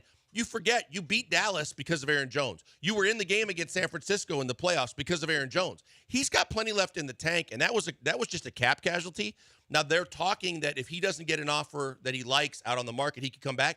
There's no way he's coming back because he's not going to accept the fact that he deserves to take a pay cut. I like Jacobs more than Jones, but I like Jones more than Henry, and I like Henry. I'd be totally okay if Henry's picked up by the. You like Jacobs better than Jones for Green Bay? Period. Really? Yeah. Period. Okay. Yeah, I think Jacobs is a better player at this stage than Aaron Jones is, but I think Jones. I guess is still we better got to than see Henry. a different Jacobs than we saw, kind of wanting to get out of the Raiders and on the 1-year deal. I mean, he ran for 1,500 yards 2 years ago. 2 years ago, but last year he held out, and then he didn't look like the same running back. And there's a lot of things that could factor in. I still think he looked better than Jones. That though. would be my concern because Jones was hurt for a significant portion of the season last year, but then when he came back. Yeah, but that's the problem, though. Jones is also 3 years older, so I mean, running backs aren't going to get more healthy as they approach 30. It's funny how that works. And then Green Bay turned around and used the money on McKinney, the safety from the Giants, and paid him $17 a year. Who signed him? Green Bay. They signed McKinney. I like McKinney, the player. He's pretty that good. 17 a year is pretty That's steep a lot for of money, an though. Yes. oversaturated safety market, though. But the Texans are going to have to sign a free agent. Like, the only running back they have under contract is Dameon Pierce. They're not going to go into the draft with only Dameon Pierce under contract. They're probably going to sign 2 running backs. We're 4 hours into free agency. The Astros took, 2.5 months to sign Josh Hader? There's still time for them to make a move that makes you happy. No, we have to get it. We have to have it. We have to have it now. I think the one thing we've seen so far, too, of all the different markets for the different position groups, safety's the one that hasn't been. I think that still there's a lot of quality out there that if the Texans are looking to upgrade at safety, they can because of the fact that there's plenty of good names that are out there that are top of the line free agents. If that's one way that they want to go, now that it seems like they're done with the defensive line. I think, defensive end. Yeah, Armstead would be an addition. If they sign him, they're done. They signed the big run stopper from Jacksonville over the weekend, but he doesn't excite me. I can't even. I'm looking for the right way to spell it. It's Fatukasi. I'd have to write that down.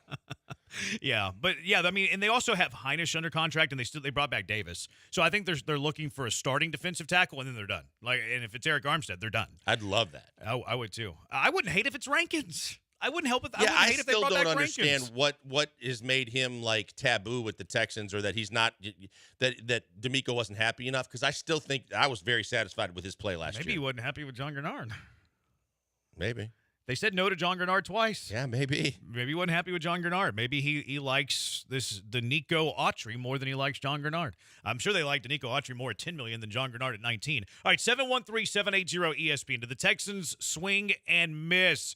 Why are you all panicking? Why are you upset? It's still plenty of time, plenty of free agents for the Houston Texans. Don't you think? Don't you think that there's still plenty of time? I haven't seen a contract today that I wish Caserio would have given. 713-780-ESPN, the HRP listener line, 713-780-3776. It's a great pleasure of mine to tell you all about Gentle Ben for a variety of reasons. At the top of that list, I believe what I say. Gentle Ben is the best, whether it's the vodka, best in the state, the gin, best in the market, or the bourbon, the double platinum winner at the prestigious Ascot Awards.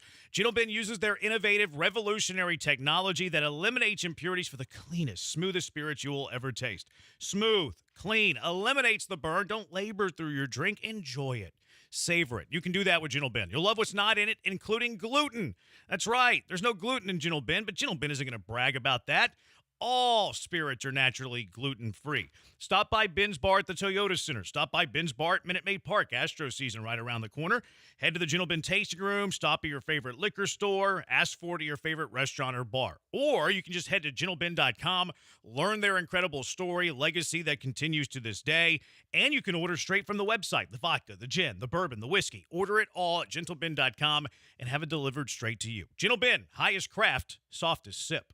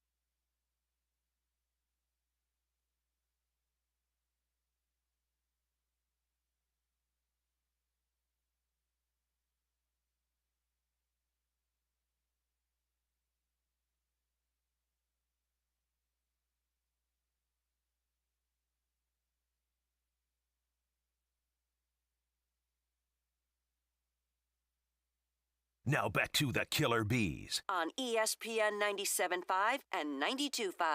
Live from the Veritex Community Bank Studios, here's Joel Blank and Jeremy Branham. Brian's in his feels. Although I love this song. This song is so good. Johnny Cash. Johnny Cash.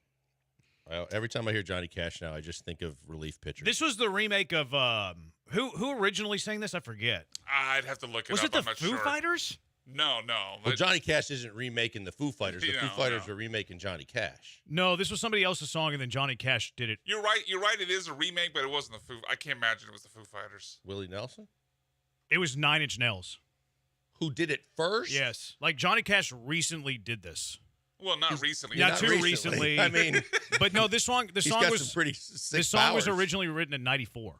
Yeah, really? that tracks with 9 Inch Nails. And this I don't know whenever he covered it or whatever, but this is not his song. This is a cover. Huh. From a more that's 9 really Inch the Nails. crazy thing is how modern the band is. I love this song. This is one of my favorite songs. I didn't tell Brian to play it, but it's called "Hurt." And I guess Brian's hurt by how the Houston Texans have handled this. Not us, you. We're all right now, now. And we are. Not everybody is. What were you saying? So DJ Bieniemy, friend of the show, friend of the station, tweeted out an hour ago, the Texans are in the mix for former Ravens linebacker Patrick Queen. Huh. But I'm hearing folks around Queen aren't sure if Texans can come up with the money to nail him, but we'll see what happens. Phrasing. Well, I'll tell you what, Patrick Queen would be really good in this defense. I honestly don't want him here. Why? I think he's too much like Christian Harris. I don't think he's enough of a middle linebacker. Like, he didn't play that well in the middle for Baltimore. And then when they brought in Roquan Smith, he played middle, and they moved Patrick Queen outside. Yeah. So I think he's too like Christian Harris. I prefer the Louvu guy from Carolina. I prefer He's young and tough. Frankie, from both those guys are Tennessee. still available. Frankie's really active. I like him. I want one of those guys. Like, give me one of those two guys. I prefer not Patrick Queen, quite honestly. I want Eric Armstead. He's my top target at this point. Now, the scarcity of running back is starting. Like, I can get a little bit of people starting to get a little bit worried about the running back situation because, like I said, Dameon Pierce is the only one under contract. Saquon's off the board. Swift is off the board. Pollard is off the board. Singletary, your own, who we all thought he was the safety blanket. Mm-hmm. We thought that he was the safety blanket. He would easily come back. Okay, well, he's gone. Like, Pickens are starting to get a little bit slimmed now at that running back spot. You're looking at Derrick Henry. You mentioned the name Eckler, which people hate the name Eckler. Zach Moss was a name I saw the Texans were interested in, but I like Moss more as like a platoon running back, my second running back, than my starting running back. Aaron Jones is out there now, but if you don't hit on one of those guys, you're looking pretty bleak in that running back spot. You're looking at what if Cincinnati moves on with Mixon? You're looking at guys, yeah. And I know you weren't as jazzed about that as I would be, at least considering him, but not as a full-time back anymore. I mean, the safety blanket that everybody thought was going to be back because of how positively everyone in the building spoke about him. Caserio and D'Amico and players, Motor this, Motor that, Motor's attitude, Motor's the greatest. We love Motor. Well, guess what? I mean, the engine's cooking in New York now, and now what are you going to do? Because you got a car right now that doesn't have a motor, and you got no one backing him up to fill him in, and I don't think we're going to revert back to Pierce being your number one running back. Yeah, I think he's more your fourth string than your first string. KJ said he sees Queen to Seattle. I haven't seen that hit the timeline yet. Me either. But he's usually all over it, which to me would be a bullet dodge. I really don't want that.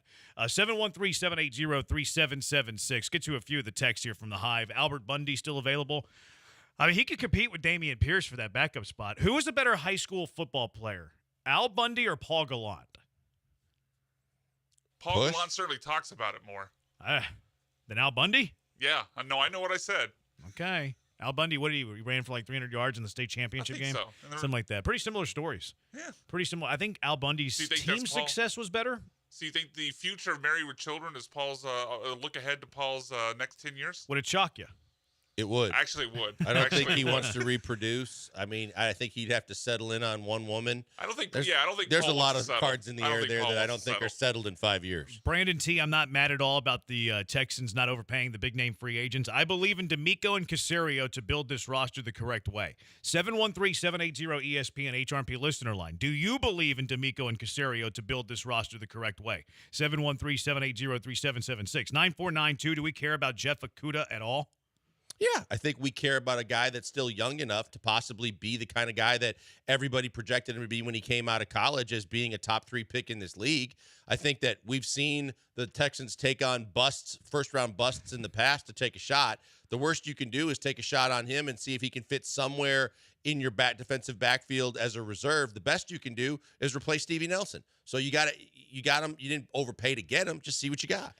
Coming into today, Derek Stingley and then Boyd, the guy who they brought back yesterday, they were the only 2 corners in the room. So, and you usually carry somewhere between 4 to 5 corners, usually 5. They did bring back Denzel Ward. Denzel Ward's going to be your nickel corner, though, more than likely, at least fighting for a job. I imagine he'd be the starter going into next year. So it was a depth piece. I think that he's a depth guy. I don't think that they're signing him to start. But he also could be that fringe starter where you can draft over. We have breaking Texans news. What position? Running back. Oh. I'm sorry. Defensive back. What are you doing to us today? Sheesh, I thought, here we go. We got our RB1. The Texans have agreed to terms of defensive back Mike Ford on a 2-year deal worth $4.5 million total. Who? Exactly. I thought he was a first baseman. Was he Colts? It beats me. I thought Mike Ford was No, he's a corner. 4. He's listed as a running back. Is this a guy who used to be a running back and he moved to corner? I don't know. Ian Rappaport's tweet says DB, so defensive back to me. What team was he on last year? Doesn't say. And I have no idea. Was this guy even playing football? If you Google, I don't know. I don't know who this guy is. Is it Mike Ford or Michael Ford? It says Mike Ford. There's a Michael Ford that used to be a running back. I think that's what led to your confusion there, Brian, perhaps. Mike Cleveland Ford, Browns. corner last year for Cleveland. Appeared in 16 games, played 1. Played 1 game. Played 1 or started 1? He started 1, my bad. He played in 16, he started 1. He had 1 interception. Oh. Seems like the Texans have signed a bunch of 4th and 5th corners. They've signed 3 of them. Yeah, exactly. Nobody that we actually want starting. At least in my opinion. Then their pass rush and defensive line better be damn good. Danico Autry better bring it. Did you see the terms to that? Yeah, it's 2 years, $4.5 million. 2 years? 2 years, 4.5. So an average of 2.25 per Depth, year. Jeremy, depth. It's completely just depth. That's all it is. So I wonder if these three guys are going to be battling for the starting corner spot. Mike Ford, Okudah, and Lonnie Johnson. Because, you're running out of room. Or does that tell you they're willing to take corner in the first round? If they're taking a bunch of guys that are the fourth and fifth corners, are they looking for a corner in the draft that's going to be their starter opposite of Stingley? I think they're doing the philosophy that we mentioned the other day, where they're going to have guys who are capable of starting, and they're going to go into the draft with capable starters at every position. And if they draft over the guy, they draft over the guy. Yeah, but I think that tells you the corner's not settled, though, is what I'm saying. Definitely not. You're right. They might decide to draft over them, but to me, this tells me they're leaving a corner open for the possibility of drafting a guy. Because I can't imagine they go into the season with Derek Stingley and this group of guys they've signed today. I hope you're right. Yeah, I don't. But you can't control the draft at 23. No, you're right. Yeah, but we also know the depth of this draft. Yeah, we had Matt Miller on. He said corner had a lot of depth. Are you there making? Could be a Are corner you? in the second too. But are you making your pick on March 11th? No, you shouldn't be. I don't think you are. You shouldn't be. I don't think you are. You think defensive end is set? No, like not you at can all. still draft the defensive end at 23, even though you signed Autry. Yeah, true. I'm just first and second round picks. Maybe I should broaden it out. But So this feels like defense in the first and second round because they haven't taken anybody that solved any I've been real saying issues. all along the first round for sure. I want to go defense. That's three guys who are all fringe NFL players. Yeah, I think those are just roster fills right now and backups. I think that I still think that there are plans in the works, and I don't think it's all draft related. But you're running out of roster spots. You only keep 4, 5, 6 corners, and you have Ward, you have Stingley, you had Boyd, and then you signed 3 today. Yeah, it's quite a bit. There's a decent chance that one of these guys signed today doesn't even make the team. That's what I was thinking too. I think so. But most of these The guys guaranteed are on money's going to matter in that case. $2 $1 and $2 million deals, though. So I guess that's the reasoning, and that it doesn't really matter. 713-780-ESPN. Let's go to break. We've got a lot of people reacting to where the Texans are at right now in free agency. There's going to be breaking news all day. We'll get to your calls. We'll get to your reaction. 713-780-3776. We know that Wilkins has signed. How intriguing is Eric Armstead to you as well? 713-780-3776. Killer Bees, ESPN 97.5, ESPN 92.5. Guys, let me tell you about the greatest indoor golf simulators that I found, and it's a combo platter for you because it's also a great sports bar. It's X Golf and Katy. X Golf and Katy is absolutely fantastic. 8 of the best simulators you're ever going to find with the accuracy that you're looking for, that even if the weather's bad and you figure you can't get any golf in that day or range work, you can go to X Golf and Katy and you can get all the range work you need. You can use the same golf balls that you play with on the course. You use your clubs. You can play 50 courses around the world, or you can use it like a driving range and work on everything from putting and chipping. I said putting because it's the best putting on a simulator I've ever tried. And also get and dial in your wedges and your irons. And everything is measured for you from the spin rate and the flight of the ball to the distance itself. It's fantastic. And did I mention the sports bar aspects? Great food, great beverage, tons of TVs, really clean and warm environment where you can do it all under one roof. It's like all your best entertainment, but it's focused on your favorite sport, and that's golf, while watching other sports too. Check them out today. Go to the website. It's xgolf.com and check out the Katy location. It's right there off of 99 and I-10. I mean, there's weekly night specials every day of the week. Lots going on, but I'm just telling you, once you've been once, you're going to want to go over and over again. It doesn't matter. You can play at night. Obviously, you can play in off times. You can play when the weather's bad, but you might just go there and work on your game. It's fantastic. Check out X Golf and Katy.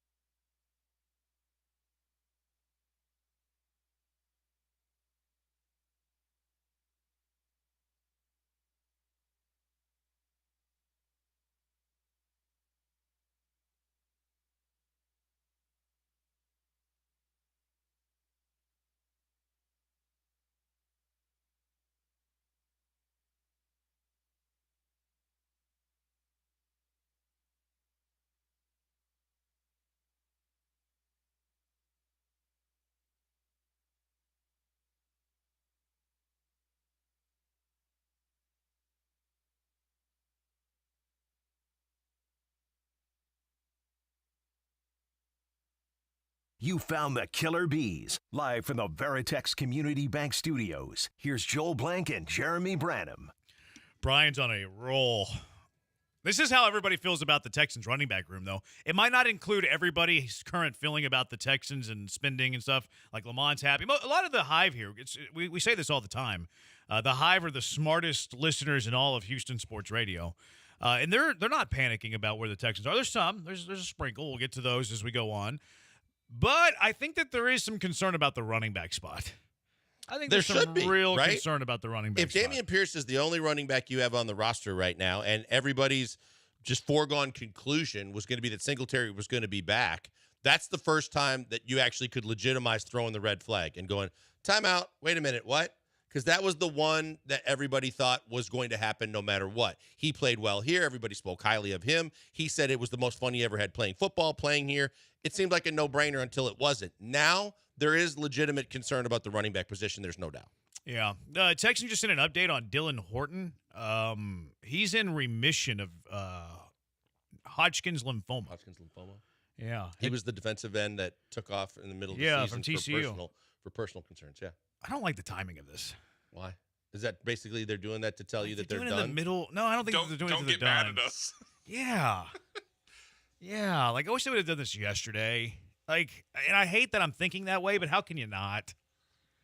Like, I wish they would. First thought I had. Like, do it yesterday. Yeah, I see your point. Like, and I don't want to have that thought, but how can you not have that thought? Like, we hear about Friday news dumps all the time. Like, you deliver the bad news on a Friday. That way, it doesn't. It has other things can happen over the weekend. It's going to get buried by the time Monday's news comes around. We're in the thick of free agency right now.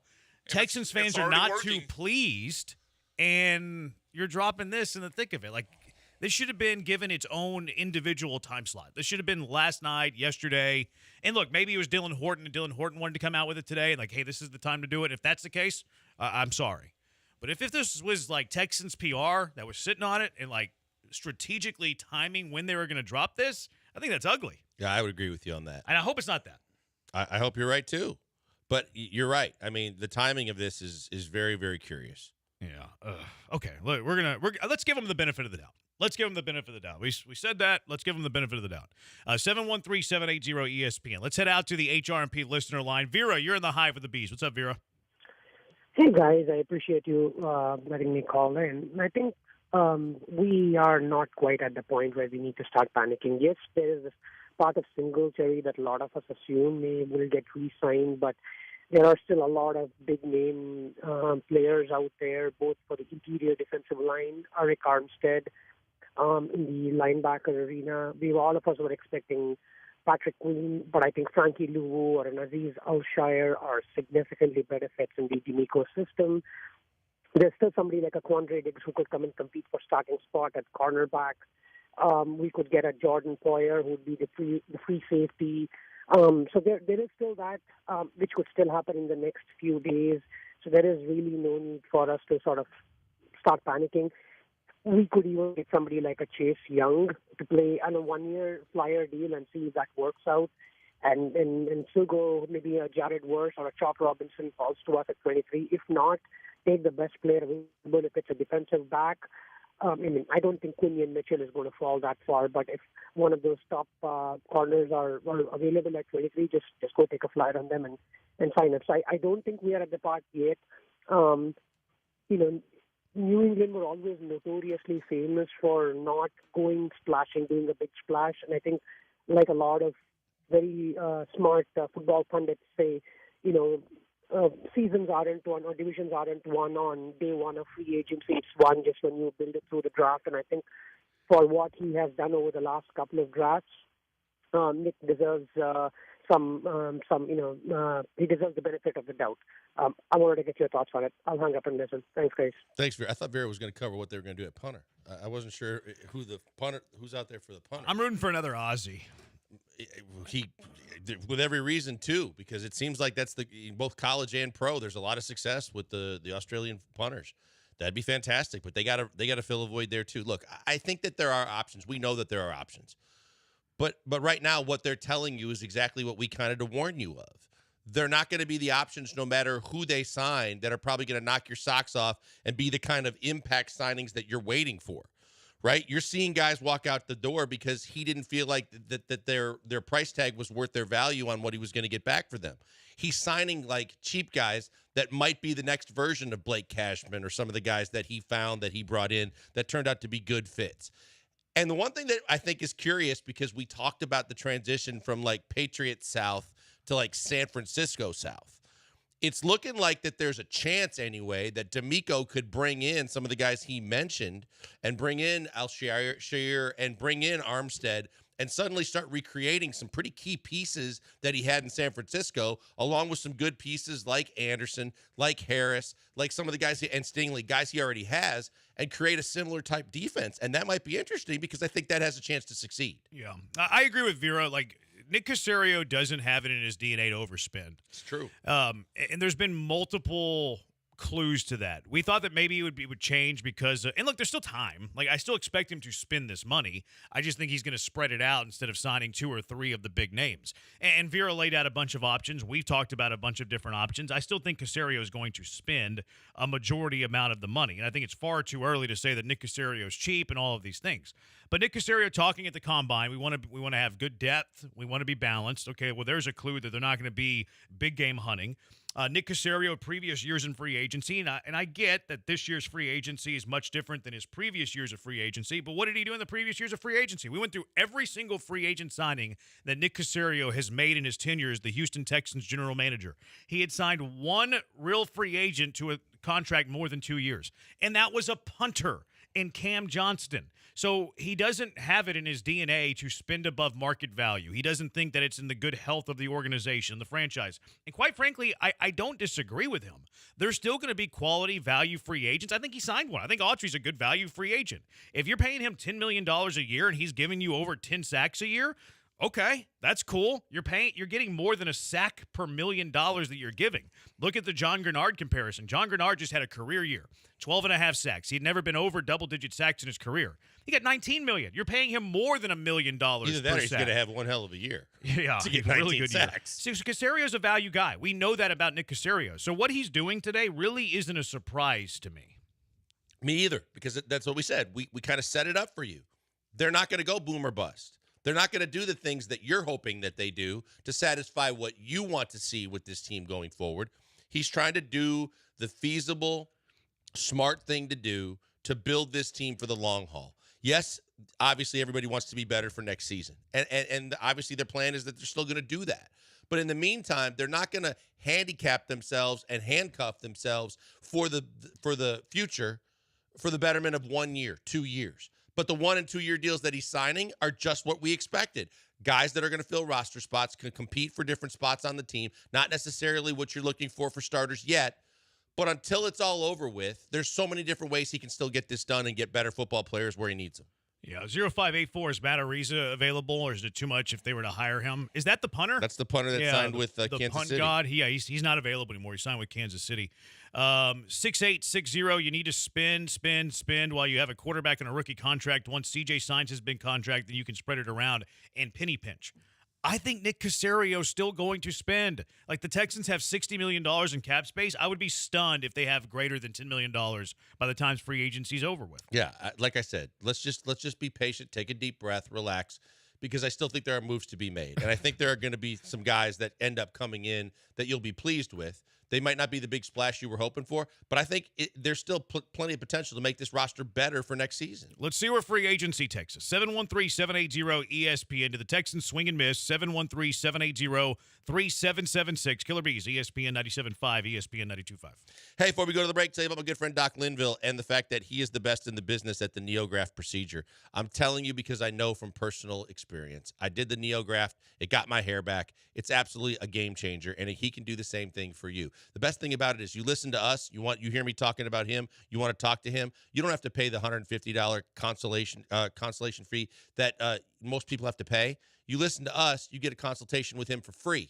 All you got to do is go to 975hair.com. No out-of-pocket, no signing on the dotted line, no commitments, just you asking questions, getting answers, finding out if it's right for you like it was for me.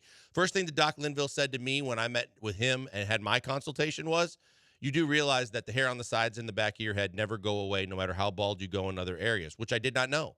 And he said, I just take some of those, repurpose them where you need them most, and suddenly you get a better coverage area. You feel better about your appearance. You get more self-confidence. And the best part is he's taking it from a spot where it never goes away. So 95 to 99% of the follicles he moves aren't going anywhere for the rest of your life. It's a game changer. Check him out today. Go to 975hair.com. Sign up for your free consultation. Talk to them and see if it's right for you like it was for me.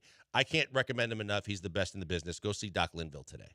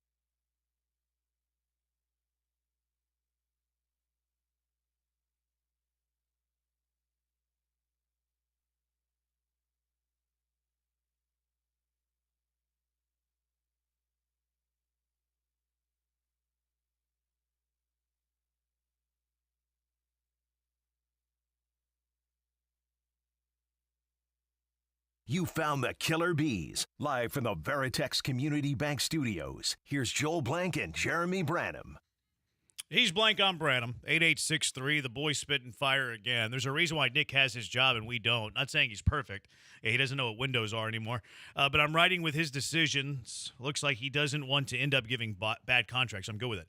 That's the other part of it. You give bad contracts in this little, like, C.J. Stroud rookie window, you screw it up. Like, you screw it up. You're not able to sign one or a couple big names or good names the following year, the year after that.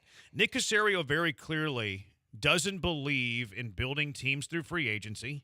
I'd find me a winner that does. I don't think that teams build through free agency. He believes in building through the draft. He's built a good core with the draft, and he's going to sign free agents, quality free agents, on shorter-term deals. But also think about some of the other comments that he had made previously about it's not just a one-year scenario where you have to spend all your money. Like, he may not go out and please everybody and spend every dollar that you want him to spend.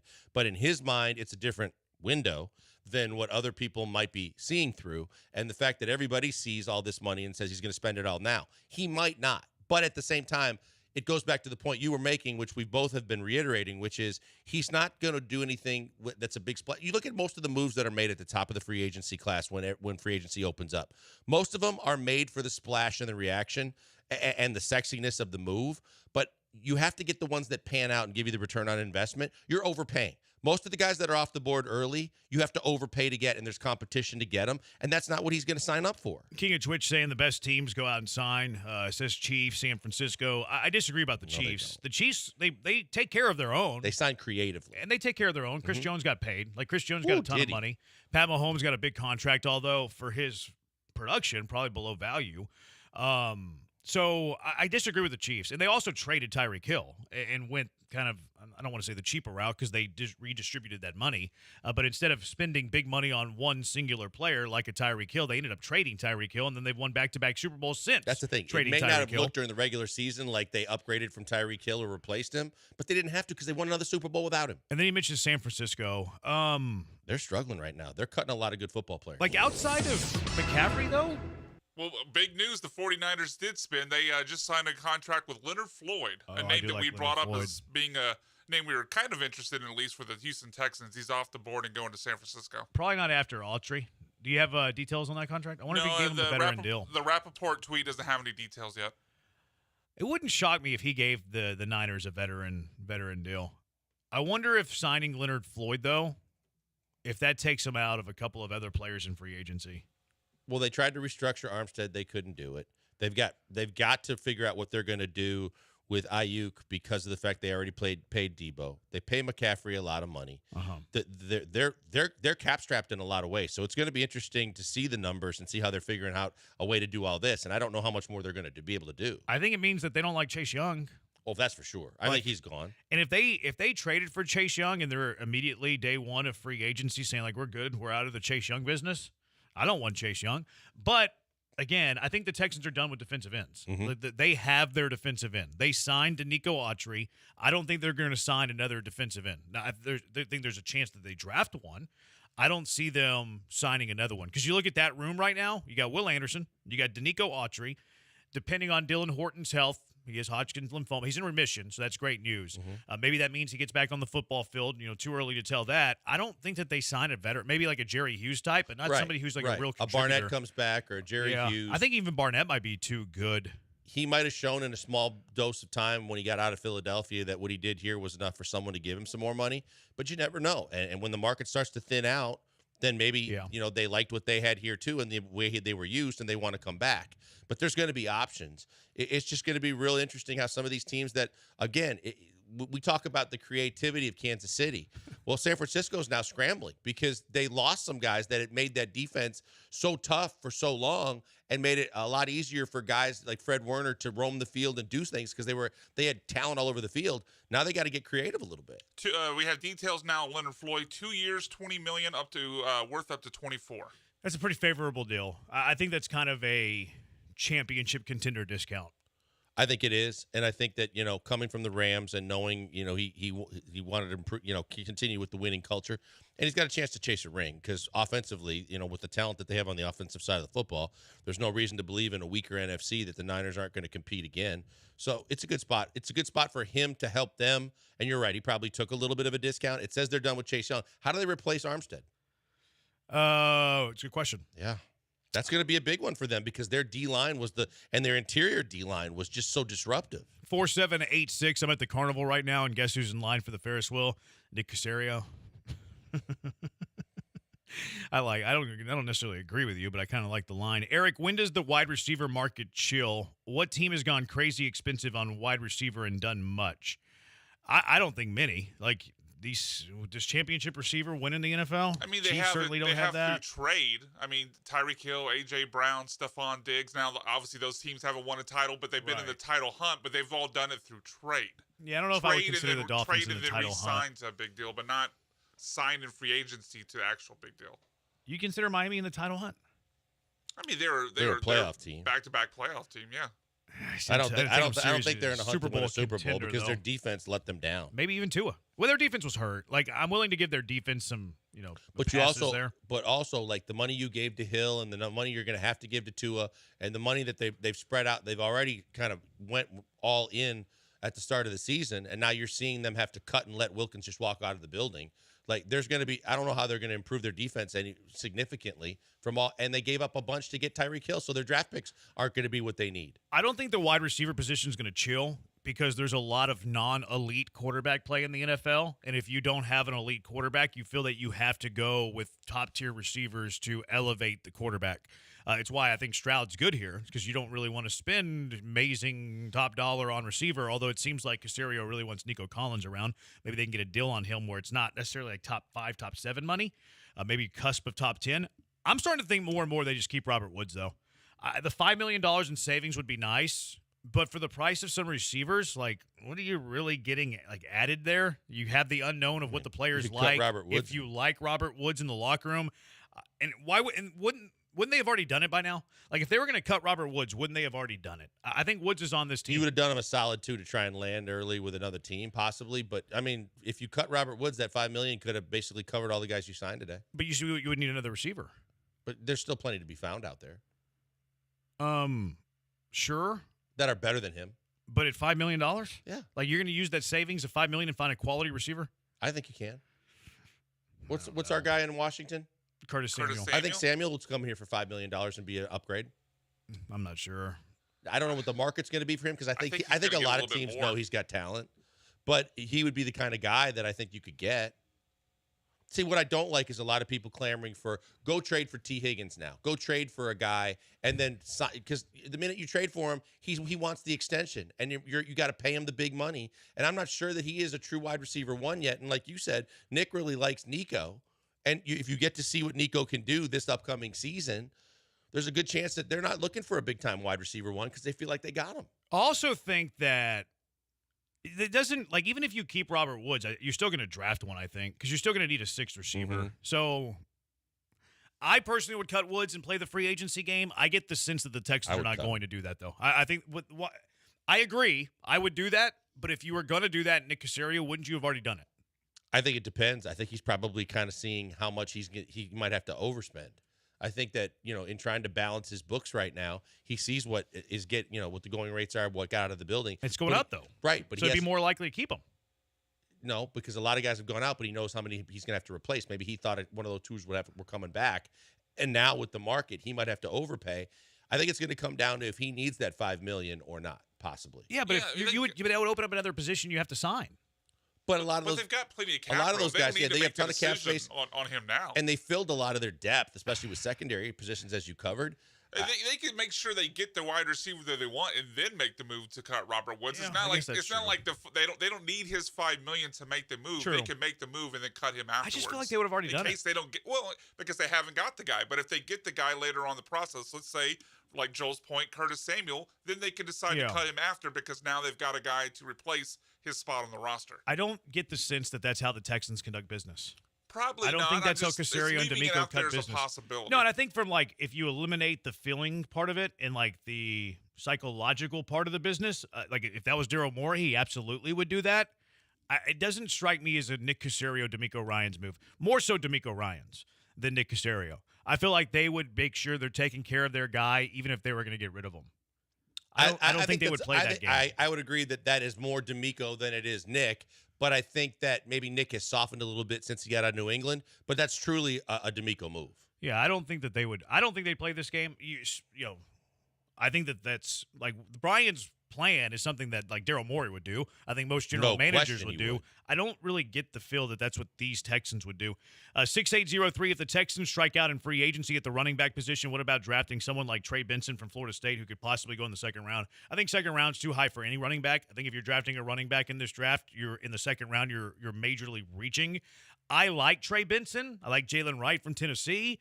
There's some running backs I do like in this draft. Now, I don't want to go into training camp, though, with that running back as my RB1.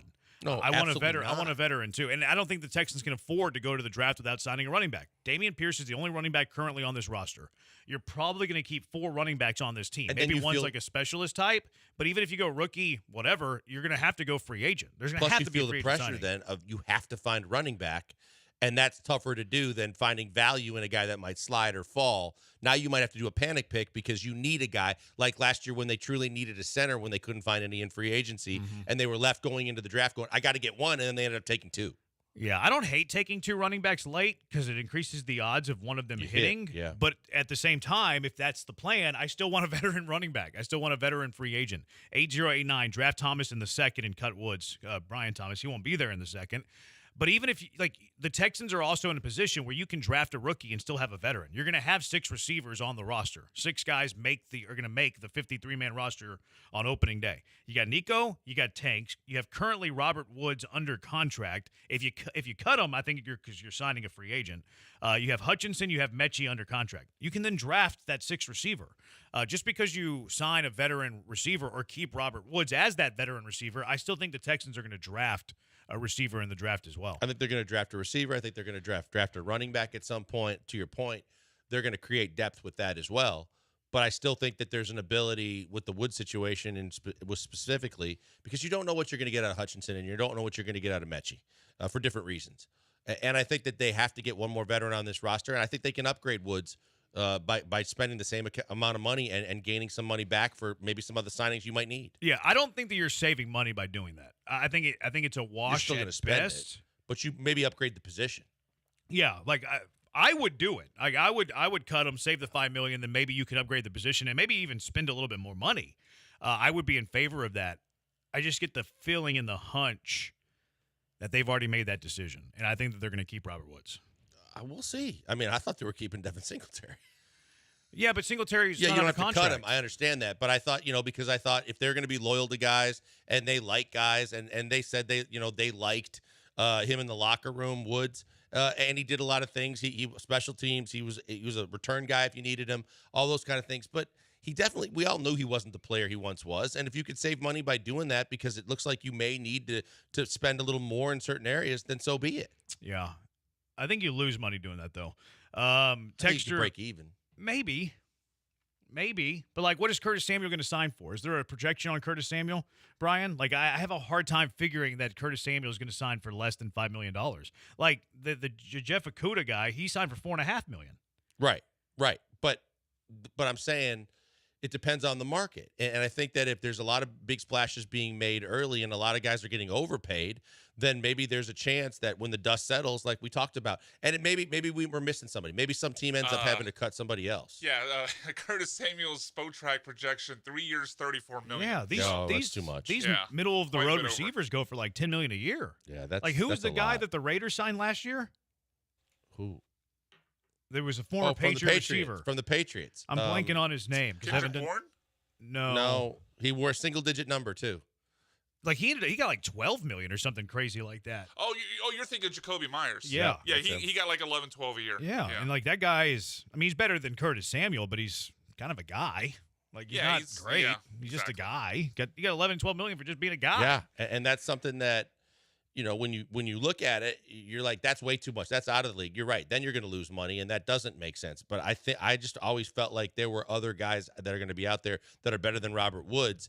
That even if you break even, you save $5, but you end up spending what you were paying Woods and a little of that, and spend the rest of it elsewhere. Fine, but I still think you upgrade the receiver room by getting someone better than Robert Woods. I'm okay with how the Texans have handled free agency so far. Are you? 713-780-3776. The one area that we're looking at, though, is like, maybe you got to do something here a little bit. The running back spot. How do you handle this running back spot now with what we know that's happened today? 713-780-3776. Killer Bees, ESPN 97.5, ESPN 92.5. Guys, before we go to the break, I want to tell you about the good people at Vanderford Air. I mean, for anything for your HVAC system, you need someone that you can trust. And the biggest thing is that at Vanderford Air, they take care of Houstonians by making sure that you have guarantees. That's what we all want in life, right? We want guarantees. If the work needs to be done, it's going to be done right. If the equipment that's put in is new, we want it to work and work the way it's supposed to work. And we want to make sure if anything goes wrong, that we're not left holding the bag, but that someone's going to come back and fix it because you have a guarantee.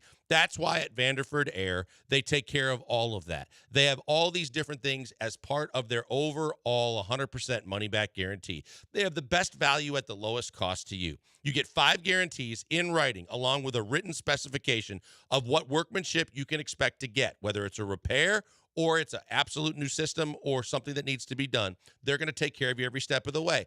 Comfort assurance guarantee.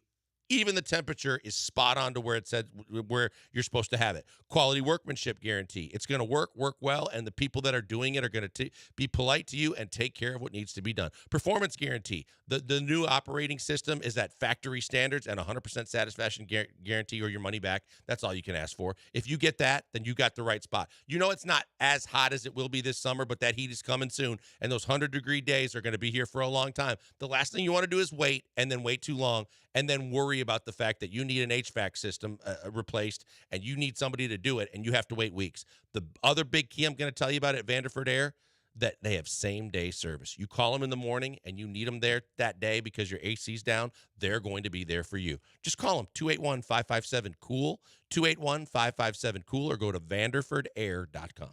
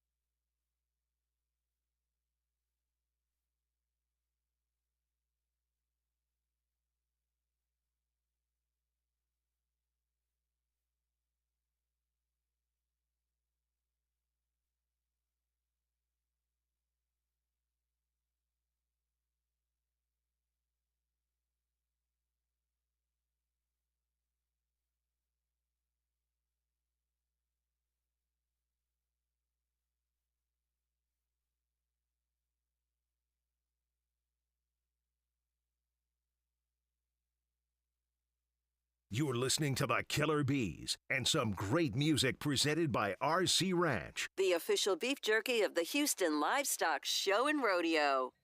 He's Blank. I'm Branham. This is Whiskey Myers. He'll be headlining the rodeo tonight in RG Stadium. Jake's brother. You know what this, you're not a fan of Jake. I'm not, but this is good. You know what this song makes me want to do? Drink a cold beer. Have a cold beer. Have a cold beer. Is there a better name than Whiskey? I should change my name to Whiskey. Whiskey Myers is a pretty cool name. Every segment that I have a General Ben read, I should go by Whiskey Branham. Whiskey Branham? I My like name's it. Whiskey Branham, sponsored by General Ben for the next 13 minutes. Bad idea? Good idea? I like it. I think it's a triable idea. Oh no, hold on. Let's tweak it a little bit. Bourbon Branham. Oh, that's why they pay you the big bucks. I am sorry that I've never called you talent. You have now graduated from That's guy all it behind took, the huh? glass to talent because that is elite. Need I remind you of how Elite. he read tweets today? That's okay. That's okay. All is forgiven, Joe. Whenever you For him. have when you have ideas like that, you don't need to learn how to read. You know, these former athletes who are like great, they used to sign their name by writing X because they didn't know how to read or write. We don't need Brian to know how to read or write if he's coming up with ideas like Joe that. Jackson over here. Yeah. You're saying Joe George couldn't do that? Come up with a Bourbon Branham? Yeah. No chance. Okay. Do you think he could have? No, but that wasn't the No question. chance. Bourbon Branham for General Ben. Man. I like it. That is good. The bosses are going to love this. We're not going to have Brian with us anymore because he's going to start writing copy. Someone should. He's going to start writing copy for us. The sales staff writes novels. We're not going to have to use Chat GBT anymore. No. No, we'll save that for Willa Bits. That's right.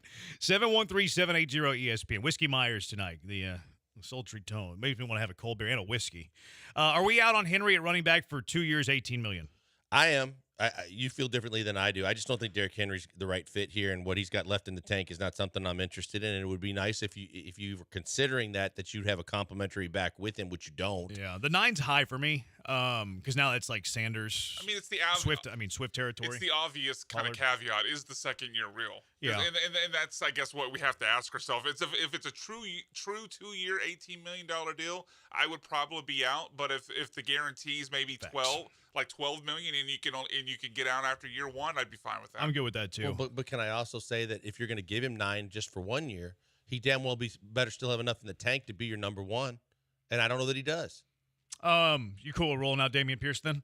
No, but I'm cool with being patient with Nick, trying to find other options. Now there's other guys out there that I like more. I like Aaron Jones more. Oh, I love Aaron Jones. I like Aaron Jones more than Derrick Henry. I'd be fine with that. Would you rather have Derrick Henry or Austin Eckler? See, I'd have Eckler over How Derrick about Henry. both? Go get both. Go get both of them. Now, if the market starts playing itself out and Henry's not getting what he thought he was going to get, and you can do the fact that you've got the good pass catching back out of the backfield in Eckler, and maybe it is true when we discussed it, and you guys thought he wasn't very good, might be washed running the football, but he's a good pass catcher. Well, if you replace Singletary with Eckler and then you add Henry, that's a pretty good two-headed monster in the backfield. Give me Henry at 5 or 6, Eckler at 3 or 4, draft a running back in the 4th round. You have Henry, you have Eckler, you have rookie running back in the 4th, you have Dameon Pierce. Do you hate that room? No, I don't hate that room. I like that. Do you hate that room?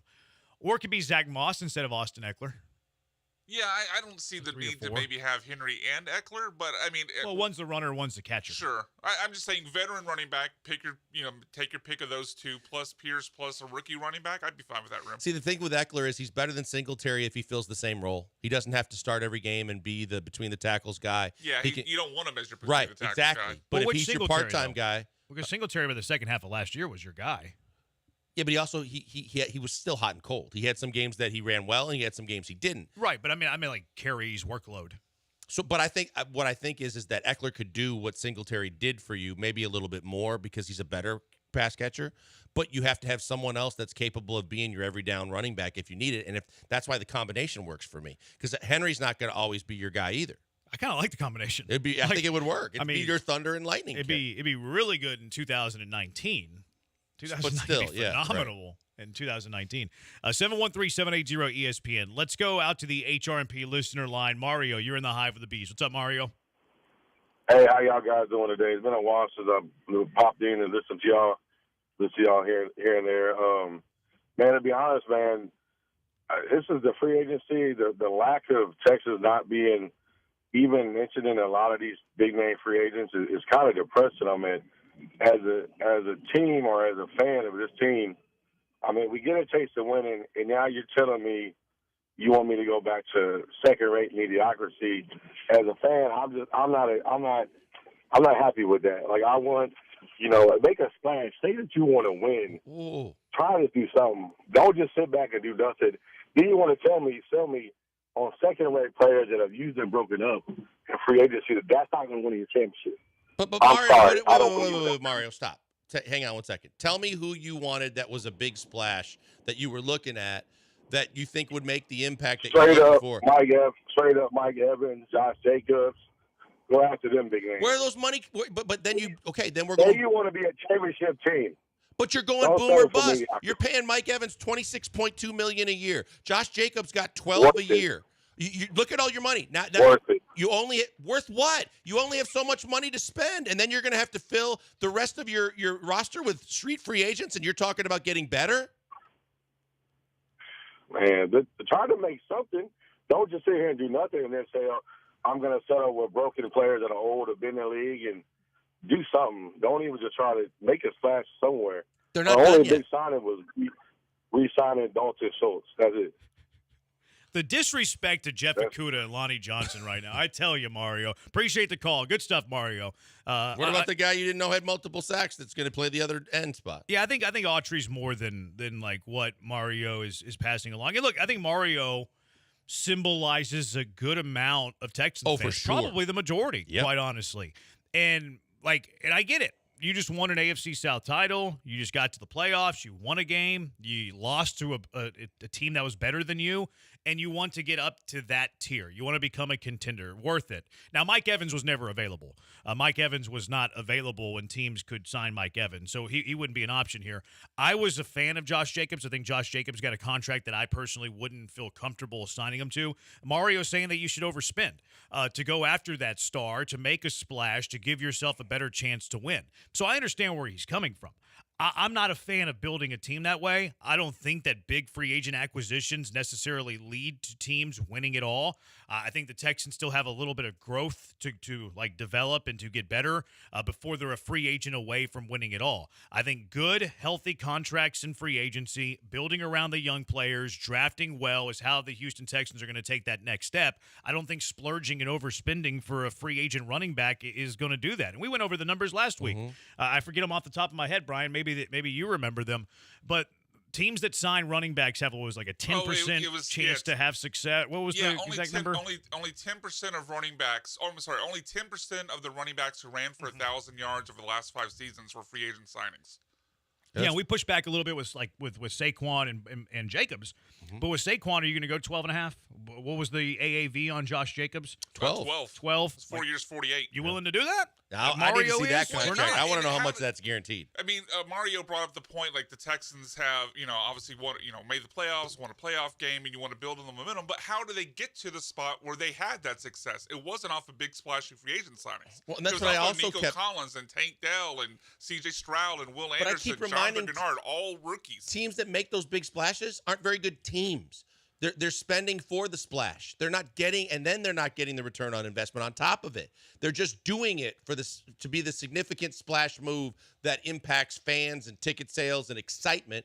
But are those splash moves made by teams that are truly getting over the top and taking a step forward? And is that player going to be better for them? Yeah, I mean, were Giants fans excited when they signed Kenny Golladay a couple years ago? I'm sure they were. And he had how much success for the Giants? He bombed. Nothing. He was awful. Was Kenny Golladay the highest priced free agent that year at the I think he was. Wide receiver, That's he bad. might have been. I think he was. That's bad. Like, free agents don't always. Oh, no. Frankie Lavu came off the board. Where? He's going to Washington. Boy, they're letting Dan Quinn spend money on defense. 3-year deal, $36 million for Frankie Lavu. I would have done that. I think I would have done that too. Yeah. There's your one, Jeremy. There's my one that I would There's have your done one. that actually got done today. So he got 12 a year. That ain't bad.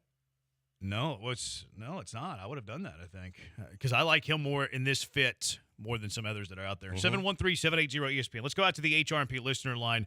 Mailbag Monday coming up in about 5 minutes, so get your questions in, 713-780-3776. Let's go out to the HRP listener line for Daniel. Daniel, you're in the Hive of the Bees. What's up?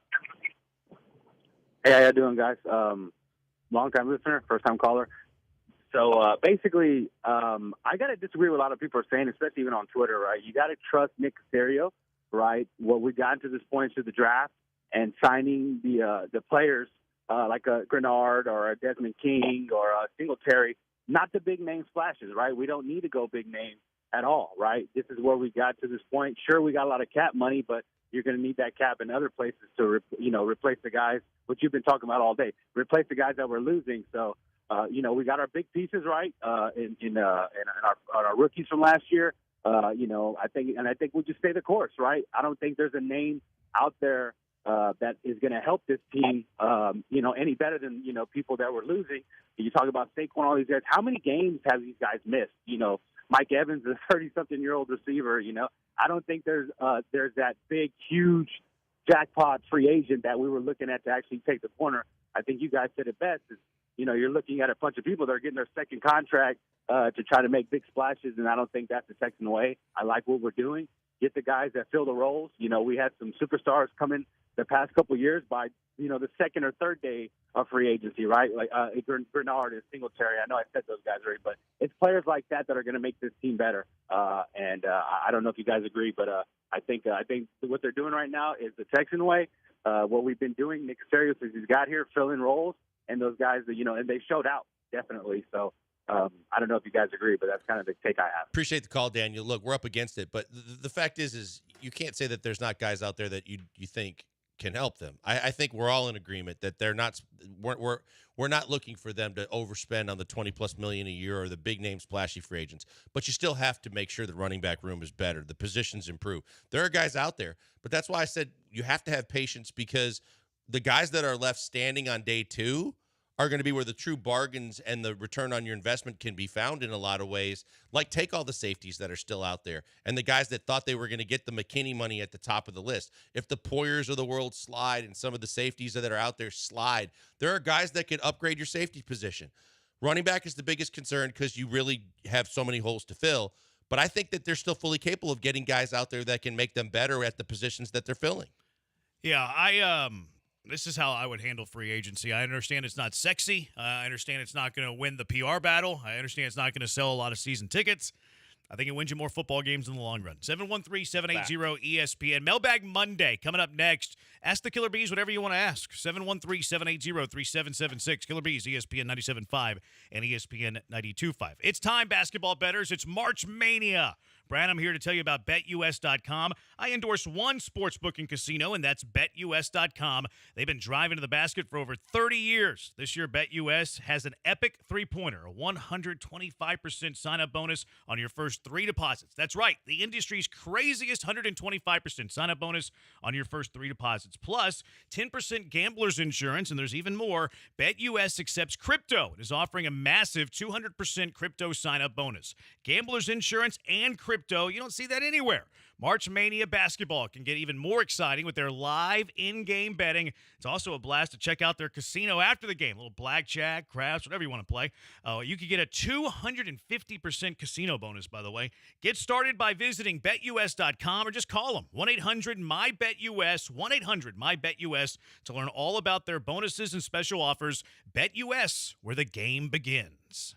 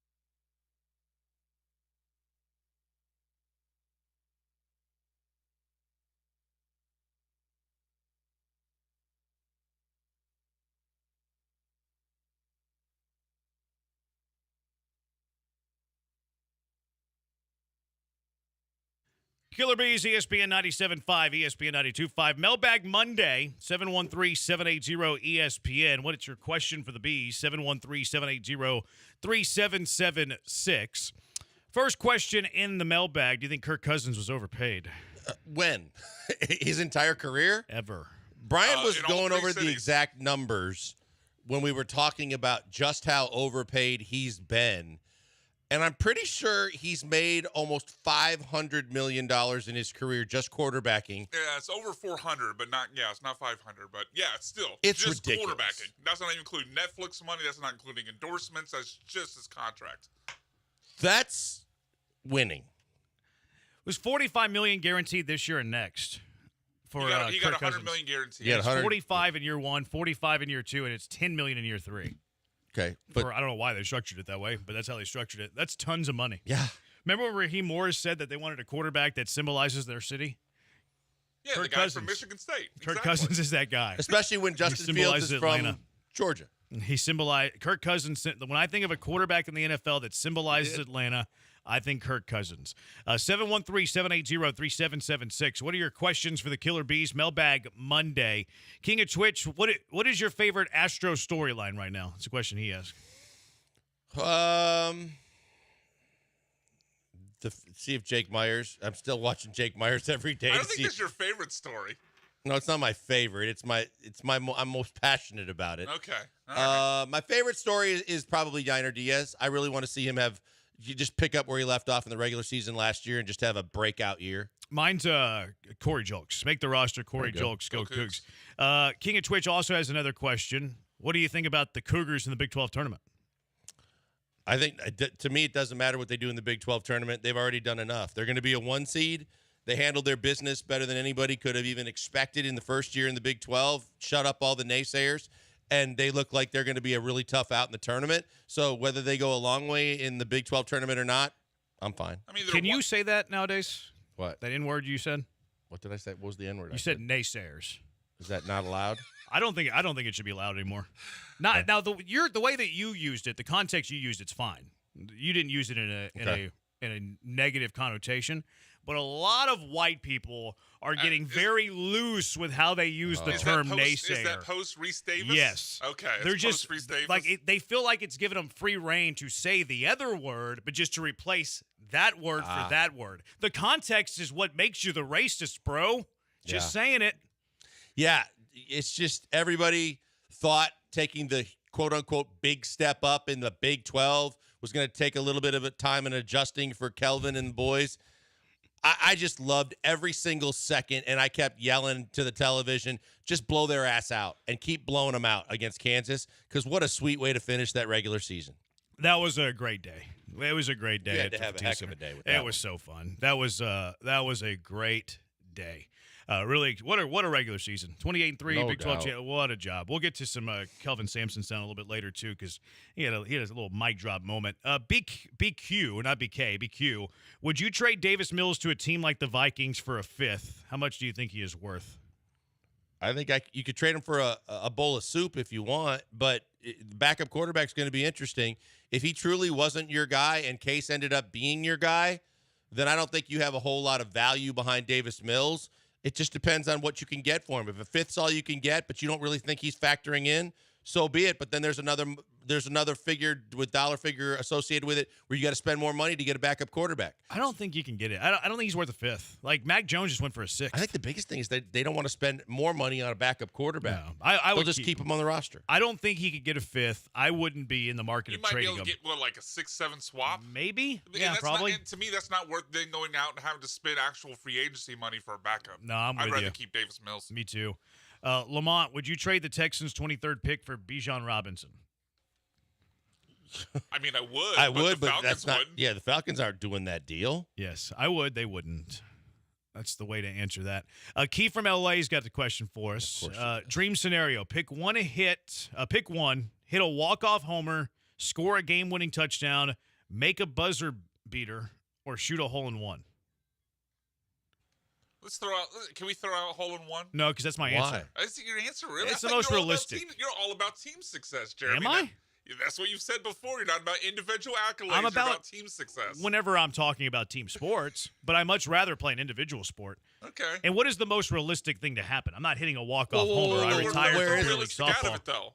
We're not It depends on like where it's happened. You could. But also if I'm picking one sport that I can play as a professional athlete, I'm picking golf. But did he say as a pro? No. Because I've done a couple of them, but I mean, not on a pro level, obviously. I think I've scored a game-winning touchdown in recreation or an intramural flag football. Okay. See, you've done some of them. I don't think I've made a buzzer beater. Not to win I've done game. plenty of those. I have one. I had you legitimized one of my 3 hole-in-ones because 2 were on par 3 courses. Yeah, that doesn't count. So I have one. I have 1 hole-in-one. Well, I've hit a walk-off home run, but the touchdown I don't think I ever have. I would pick the hole-in-one. I would pick the hole-in-one out of them. I think that it's the toughest thing to get done. I think, and it's the odds are the stacked against you the worst on that one, and it's pretty awesome. So is that your answer, Joel? I'll go hole-in-one as well. I'll be different. I take the walk-off home run. I think that's, to me, the most dramatic moment of all of them. Are you bat flipping? Yeah, it is hell dramatic. yeah, I'm bat flipping. Okay. They're going to catch that in the 5th row. You're going to get beaned. There you are. It's a walk-off homer. The game's over. You get ejected now in college baseball for showboating. Yeah. Do you really? And, there was a Hawaii guy, that got ejected. It's more taunting. It's more of a taunting thing. He got ejected when he walked. It was like maybe a bases loaded walk or maybe like a leadoff walk. I don't remember the situation. He flipped the horns down? It was an extra innings. No, they went against Texas. He drew a walk in a big moment in extra innings, and he looked at the visiting bench and yeah, and he got thrown out. They rung him. They ran him. That's soft. Really? It's a point of emphasis in college. Can I baseball just tell you though where the game is going? That's going to be scary. Like coaching softball all weekend, the 8 and under girls softball. It's one thing that they already have walk up music they pick and they get introed on their at bat. Now girls are getting in the batter's box before the pitch is thrown, and they're doing a dance and pointing to the name on the back of the jersey and then pointing to the stands. I'm like, so help me God, if you walk or strike out, someone's better say something because you need to hear it. If you're showboating that big and you don't get a hit. That's ridiculous. The 8-year-old girl needs to hear it? The 8-year-old girl needs to hear it. Yes. Come on, Joel. You're in there. You're in there. You're doing the what's the Jefferson dance? I don't know. Oh, the gritty. Carlton? The gritty. You're doing the gritty in the batter's box. Justin Jefferson. Then you're pointing to the back of your jersey and showing the entire stands, and then doing a little pre-setup with your bat and swinging it around. Yeah, you damn well better get a hit, or you should hear about it. I thought you were talking about the Jeffersons, like the sitcoms that you watched that we were too young to watch. Smart. Yeah, no. That's what I thought you were talking about. My daughter saw it because she was catching some of the innings, and she's looking at these girls. She came in, she goes, "I'm already thinking of the day." I go, "Don't you even say it. The minute you start dancing in the batter's box before you get up there to hit, we're gonna have a discussion. That ain't happening." My friend's sent his picture of his son doing that the other day. Like he was walking to the box and he did like a dance in front of the catcher's circle. That's what, as you get older, that's where you get dotted and get knocked down. Let the kids play. Okay, Ken Griffey Jr. Is that Ken Griffey? No, that was the whole thing when Ken Griffey started that because he Buck Showalter and everybody criticized him wearing his hat backwards. Oh yeah, I thought it was that commercial. Then Correa had it was from the Bad News Bears too. Let them play, and then Correa had hats made. I think he and Bryce Harper wore Let Them Play. 0613, rank your top 3 barbecue spots in Houston. J-Bar M, J-Bar M, J-Bar M. J-Bar M. You're not even gonna have a second. So my top 3. What is Gatlin's? Killen's out there. Killen's good. Gatlin's and Killen's. I like Corkscrew a lot, but they're all second fiddle to the greatness that is J-Bar M. J-Bar M is awesome. Alpi Shingun went down yesterday. Maybe a silver lining. Maybe it's not as big a deal. Hopefully, fingers crossed. The Cougars outright champions in the Big 12. We'll get to that next. 713-780-ESPN. It's that time of year. You're wasting your valuable time dealing with your yard, the weeds, the dead spots, all the chores that you didn't want to put up with. Well, stop. Sinlawn is here so you can get your weekends back. Doesn't that sound good? Sinlawn is the evolution story of the AstroTurf that was made popular by the Astrodome sister companies, and now Sinlawn, S-Y-N Lawn, wants to improve your lifestyle. Stop mowing, stop pulling weeds, stop throwing money into an ugly yard that you're embarrassed of people seeing. Sinlawn artificial grass is the best on the market. Why? Well, they offer a lifetime warranty with products that are made right here in the USA, and the quality is top shelf. The people are elite, fully insured, fully bonded. They have their own in-house crews, don't contract anything out. Sinlon's #1 priority is making their customers happy. Sinlon is perfect for your yard, whether it's for your patio, kids' playground, your pets. No more tracking mud inside. Doesn't that sound good too? Or how about that putting green you've always wanted? That sounds really nice. Head to 975sinlon.com to learn more. That's 975synlawn.com, 975sinlon.com to get started on the yard of your dreams. Sinlon, control the process from yarn to yard.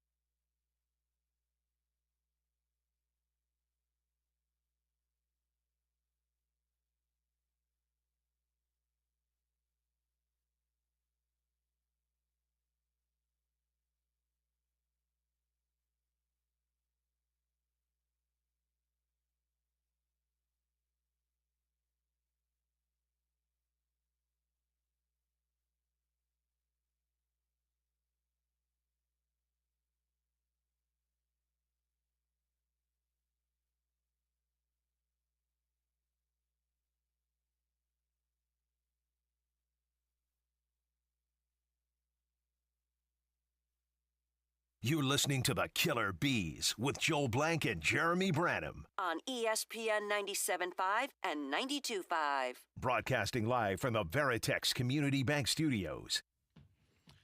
Alpi Shingun.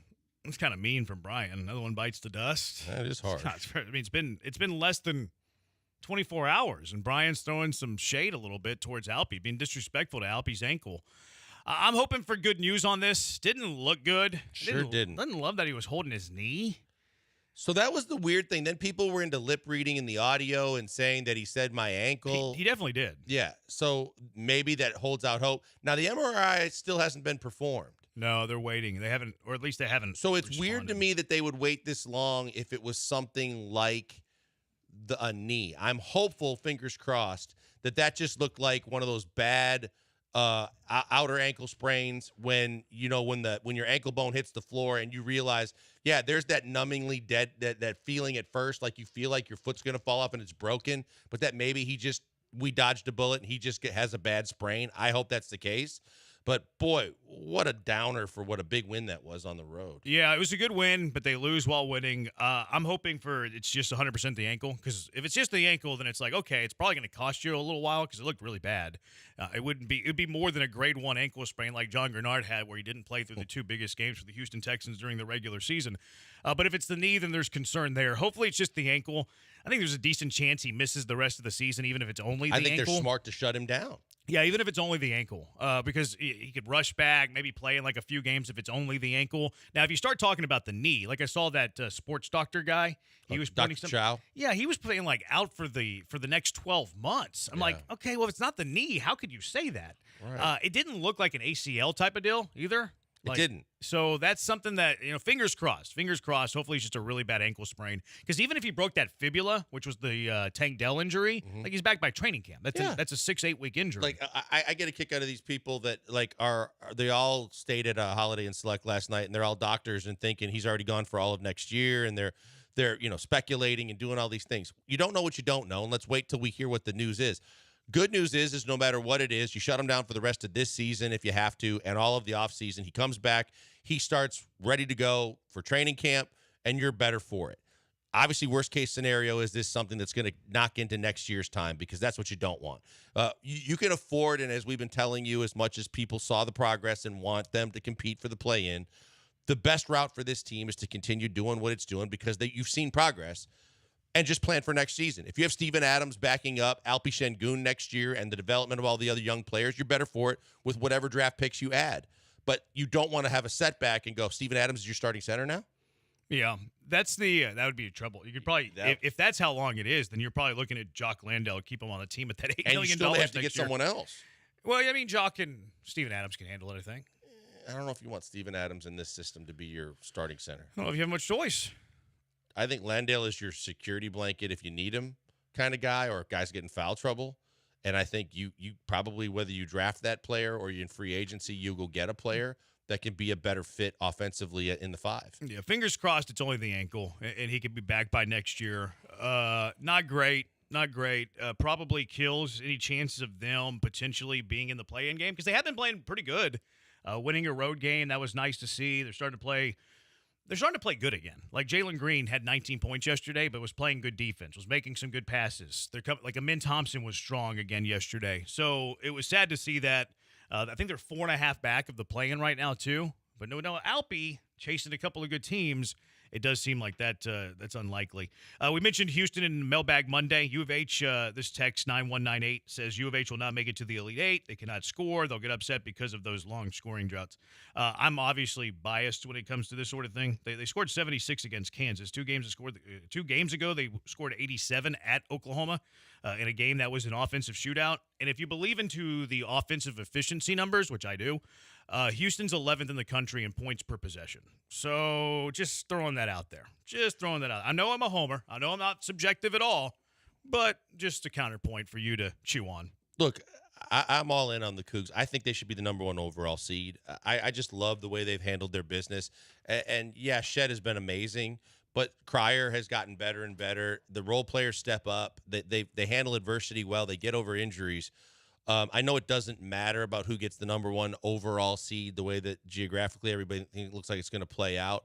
But I just think this is a team no one wants to play come postseason because of the way they go about their business, because their defense travels, and that starts everything. And then their defense turns easy buckets on the other end. You get guys going, and now when they start getting momentum and they start putting the clamps on you, you're in trouble. What do you make of the whole you can't sit guys in the tournament? And I'm not even sure which side that I'm on. I'm probably go play the game. In terms of restricting minutes and things like that for some of your better players in the conference tournament. Now, Houston's in a weird spot because they don't have a lot of guys on the bench. Right. Because they're all hurt. So that's what I was alluding to a little earlier in the show, and I knew this was coming up. To me, no one should be worried about the results of the Big 12 tournament. The fact is the regular season is the biggest thing for the Big 12, and you won it. And now you know that you're going to go in as a 1 seed. Even if you got bounced early in the Big 12 tournament, you're going to be a 1 seed. You've earned that with the way you've played. So really, there's not a whole lot to play for unless you want the bragging rights of being the regular season and tournament champs. But if it means compromising the health of some of these guys that you're going to need back for the tournament as the tournament moves on and as you go deeper into the tournament, and you need, because you know depth is an issue, to get some of these guys healthier, then I'm not saying sit them, but I'm saying you make business decisions, right? You start the game. I know Kelvin wants to win every game.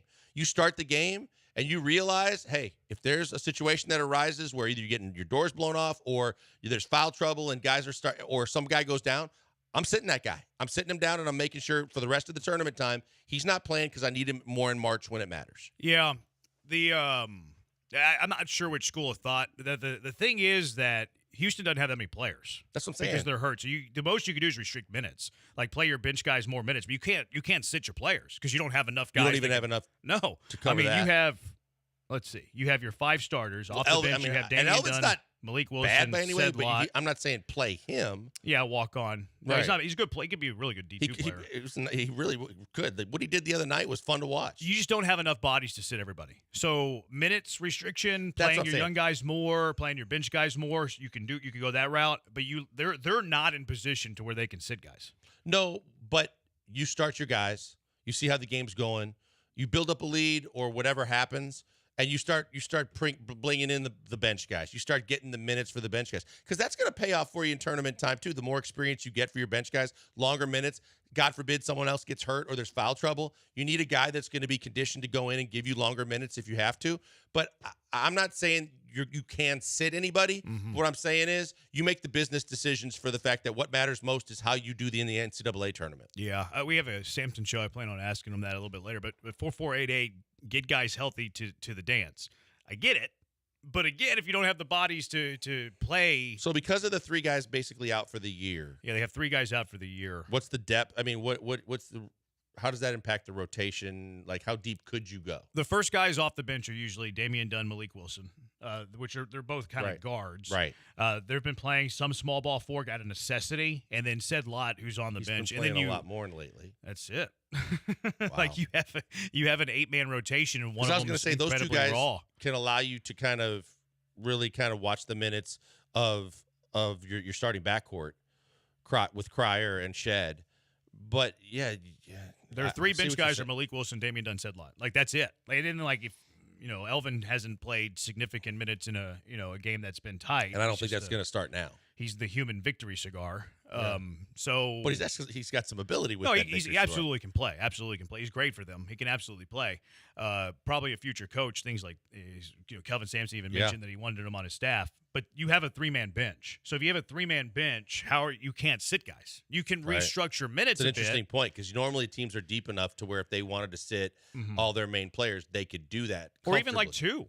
Even like 2 guys. I just think the 2 main guys that you got to have are Shed and Cryer for now. But you can't sit them. Like if you had a deep bench and you had everybody healthy, you could be like, okay, well you're not going to play this game. Okay, we have a bench and we'll be able to eat those minutes. They literally cannot do that. And plus, where it really hurts you is up front because you'd really like to be able to get some rest for some of the bigs, but every big is absolutely needed right now. I do think that they'll play Ced Lot more minutes. And just so he can get some run, they're going to need him in the tournament as a backup big type of deal. So I imagine we'll see a decent, not like a ton, but maybe like close to 10 minutes instead of like 4. Yeah, type of deal. And I think that for the Big 12 tournament is what you got to do. I don't care if they get upset in the Big 12 tournament. I'd be upset if someone got hurt in the Big 12 tournament. 713-780-ESPN. So John Grenard is gone. John Grenard no longer a Houston Texan. What are your thoughts on the contract that he signed? $19 million per year, 4-year deal, bunch of guaranteed money. Did the Texans make a mistake by letting him go? Did the Texans make a mistake by not franchise tagging him? 713-780-3776. Killer Bees, ESPN 97.5, ESPN 92.5.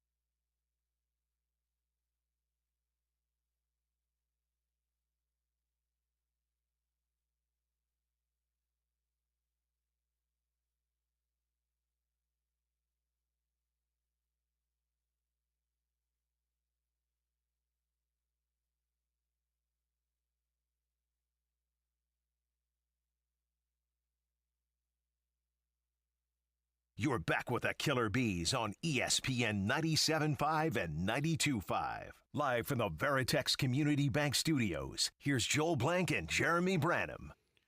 He's Blank, I'm Branham. We are the Killer Bees on ESPN 97.5, ESPN 92.5. 713-780-ESPN, HRP listener line. 9361, why not re-sign Cashman? We'll get to that in this conversation here a little bit, too. We'll talk about Grenard in a moment. You guys were mentioning that Framber Valdez had a good spring training start today. He was not calling his own pitches. That's cool. I think he started it and then scrapped it. He started his game that way? I think so. Huh. He doesn't need to be calling his own pitches. That's the last guy I need calling his own pitches. Brian, you said there was a spotted quote about it? Yeah, let me pull it up. But basically, I'll summarize it as I'm pulling up, and you can come back to me. But basically, he talked about wanting Framber to focus on his mechanics and his pitching, and not what pitch to call. It's a great idea.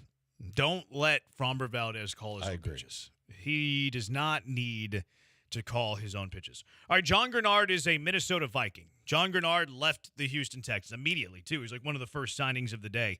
The details on the John Grenard contract, 4 years, $76 million. That's $19 million AAV. A good chunk of it is guaranteed as well. $42 million is guaranteed. Should the Texans have been the team to give John Grenard a 4 year, $76 million deal, 42 guaranteed? Now, this breaking news is not Texans related, but we just talked about it last segment. From Woj, Rocket Center, Alperen Şengün has escaped major injury. Yes, it is a bone bruise. So that's great news. Yeah, so he obviously will be fine for next year. We'll see if he comes back later in the year. But that is the absolute best case scenario to have that play out the way it did. Leaving on a wheelchair, unless you pooped yourself like Paul Pierce, is never a good thing. And we didn't find about that till a long time later. Hey, don't put that on Şengün. I'm saying, thank God, when you leave on a wheelchair, it looks like it's serious. Yeah, so bone bruise, and of course, as you mentioned, the sprained ankle, nothing severe or major that would impact next season. I mean, it looked like a severely sprained ankle. Sure. I'm just saying nothing that would impact next year. Yeah, nothing for sure. Nothing, no meniscus or ACL or anything like that. That's great news. I kind of had a hunch that's what it was. Because, like, him yelling, it's my ankle. I know he was holding his knee, but a lot of times you hold your knee for, like, stability a little bit for the ankle. And if it's bruised, then it makes sense. I was trying to find – I actually Googled this earlier today. Athletes that get injured, they get wheelchaired off. Because I thought him bending his knee was a sign that it wasn't a torn ACL. Oh, for sure. And the other thing I was looking at was the direction of his foot. Yeah. Because normally if you have an ankle break, it's going to the side one way or the other. And he was able to position that too. And then when the MRI didn't happen last night, I felt like, and they did the x-ray, that I felt like that it was a good sign. Yeah. Yeah. They have willed guys off of ACLs before though. But the way that he like had the knee bent and like wasn't at all like grabbing at the knee after they bent normally it, the trainers will isolate it almost immediately. Yeah. They'll bring out one of those air casts or the brace alone and not let anybody move it. Yeah, I was encouraged about the knee bend, but I wasn't confident enough to tweet about it. The final game of the regular season for the Rockets is April 14th. So that's a little over a month away. He's done for the year. Yeah, I don't think he's going to play again this year. No. If I had to guess, nor do I want him to. No, I wouldn't either. Nor do I want him to. Like, I like I was calling for the Rockets to like play for ping pong balls and stuff. Like, I didn't really want them to tank. It's just if they lost, then like, oh well, they can get more ping pong balls and maybe they can land in the top 4. But I do like the fight that they've had. So like, it's cool that they've been playing hard. I'm in favor of that. But I don't want him to rush back and then like, hey, this is an injury that carries over into training camp. Just get 100% right, ready for next year.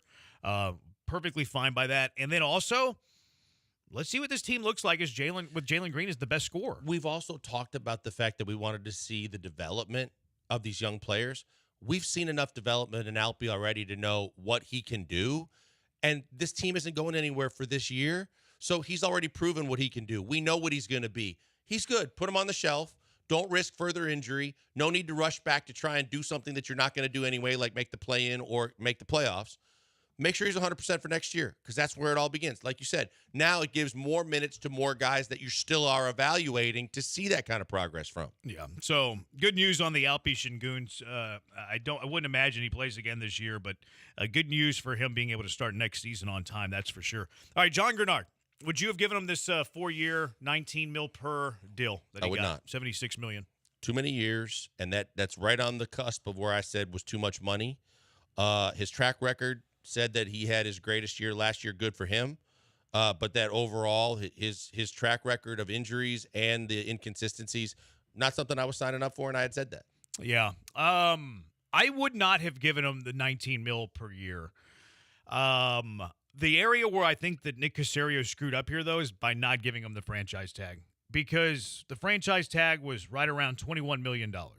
If somebody's going to give John Grenard a 4-year deal, $19 million per, with 45 of that guaranteed, I think that team would also be willing to give you a third-round pick for the ability to sign that contract.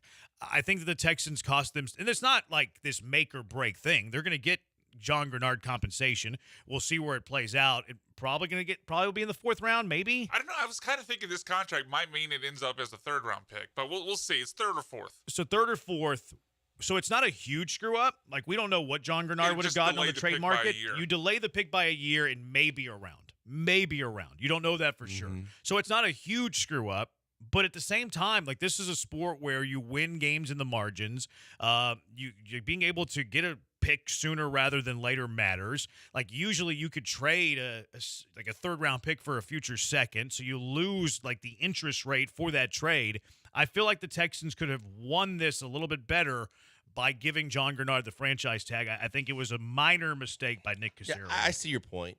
To me, it was just one of those things where I think they knew all along that they weren't going to re-sign him.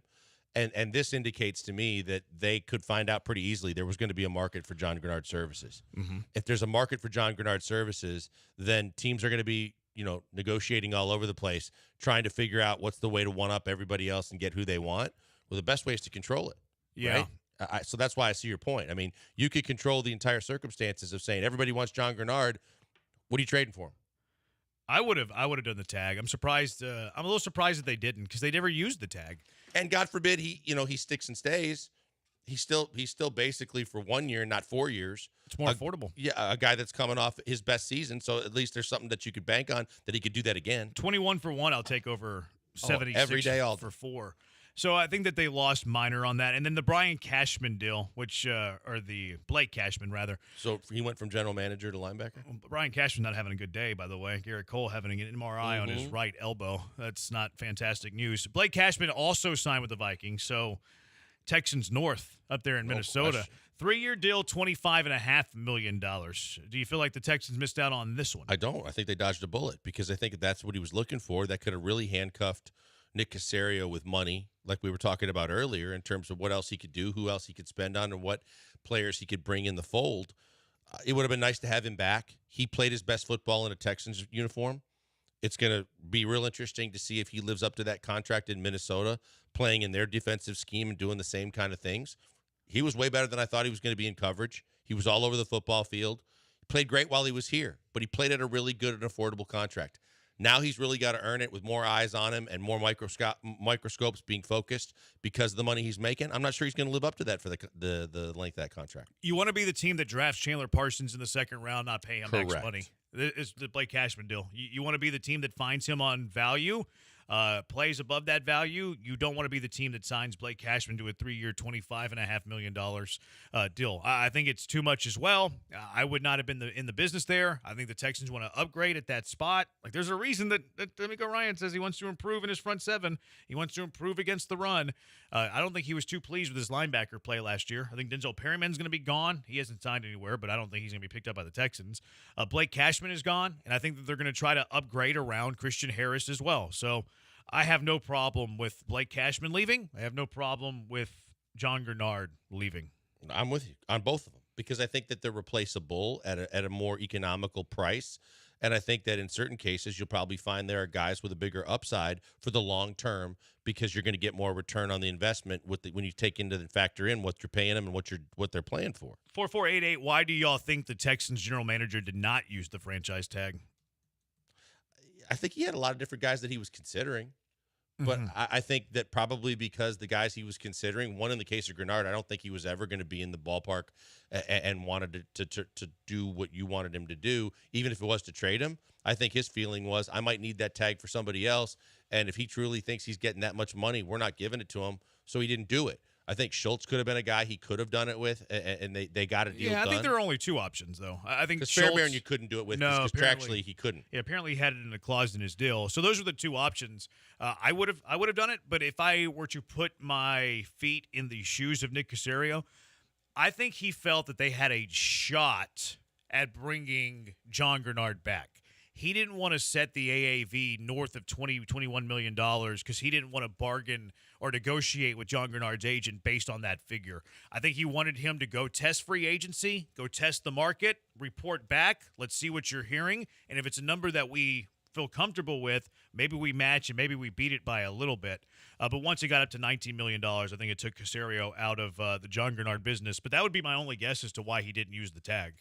Yeah, I initially I was unsure of why he wouldn't, because if you do expect John Grenard to get a contract like this, wouldn't you then say he should franchise tag him, at least keep him on the 1 year, unless he doesn't value him as a player they want starting for the team going forward, which would also make no sense. So the only reason I could come up with is if they were just absolutely surprised by the market that Jonathan Grenard ended up having, because if you'd expected the market to be strong, then you would franchise tag him and either trade him or you franchise tag him to keep him for the 1 year before you let him move on. I think he misread Grenard's market.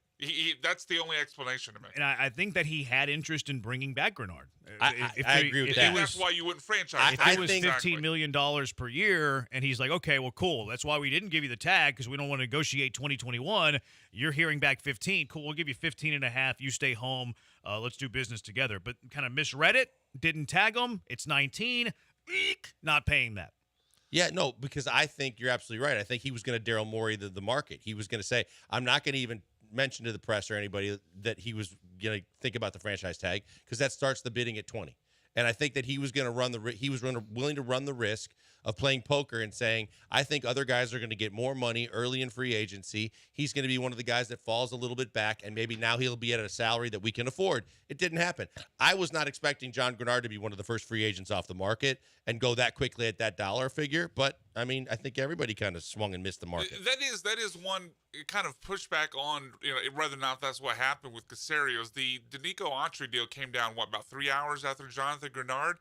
Maybe the Texans could have done all their due diligence and worked all out the details in the 3 hours that passed between missing on Grenard and Danico Autry. But part of me believes if they were ready to go on Danico Autry, as it seems they were, then maybe they were never really in on Grenard once we got to actual free agency. Yeah. 713-780-ESPN, HRMP listener line, 713-780-3776. T. Higgins requested a trade. Are you calling Cincinnati? 713-780-3776. Killer Bees, ESPN 97.5 and ESPN 92.5.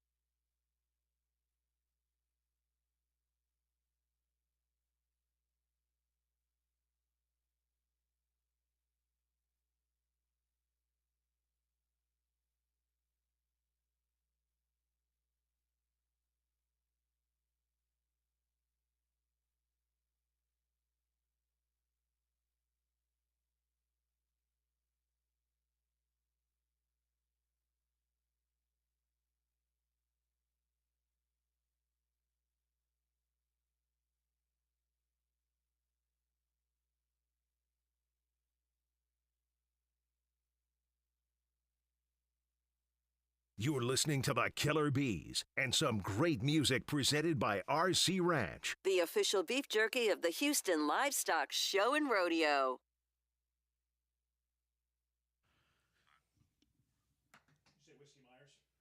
Whiskey Myers performing tonight at the rodeo. You know what I want right now? Bourbon Brandon. Where'd you get a D? I don't know. I've been reading Twitter. I want a cold beer. Yeah, but I'm going to start being Branham Bourbon for the Gentle Ben segments. That's a given. You're going last name first? No, I need Bourbon Branham. Branham. It was Bourbon yeah, Branham. my bad.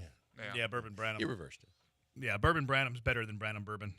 You only go that third party, the third past or your third tense for your. Yeah, I'm not the Rock. But you are in the one commercial. Hey, it's Branham. Hey, it's Branham. I don't think that's the third person. Oh, okay. That's not the third person. Third person's whenever you're like talking, you're like the Rock says. Yeah, the Branham says yeah, this. they'd be like, the Branham says this. The Branham thinks that the Texans shouldn't trade for Teagans. The I see Branham that, thinks yeah. that Nick I just Caserio think is doing fine.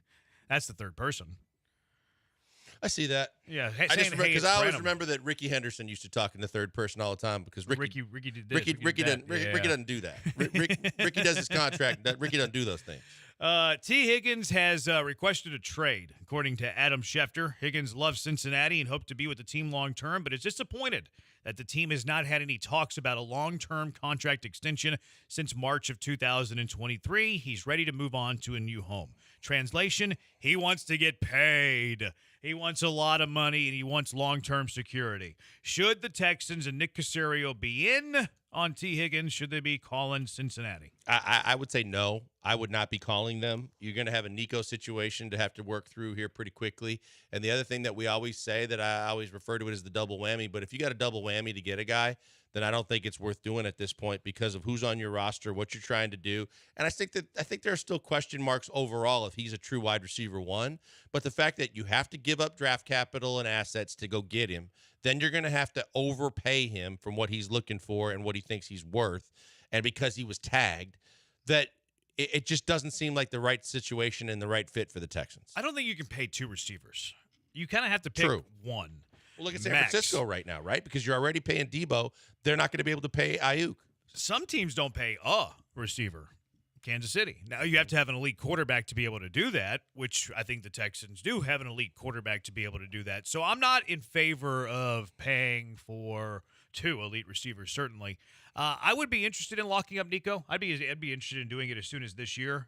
No, there needs to be some provisions that Nico Collins gives me. Mm-hmm. Okay, we're signing you early, so maybe you don't get top 10 money. Right. Maybe we do some incentive-laden contract, like sure some perks there. So where if you play to this level, cool. Now you're going to be a top 7 paid receiver in the NFL. But if you don't, we have some insurances there as well in case you don't. So I'm okay with the idea of extending Nico this offseason.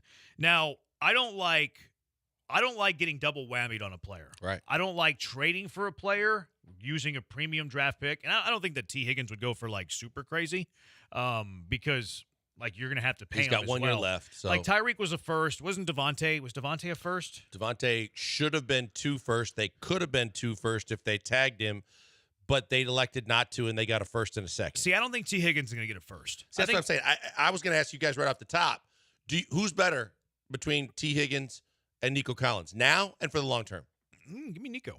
Me too. Yeah, I would take Nico as well. Me too. And so if that's the case, then I'm not interested in paying wide receiver one money and giving up premium draft capital to get a guy that I'm not so sure he's better than the guy that I already got. Yeah, I mean, I think T. Higgins, without, a guy like Jamar Chase on the other side, where he's actually getting, the majority of the targets, and there's no reason to say that he would here with Tank Dell and Nico Collins, but his upside, if he would be what Nico Collins just did. It'd be 1,209. So you already have that guy. It's the Russell Westbrook. You're great being Robin until you want to be Batman, and then the scenario takes a turn for the worst because you look at it and go, now instead of the other guy getting double teams and you being able to do what you do like Higgins can do with Chase on the other side, now being true wide receiver one and getting those double teams and still being expected to perform at that level, that's a challenge that a lot of guys don't live up to. Yeah, you can also be Harden though, where he becomes the MVP of the league. It's true. Not that Higgins would, but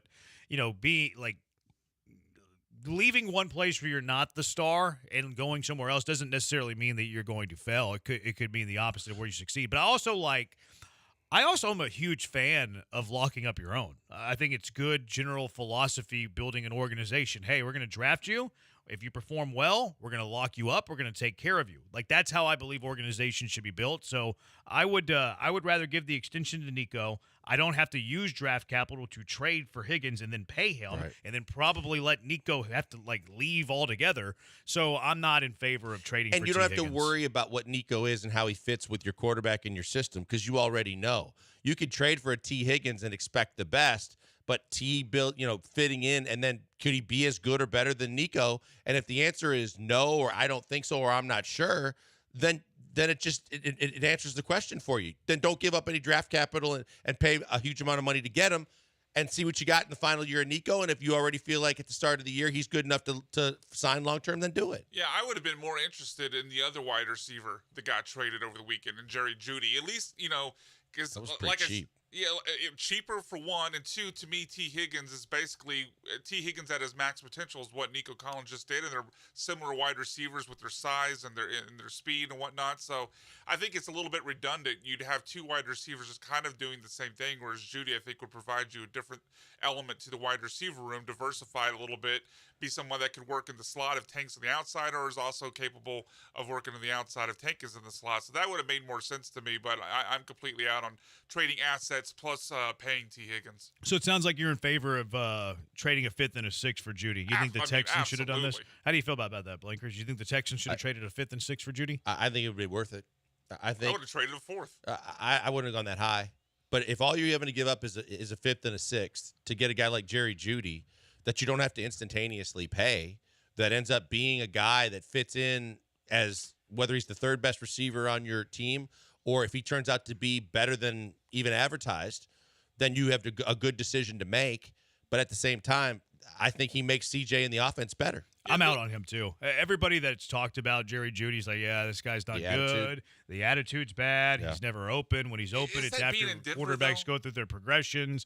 I don't know. I think Sean Payton kind of got everything on track a little bit last year. They won way more games than they were supposed to. You're still in the locker room with Russell Wilson. I'd be willing to give a chance for a guy like Jerry Jeudy to come where he's got CJ with him, where he's got D'Amico Ryans, much better environment. You're winning more. I'd be willing to give a chance on that talent to flourish in a new situation, especially since we know the Texans have to, add a wide receiver at some point. We've talked about in the past with these mock drafts, like Adamy in the first, maybe second round. The difference now with you that, add that wide receiver with a fourth or a fifth round pick instead, I'd be all for that. It'd be a rental. He's got a 1 year deal, and it's a pretty big number, $13 million per year, as opposed to drafting a guy who you can have for 4 years. Curtis Samuel getting more than that earlier in the day. It's not that much. I'd rather have Curtis Samuel.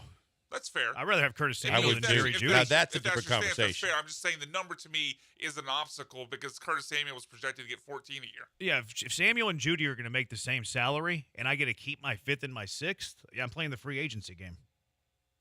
Yeah, I mean there is definitely some logic to that, but you would have to also commit to Samuel for multiple years, whereas Jeudy, you may view that as a negative or positive. I'm not sure, but at least with Jeudy, you'd have the 1 year and you could eject if you didn't like it. The reports on him are bad.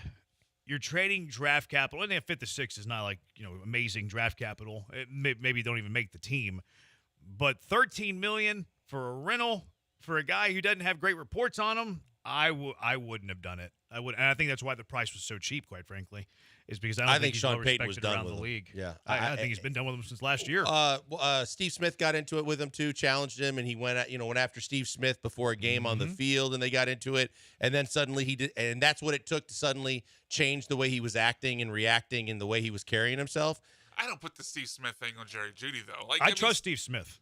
He wanted Tank Dell. He said Tank Dell was his favorite receiver in the draft last year. And he was also called him out for saying that he wasn't. That's right. Like when Jeudy got mad was because Steve Smith called him out, said some negative things about. Said he wasn't Jeudy. a wide receiver one. He was just a receiver. Right, and then Steve Smith wanted to apologize for it, and Jerry Jeudy didn't accept the apology, which is Jerry Judy's right, isn't it? You don't have to. But I trust that Steve Smith evaluates talent at the wide receiver position good enough to realize that if he ain't it, he ain't it. I guess so, but I mean, part of what Steve Smith said about Jerry Jeudy was after that in anger, not so much in a fair evaluation. Don't look back in anger. That's what they say. Yeah, Lisa said that. 713-780 ESPN HRP listener line. Would you trade for Higgins? Would you have traded a 5th and 6th for Jerry Jeudy? Astros. Who are your projected? Who do you think's going to lead the Astros in home runs? 713-780-3776. Who's going to lead the Stros in homers in 2024?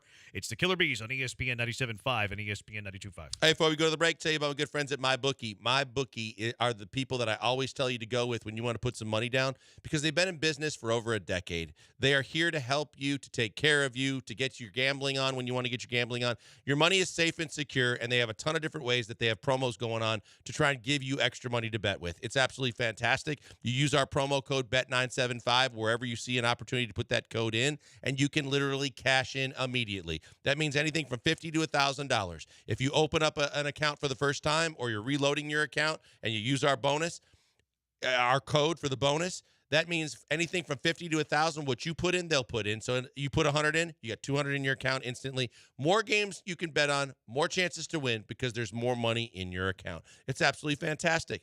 They also have ways where if you get a friend to sign up, you get a bonus. And also when they have all the games going on and the live games going that you can get in on from all the different sports. And we're talking right now about baseball around the corner, but college and pro basketball, NHL hockey, soccer, UFC, you name it, they've got it, golf and everything else.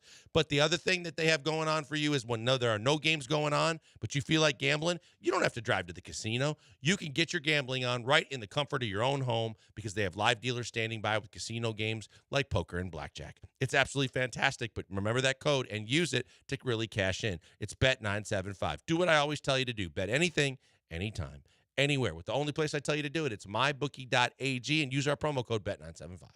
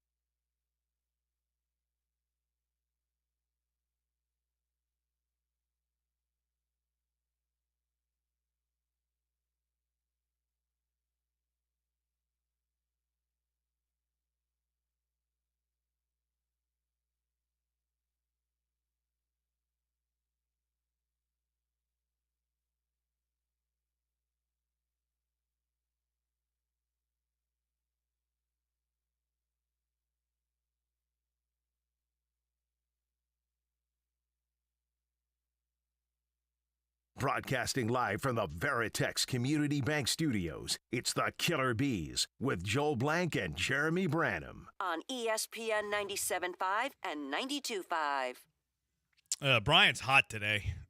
Stay hot, kid. Look at that. On the ones and twos, just DJing his tail off. Pulling it. Look at that turnaround. That's impressive stuff there. And, you know what? I'm never calling Brian non-talent again. Lone producer that we've ever had. Producer one. That I'm calling talent. Prod one. Dell is now talent. We had Dell way back in the day. He is now graduated to talent. Now he's Mopey and Mapes. One half. Brendan is not talent. Joe is not talent. Joe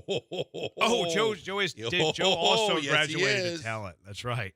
Joe actually he did graduate to talent. A big trade in the NFL. Brian Burns has been traded to the New York Football Giants. Where's Todd the Show? The Giants then signed Brian Burns on a 5-year, $150 million deal. Yikes. I lost the guarantee here. You said it was 87.5 guaranteed.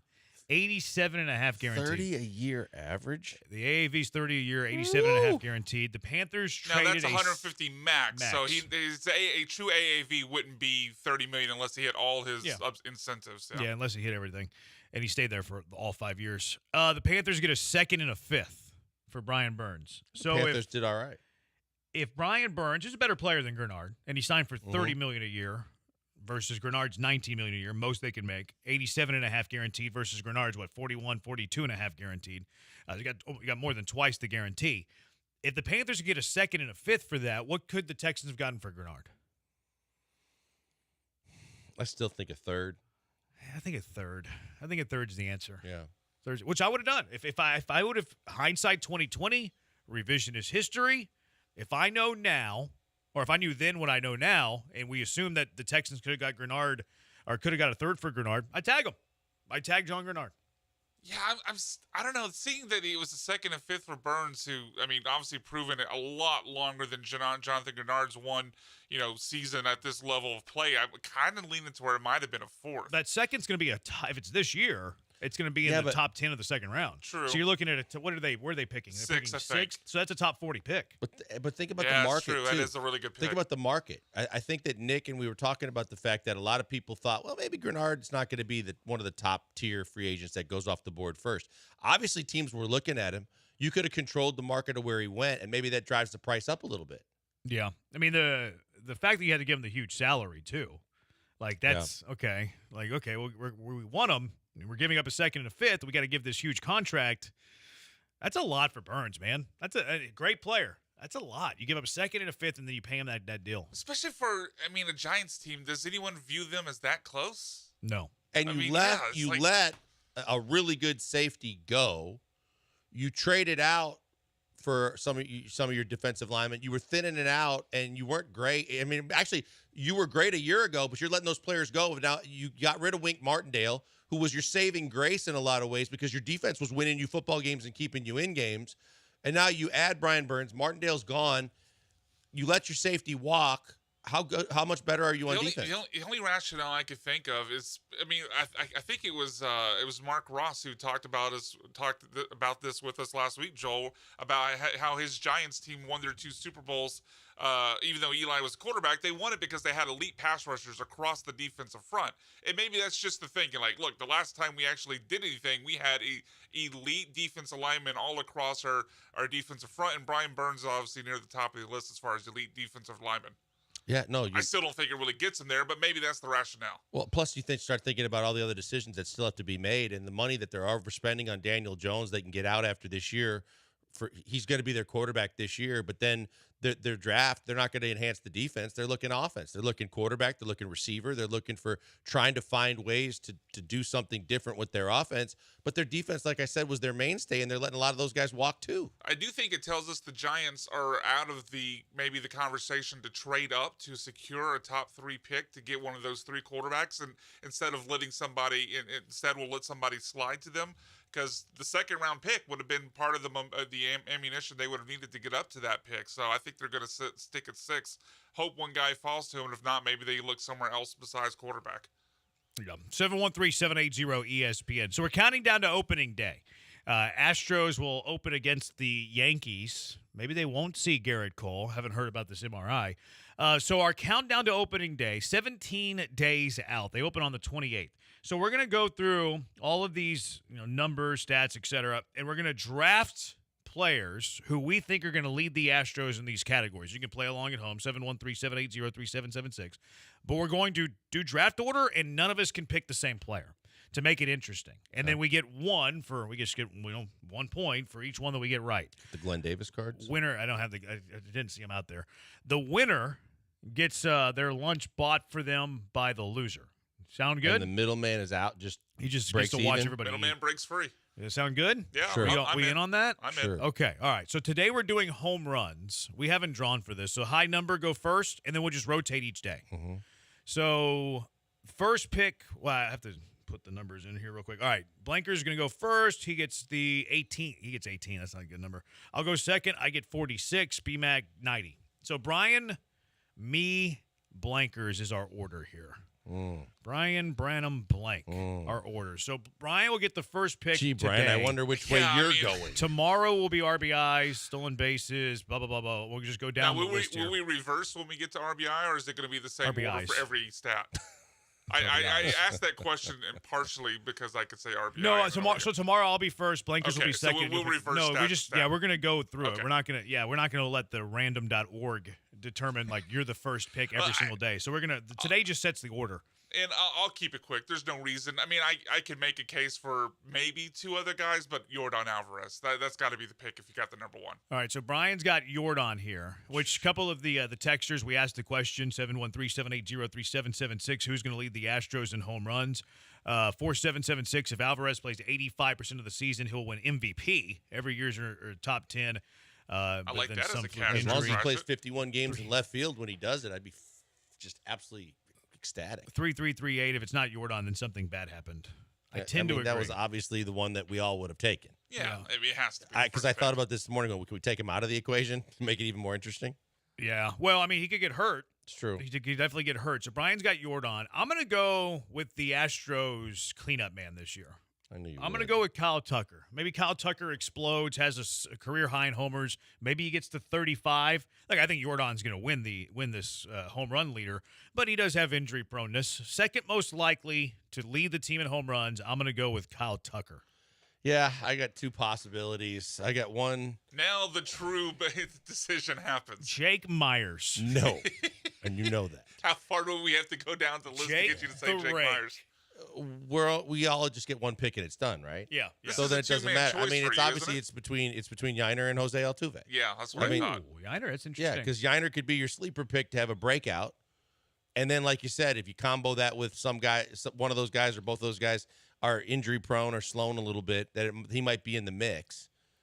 I think, man,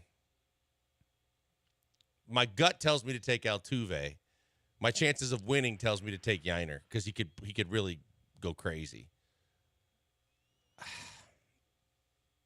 I'm gonna go Altuve.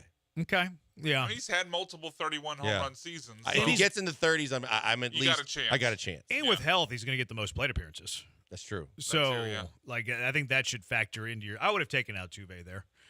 No, Alex Bregman didn't enter your thought at all? No, 23 pounds isn't going to be enough to get him in the competition, I don't think. You don't like that he's beefed up? I really don't, actually. I'm not a fan of it. But if he beefed up to hit more bombs, he's got to hit more bombs than 2 of the better guys at doing it in the American League. I don't think he's going to compete with Tucker and Yordan. Yeah, Yiner's chances are hurt by where he's hitting in the order. And then he's going to catch her.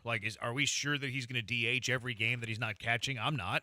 I mean, Yordan's going to DH a good amount of games. So if Yiner's not catching every 5th day, is he DHing every single one of those 5th days? Probably not. I think it's difficult to pick a catcher to lead any team in home runs unless they're the permanent DH whenever they're not catching, which we don't know that to be the case yet with Yiner Diaz. And Yiner hasn't been that good in spring training either, by the way. We know about his splits too. So something we'll I'm see looking on a full schedule of him playing a majority of the games. How his numbers are going to look. Something I've been looking from the corner of my eye. Yiner's offensive production in spring training. So to wrap it up, Brian takes Yordan. lock of the century. I go with Kyle Tucker. Blankers has got Altuve. Who do you think leads the Astros in home runs? 713-780-3776. We'll do one of these each day until opening day. I think we have to do a doubleheader on one of them because we started today, which is fine. Killer Bees, ESPN 97.5, ESPN 92.5. When we come back, car wreck of the day. What are you nominating for our car wreck of the day? 713-780-3776. Killer Bees, ESPN 97.5 and ESPN 92.5. Mike Hawley, U of H class of 1990. He's been protecting the interest of businesses for nearly 25 years. He used to protect a Heisman Trophy winner. Now he protects your business. He's in the business of protecting your business. Chris Fisher over there as well. Great people at HR&P. You'll love the people that work over there.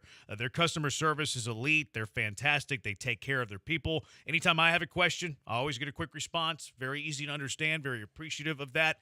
But HR&P provides that comprehensive human capital management services you've been looking for. HR compliance, benefits and administration, payroll. They're doing these things. That way you don't have to. They're chores for you. We get that. Spend your time back in efforts you want to spend your time. Maybe growing your business, maybe getting out on the golf course a little bit more. HR&P will help you out. They'll work with you to customize a plan for whatever you need. There's nothing cookie cutter about HR&P. If you need a little help, a lot of help, anything in between, HR&P will create a plan for what you and your business needs. Their customer service, second to none. You'll never talk to a stranger on the other side of the line. You'll be calling someone that's familiar with you, familiar with your company. I can speak to that customer service. I always get a quick response anytime I have a question. Let HR&P take on the demands of human resources and eliminate your HR burden so you can get back to growing your business. Give them a call right now, 281-880-6525, and let HR&P customize a plan for you, 281-880-6525, or check them out at hrp.net. That's hrp.net.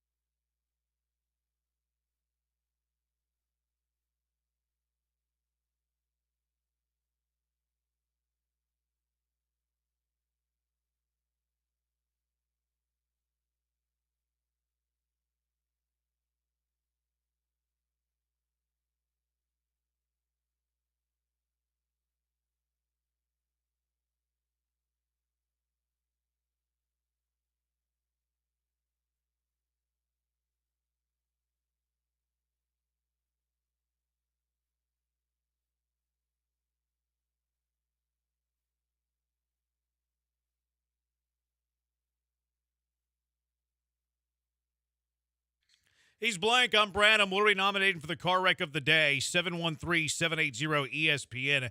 HRMP listener line, 713-780-3776. Blankers, what are you nominating? I think the first thing was the ending to the LSU South Carolina game that I happened to be flipping channels and found. If you missed it, South Carolina, obviously the best women's team in the country. LSU, really good team. Coaches are both very well known. Benches end up clearing. The player for LSU, long story short, got upset that she got picked. They called timeout. There was some pushing and shoving. The center for South Carolina comes over and decks her with a big push. She hits the ground. Her brother came out of the stands over the press table, was escorted, as the sideline reporter said, in handcuffs off the court. And then both benches were ejected, and there were 5-on-5 for the final 3.5 minutes. Yeah.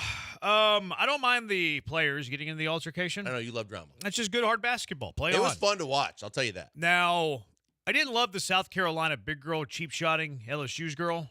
I thought that was LSU's girl had it coming, though, too. Yeah, but to get cheap shotted from behind, let the person who got into the altercation handle it. That's true. And on top of that, or tap her on the shoulder and be like, let's go.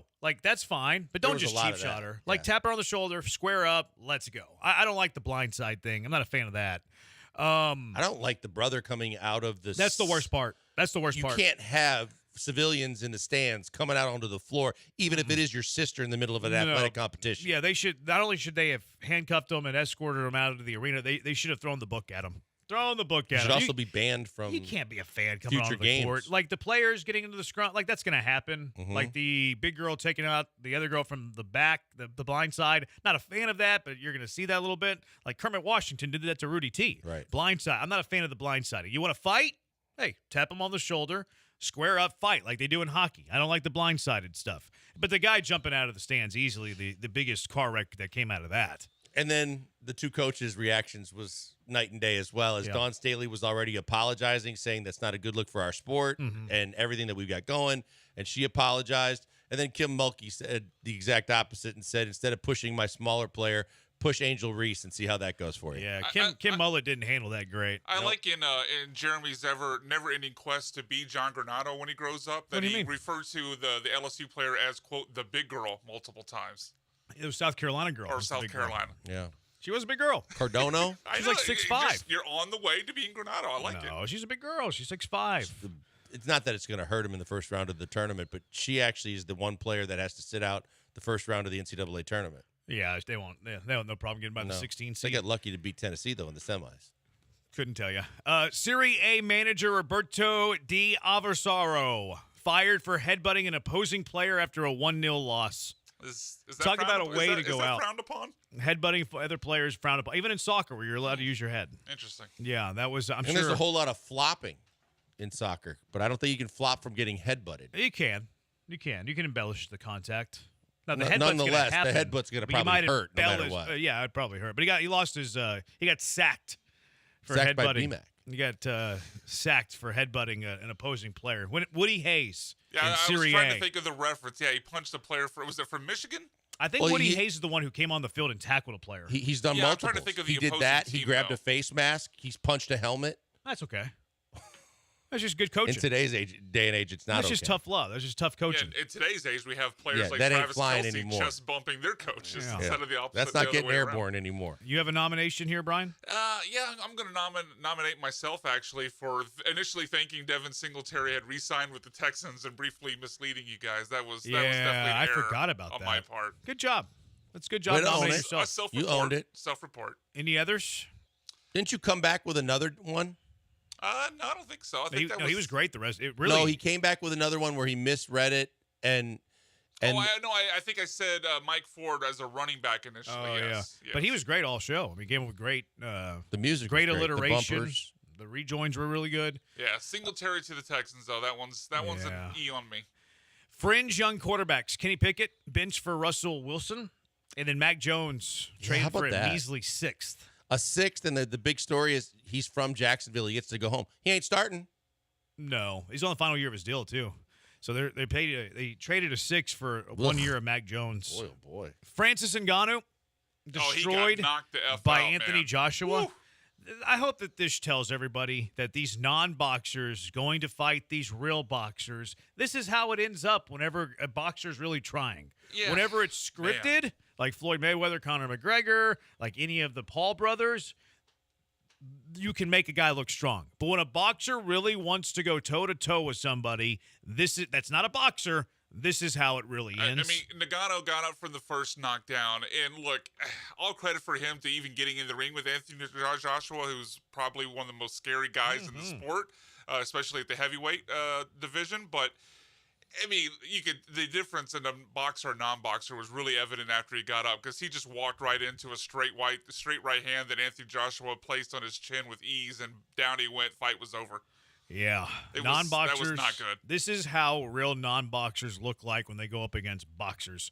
Angel Hernandez, he threw out Lance Lynn and Oliver Marmol. Is that how it's pronounced? Threw him out of a spring training game.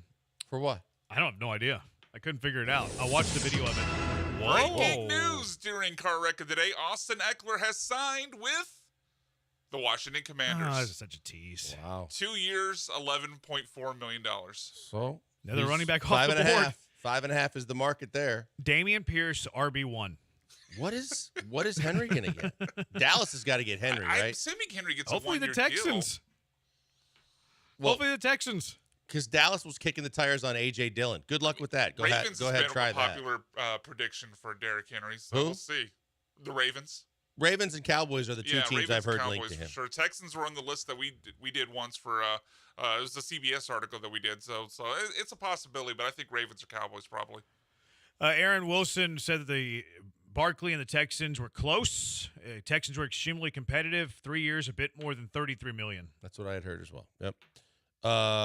Did you guys, by the way, happen to see Sugar Sean O'Malley's? Yeah, I watched it. That knee? The knee to the head? Mm-hmm. Oh, that looked like it was extremely painful. Was that in the O'Malley fight or on the undercard? No, that was in the O'Malley fight. The running knee kick to the face, the head that just I was dozing in was and a out. direct hit. I was trying so hard to stay awake, and I was dozing in and out. I didn't see the flying knee. Oh, my God. Let me show it to you. UFC 300 coming up. Coming up before that, Glenn Davis and Soccer Matters. Don't forget about that. I'm not going to. Okay, well, I'm just telling you. I don't think he doesn't want yet. us to. We're not going to forget about Soccer Matters. Don't worry. Who's going to win? I think the fight from South Carolina. I think specifically the guy who jumped out of the stands. Yeah, exactly. That's fine. Specifically the guy who jumped out of the stands. All right, he can win it. Congratulations. He's apparently like a rapper. Is he? Now he was sitting with his mom. I think he's related to a rapper somehow. His mom had to come down and get water from the bench, and she was like, she was kind of almost hyperventilating, but she was all right. But he jumped over to the scorer's table and got. And I would be concerned if my son's going to jail. 3338. Why would they have scripted McGregor to go 10 rounds? To make him look strong. That does it for us. Soccer Matters coming up next. Man City, Liverpool yesterday. Glenn Davis all over it. You don't want to miss Soccer Matters. Thanks so much, Brian, doing all the hard work. He's Blank on Branham. We'll talk to you tomorrow. Houston, Soccer Matters next on ESPN 97.5 and ESPN 92.5.